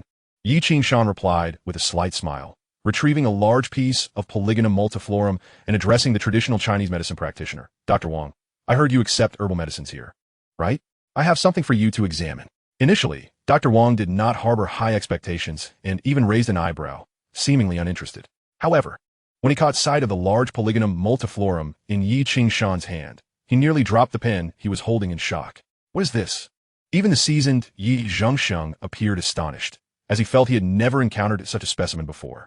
Dr. Wang hurried forward, examining the remarkably fresh Polygonum multiflorum from all angles. Suppressing his excitement, he grew increasingly convinced that it was indeed Polygonum multiflorum, and of particularly high quality. Nevertheless, he maintained a composed demeanor, as was customary for someone of his experience, before finally looking up at Yi Qingshan and asking, How much do you intend to sell it for? Upon hearing this, Yi Qingshan couldn't help but smile. The old man was quite the actor. He clearly recognized the value of the item, but chose to keep it to himself, hoping to catch Yi Qingshan off guard. What price can you offer? Yi Qingshan replied simply. Since you're not calling me out, I want to do the same. But if your offer is too low, I'll simply walk away. Dr. Wang found himself in a bit of a quandary. For some inexplicable reason, he sensed that the young man before him was aware of the item's true worth. Having lived long enough to know the importance of negotiating wisely, he pondered for a moment and said candidly, You do know this is Polygonum multiflorum, correct? What? This is Polygonum multiflorum? Yi Zhengsheng, though he had never seen it, had certainly heard of it, and his body jolted at the revelation. Yes, precisely. It is indeed Polygonum multiflorum. Moreover, its age is remarkable. Typically, a 5-year-old specimen weighs about 3 gene, but yours must weigh at least 10 gene. Its efficacy is exceptional. Then, Dr. Wang, what price can you offer? Yi Qingshan inquired with a smile. Dr. Wang contemplated the pricing carefully. If he offered too high, he risked overpaying. If too low, he feared losing the deal entirely. After all, such a specimen was unprecedented in his lifetime. He had never encountered anything even half its size. Truly a gem among gems. Before he could propose a price, Yi Qingshan interjected, I am aware that state-run shops purchase these herbs. Something of this quality should command a very favorable price there, and I believe supply and marketing cooperatives would be interested as well. They do buy. But you brought it to me first, didn't you? Could we discuss it further? Dr. Wang quickly redirected the conversation, clearly reluctant to let go of the opportunity. Then just offer a price. Yi Qingshan appeared confident, a smile gracing his face. After a moment of hesitation, Dr. Wang finally mustered the courage to offer a relatively generous price. If this were an ordinary specimen, the price would not be high, merely a few dimes per gene. especially for fresh goods. However, your item cannot be compared to the common Polygonum multiflorum, given its exceptional age. I estimate it to be around 50 years old, categorizing it as a premium specimen, which could multiply its value manifold. If you were to sell it at a state-run store, you could fetch around 20 to 30 yuan per gene. Even for fresh goods, that would be the price. Yi Jingxing's heart raced at the mention of 20 to 30 yuan per gene. With 10 gene in hand, that would amount to several hundred yuan. How about this? We're both straightforward individuals. I'll give you 30 yuan per gene. Let me weigh it. He then took out a scale to measure the item. Look, it weighs 11 gene and 6 taels. That totals 348 yuan. He gazed at Yi Qingshan, seemingly awaiting his final decision. Dr. Wang, are you trying to deceive me? Why would I deceive you? I am a doctor. I excel at diagnosing and treating ailments as well as assessing and purchasing herbs. He continued, Isn't he your uncle? I can tell he has kidney deficiency and issues with erectile dysfunction. He can't deny it, for I have felt his pulse and know his condition. He can't refute the truth. Yi Jingxing's face turned pale. What the hell? Why use me as an example? What have I done to deserve this? I came to see a doctor and ended up being roasted. Is it wrong to have erectile dysfunction? Is it wrong to have kidney deficiency? My wife doesn't mind. Yi Jingxing's anger turned his face as red as a beet, and he chose to ignore Dr. Wang, resolved not to seek treatment from him again. Yi Qingshan nearly burst into laughter. All right then, I'll sell it to you. Dr. Wang was overjoyed, promptly handing over 348 yuan to Yi Qingshan. In the future, if you have more of such items, remember to come to me. I assure you, my price will be no lower than the state-run shops. Deal. Yi Qingshan smiled slightly, pocketing the money. Rest assured, I will return if I find more, provided the price is fair. As he prepared to leave, he glanced back at Yi Zhengsheng. After a moment's thought, Yi Zhengsheng followed him outside. However, just a few steps out, they heard Dr. Wang call out, Where do you think you're going? I still need to prescribe you some medicine. Don't worry, I have a prescription specifically for erectile dysfunction. This issue is easily remedied. A few doses will ensure you regain your vigor and feel like you're 20 again. Yi Jingxing's face flushed crimson. Yi Qingshan teasingly suggested, Uncle Zhengsheng, perhaps you should reconsider and consult him again. After all, restoring your health is the priority. Oh, wait for me. With a reluctant sigh, he could only return. Yi Qingshan waited outside. Approximately 10 minutes later, Yi Zhengsheng emerged, burdened with bags of medicine. Yi Qingshan smiled and helped him load the items onto his bicycle. Then they set off together towards home. Where did you acquire such a specimen? Yi Zhengsheng could not help but ask. From Lianhua Mountain. Lianhua Mountain has such things? They do exist, though they are quite rare, especially in such size. I searched for more after digging this one up, but found nothing else. So I hurried to sell it. That makes sense. Yi Zhengsheng nodded, somewhat resigned. Do you have anything else to attend to lately? What could there be? Every day, I either go to work or do some chores at home. There is not much else to do. Yi Zhengsheng replied with a hint of frustration. Did your uncle ever saw wood for others? Indeed. You know the Guan Mountain logging yard, right? I used to frequent that place, though it was quite far, just to saw a plank for others. I have some boards here. Could you lend me a hand to saw them? I'll pay you. Yi Qingshan's interest was piqued. Yi Zhengsheng paused, looking at him. You know, I want to rebuild my house. Since I'm constructing it, I need timber. I've already gathered quite a bit. And it's drying outside. Some of it is even quite dry now. When the time comes, could you assist me in sawing the lumber? You've already started. Because of their previous conversation, Yi Zhengsheng was aware that he had been pilfering wood from the logging yard. Yes, I still need to go there tonight. Would you like to join me? Yi Zhengsheng was a warm-hearted individual, especially since Yi Qingshan had done a great favor for Dachuan. Yi Qingshan pondered for a moment. Attempting to saw the wood by himself seemed rather troublesome. If Yi Zhengsheng were to join him, it would indeed save him considerable effort, at worst. He could have him saw it well and leave it there, and later he could transport it back himself. With this thought, clarity dawned. Would that be too much trouble? Chapter 68. Mischief. Yi Zhengsheng chuckled, shaking his head. What are you talking about? There is no such thing as trouble in our neck of the woods. It's customary for neighbors to help each other when building houses. Aside from hiring a mason, everything else is done collaboratively. Sawing wood and felling trees are simply small matters we all partake in. All right then, tonight we'll go up to fell some trees. We'll just focus on cutting them down, and after that, I'll find a way to bring them back. No worries. I'll carry them back with you. No, we one team need to carry them ourselves. I'll figure something out for that. Don't worry, I've got it under control. Then it's settled. Should I call someone else to help you with the felling? It's a joyous occasion for everyone that you're building a house. As your uncle, I'm happy to see it. I'll get Lao Wu to join us. He has got nothing going on and should be willing to help with the tree cutting. He trusted Yi Lao Wu since he knew what kind of person he was. All right, that's settled then. After dinner, we'll head up the mountain. You just need to wait for me there. It's all settled. Upon returning, Yi Qingshan checked the lumber and found that some pieces were already quite dry. He then made his way to the older, more dilapidated house that belonged to his family. He moved the almost dry wood into the hall of the old house. This house was not merely his family's old residence, but rather a communal ancestral home shared by all in their lineage. It could be considered a family estate. Such houses were now uninhabited, yet due to shared ownership, they were difficult to allocate or renovate. Consequently, whenever someone needed to construct something, they would invariably store it there, leading to its current state of neglect. He placed everything inside. After completing this task, he sighed in relief and departed. That evening, after dinner, he saw Yi Zhengsheng and Yi Laowu arriving, fully equipped. Upon seeing him, Yi Laowu couldn't help but smile, patting his shoulder amiably. Zhengsheng told me you're planning to build a house. I do have such intentions and need to prepare. You're quite the strategist, quietly preparing for something significant without my knowledge. Had I not heard him, I wouldn't have been able to assist. Let us go. I may not be skilled at other tasks, but I certainly know how to fell trees. You wouldn't believe it, but I used to sneak up to cut trees with your father often. He claimed to be a hunter, but he frequently sent timber to the logging yard for everyone. Your father helped me with the beams of my house more times than I can count. Now, helping you is repaying his kindness. This made Yi Qingshan feel somewhat sentimental. Yet he understood that this was the way of rural life. It was all about kinship. Today you help me, tomorrow I help you, something everyone was accustomed to. Enough chatter. Let us hurry up.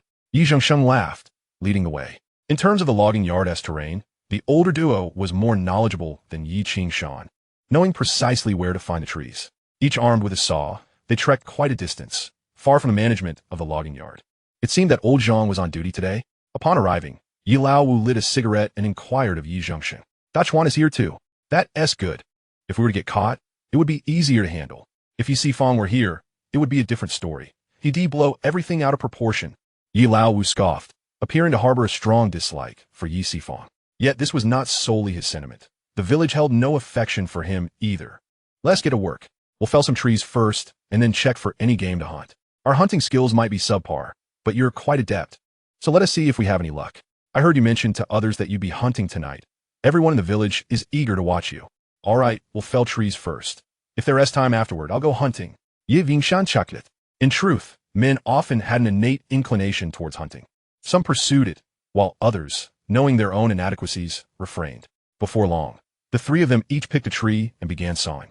Many hands made light work, and with their combined efforts, they accomplished tasks with remarkable efficiency. Particularly, the two older men seemed more adept at felling trees than Yi Qingshan, who struggled to keep pace.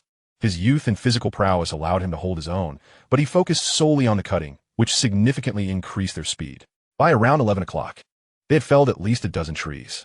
That's enough, Yi Zhengsheng declared, stopping and shaking his head. We've cut down quite a bit. It's not an issue now. I suggest we take a break and then go hunting. We can deal with transporting the trees later. What if we get caught while patrolling the mountain? Yi Laowu voiced his concern. They hardly patrol this area, and we'll hide it well enough so they won't discover it. Even if we have to move it, we can manage that later. You don't need to worry. We'll just focus on cutting, and I'll handle the rest. Now let us go hunting. Upon hearing about the hunting, the two men grew excited and quickly grabbed their firearms to follow him. In those days, many in the village possessed guns, irrespective of the likelihood of success. The mere possession of a firearm was enough.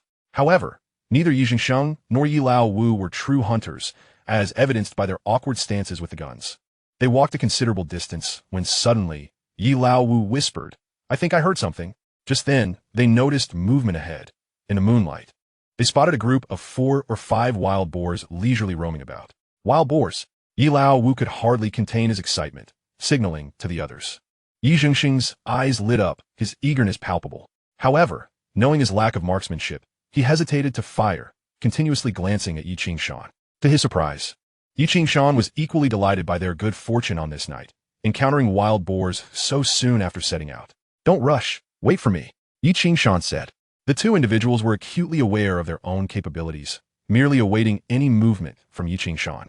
As Yi Qingshan raised his firearm, preparing to shoot, he was taken aback when the wild boars suddenly seemed to sense danger and bolted away in a frenzy. What on earth is happening?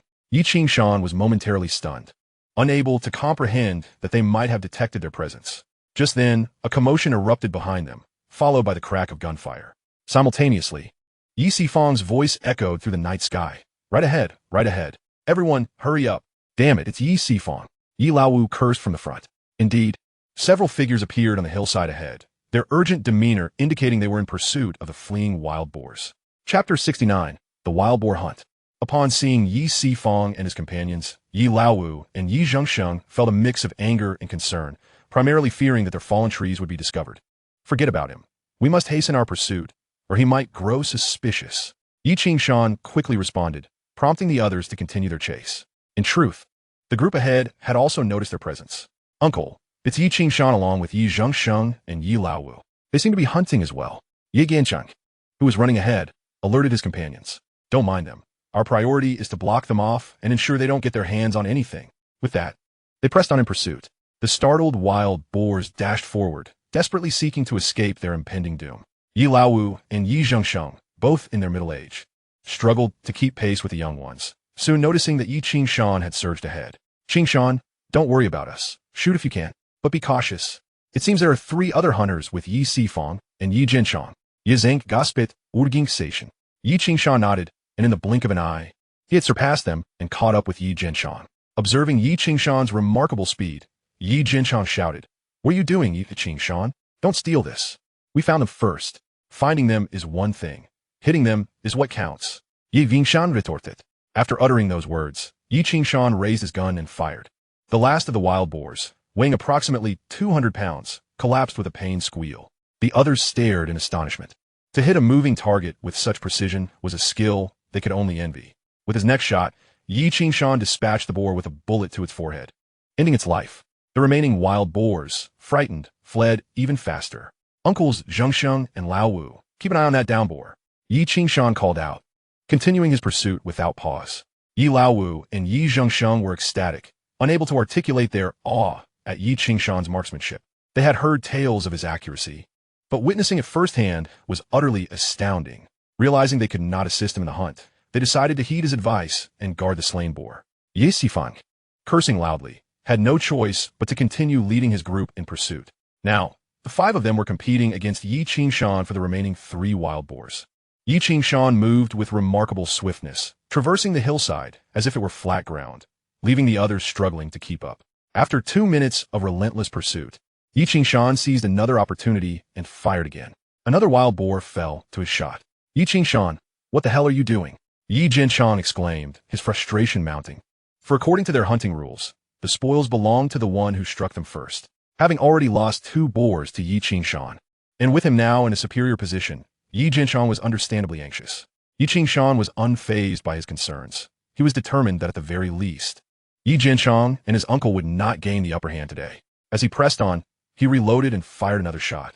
The last boar, in a desperate bid to escape, tumbled and lay on the ground. Though not a fatal shot, it attempted to rise, but Yi Qingshan would not allow a chance. He fired again, piercing its skull. Just then, with only 1 boar remaining, one of the unfamiliar hunters, sporting a buzz cut, shouted in anger, "Try firing again." Before he could finish, Yi Qingshan pulled the trigger once more, and the final wild boar let out a cry before collapsing, unable to move. As he walked, Yi Qingshan fired one last shot, ensuring the last boar met its end. In the blink of an eye, all 4 wild boars had fallen to his prowess. Behind him, Yi Jinshan and his uncle, along with the other 3 hunters, arrived, utterly exhausted and gasping for breath as they leaned on their knees. Ignoring them, Yi Qingshan approached the final boar he had downed, assessing its weight, approximately 200 pounds, before preparing to drag it away. Just then, the buzzcut hunter raised his rifle, deliberately pointing it towards Yi Qingshan with a sinister smile. For wild boars, we deserve at least one, don't you think? You can't just claim them all for yourself. Yi Jinshan, realizing the impending confrontation, felt a surge of excitement, while Yi Sifong's demeanor mirrored his. The 2 companions of the buzzcut hunter also raised their weapons, their expressions menacing as they regarded Yi Qingshan. Fury surged within Yi Qingshan. This group, unable to best him, resorted to underhanded tactics. "What do you want?" he inquired, contemplating his options. "I'll admit the first boar was yours, but the remaining 3? They're ours. We hunted them." Yi Qingshan took a deep breath, recognizing their intent to seize his hard-won spoils. "However, I must say, your approach is quite displeasing." But there were 5 of them against him. Yi Sifong and Yi Jinchang had always held disdain for him, and should a conflict arise, they would undoubtedly side with the others, eager to see him fall. Though Yi Laowu and Yi Zhengsheng were nearby, they were preoccupied with guarding the boar, leaving Yi Qingshan with limited options. In light of the circumstances, Yi Qing-shan suddenly smiled, formulating a plan. Attempting to rob him would be a folly. They would soon learn the folly of their actions. He slung his gun over his shoulder and addressed them with a grin.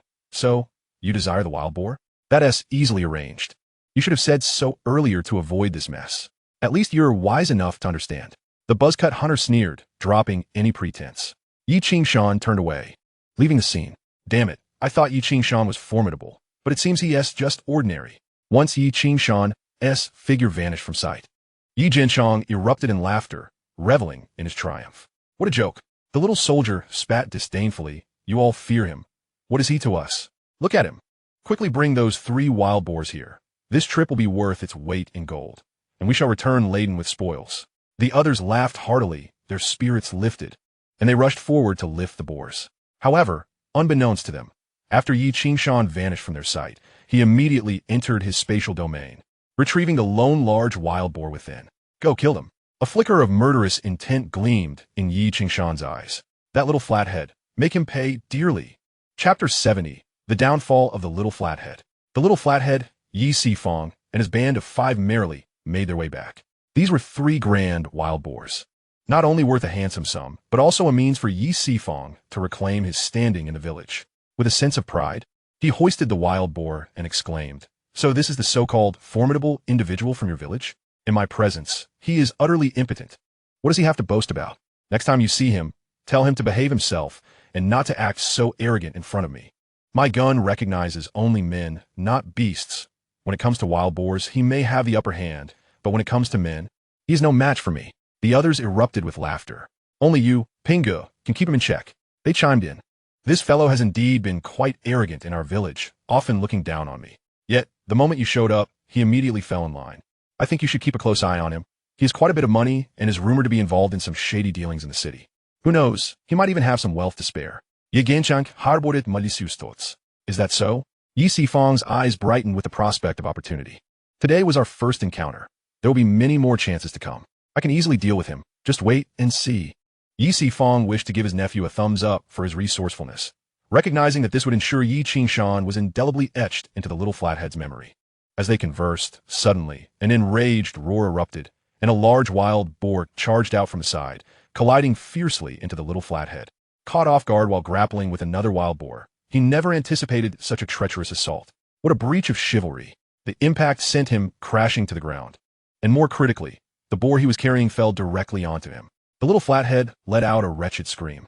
In that moment, the sow went into a frenzy, relentlessly attacking the little flathead. Weighing over 200 pounds, the force of its charge was something few could withstand. The remaining companions were startled and instinctively took a few steps back, raising their guns. Shoot it! The little flathead cried, his firearm knocked from his grasp. Left defenseless against the assault of the 200-pound beast, the repeated blows left him gasping for breath, and in desperation, he frantically gestured for his comrades to open fire. Yet the proximity of man and beast made them hesitant, unsure of their aim. Pingu, you need to find a way to create some distance so we can shoot. Yi Jianshang urged, feeling the urgency of the situation. But the wild boar had fixated on the little flathead, leaving him no space to escape. In this era, firearms had a common flaw, their instability. Due to their makeshift nature, no one could guarantee that at such close range. Even a successful hit on the boar wouldn't inadvertently harm the little flathead. Thus, they were paralyzed with indecision. Yet, observing the little flathead's plight, they knew he couldn't endure much longer. The boar would surely gore him to death. At that moment, footsteps echoed behind them, followed by Yi Qing-shan's voice. What are you all doing standing around? Can't you handle such a burden? Not only had Yi Qing-shan arrived, but behind him, Yi Lao Wu and Yi Zhengsheng, who had been waiting for them, also approached, coincidentally meeting Yi Qing-shan, and thus they all came together. This was precisely the outcome Yi Qing-shan desired. Oh, another wild boar! He exclaimed, raising his gun. Yi Qing-shan, hurry and save him. Yi Sifang urged quickly. How could they possibly save someone entangled with a wild boar in such a fierce struggle? Perhaps we shouldn't shoot. Let us all rush in and subdue the boar. Maybe we can rescue him that way. Firing a gun is far too risky. We might hit him. Yi Qing-shan suggested. This boar is mad with rage. Who would dare approach it? Why don't you go? Yi Sifang retorted. Are you out of your mind? I'm not with you. Aren't you all here to hunt? If anyone should go, it should be you. Don't expect me to play the fool. Yi Qing-shan shot him a glare. Help me, Yi Qing-shan. Shoot it, please. The little flathead was on the brink of collapse, the pressure of survival driving him to plead desperately with Yi Qingshan. That's out of the question. You're too close. I can't risk injuring you. I can't bear that responsibility. Yi Qingshan shook his head resolutely. I beg you. Your marksmanship is impeccable. Please save me. I promise if anything goes wrong, I won't hold you accountable. Just save me. Besides, I don't want these 3 wild boars anymore. They're yours. Now, that is more like it. Seeing you nearly gored to death makes me reconsider. I suppose I shall save you. But let me make this clear. If you get hurt, don't blame me. There are plenty of witnesses here. The 2 companions of the little flathead nodded vigorously. The wild boar was indeed in a frenzied state, and they dared not intervene. At that moment, Yi Qingshan raised his gun, focusing on the scene of man and beast before him. Silently he mused, those who offend me, Yi Qingshan, must pay the price today. I shall render you incapacitated, and you have only yourself to blame for it. With that, Yi Qingshan took aim. Bang! The bullet pierced through the boar's ear and ultimately struck the little flathead's leg, hitting him directly at the ankle. The pain elicited a wretched scream from him as he rolled on the ground. You did that on purpose. You shot my leg. You've ruined me. In his panic, he curled up and rolled, miraculously breaking free from the boar's onslaught, creating a gap of several feet between himself and the beast. At that moment, Yi Qingshan raised his gun once more. The double-barreled shotgun could fire 2 rounds. One had already hit the little flathead, and with the other, he aimed directly at the boar's head. This shot was precise. The boar collapsed instantly, and an eerie silence enveloped the surroundings, broken only by the little flathead's anguished cries. You shot me. You did it on purpose. He bellowed, seething with rage as he glared at Yi Qingshan. Don't speak nonsense. I was trying to save you and accidentally hit you. Besides, you just said you wouldn't hold me accountable if I shot you. Yi Qingshan stepped forward, pointing an accusatory finger at the little flathead. Everyone heard that. Yi Qingshan remained unperturbed, addressing the little flathead's companions. Quickly, carry him back and see if we can tend his leg. I've technically saved his life. If that boar had gored him a few more times, he'd have been done for. The 2 companions stood there in a daze, perhaps lacking the little flathead's fierceness. At that moment, Yi Qingshan felt that the situation was not sufficiently dramatic. Having finally provoked Yi Qingshan into action by knocking down the crew cut man, he deemed it the perfect time to stir the pot further. Thus, he raised his gun, aiming at Yi Qingshan, exclaiming, Yi Qingshan, you think you can just walk away after injuring someone? Dream on. Chapter 71, The Marksman. Yi Qingshan, if you don't lower that gun, do you believe I won't hesitate to shoot you? Yi Qingshan calmly raised his shotgun, loading a bullet, and slowly pointed it at him. Instantly, Yi Qingshan was intimidated. He lacked the confidence that he could kill Yi Qingshan with 1 shot. Yet he was acutely aware that Yi Qingshan certainly had the ability to end his life in an instant. He truly backed down, relinquishing his weapon. Let us go. Yi Qingshan ignored the others, gesturing instead to Yi Laowu. Understanding immediately, Yi Laowu nodded, 5 wild boars. I'll call for others to help carry them. Meanwhile, Yi Qingshan and the crew cut man, left with no choice, hurriedly carried the injured man down the mountain, rushing to the clinic in hopes of remedying his injury. At that moment, only Yi Zhongsheng and Yi Qingshan remained. Damn it, after saving his life, he still meddles. Who would dare to shoot under such circumstances? Only someone as skilled as he would be so bold. Next time, let him take the fall. It's none of your business. Ye zenk gurumlet in furusfration. Ye Vingshan, lowering his head to toy with his shotgun, bore a grim expression. I, Yi Qingshan, do not let vengeance linger overnight. You wish to plot against my wild boar? You better consider if you have the weight to back it up. That was the essence of Yi Qingshan's character. Just as he had once turned his back on Lan Shixing and his gang at the station, sending them straight to prison, today, he retaliated against those who sought to take his wild boar. With such a group of useless individuals, how dare you contend with me? Yi Qingshan, do you even have the qualifications? Uncle Zhengsheng, let us carry these wild boars over there. Once the others arrive, we can take them down together. Good. That is indeed a plan. Ye zank repliet, visiblipilasit. The 2 of them busied themselves, gathering all 5 wild boars at the location of the first one that had fallen, waiting for Yi Laowu to summon the others. However, merely waiting was insufficient. Yi Qingshan mentioned to Yi Zhongsheng that he would return to fetch the wood and hurriedly went back to the previous location to gather it into his spatial pocket before swiftly returning. After a brief conversation, about an hour passed before there was finally movement below. Torches appeared, followed by a dozen individuals carrying bamboo poles, ascending the mountain. In addition to the poles, they also brought ropes. Upon seeing the 5 dead wild boars, the newcomers gasped in astonishment. Did Yi Qingshan do this all by himself? That is incredible. When they learned it was indeed Yi Qingshan alone, they were left dumbfounded, marveling at his prowess. What defines a sharpshooter? This is what true marksmanship looks like. They shook their heads in disbelief, impressed. It was still from those fools. I told you they couldn't hunt. They can't even shoot properly. The crowd muttered indignantly. Yi Qingshan couldn't help but chuckle at their remarks. The townsfolk secured the boars and, using the bamboo poles, carried them down the mountain. With the assistance of the poles, they took turns carrying the weight, finally returning to the village around 2 in the morning. Exhausted by the journey, they laid down the 5 boars. Immediately, Yi Qingshan clapped his hands and announced, "Everyone who helped carry the pigs today will receive 5 pounds of meat." The crowd erupted in cheers. "Let us sell the rest." But with 5 boars, I wonder if we can sell them all. Don't worry about the sale. I'll inform the other teams. We have several teams here. Someone chimed in. Yes. Let us notify the others to come quickly. I have a bicycle. I'll ride over to notify the other villages. Ye Vingshan eklemet joyfully, instructing them to use his bicycle to spread the word. I'll call Lu Yu over. He is an experienced butcher and can help you with the meat. Yi Zhengsheng promptly went to find someone. Before long, nearly the entire village was aware. Those who had already retired for the night woke up at the sound of meat being sold outside. "Dear, go buy 5 pounds. I can't believe Qingshan actually caught some. What is the price? If it's low, buy more. If it's high, just buy a little. It's been ages since we had meat." Many villagers arose to come buy meat. Under the large tree where the village often gathered, Yi Luyu had set up the display, with all 5 boars laid out. As the villagers arrived, they were left in awe at the sight of the 5 large pigs. How did he manage to catch 5 at once? They say Yi Qingshan did it. He is incredible. Just look at how quickly he took them down. The crowd buzzed with excitement. "Our pork is 80 cents a pound," Yi Qingshan announced, addressing the crowd. "Come to Uncle Lu Yu for however much meat you desire." "All right," Yi Lu Yu responded, equally thrilled, knowing he would also get a share of the meat. The atmosphere grew lively, and soon people from nearby villages joined in, some arriving on bicycles. It was rare for the neighboring villages to witness such a bountiful haul. Typically, a single wild boar could barely feed one village, yet 5 boars were an unexpected windfall. With Yi Lu Yu butchering the meat, Yi Qingshan hardly needed to lift a finger, as others collected money and assisted effortlessly. As Yi Qingshan sat back, enjoying the lively scene, Chen Ting unexpectedly approached him. "Is it really you who did this?" she exclaimed, astonished. Yi Qingshan nodded, a grin spreading across his face. "Yes, it was me. Is 5 enough for you?"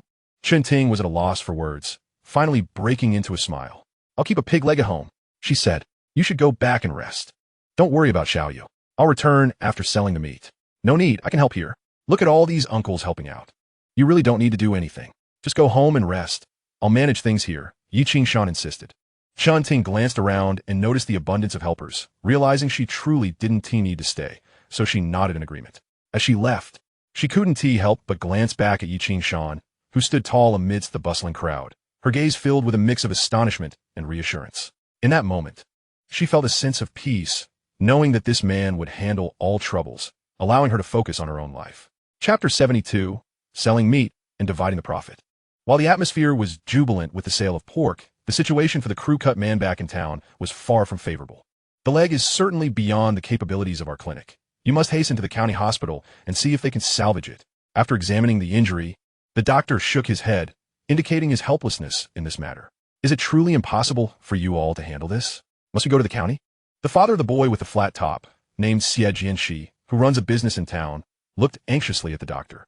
Brother Xie, the doctor, who was also acquainted with him, replied earnestly, "We are old acquaintances.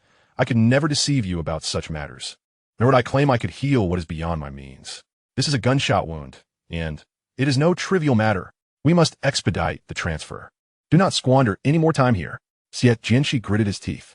However, faced with the urgency of the situation, he could only wave his hand decisively, arranging for the injured to be carried away immediately. What exactly transpired? Xie Jianxi inquired of those accompanying him. The 2 individuals swiftly recounted the events that had unfolded. "So, it was that fellow named Yi Qingshan who inflicted this upon him?"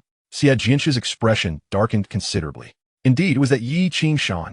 Yi Sifeng, standing nearby, embellished the tale, recounting all that had happened on the mountain and adding numerous negative embellishments about Yi Qingshan. "Damn it, this matter cannot simply be overlooked." Xie Jianxi cursed vehemently. Yi Sifeng and his nephew exchanged glances, both wearing smiles. Since the flat-top boy was being sent to the county, there was no need for them to follow. So they returned to their village together. As they walked back, Yi Jinshang praised Yi Sifeng, saying, "Uncle, I now understand why you insisted on dragging me along to deliver him. It was for this reason. Now, Yi Qingshan has made a bitter enemy of Xie Jianxi, especially since he has ruined the boy's leg. This enmity is irreconcilable, and I know that the flat-top boy is Xie Jianxi's only son. He hasn't even married yet. Yi Sifang chuckled with satisfaction, patting his nephew's head. You see, it matters not if you cannot defeat Yi Qingshan. Often, one must rely on wit. Indeed, I understand. From now on, I will certainly use my intellect, ensuring Yi Qingshan dares not provoke me again. Upon their return to the village, they noticed a throng of individuals rushing toward their village, wielding flashlights. A sudden realization struck someone. Damn it, they must be selling something again. Ye Genchang Gurumblet. His teeth clenched in frustration. The pair, unable to suppress their curiosity, made their way over. Upon witnessing the crowd, they felt a pang of anguish. We originally hunted that wild boar. Now they're the ones basking in the limelight. How infuriating! Yi Jinchang cursed, feeling overshadowed by Yi Qingshan once more. Yi Sifang's expression soured, but he soon managed to chuckle, infused with a hint of pride. Let's not stoop to his level. What does it matter? Just wait and see what he accomplishes. In due time, Xie Jianxi will come seeking him, and then he will suffer the consequences. Let us ignore him and return home for a good night's sleep. Ideally, the flat-top boy's leg will remain broken, igniting a feud between the families. We shall simply observe the spectacle and applaud. Indeed, I share your sentiments. The two exchanged knowing glances and erupted in laughter, hastening homeward. They sold until around 5 in the morning, finally completing the sale of 5 pigs. Of course, they had intentionally retained a small portion of the pigs for themselves. Once everyone had departed, they began dividing the remaining meat. Those who assisted, whether in carrying pigs or in distributing the pork, included Yi Luyu, who received 5 pounds of meat. Yi Qingshan claimed a large pig leg for himself. As the others departed with their shares, Yi Luyu busied himself cleaning the slaughtering tools. In no time, only Yi Qingshan, Yi Laowu, and Yi Zhengsheng remained. Uncle, let us settle our earnings now. Yi Qingshan addressed them. The two, each carrying approximately 7 to 8 pounds of meat, wore smiles, but upon hearing his words, Yi Zhengsheng shook his head. No need. We shall forego our share. We contributed nothing. It was all you. Yes, how could we accept your money? We are not the likes of Yi Sifang. Yi Laowu nodded vigorously in agreement. Yi Qingshan felt a swell of emotion, recognizing the difference in character between people. The two were honorable and understood that some money was rightfully theirs, while other earnings felt inappropriate to accept. But we agreed that what we hunted would be shared equally. If you do not accept your portion, it would be contrary to our agreement. Yi Qingshan smiled as he spoke. Yi Zhengsheng pondered for a moment before stepping forward and stating, We both know you are a man of integrity, and if we were to receive nothing, it would surely weigh on your conscience. How about this? We share 1 pig, just one, and we will not accept anything beyond that. This way, we can say we contributed something, and it feels fair to all. Yes, this way you do not break your word, and we gain something in return. It is beneficial for everyone. Yi Laowu wholeheartedly supported this suggestion, adding, to be honest, we are still benefiting from this arrangement, but since you're being so considerate, we will take a small advantage, just not too much. Seeing their agreement, Yi Qingshan smiled and nodded, no longer refusing, and promptly retrieved the money. This pig weighed approximately 200 pounds. I will calculate based on that.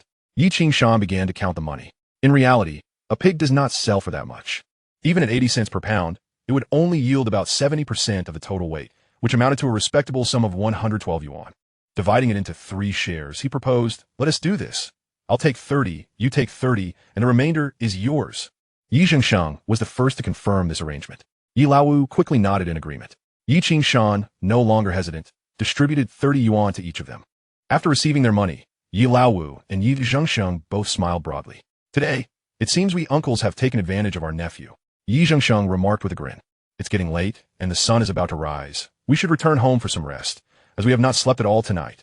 Yi Qingshan nodded in agreement. Let us find a time to help you with those trees. It's quite normal for all of us to pitch in for a task. No need for that. Let us refrain from going up there for the next few days, lest they discover any issues. Do not worry. I have it all under control. Yi Qingshan assured them, urging them not to fret about the trees.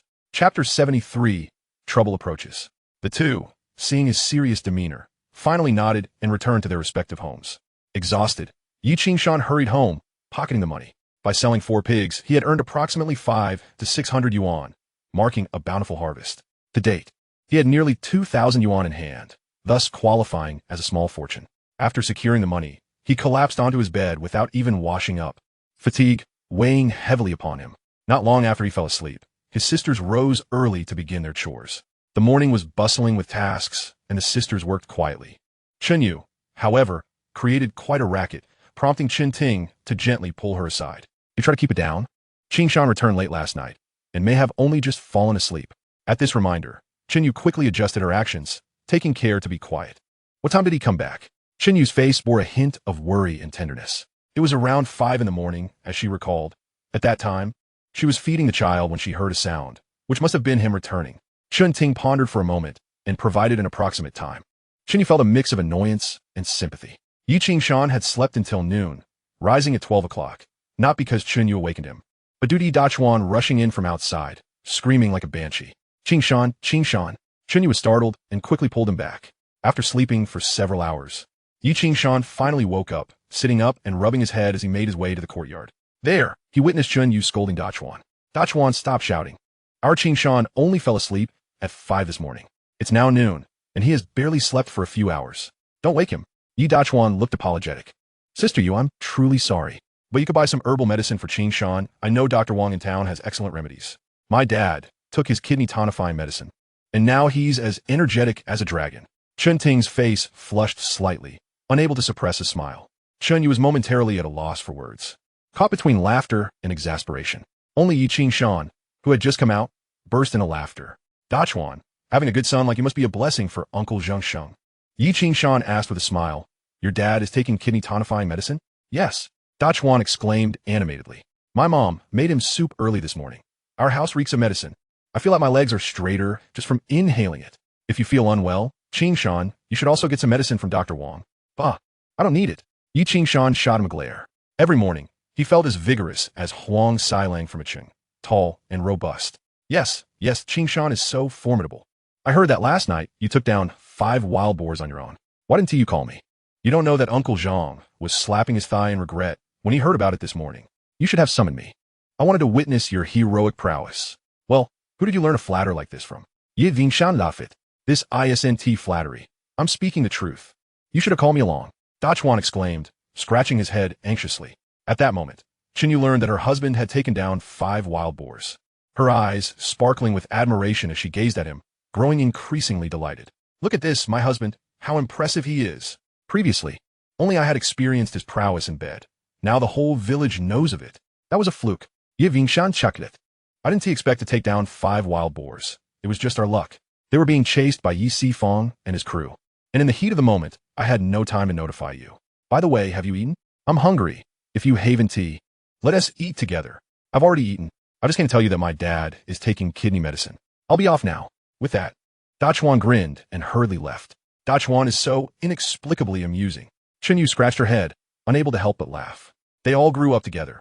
And while they understood Dachuan's nature, his antics were simply too funny. Even Ting couldn't help but chuckle, gently remarking, Actually, Dachuan has a heart of gold.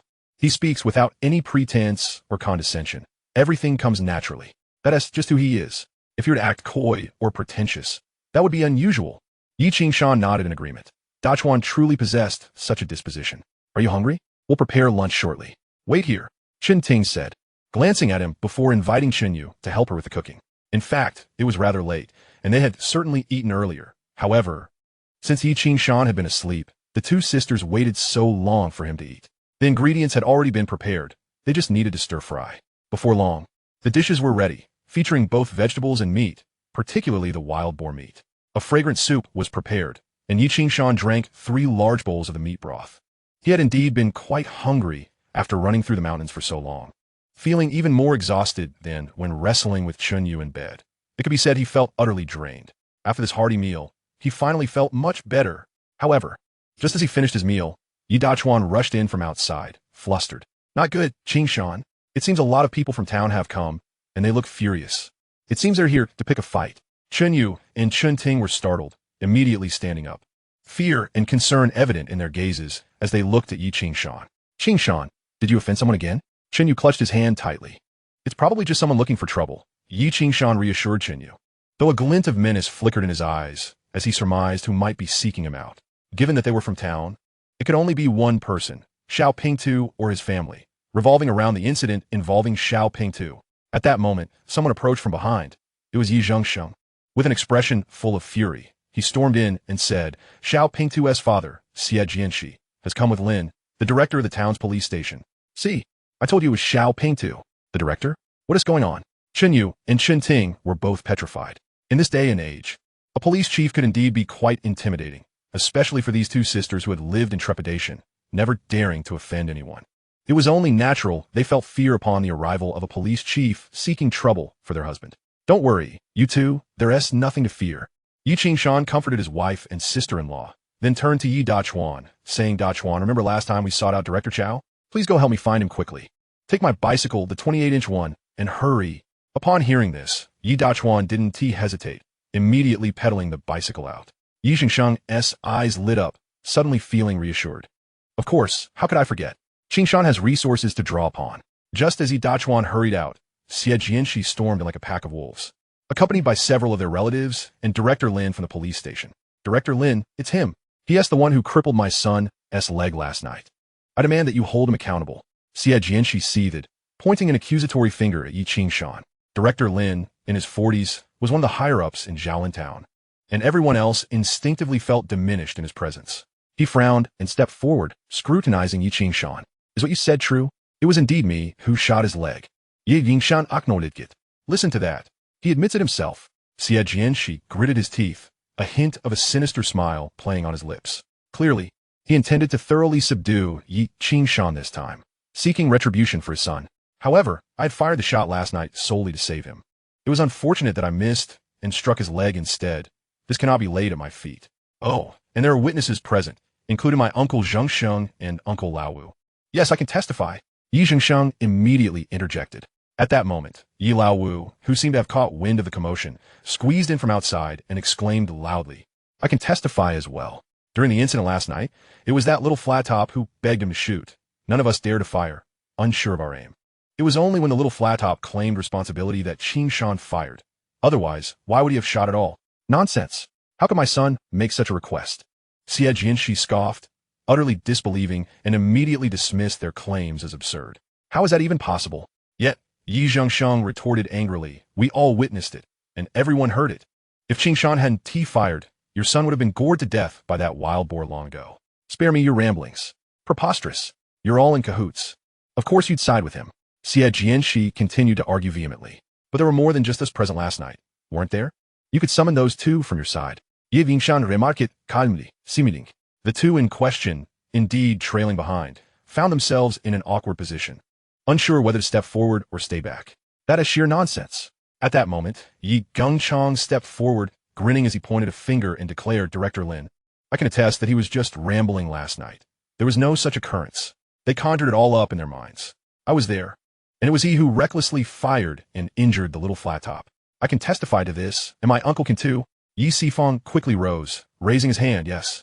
I can testify as well. It was Yi Qingshan who deliberately injured him. Yi Sifang and Yi Gengchang. Are you both out of your minds?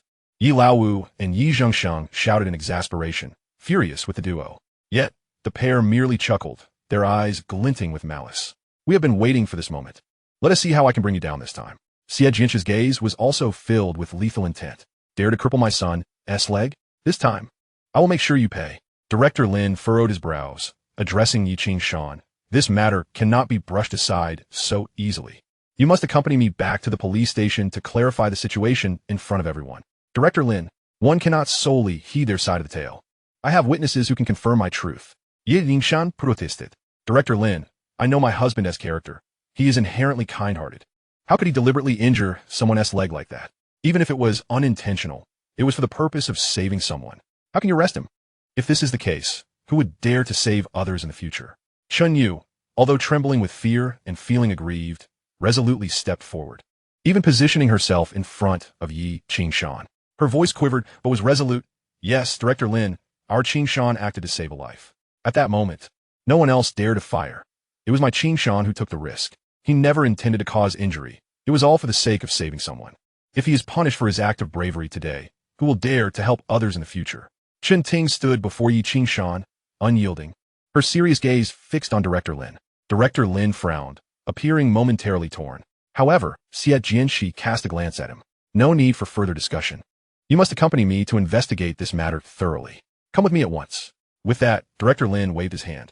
Two officers from the police station stepped forward, one on either side, seizing Yi Qingshan. Chen Yu gasped, attempting to intervene. Xiao Yu, don't move. Yet, Yi Qingshan shook his head, signaling her to remain still. Rest assured, I will be fine. Take him away, Director Lin commanded, waving his hand dismissively. Chen Yu and Chen Ting felt their legs turn to jelly, nearly collapsing. Yi Qingshan was the cornerstone of their family. How could they endure seeing him taken away? Yet, Yi Laowu and Yi Zhengsheng quickly stepped forward to steady the two women, preventing them from falling and keeping them from following, whispering softly in their ears, "Do not worry. Dachuan has already gone to the town to summon Director Chao. Have you forgotten how Qingshan assisted County Director Liu? Director Liu would never allow Qingshan to be wronged. Trust us." Upon hearing this, Chen Yu and Chen Ting felt slightly reassured, though their gazes remained filled with concern. While they spoke, their family member was, in fact, being taken away. As they watched Yi Qingshan being led away, Yi Sifang and his uncle were nearly bursting with laughter, as if revenge was within their grasp. Yi Gengchang could hardly contain his mirth, seemingly taunting, "Look, look, this is the fate of those who offend me." Xie Jianxi's face was a mask of rage. This man had crippled his own son. His sole thought was to ensure that Yi Qingshan met a similar fate to avenge his own grievances. Yi Gengchang, Audongjuosli, shouted out as they saw Yi Qingshan being led away. "Everyone, look!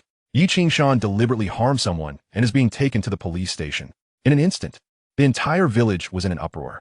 However, just as they reached the village's edge, two figures hurriedly approached on bicycles. Upon seeing Yi Qingshan being escorted away, Director Chao suddenly threw his bicycle aside, leaping off to confront them, pointing and shouting, "Who dares to take him away?" Chapter 75, I will sue him. When Director Chao uttered these words, Director Lin was momentarily taken aback. "Director Chao, what are you doing?" Director Lin frowned, scrutinizing him. "What are you doing?" Director Chao glared at Director Lin. "You must not act recklessly. I have heard about this situation, and it is not as you imagine. You better clarify things. Don't create a mess that will be hard to resolve." "What do you mean by that?" "I am conducting this matter impartially. Whether you are impartial or not is of no concern to me, but I must warn you that your actions are breaching protocol. This Yi Qingshan is someone who assisted in solving a major case in the county. Do you know about the San Yuanli murder case? He was instrumental in capturing the perpetrator. This is a person highly regarded by County Director Liu, who has even recommended him to the logging company and written a letter of introduction. Are you sure you want to take him to the station?" Upon arriving, I had already informed County Director Liu about the situation, and Comrade Yi Dachuan has shared everything with him. If you believe you can take him away without consequence, you will have to explain yourself to County Director Liu later. It has nothing to do with me. Initially, Director Lin had dismissed this issue, not holding Director Chao in high regard. But upon hearing County Director Liu's name, his expression shifted dramatically. He could not afford to look down on anyone, especially not County Director Liu, who was in the same system and far superior to him. He was well aware of that case, not only knowing of it, but knowing it in great detail. He anticipated the situation would unfold like this. And now his face was a deep shade of embarrassment. "You are the villains." Yi Dachuan seethed with indignation. "I've heard from my father that our brother Qingshan shot in self-defense to save lives under dire circumstances, injuring a man's leg. Had he not fired, it would have meant certain death for him. How dare you arrest him? You are a villain, and you, Director Lin, are no good person." Yi Dachuan glared furiously at Director Lin. At that moment, Yi Zhengsheng and the others, having noticed their halt, hastened over. "Come, you two, explain the situation to us." Yi Zhengsheng, a clever individual, immediately pointed at the two men who had accompanied the short-haired man on the hunting trip the previous night. Initially hesitant to testify on Yi Qingshan's behalf, the two men were now visibly shaken upon realizing that the county director was backing him. They quickly began to clarify their story. Last night, it was indeed the short-haired man who urged him to shoot. He mentioned it would be difficult to hit the target. Yet the short-haired man insisted it was all right, claiming he would not pursue the matter. Consequently, Yi Qingshan agreed and fired the first shot, which merely grazed the wild boar's ear and struck the short-haired man's foot, injuring his leg. However, the second shot from the short-haired man successfully killed the boar. Had Yi Qingshan not fired, the boar could have trampled the short-haired man to death. Sensing the shift in their favor, the two men, now desperate to mitigate their predicament, divulged everything they had previously withheld. "Why did you not speak earlier?" Director Lin seized the opportunity to express his anger. "What were you trying to accomplish? You nearly caused me to wrongfully accuse an innocent. We were a bit dazed and couldn't recall. Now we remember. It was indeed as we said."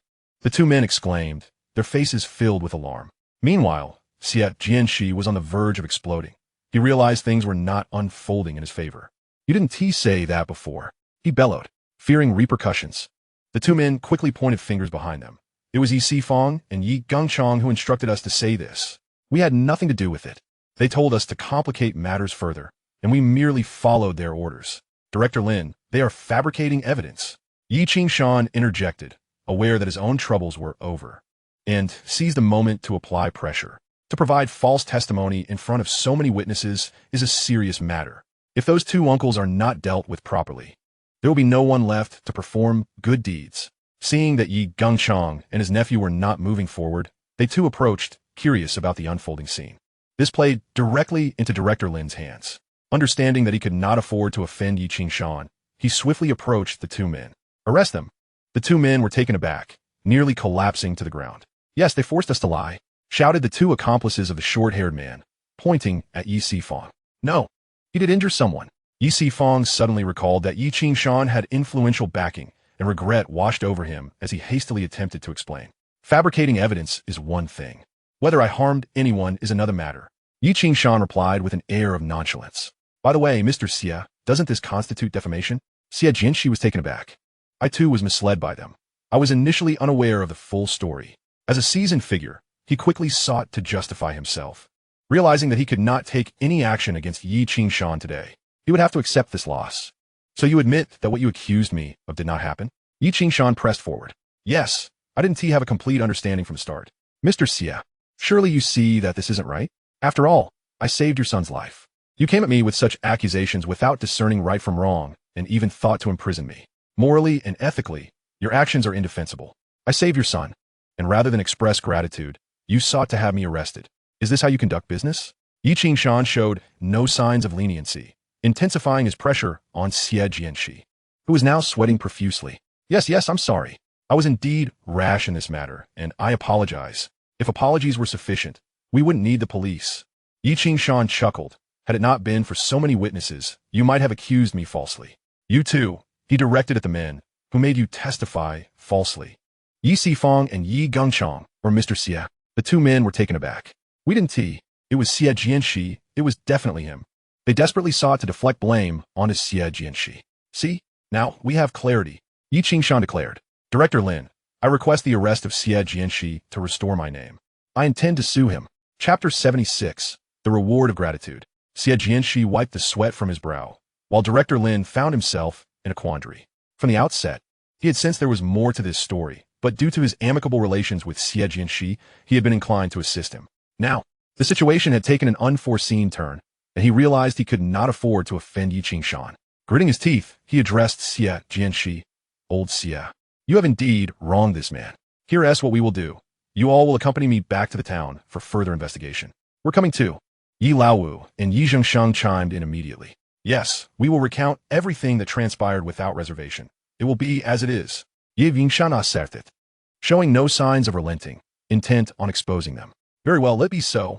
Director Lin, who had a fraught relationship with Director Chao, saw an opportunity in Lin's misfortune and decided to act.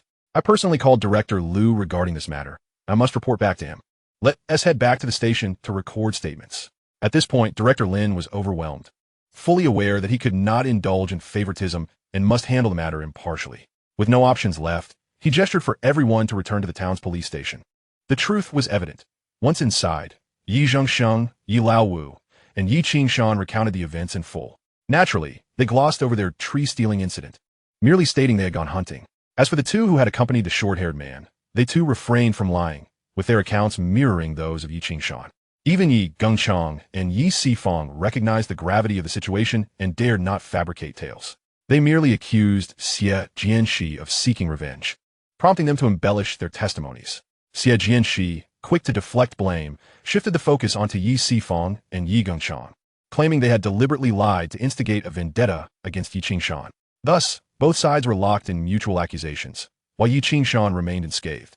The investigation clarified the situation. We indeed acted rashly, and on behalf of my colleagues, I extend our apologies to Mr. Yi, Director Lin stated, his embarrassment palpable as he addressed Yi Qingshan. Director Lin need not be so polite. However, the investigative approach employed by your team indeed requires some refinement, as the methods are rather crude. Yi Qingshan implied pointedly. Director Lin chuckled awkwardly, attempting to ease the tension. Yes, We will certainly improve in the future. Very well then, we have no further business here, so we shall take our leave. However, I kindly ask Director Lin to thoroughly investigate those who have wronged me. Director Chow nodded, his words laced with sharpness. I can also report this back to Director Liu. Just a moment. As they were about to exit, Director Lin could no longer contain himself and called out to Yi Qing-shan, hurriedly pulling him aside and speaking in a subdued tone. There had indeed been some misunderstandings, but now they have been clarified. From my observations, this incident should not pose significant issues for Xie Jianxi. He was likely deceived by Yi Sifang and Yi Gingshan. After all, they are both from the town, and his misguided thoughts stem from the misfortune of his son becoming disabled. Might I kindly request your assistance in extending some understanding towards him? Director Lin's words must be jesting. If I were to show him understanding, who would show me any? You witnessed how terrified my wife and sister-in-law were just moments ago. Here I am, merely trying to do a good deed, and I nearly ended up in custody. Where can I seek justice for myself? And you offer no compensation, correct? Yes, this matter was indeed mishandled by us, and I sincerely apologize. As Director Lin offered his apologies, he unleashed a torrent of curses upon Xie Jianxi's ancestors. If it weren't for the need to clean up your mess, I wouldn't be lowering myself in this manner. Indeed, this situation was poorly handled by him. But he too was a victim of deception. Deceived by whom? Yi Vingshan Inwirit, by Yi Sifang and Yi Gingchang. It was their unfounded words that led to Xie Jianxi's erroneous judgment. Director Lin responded, "Oh, is that so?" Yi Qingshan merely smiled, his expression devoid of any particular sentiment. Actually, Xie Jianxi just informed me that he is extremely grateful for your intervention in saving his son. He even wishes to offer you a token of appreciation. Director Lin continued with his proposal. A token of appreciation? Indeed, you saved his son's life. He certainly ought to reward you. Director Lin persisted, affirming the reasonableness of the gesture, for saving a life is indeed worth more than constructing a pagoda of 7 stories. He said he would give you 200 yuan. Yi Qingshan comprehended the underlying intent. The offer of 200 yuan was an attempt to buy his silence. His son's life is valued at merely 200 yuan. What a paltry sum. Yi Qingshan chuckled derisively, waving his hand. Director Lin, I shall take my leave. Although Yi Qingshan did not outright refuse, his casual mention of returning signified a rejection. Wait a moment. Director Lin felt a jolt of panic and promptly called him back, urging him to wait as he dashed inside to speak with Xie Jianxi. That man is rather stingy. Upon his return, Director Lin had only one solution, to shift all blame onto Yi Sifang and Yi Gengchang, firmly asserting that they had deceived him in an effort to frame Yi Qingshan. Moreover, the two individuals could easily be implicated as well, effectively transferring the burden of blame to them. Additionally, it was imperative to ensure that Yi Qingshan did not turn against you, lest Director Liu descend upon you, and you find yourself incarcerated as well. Did he agree? He claimed your son's life was too cheap, and then attempted to leave. How much does he want? Xie Jianxi understood the gravity of the situation. You have but one opportunity. Think carefully. Director Lin did not propose a sum, but rather observed him intently. If he accepts your token of appreciation, he may very well let you off the hook. If he declines, there will be no mercy. Reflect on this matter. Xie Jianxi felt the urge to slap himself. He had thought he was merely bullying a country bumpkin. Little did he know there were powerful figures behind him. This time, he had truly misjudged the situation. I will offer 600. Go tell him I will give him 600 yuan to express my gratitude for saving my son. 600? Are you certain? This matter cannot wait. It must be done immediately. With so many witnesses present, this money is being given as a token of thanks for saving his son's life. Do you understand? I understand. I completely understand. Have my wife bring over the 600 yuan at once. Director Lin nodded. He soon returned to Yi Qingshan, hastily presenting himself. He just spoke with me again and acknowledged that 200 yuan was indeed too little. To demonstrate his sincerity, he is now willing to offer 600. I've already sent someone to notify his wife to bring the money immediately. Rest assured, this is solely a token of gratitude for saving his son's life. Nothing more. Chapter 77. Requesting someone to saw wood. Yi Qingshan nearly burst into laughter. Truly, Director Lin was the more astute one, handling matters with commendable efficiency. This sum of money, under the guise of gratitude, could be accepted without complications, especially since he had indeed saved the young lad's life. Since they are so grateful, I shall accept it. However, Director Lin must ensure that those who have wronged me are held accountable. Absolutely, you can rest assured. Director Lin exhaled in relief, knowing Yi Qingshan had acquiesced. Before long, the 600 yuan was procured and handed over before a crowd of witnesses. This is the gratitude from Mr. Xie Jianxi for Mr. Yi's life-saving intervention for his son. This incident has indeed been a misunderstanding on our part. With this, the matter is resolved. You may all return. Yi Qingshan nodded and then departed from that place. Yet, upon leaving, he immediately approached Director Chow. Director Chow, thank you for your assistance. Director Chow smiled and shook his head. It was my duty. Moreover, this situation was not instigated by you. Rather, they conspired to frame you. I certainly had to intervene. Otherwise, what would I be? Yi Qingshan smiled appreciatively, expressing his gratitude once more before heading home with Yi Dachuan, Yi Zhenxing, and Yi Laowu. Throughout the journey, Yi Zhengsheng and Yi Laowu could not contain their vitriol against Yi Sifeng and Yi Gengchong, hurling insults of the most disparaging nature, effectively cursing their lineage with fervor. Upon finally returning to the village, they were met by the sight of Yi Sihai emerging with a stormy expression. Yi Sihai, what madness has overtaken you? Yi Zing, known for his fiery temper, shouted angrily, what do you intend to do? Damn it. Did you incite your son to wrongfully accuse Qingshan? You truly are something else. Where are they? Yi Sihai inquired, a touch of desperation in his voice. Those two have falsely accused Qingshan, and naturally, they must now face the consequences of their actions in custody. What else could you expect? Yi Zing repeated succinctly. Yi Sihai nearly collapsed from shock. This. Yi Qingshan and his companions paid no heed to the man, brushing past him. However, as they departed, Yi Zhengsheng quickly patted his shoulder. Hurry home. Chen Yu is undoubtedly worried sick. Yi Qingshan nodded, exchanging a few hurried words before making his way home. Upon arriving, he found Chen Yu with red, swollen eyes, who immediately leaped into his arms, leaning on his shoulder on the verge of tears. Chen Ting, though concerned, merely held Lu Xiaoyan behind her and refrained from speaking. It's all right. Yi Qingshan gently patted his wife's shoulder, offering her comfort. It's nothing serious. I had anticipated this possibility. They even collided with me, providing the perfect opportunity for me to address the matter. Now, Yi Sifeng and his ilk are at a significant loss. I won't let this go. I will compel the town police station to investigate. Their false accusations against me cannot be overlooked. We shall see how they navigate this situation. Do not worry. Everything will be fine. After listening to his lengthy discourse, Chen Yu felt a modicum of relief. Could it be said that this was a case of fortune arising from misfortune? Once Chen Yu's emotions had calmed somewhat, Chen Ting turned to Yi Qingshan. In my opinion, those two, the uncle and nephew, are unlikely to fare well. Yi Qingshan let out a cold laugh, asserting that this time they had truly brought this upon themselves. Then we can rest easy. Chen Ting nodded, thoroughly relieved, a smile gracing her face. The villagers had been thoroughly astonished by the commotion of the morning. You should stay home. Don't go anywhere. I will prepare lunch for you shortly. All right.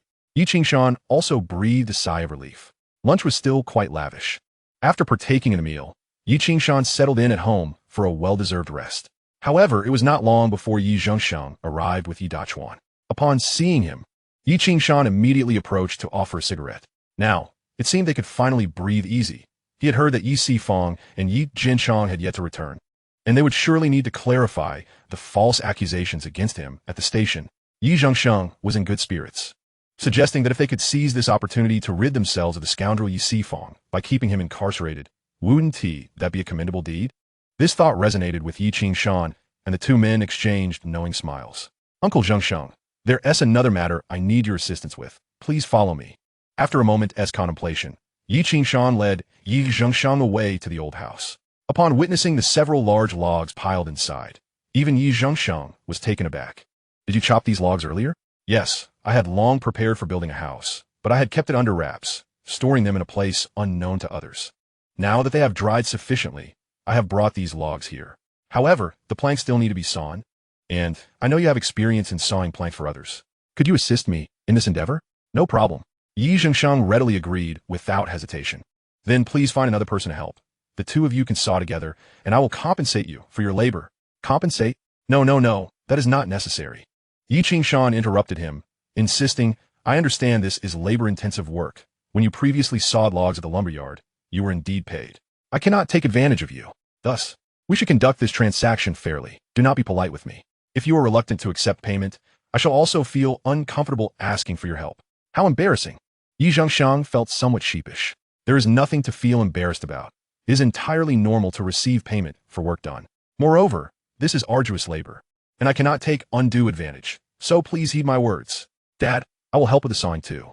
Unishpiktidli, Ye Dajuan chiming.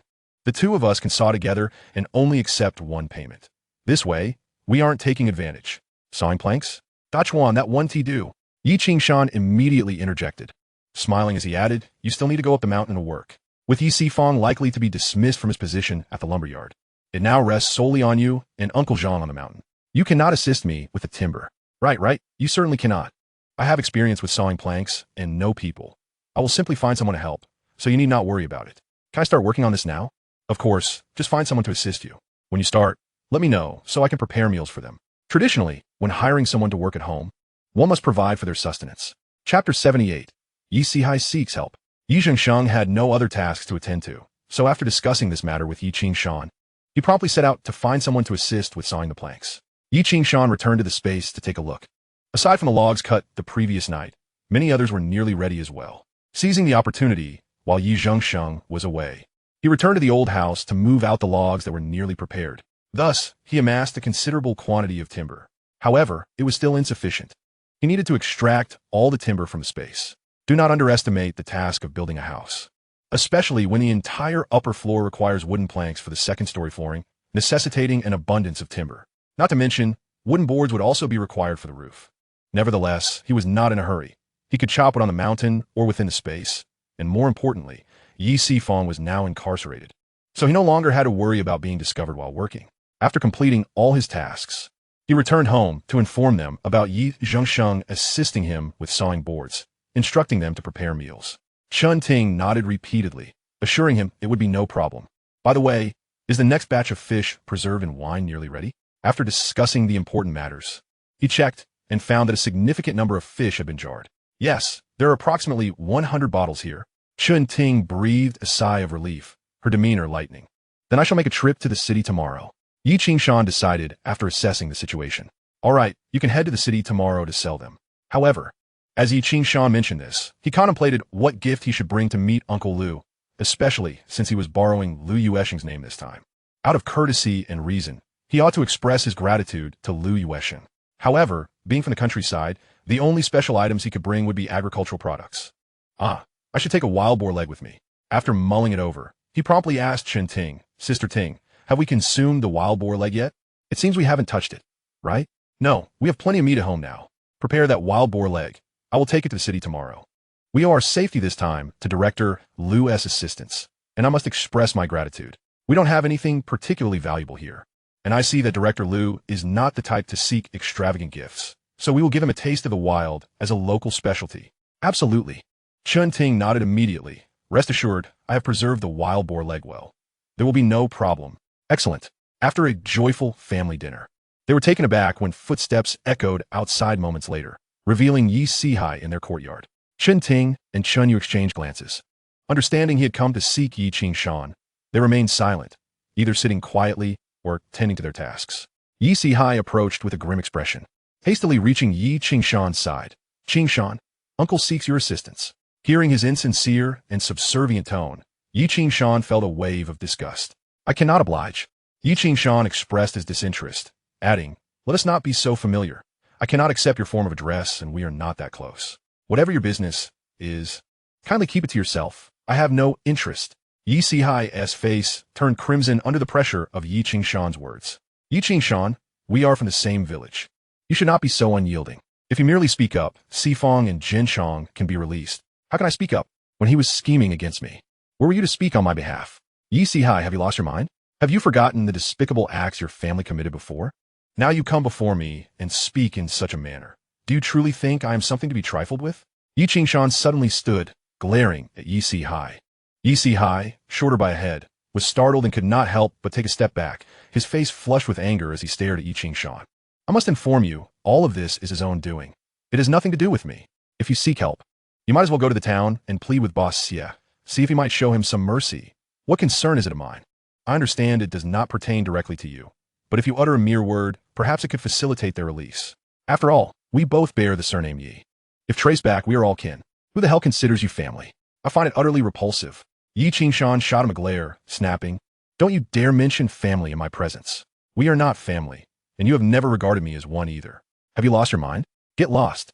Realizing Yi Qingshan's words were laced with venom, Yi Sihai understood that pleading with him was futile. His face turned a mottled shade as he pointed a finger at him, saying, Yi Qingshan, remember, you said this. Don't you dare regret it. Regret? What have I to regret? Do you doubt my willingness to take action against you? Yi Qingshan had long harbored disdain for their family, knowing they had set numerous traps for him. Seeing this man still lingering, he delivered a swift kick, sending Yi Sihai sprawling to the ground. Before he could regain his senses, Yi Qingshan seized him and thrust him violently against the wall. Though the wall was made of earth and not as solid as brick, it was still sufficiently hard, leaving him dazed and disoriented. You dare strike me? Chun Ting and Chun Yu, the two sisters, gasped in shock. Hitting you was merely a mild reprisal. Should your family dare to provoke me again, consider this merely the beginning. I shall see to it that your entire family finds themselves in custody. Do not mistake my words for empty boasts. Your worthless clan is easily dispatched should I choose to act. Do not let me catch you again. With that, he released Yi Sihai, commanding, scram, and stay as far away from my home as possible. Dazed and reeling from the force of the encounter, Yi Sihai stumbled backward, only to hear Yi Qingshan's scornful voice echoing from behind. What nonsense! If you wish to beg, at least do so with some humility. Do you truly think so highly of yourself? Humiliated and enraged, Yi Sihai hastened to leave. However, he did not venture to another destination, but instead made his way to Yi Liuxing's residence. Liusheng. He rushed into Yi Liuxing's home, immediately bursting into tears as he recounted. You must help. Look at what they did to me. It was Yi Qingshan who assaulted me. How could he be so ruthless? I did nothing to provoke him. Yet he left me in this state. How dare he lay hands on me?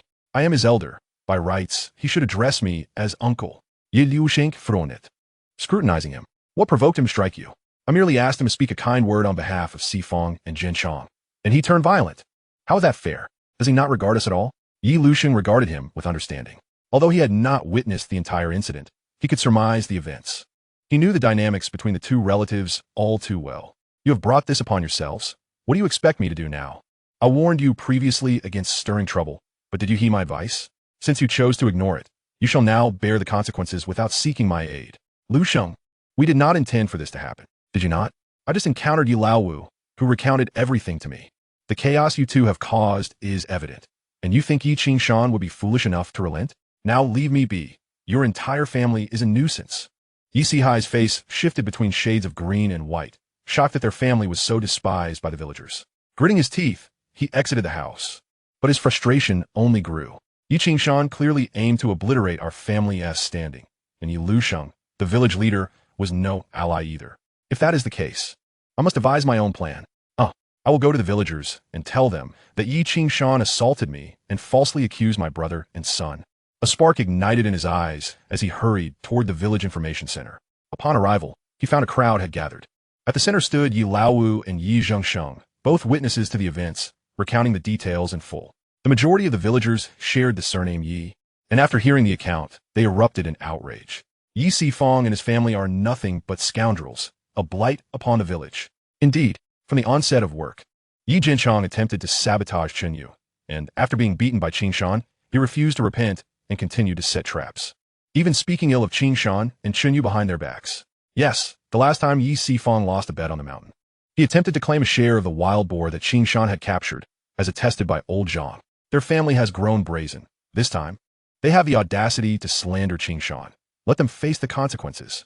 Yi Sihai, eavesdropping from a distance, felt his face pale as he heard the villagers ridicule his family.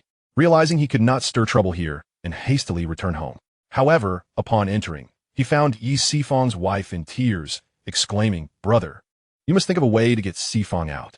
If not, our family is finished." Yi Sihai, infuriated, stammered, "I am at a loss. The villagers act as if they have gone mad, siding with them, completely disregarding us. What do you expect me to do? If I speak out, they will not listen. Brother, you must find a way to free Sifong. I will wait for you at home tonight." While they were consumed with their troubles, Yi Qingshan returned to his personal space. It had been some time since he last fished. They needed to sell dried fish. So he resolved to catch some from the lake within his realm. Upon entering, he noticed the sky had darkened, with only a scattering of stars. Yet the moon shone brightly, illuminating the surroundings. Everything must be done by oneself. Earning a living requires effort, and fishing is no exception. It is exhausting. Standing on the bamboo raft, he murmured to himself, "This will not do. I must devise a plan, given that I have been granted this space. I should explore other possibilities." He contemplated, observing that the items he had stored could indeed be summoned to his side at will, but no other effects seemed to manifest. With no other recourse, he picked up the fishing net and began casting it into the water. The aquatic resources here were indeed abundant. After several casts, he had gathered a substantial haul. However, on the third cast, he sensed something amiss. What is this? It does not feel like a fish. There is no struggle. Intrigued, he tugged at the line with force. When the object surfaced on the raft, he was taken aback. To his relief, it was not a corpse, but rather a humanoid figure.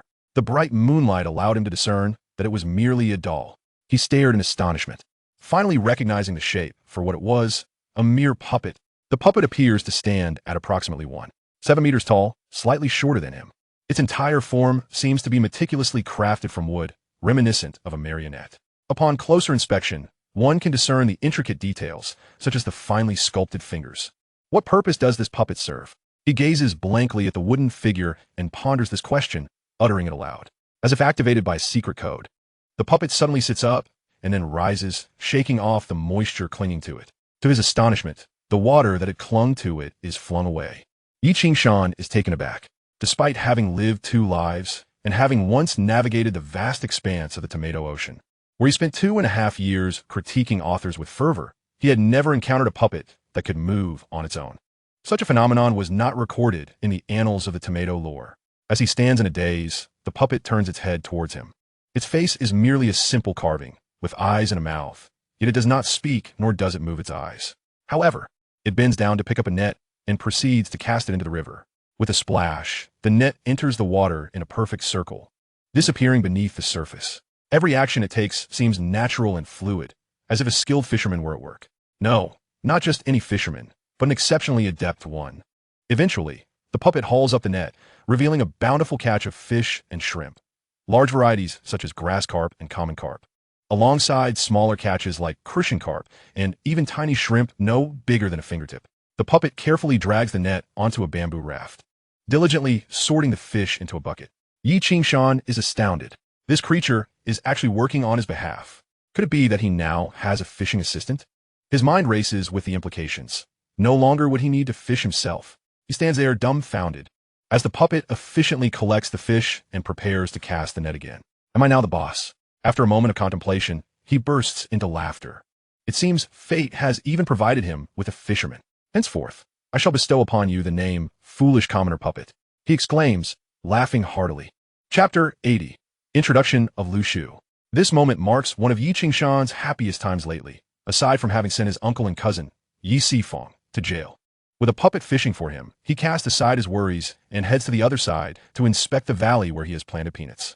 If there exists a fisherman puppet in the lake, could there possibly be a farming puppet hidden here as well? With the fisherman puppet tending to his fishing, he fixates on the fields, hoping to discover a puppet suited for farming. However, mere observation will not suffice. After working in this area for days, he has yet to encounter any puppets. The fisherman puppet lies submerged in water. Might the farmer puppet be buried in the soil? As he wanders over, murmuring his thoughts, he realizes that such a notion would have seemed absurd to him before, but having encountered the fisherman puppet, he feels a renewed sense of possibility. Armed with a hoe, he begins to dig, shifting soil from side to side, eagerly searching for signs of a puppet. As he continues to mutter and dream, he soon reaches a patch of sandy soil. This sandy ground, though not entirely composed of sand, yields a crunching sound beneath his feet. Upon closer inspection, he is surprised to find several sprouts emerging from the sand. Curious, he digs down, uncovering a slender piece of wood standing upright, resembling a finger. The vine seems to sprout from this wood. Why does this wood seem so familiar? He is astonished as he reaches down to dig further and discovers not just one, but 5 such pieces. A realization dawns upon him, and with renewed excitement, he continues to excavate. Before long, he uncovers the face of a puppet. The moment its visage is revealed, it abruptly sits up, shaking off the sand that clings to it. Gradually, it stands, mirroring the fisherman puppet, vigorously shaking off the remaining debris. It steps aside, gently tugging at the vine that has grown from its finger. The vine falls away effortlessly. He crouches down, carefully moving the vine to the side. Before Yi Qingshan can fully comprehend the scene, he notices another puppet rising from the very spot where the first one lay. This new puppet, a woman, stands gracefully and mimics the earlier puppet's motions, shaking her body before positioning herself beside the male puppet. A perfect pair. Yi Qingshan watches this strange yet harmonious tableau, nearly bursting into laughter. From this moment onward, these two shall tend to the fields. He extends his hoe toward them. The male puppet reaches out to take it, giving it a firm grip as if to convey understanding of Yi Qingshan's intentions. Excellent. Yi Qingshan beams with joy, even patting their shoulders. You shall be in charge here. I will instruct you on what to do, and you shall follow my directives. The two puppets nod in agreement. Splendid. Yi Qingshan chuckles heartily, instructing them to start tilling the soil, with plans to have them plant crops afterward. Once the work is done, they may take a break. The puppets swiftly commence their tasks. Yi Qingshan ponders for a moment before returning to the real world, retrieving two large basins and placing them by the lake's edge. Deep within the lake, the fisherman puppet seems to have filled its haul and is now paddling back toward him. Its familiar demeanor makes Yi Qingshan feel as though he is observing a real person, not merely a puppet. Even the robotic creations of Yu Shu lack such fluidity. The puppet reaches the shore, pouring the fish from the bucket into the basins before setting off once more to fish. Incredible. He cannot help but sigh in admiration. Returning to reality with a smile. Just as he steps back, Chun Yu approaches, noticing his beaming expression and inquiring, "What brings you such joy?" Yi Qingshan, with utmost sincerity, replies, "I am simply elated at the thought of Yi Sifong and Yi Jin being locked up." Chun Yu bursts into laughter, her joy infectious. The couple shares a hearty laugh. Chen Ting walks by, glancing at them with a smile on her lips, asking, "What are you two up to?" "Sister, I was just thinking about how happy we are that Yi Jin is behind bars."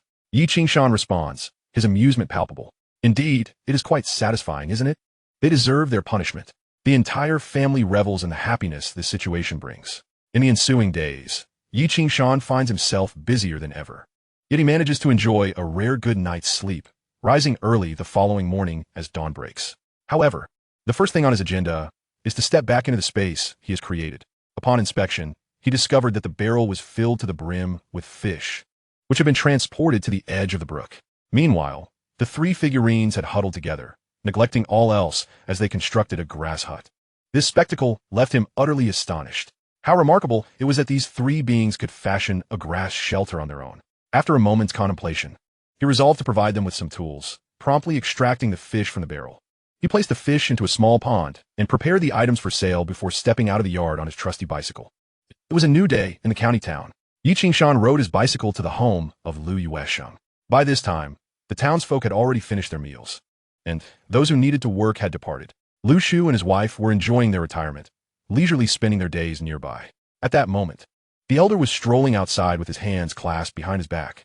Upon seeing him, his eyes lit up, and he greeted him with warmth. "Qingshan, it has been a while since your last visit," Lu Shu exclaimed with a smile. "Indeed, I've been quite occupied lately. There has been much to attend to at home," he explained. "Is this your handiwork?" Lu Shu inquired, pointing to the items. "Yes, it is indeed our homemade fermented fish and dried fish," he replied, showing Lu Shu the contents. "It appears to be quite similar to the last batch. Come, let me introduce you to someone." The elder was enthusiastic, leading him to the side. Before long, they arrived at a small shop. "Xiao Yu, allow me to introduce you. This is Yi Qingshan from Xiaolin Town," Lu Shu said with great enthusiasm as he pulled him closer for a proper introduction. "Uncle Lu, I am aware of him. I have met him before." The man named Xiao Yu, who was not particularly young, around 40, stood up with a smile and addressed Lu Shu. "The last time he came to sell his wares, many people bought from him. I sampled his goods and can attest to their quality, particularly the dried fish." "Greetings, Uncle Yu." Yi Qingshan politely acknowledged him. Lu Shu beamed with approval. This young man displayed commendable manners, making matters much easier. "Aren't you selling goods here? Such mountain products are quite popular in this area. Perhaps you should consider collaborating," Lu Shu stated directly. Chapter 81. No phone calls. "I have no objections." Uncle Yu readily agreed. "We genuinely need these items. And since they are dry goods, they have a long shelf life. Moreover, we are all aware of the rich resources from Xiaolin Town. The last time you visited, the sales were excellent, and I am confident that I can sell them well too." "Very well, you two discuss the details." Lu Shu chuckled, patting Yi Qingshan on the shoulder. "Once you finalize everything, don't leave too quickly. Come to my home for a visit." With that, the elder ambled back home. Yi Qingshan felt a wave of gratitude. It was truly remarkable how kind the elder was, and achieving such rapport was no small feat. "Come, have a seat." Uncle Yu smiled, offering a chair for Yi Qingshan. "Uncle Yu, let us first examine the goods." "Certainly, let me take a look." With that, Uncle Yu stepped forward to inspect the items. The quality of the goods was evident to all. After his inspection, Uncle Yu nodded in approval, refraining from deliberately pointing out any flaws. "These are indeed fine products. I have tasted your offerings during your last visit. I'm also aware of the price you previously set, which was reasonable and not exorbitant." Yi Qingshan nodded in agreement. However, I must inform you that if you sell everything to me, the price will differ from retail. I must earn a profit in the process. Or else collaboration would be unnecessary. Uncle Yu, I anticipated this. If we were to collaborate long-term, I would sell you the fermented fish at $2.50 per can and the dried fish at $1.80 per pound. As for how you choose to sell them, that is your prerogative. Whether you make a large or small profit is up to you. I assure you that I have left ample profit margin for you, and you will not incur losses. Uncle Yu's eyes brightened at the young man's generosity, recognizing the ample profit margin he had provided. Since Lu Shu recommended you, I find you quite agreeable. Let us proceed as you proposed. Once they reached an agreement, the pricing became straightforward, and they proceeded to weigh the fishing rods. The current batch of rods weighed approximately 12 pounds, valued at $21.60. The fermented fish consisted of 95 cans, totaling $2,375. The grand total amounted to $2,591. Uncle Yu readily paid the amount, and Yi Qingshan promptly handed over all the goods. Uncle Yu, I wish you prosperous business. Yi Qingshan sighed with relief. Although he earned slightly less compared to retail, this arrangement was far more convenient. Furthermore, it was impractical for him to remain in one location for sales, as market saturation would soon occur, necessitating the search for new selling venues, which would consume even more time. Ultimately, wholesale arrangements like this proved to be the most efficient. Very well, may our collaboration flourish. Uncle Yu smiled. With that, Yi Qingshan took his leave and headed toward Lu Shu's residence. Upon entering, he also took the wild boar leg he had set aside in his basket. At that moment, Lu Shu was brewing tea in his courtyard. Upon seeing Yi Qingshan with a wild boar leg, he chuckled. Grandpa Lu, I don't have much else, just a bit of game. This is a wild boar I hunted in the mountains these past few days. I've kept one leg, and the rest I sold. You should try this. It is likely rare in the city. Some people have a taste for it, but I find it slightly inferior to domestic pork. Still, it's a novelty. He presented the wild boar leg. Lu Shu laughed heartily. You are quite candid. Others present gifts and extol their virtues. Yet you straightforwardly state that this item pales in comparison to domestic pork. However, as a fellow villager, I can relate. In my youth, I also sampled wild boar, and indeed, it does not compare to the taste of farmed pork. But as you said, it's all about the novelty. Yi Qingshan chuckled in response. Lu Nai accepted the offering, and Yi Qingshan joined Lu Shu at the table. Lu Shu poured him a cup of tea. Have you finalized the negotiations? Yi Qingshan nodded, recounting the details of their discussion. Very good. Lu Shu nodded again, visibly pleased. Your approach is well suited for selling to a specific individual. Selling here daily would be quite time-consuming. That was my thought as well. It was Uncle Lu's assistance that made our negotiations so smooth. Had I approached him alone, I might have faced a tougher bargaining process. Indeed, do not be misled by the current ease of negotiation. It is largely due to Lu Shu's reputation that Uncle Yu does not dare to push too hard on the price.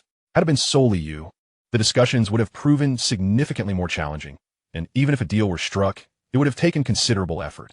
After conversing for a while longer, Yi Qingshan prepared to return home. Yet, he found it curious that Lu Shu had not mentioned Lu Yueshing's assistance. Regardless, the gift had been delivered, and some matters need not be brought to light. Thus, he bade farewell to Lu Shu. Will you not join us for lunch? Lu Shu asked with a smile. No, I'm quite busy at home. There are many matters to attend to. If you have time, you are welcome to visit my village. I'll take you hunting in the mountains. Lu Shu's interest piqued, but he quickly chuckled wryly. Do you think my body can handle that? Your health is quite robust. So what is there to worry about? Let's leave it at that for now. Yi Qingshan smiled, bidding farewell to Lu Nai before departing on his bicycle. Before long, he arrived at the town government. He rode his bicycle directly inside and soon found Director Chow. Upon seeing him, Director Chow was taken aback and immediately rose to his feet. Yi Qingshan smiled and produced a piece of wild boar meat from within, extending it towards him. Here, this is the wild boar I hunted. It's nothing of great value. Director Chow paused for a moment, then quickly broke into a grin. Have you gone to the city to sell meat? He inquired. Not exactly selling meat. I was there to sell some other items. Did you meet with Director Lu? No, but I did have a brief encounter with his parents. I forgot to mention, I never actually called Director Lu. Director Chow blinked at him. Yi Qingshan was taken aback, but soon grasped the implication. Do you know why? Director Chow seemed to be testing him. I do. Yi Vingshan nodded, reasoning that it would be quite improper to trouble a high-ranking director over such trivial matters. It was merely a means to exert pressure on Director Lin. Besides, if Director Lin were to take issue and approach Director Lu, regardless of whether he could even find him, our position would still be justified. Furthermore, if he were to seek him out and mention us, it would not be the same as us causing trouble for Director Lu. Is that the essence of it? Director Chow let out a hearty laugh, expressing admiration. You are remarkably astute. It's no wonder you maintain such a good rapport with Director Liu. If I were Director Liu, I would certainly appreciate you. What cleverness is there? Yi Qingshan replied with a wry smile. I saw Chuan earnestly tell me you had called Director Liu, and I took him at his word without a hint of doubt. He sighed, realizing that it was largely due to Yi Dachuan's sincerity that he had not suspected otherwise. But perhaps it is not entirely wrong. Director Chow might have indeed mentioned it over the phone, just not actually dialed out.